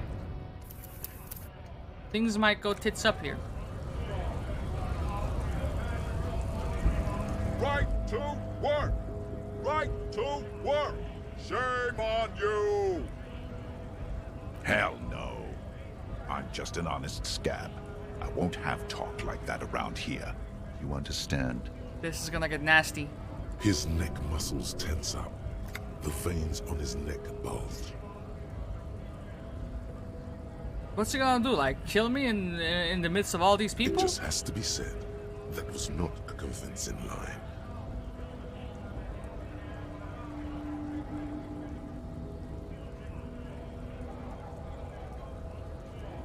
Fucking You hear a tiny rattle, a small radio, cracking somewhere, an earpiece. So this was the guy that interviewed, okay, Apartment 28. I'm going to interpret that as a yes. There's a tribunal, and it won't be long until it's ready. How about you fuck off now, huh? Okay, of course. There could be weapons aiming at us right now, somewhere above, in the buildings. The other what man, if don't Mañana push is this. the other one? He's thinking, this is not the time. Okay. The man's breathing steadies, but his eyes are still narrow. Slowly, he's trying to get his right-to-work dance back on. Right. You think this is gonna lead to a game over at this point? Don't think so. Okay.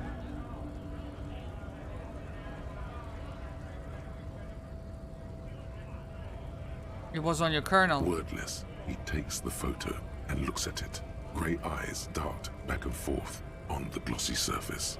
His face is unmoving, hard as a stone, but beneath it... Fucking loincloths. Really did him in. Can you tell me what the tattoo means? What it means. He points to one tiny star in the web of lines, away from the man's heart, almost on his stomach. I can tell you what this one means. Only one. You want to hear what happened here? Sure. Our colonel is deep in the bush here. Deep in the fucking bush. In Benital, 41. Monsoon season. He's on a reconnaissance mission. He spent a month behind enemy lines, scouting kipped villages. Nothing but fucking bugs and snakes for fun. Men are getting restless. There's talk of switching employers. He licks his lips, as if drunk suddenly. With some strange emotion. This is about to get really graphic. Our boy, he's only a captain then, but he knows how these men think. If they don't see action soon... His voice gets strangely quiet, a long, long way from right to work. His gaze pierces the paper. At dawn, he comes upon two kids, breeding in the bushes by the river. Or maybe they weren't breeding. Maybe they were just making eyes at each other. I like to think they were breeding. We shot the boy. He was useless, but the girl, she was nice. A little fat, you know, but not too old. She was quite the entertainment for the week she lasted. Expired in the hands of Sarge Mason, the kind of guy who'd make Chief there shit his pants and cry like a bitch. God damn. God. Mason couldn't let go. Cut the tits off her cold body and fucking ate them. Said primitive spirits were watching over him now. Drowned in a creek a week later. Spirits my ass. Something stirs in your stomach.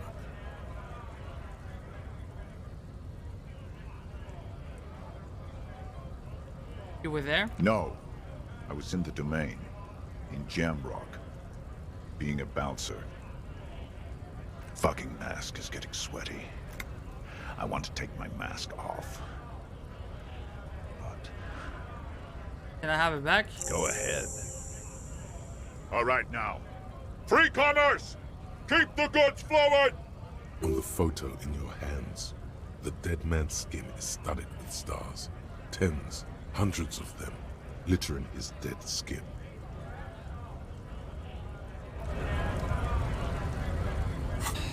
Okay. Perform an advanced analysis. Ah, right. I need to level up for that though. Where's the rest of the... Oh my god, I gotta talk to this asshole again? Damn it. Okay. Also, we need to get some money.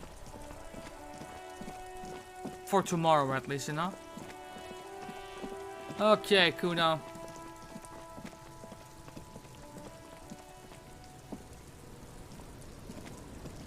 Fuck does Kuno care?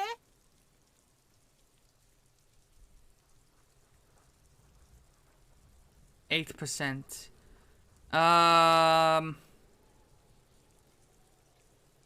Yeah? The kingdom of Kuno? The fuck do you want with it? Look at that fucking shit! You're trying to get Kuno killed! Fuck does Kuno know? Kuno's not a fucking acrobat. The lieutenant takes a quick note in his... It's a trap, Kuno! Don't climb it, Kuno! Yeah, whatever. Kuno doesn't give a shit. The fuck about it? Fuck are you talking about? What is this contusion shit? He says you're stupid, Kuno. They want to make you stupid again. Again. Oh, did Kuno make your shit sniffing harder? Obstruction of shit sniffing. This is Kuno's kingdom. Kuno fucking rules here. You hear the lieutenant hum. What about the armor? Kuno doesn't give a shit about the armor. Jesus Christ, man. That fucking had one thing majorly wrong with him. He's a fucking mutant. Do you remember how he looked? Fucking growth hormone shit. He's a giant. The armor's too big for any man. Kuno doesn't give a shit about that freak armor. Kuno threw that shit away. Where? Oh, come on. He's just pretending that he doesn't care because he's too small for the armor. Get the fuck out of here trying to fuck on me with that midget shit. Kuno's 12. He's huge. What are you? Fucking 80. When Kuno's 80, Kuno can fit 4 of you in Kuno. Fuck out of here. Pause. Trying to fuck on Kuno. Fuck out of here. Kuno tried to get the helmet on. It was too big. Kuno kicked that shit in the sea, rugby style. That shit means nothing to Kuno.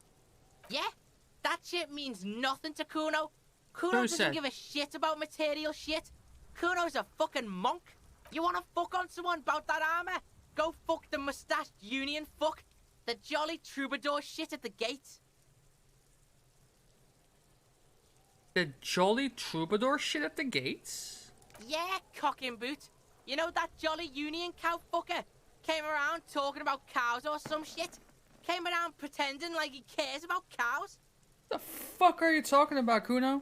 Jesus, you're still going? Yes, sir. Yes, you met him at the gates. The one with the boots and the jolly smile. Me fucking mañana? Yeah, he's the one you want to talk to. He's fucking crazy about that armor shit. Coming here pretending like he likes cows. Trying to catch a peep at Kuno's armor. Curious, my liege. Why did Kuno feed you this information? And when I get into like game finishing mode, all bets are off, Switch. You know? And if it's good, shit, time just slips away from me. Okay. Let it be. Yes, pray pardon, sire. Better to let it be. I did. You're testing Kuno's patience here. Get lost! Fuck a Kuno. Kuno doesn't fuck. Okay, we're off. I've had more than my daily dose of this fucking asshole. Hey T, welcome. I gotta get into game finishing mode tonight. Yeah, you gotta.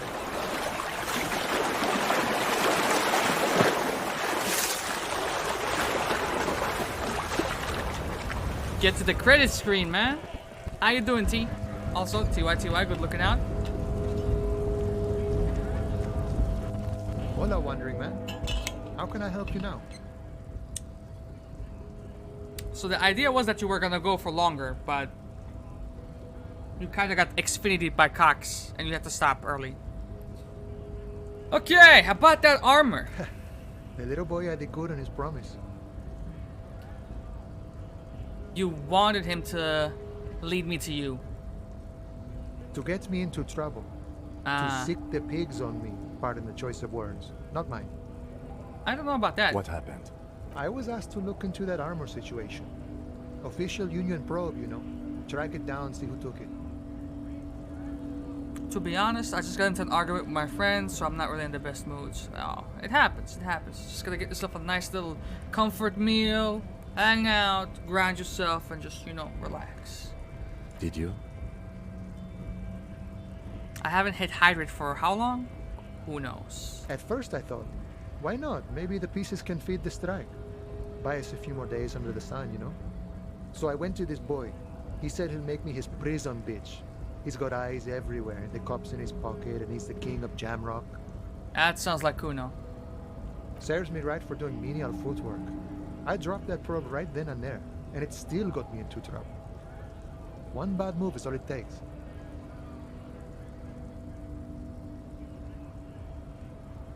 What did you learn about the armor? I learned that people don't want to talk to a drunk Union man about some armor. Okay. What else? Not much. Technical stuff mostly. That was the interesting part. It's a minor nuisance. It's all good. He contemplates taking a swig from his flask. He thinks, not yet. Better to get this business out of the way. Sweeter then. I did some research into this armadura. Yeah? Let's say I have friends at the library. I didn't get into the material science, just how it comes off. How does it come off? In parts. 4 in total. The helmet was the first to go. The kid says he tore it off and kicked it into the sea. I believe him. The boots were still on the guy last I saw. Too hard to remove. So, as I count, there are 2 parts missing. The gauntlets and the cuirass. This is where I left off.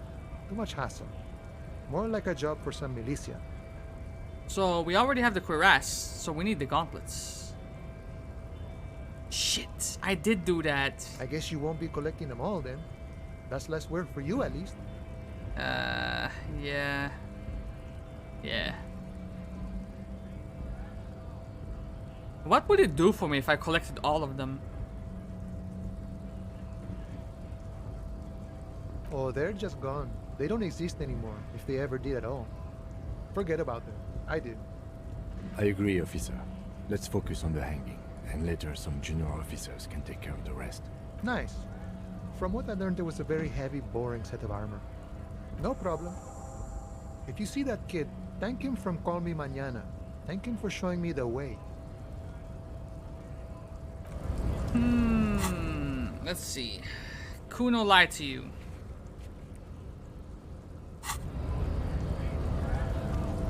Gotta talk to this guy again. I don't want him, man. He's a nuisance. Heal up.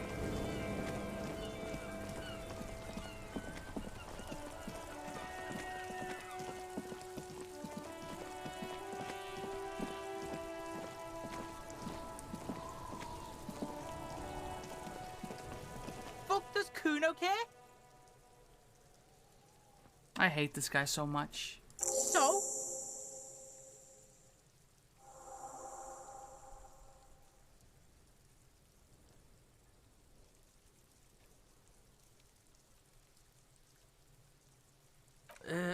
Fuck, okay.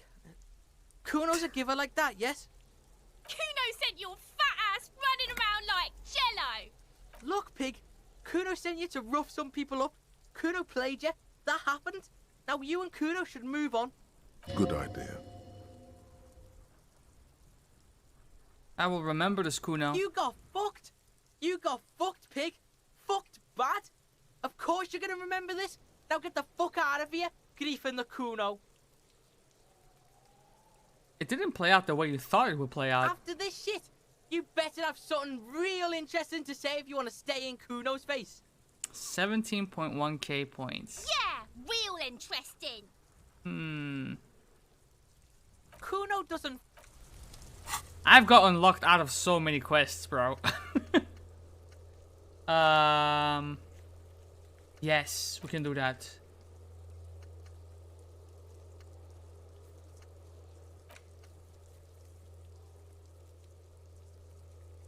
Actually, that should be doable as well.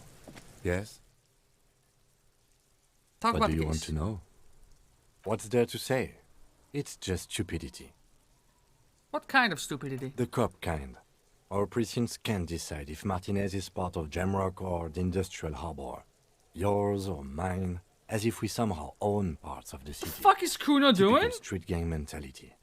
So we've let the Union make a mockery of law enforcement here. And now it's come to its natural conclusion. Well, sort of. It's less a matter of who gets to police Martinez than who has to. It's an orphan district, in other words. I think the dispatch desk just told both our stations about the hanging. There was quite the brouhaha at the 57th, I can tell you that. Time to settle it, they said. Cop off. But I assure you, I am not their finest or toughest, with 102 cases solved. What I am is least interested in a pissing competition. So he volunteered to represent the 57th, but not out of competitiveness. On the contrary.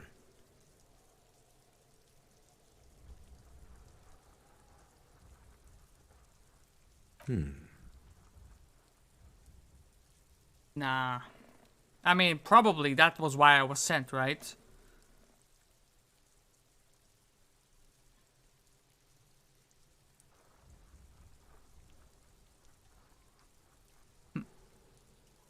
Okay. Style me. Ah, what? Pause. It's impossible to tell whether he's serious or joking. No, I don't. I used to. Plain clothes did the trick. For both of us, it seems. Now, was there anything else you wanted to ask about the competition? Not If not, really. we should move. Yeah. Yes. I'm an unrepentant spoilsport. Martinez? Nothing. It's just a puddle at the end of some drain pipe. No one cares about this place. They care about sports. Most of our colleagues don't even know how to get here. North of the interchange doesn't exist. I think there's a strong possibility that this game might end on day 5. I don't know if we can wrap it up on day 4, though. Another after effect of ethanol poisoning, perhaps. Feels like leaves do when they rustle in the breeze. Yes, it's a wholly pointless matter. He's actually glad it's addressed now. Okay. Listen. No. We can do that one. Hold on. Let's equip a couple of gear here, man. Get my logic up. For example, boom. And another thing would be boom. Okay. Now, dude. Let's talk to him. Are you... Am I... Bugged. Yes? Okay. 92%. Boom! Look at you. It's because you're a failure. They sent you to slight Precinct 57. Yeah, that makes stuff. That makes actual sense. Just think about it for a second.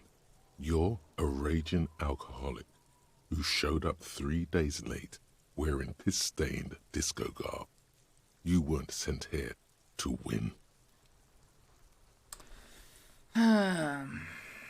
Kim, what if my precinct sent me on this case because I'm a fuck-up? Like, as a joke. I've considered it. So it's true. It would be immensely ugly of them, not to mention unprofessional. But I also think it's somewhat unlikely. Why is that? I checked the records. This jurisdiction dispute, who polices Martinez, reaches back to the 30s. It's as old as my station. And all this time we can't decide who gets Martinez? I think, yes, both stations would prefer a win. So you really are their finest. I am the finest of nothing. Safe? No. But you're old. You've made it this far. Something has brought you through. We've only just started working together, so I don't know what it is yet. So no, I don't think they sent you as a joke. And even if they did, I just they're healed in that. for a surprise. He's right. There are no airtight theories, just paranoia. Okay, so with that, running out of stuff to do. This is good. Find smokes. No. No. I don't know. Ooh, we gotta do that. But also the serial number stuff.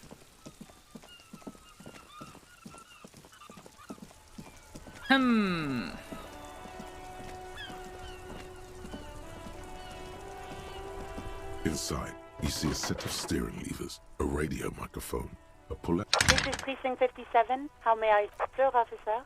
What's the number? And the make of the armor, if you know it. Got it.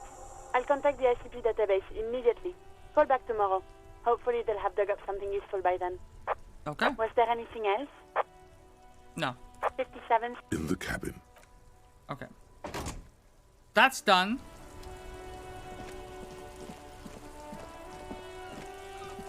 Head in to talk to Garty to see if we can sing Bakamitai.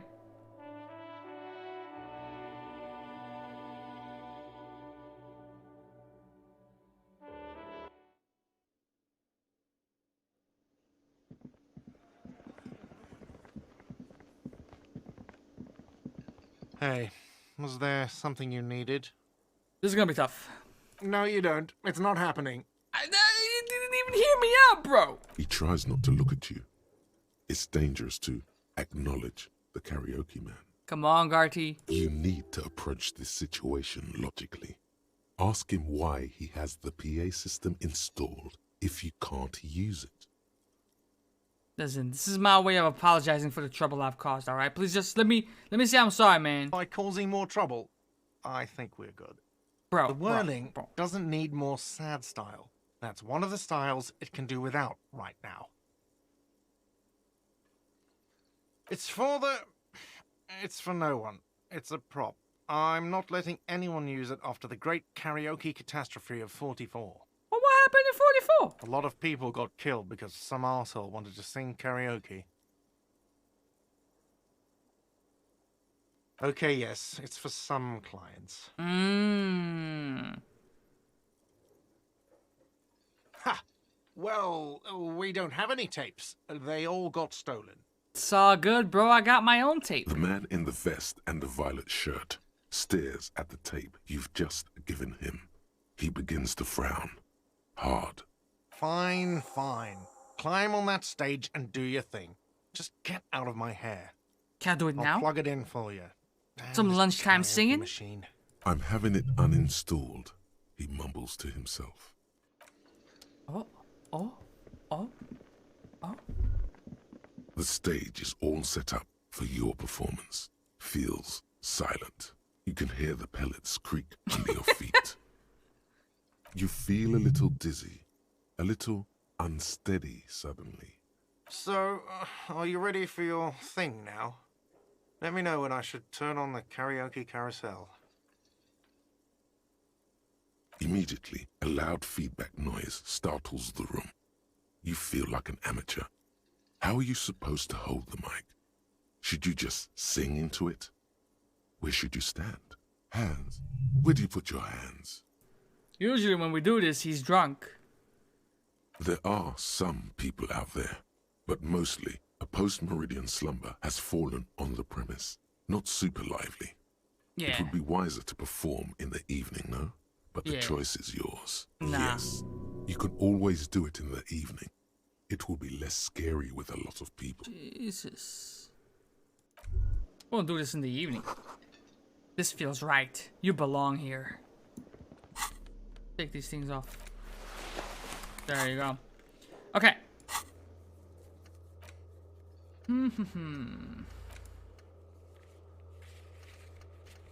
Did I level up? No. 81. I need 19 more points. What else can I do? Authority. I guess.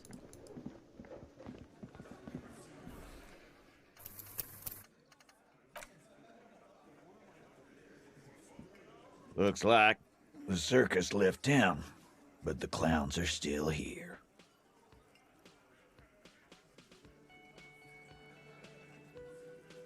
%. Jesus.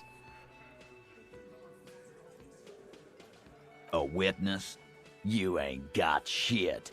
The locals would never come to you with this. That's just cop tactics, Titus. Next, he's gonna tell you one of us already roll on the others, and he's in witness protection. Well, let's hear it then.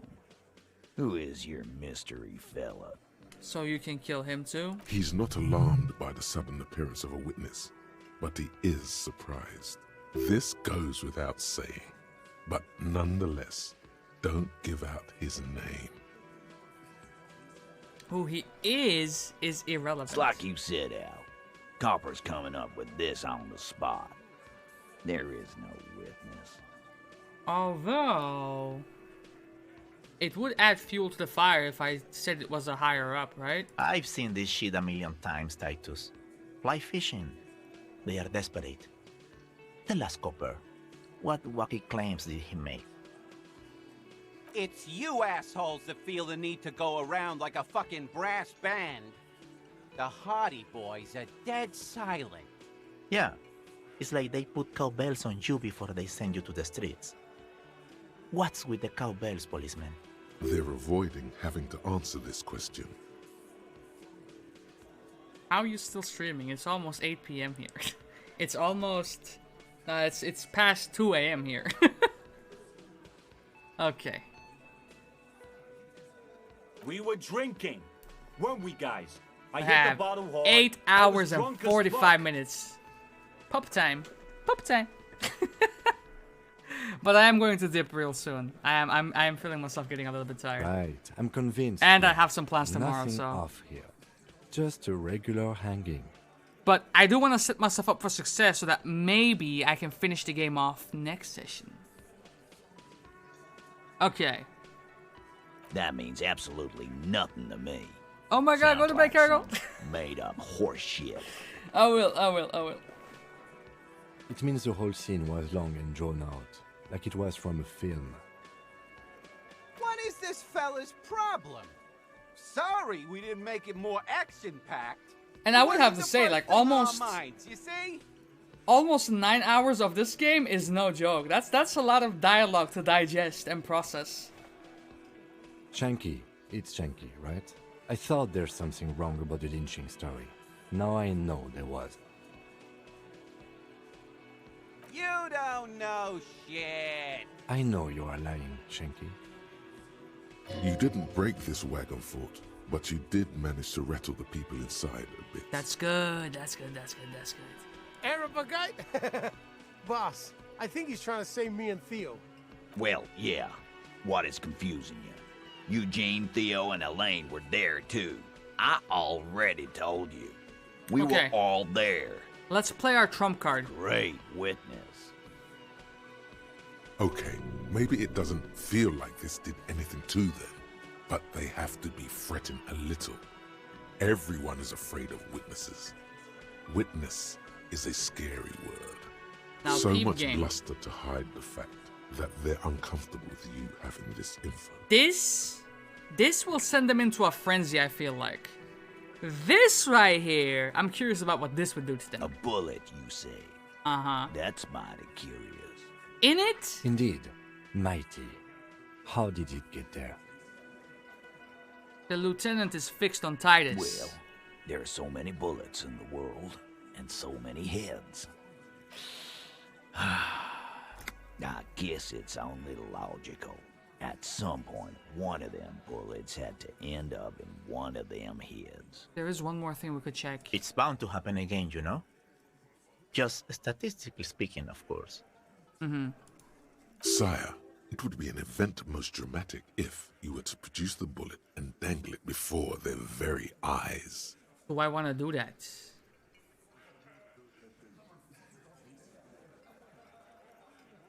that gonna rile them up? I don't want to lose my bullet. Shit! I probably did shoot him. I was drunk last night. You guys know me when I'm drunk. Okay, what kind of piece you got then? Yeah, Glenn likes to shoot his guns when he's drunk.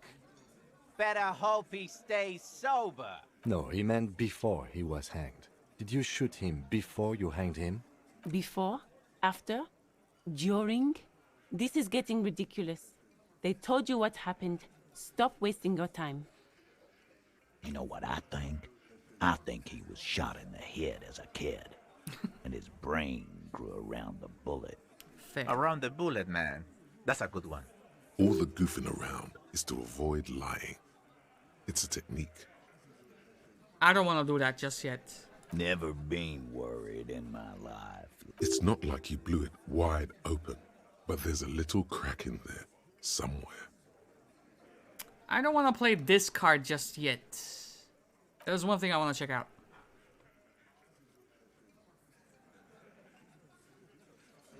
And that is, if I go here, it's really close by as well.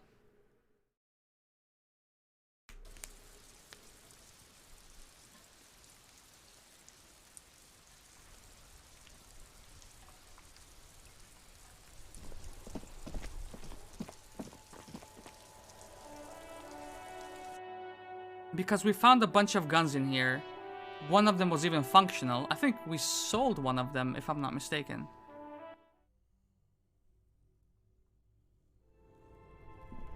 If we did, that was a mistake. We should not have done that. In here. A few bricks have fallen off, revealing a compartment behind the wall. Seems like an old bunker from... It means there are firearms. He likes this find. But, okay. Nothing pertinent to us. Cool. And the body should be gone. The bear's eyes are still glowing red. Cool, cool, cool. And is it possible for me to actually open this? Tools. Pry bar. Boom. This orange machine is dead still. It has a hand-cranked ice cream churner and an electric freezer. The ice around it slowly melting. It's a pry bar, man. What do you mean it's not strong enough? Touch. In that case, okay, there's one more thing we can do in this very building.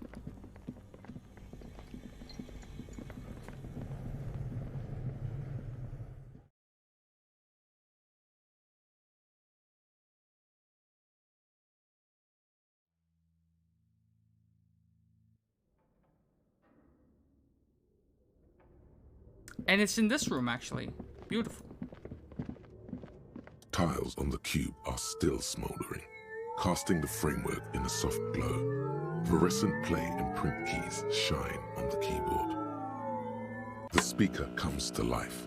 Static seeps through the machines playing a magnetic driver. An old lady greets you. Her voice sounds 100 years old.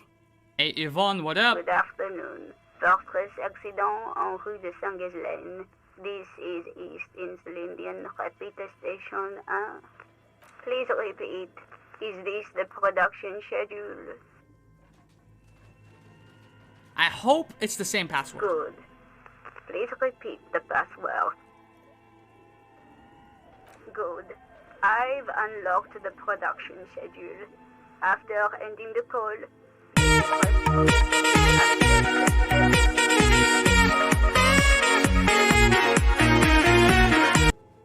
Nice. Really? She just used the same password? Hey. Maybe those radio computer guys aren't that paranoid after all. Fortress accident.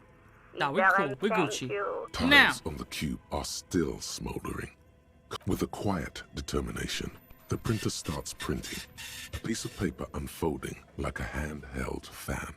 Let's see what we got. It's a project written by the lead producer and a radio game developed by Studio Fortress. Good looking out, TYTY. This is the first time I've actually gone through the entire thing. But this is definitely my longest stream as well, so maybe not that surprising. The first few pages give an overview of the capital and workforce, while the rest Oh, of it this is gonna seems be to heavy, the isn't it? production schedule. Okay.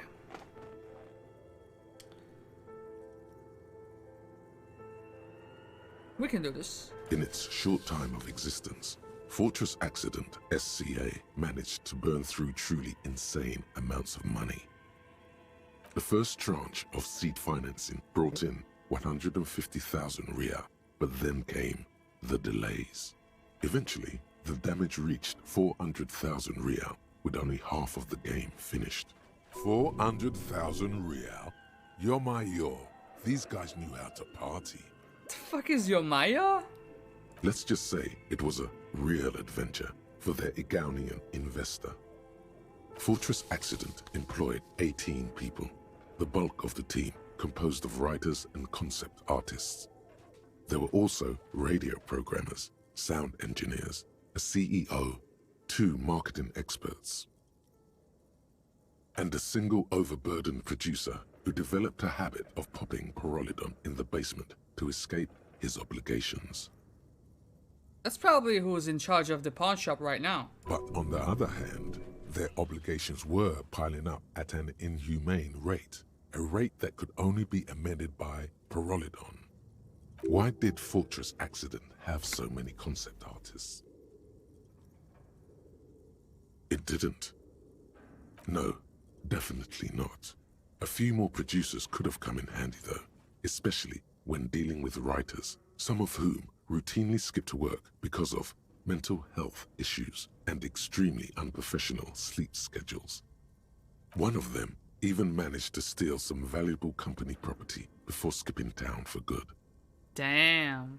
The production schedule depicts their glorious descent into bankruptcy. Because of the concept artists. Not the concept artists.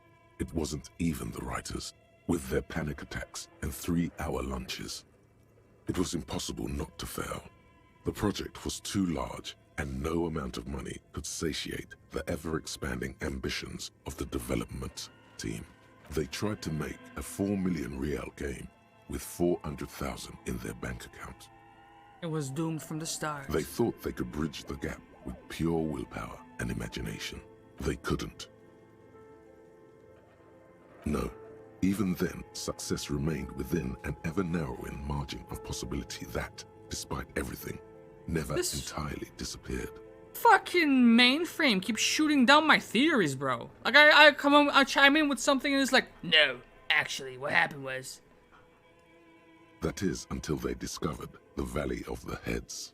The what? The Valley of the Heads. At the 11th hour, the lead designer, Jimsk-born Suliswaf Jalisa, decided that what Wirral Untethered needed was a secret mystical location at the extreme edge of the map. This place was to be the Valley of the Heads, where the heads of all the headless constructs could be found. The player would have been able to choose a head for their headless party member, and each head would have been voiced on air by a professional actor. Fucking NFT heads? The world had never seen their kind before, and might never again. So many. The last count, there were approximately 10,000 heads for 10,000 headless men, all of which could be endlessly recombined. Do you really want to know? There seems to be a calculation here, but it may take a while. How bad could it be, dude? Oh my god! The game froze. Yep. Oh shit! Stop it.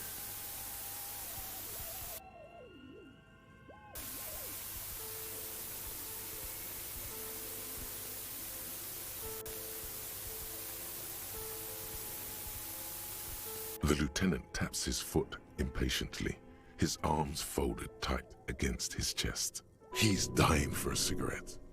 Come to think of it. This guy right here, man. Oh god, okay.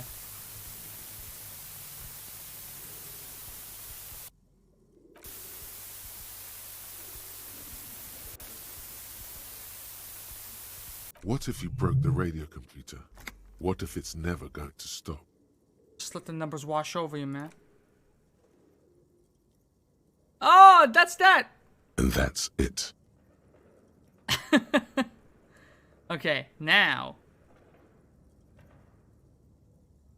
we make sense of this shit. Well, yeah, that and the catastrophic data loss. The what now? No. Right. On the nature of the data loss, there's ominously little information in the production log.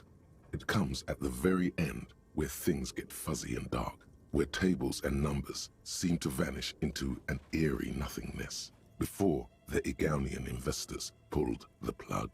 What is clear is that one day, an unidentified numeric anomaly occurred on the East Insulindian Lintel front, just as the Wirral Untethered project was being compiled that day. And the anomaly caused all that data to get lost in the air. When the project was returned, it was completely blank. Can you imagine? The team spent weeks on the phone with Lintel, the service provider, but despite their diagnostics, they could never produce a satisfactory explanation or pay for the loss. This is what I'm saying. Mysteriously enough, it seems that the offsite copy happened to be on-site when the catastrophic data loss occurred. It was the lead programmer's responsibility to oversee weekly maintenance of the offsite copy and, well, keep it off-site. An explanatory note from the lead programmer has been S. Luukinen Kilda, the lead programmer of Fortress Accident. The Suna? off-site copy was on-site because there was no off-site anymore. Not for me, not after 8 months of crunch. I'm gonna... I didn't have a home anymore, so I started keeping it This is in the last basement segment. in the ice bear refrigerator near where I went to sleep. It was perfectly safe there. The temperature conditions were optimal.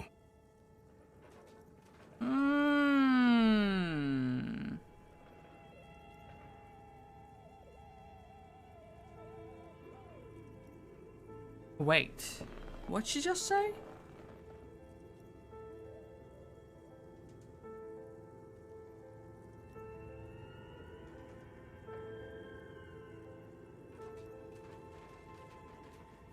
That's not what her colleagues thought. She's right, actually. Nothing wrong with keeping this type of filament memory in a fridge. The production schedule ends with a few random notes that seem to be added sometime later. So if we check the fridge, it should be there, right?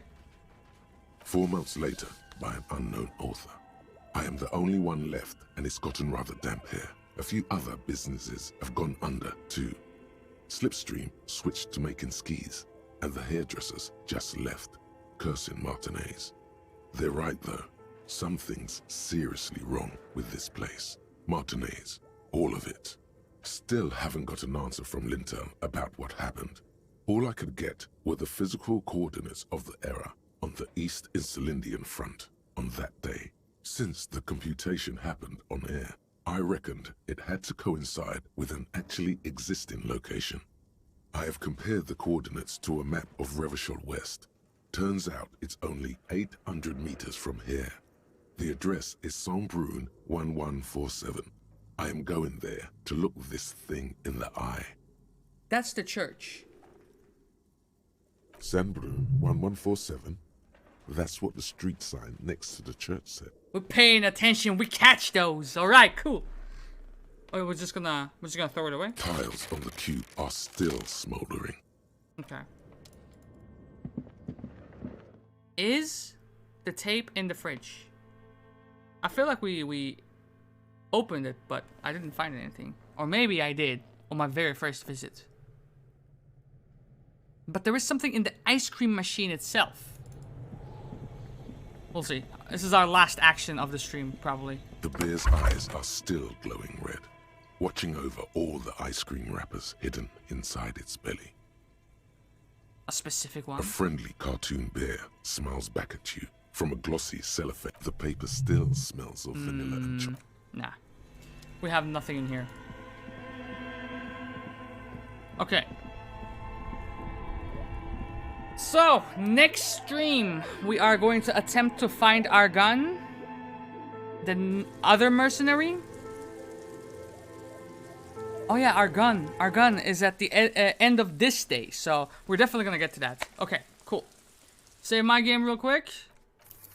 We're gonna play our nice little R&B record, as we usually do.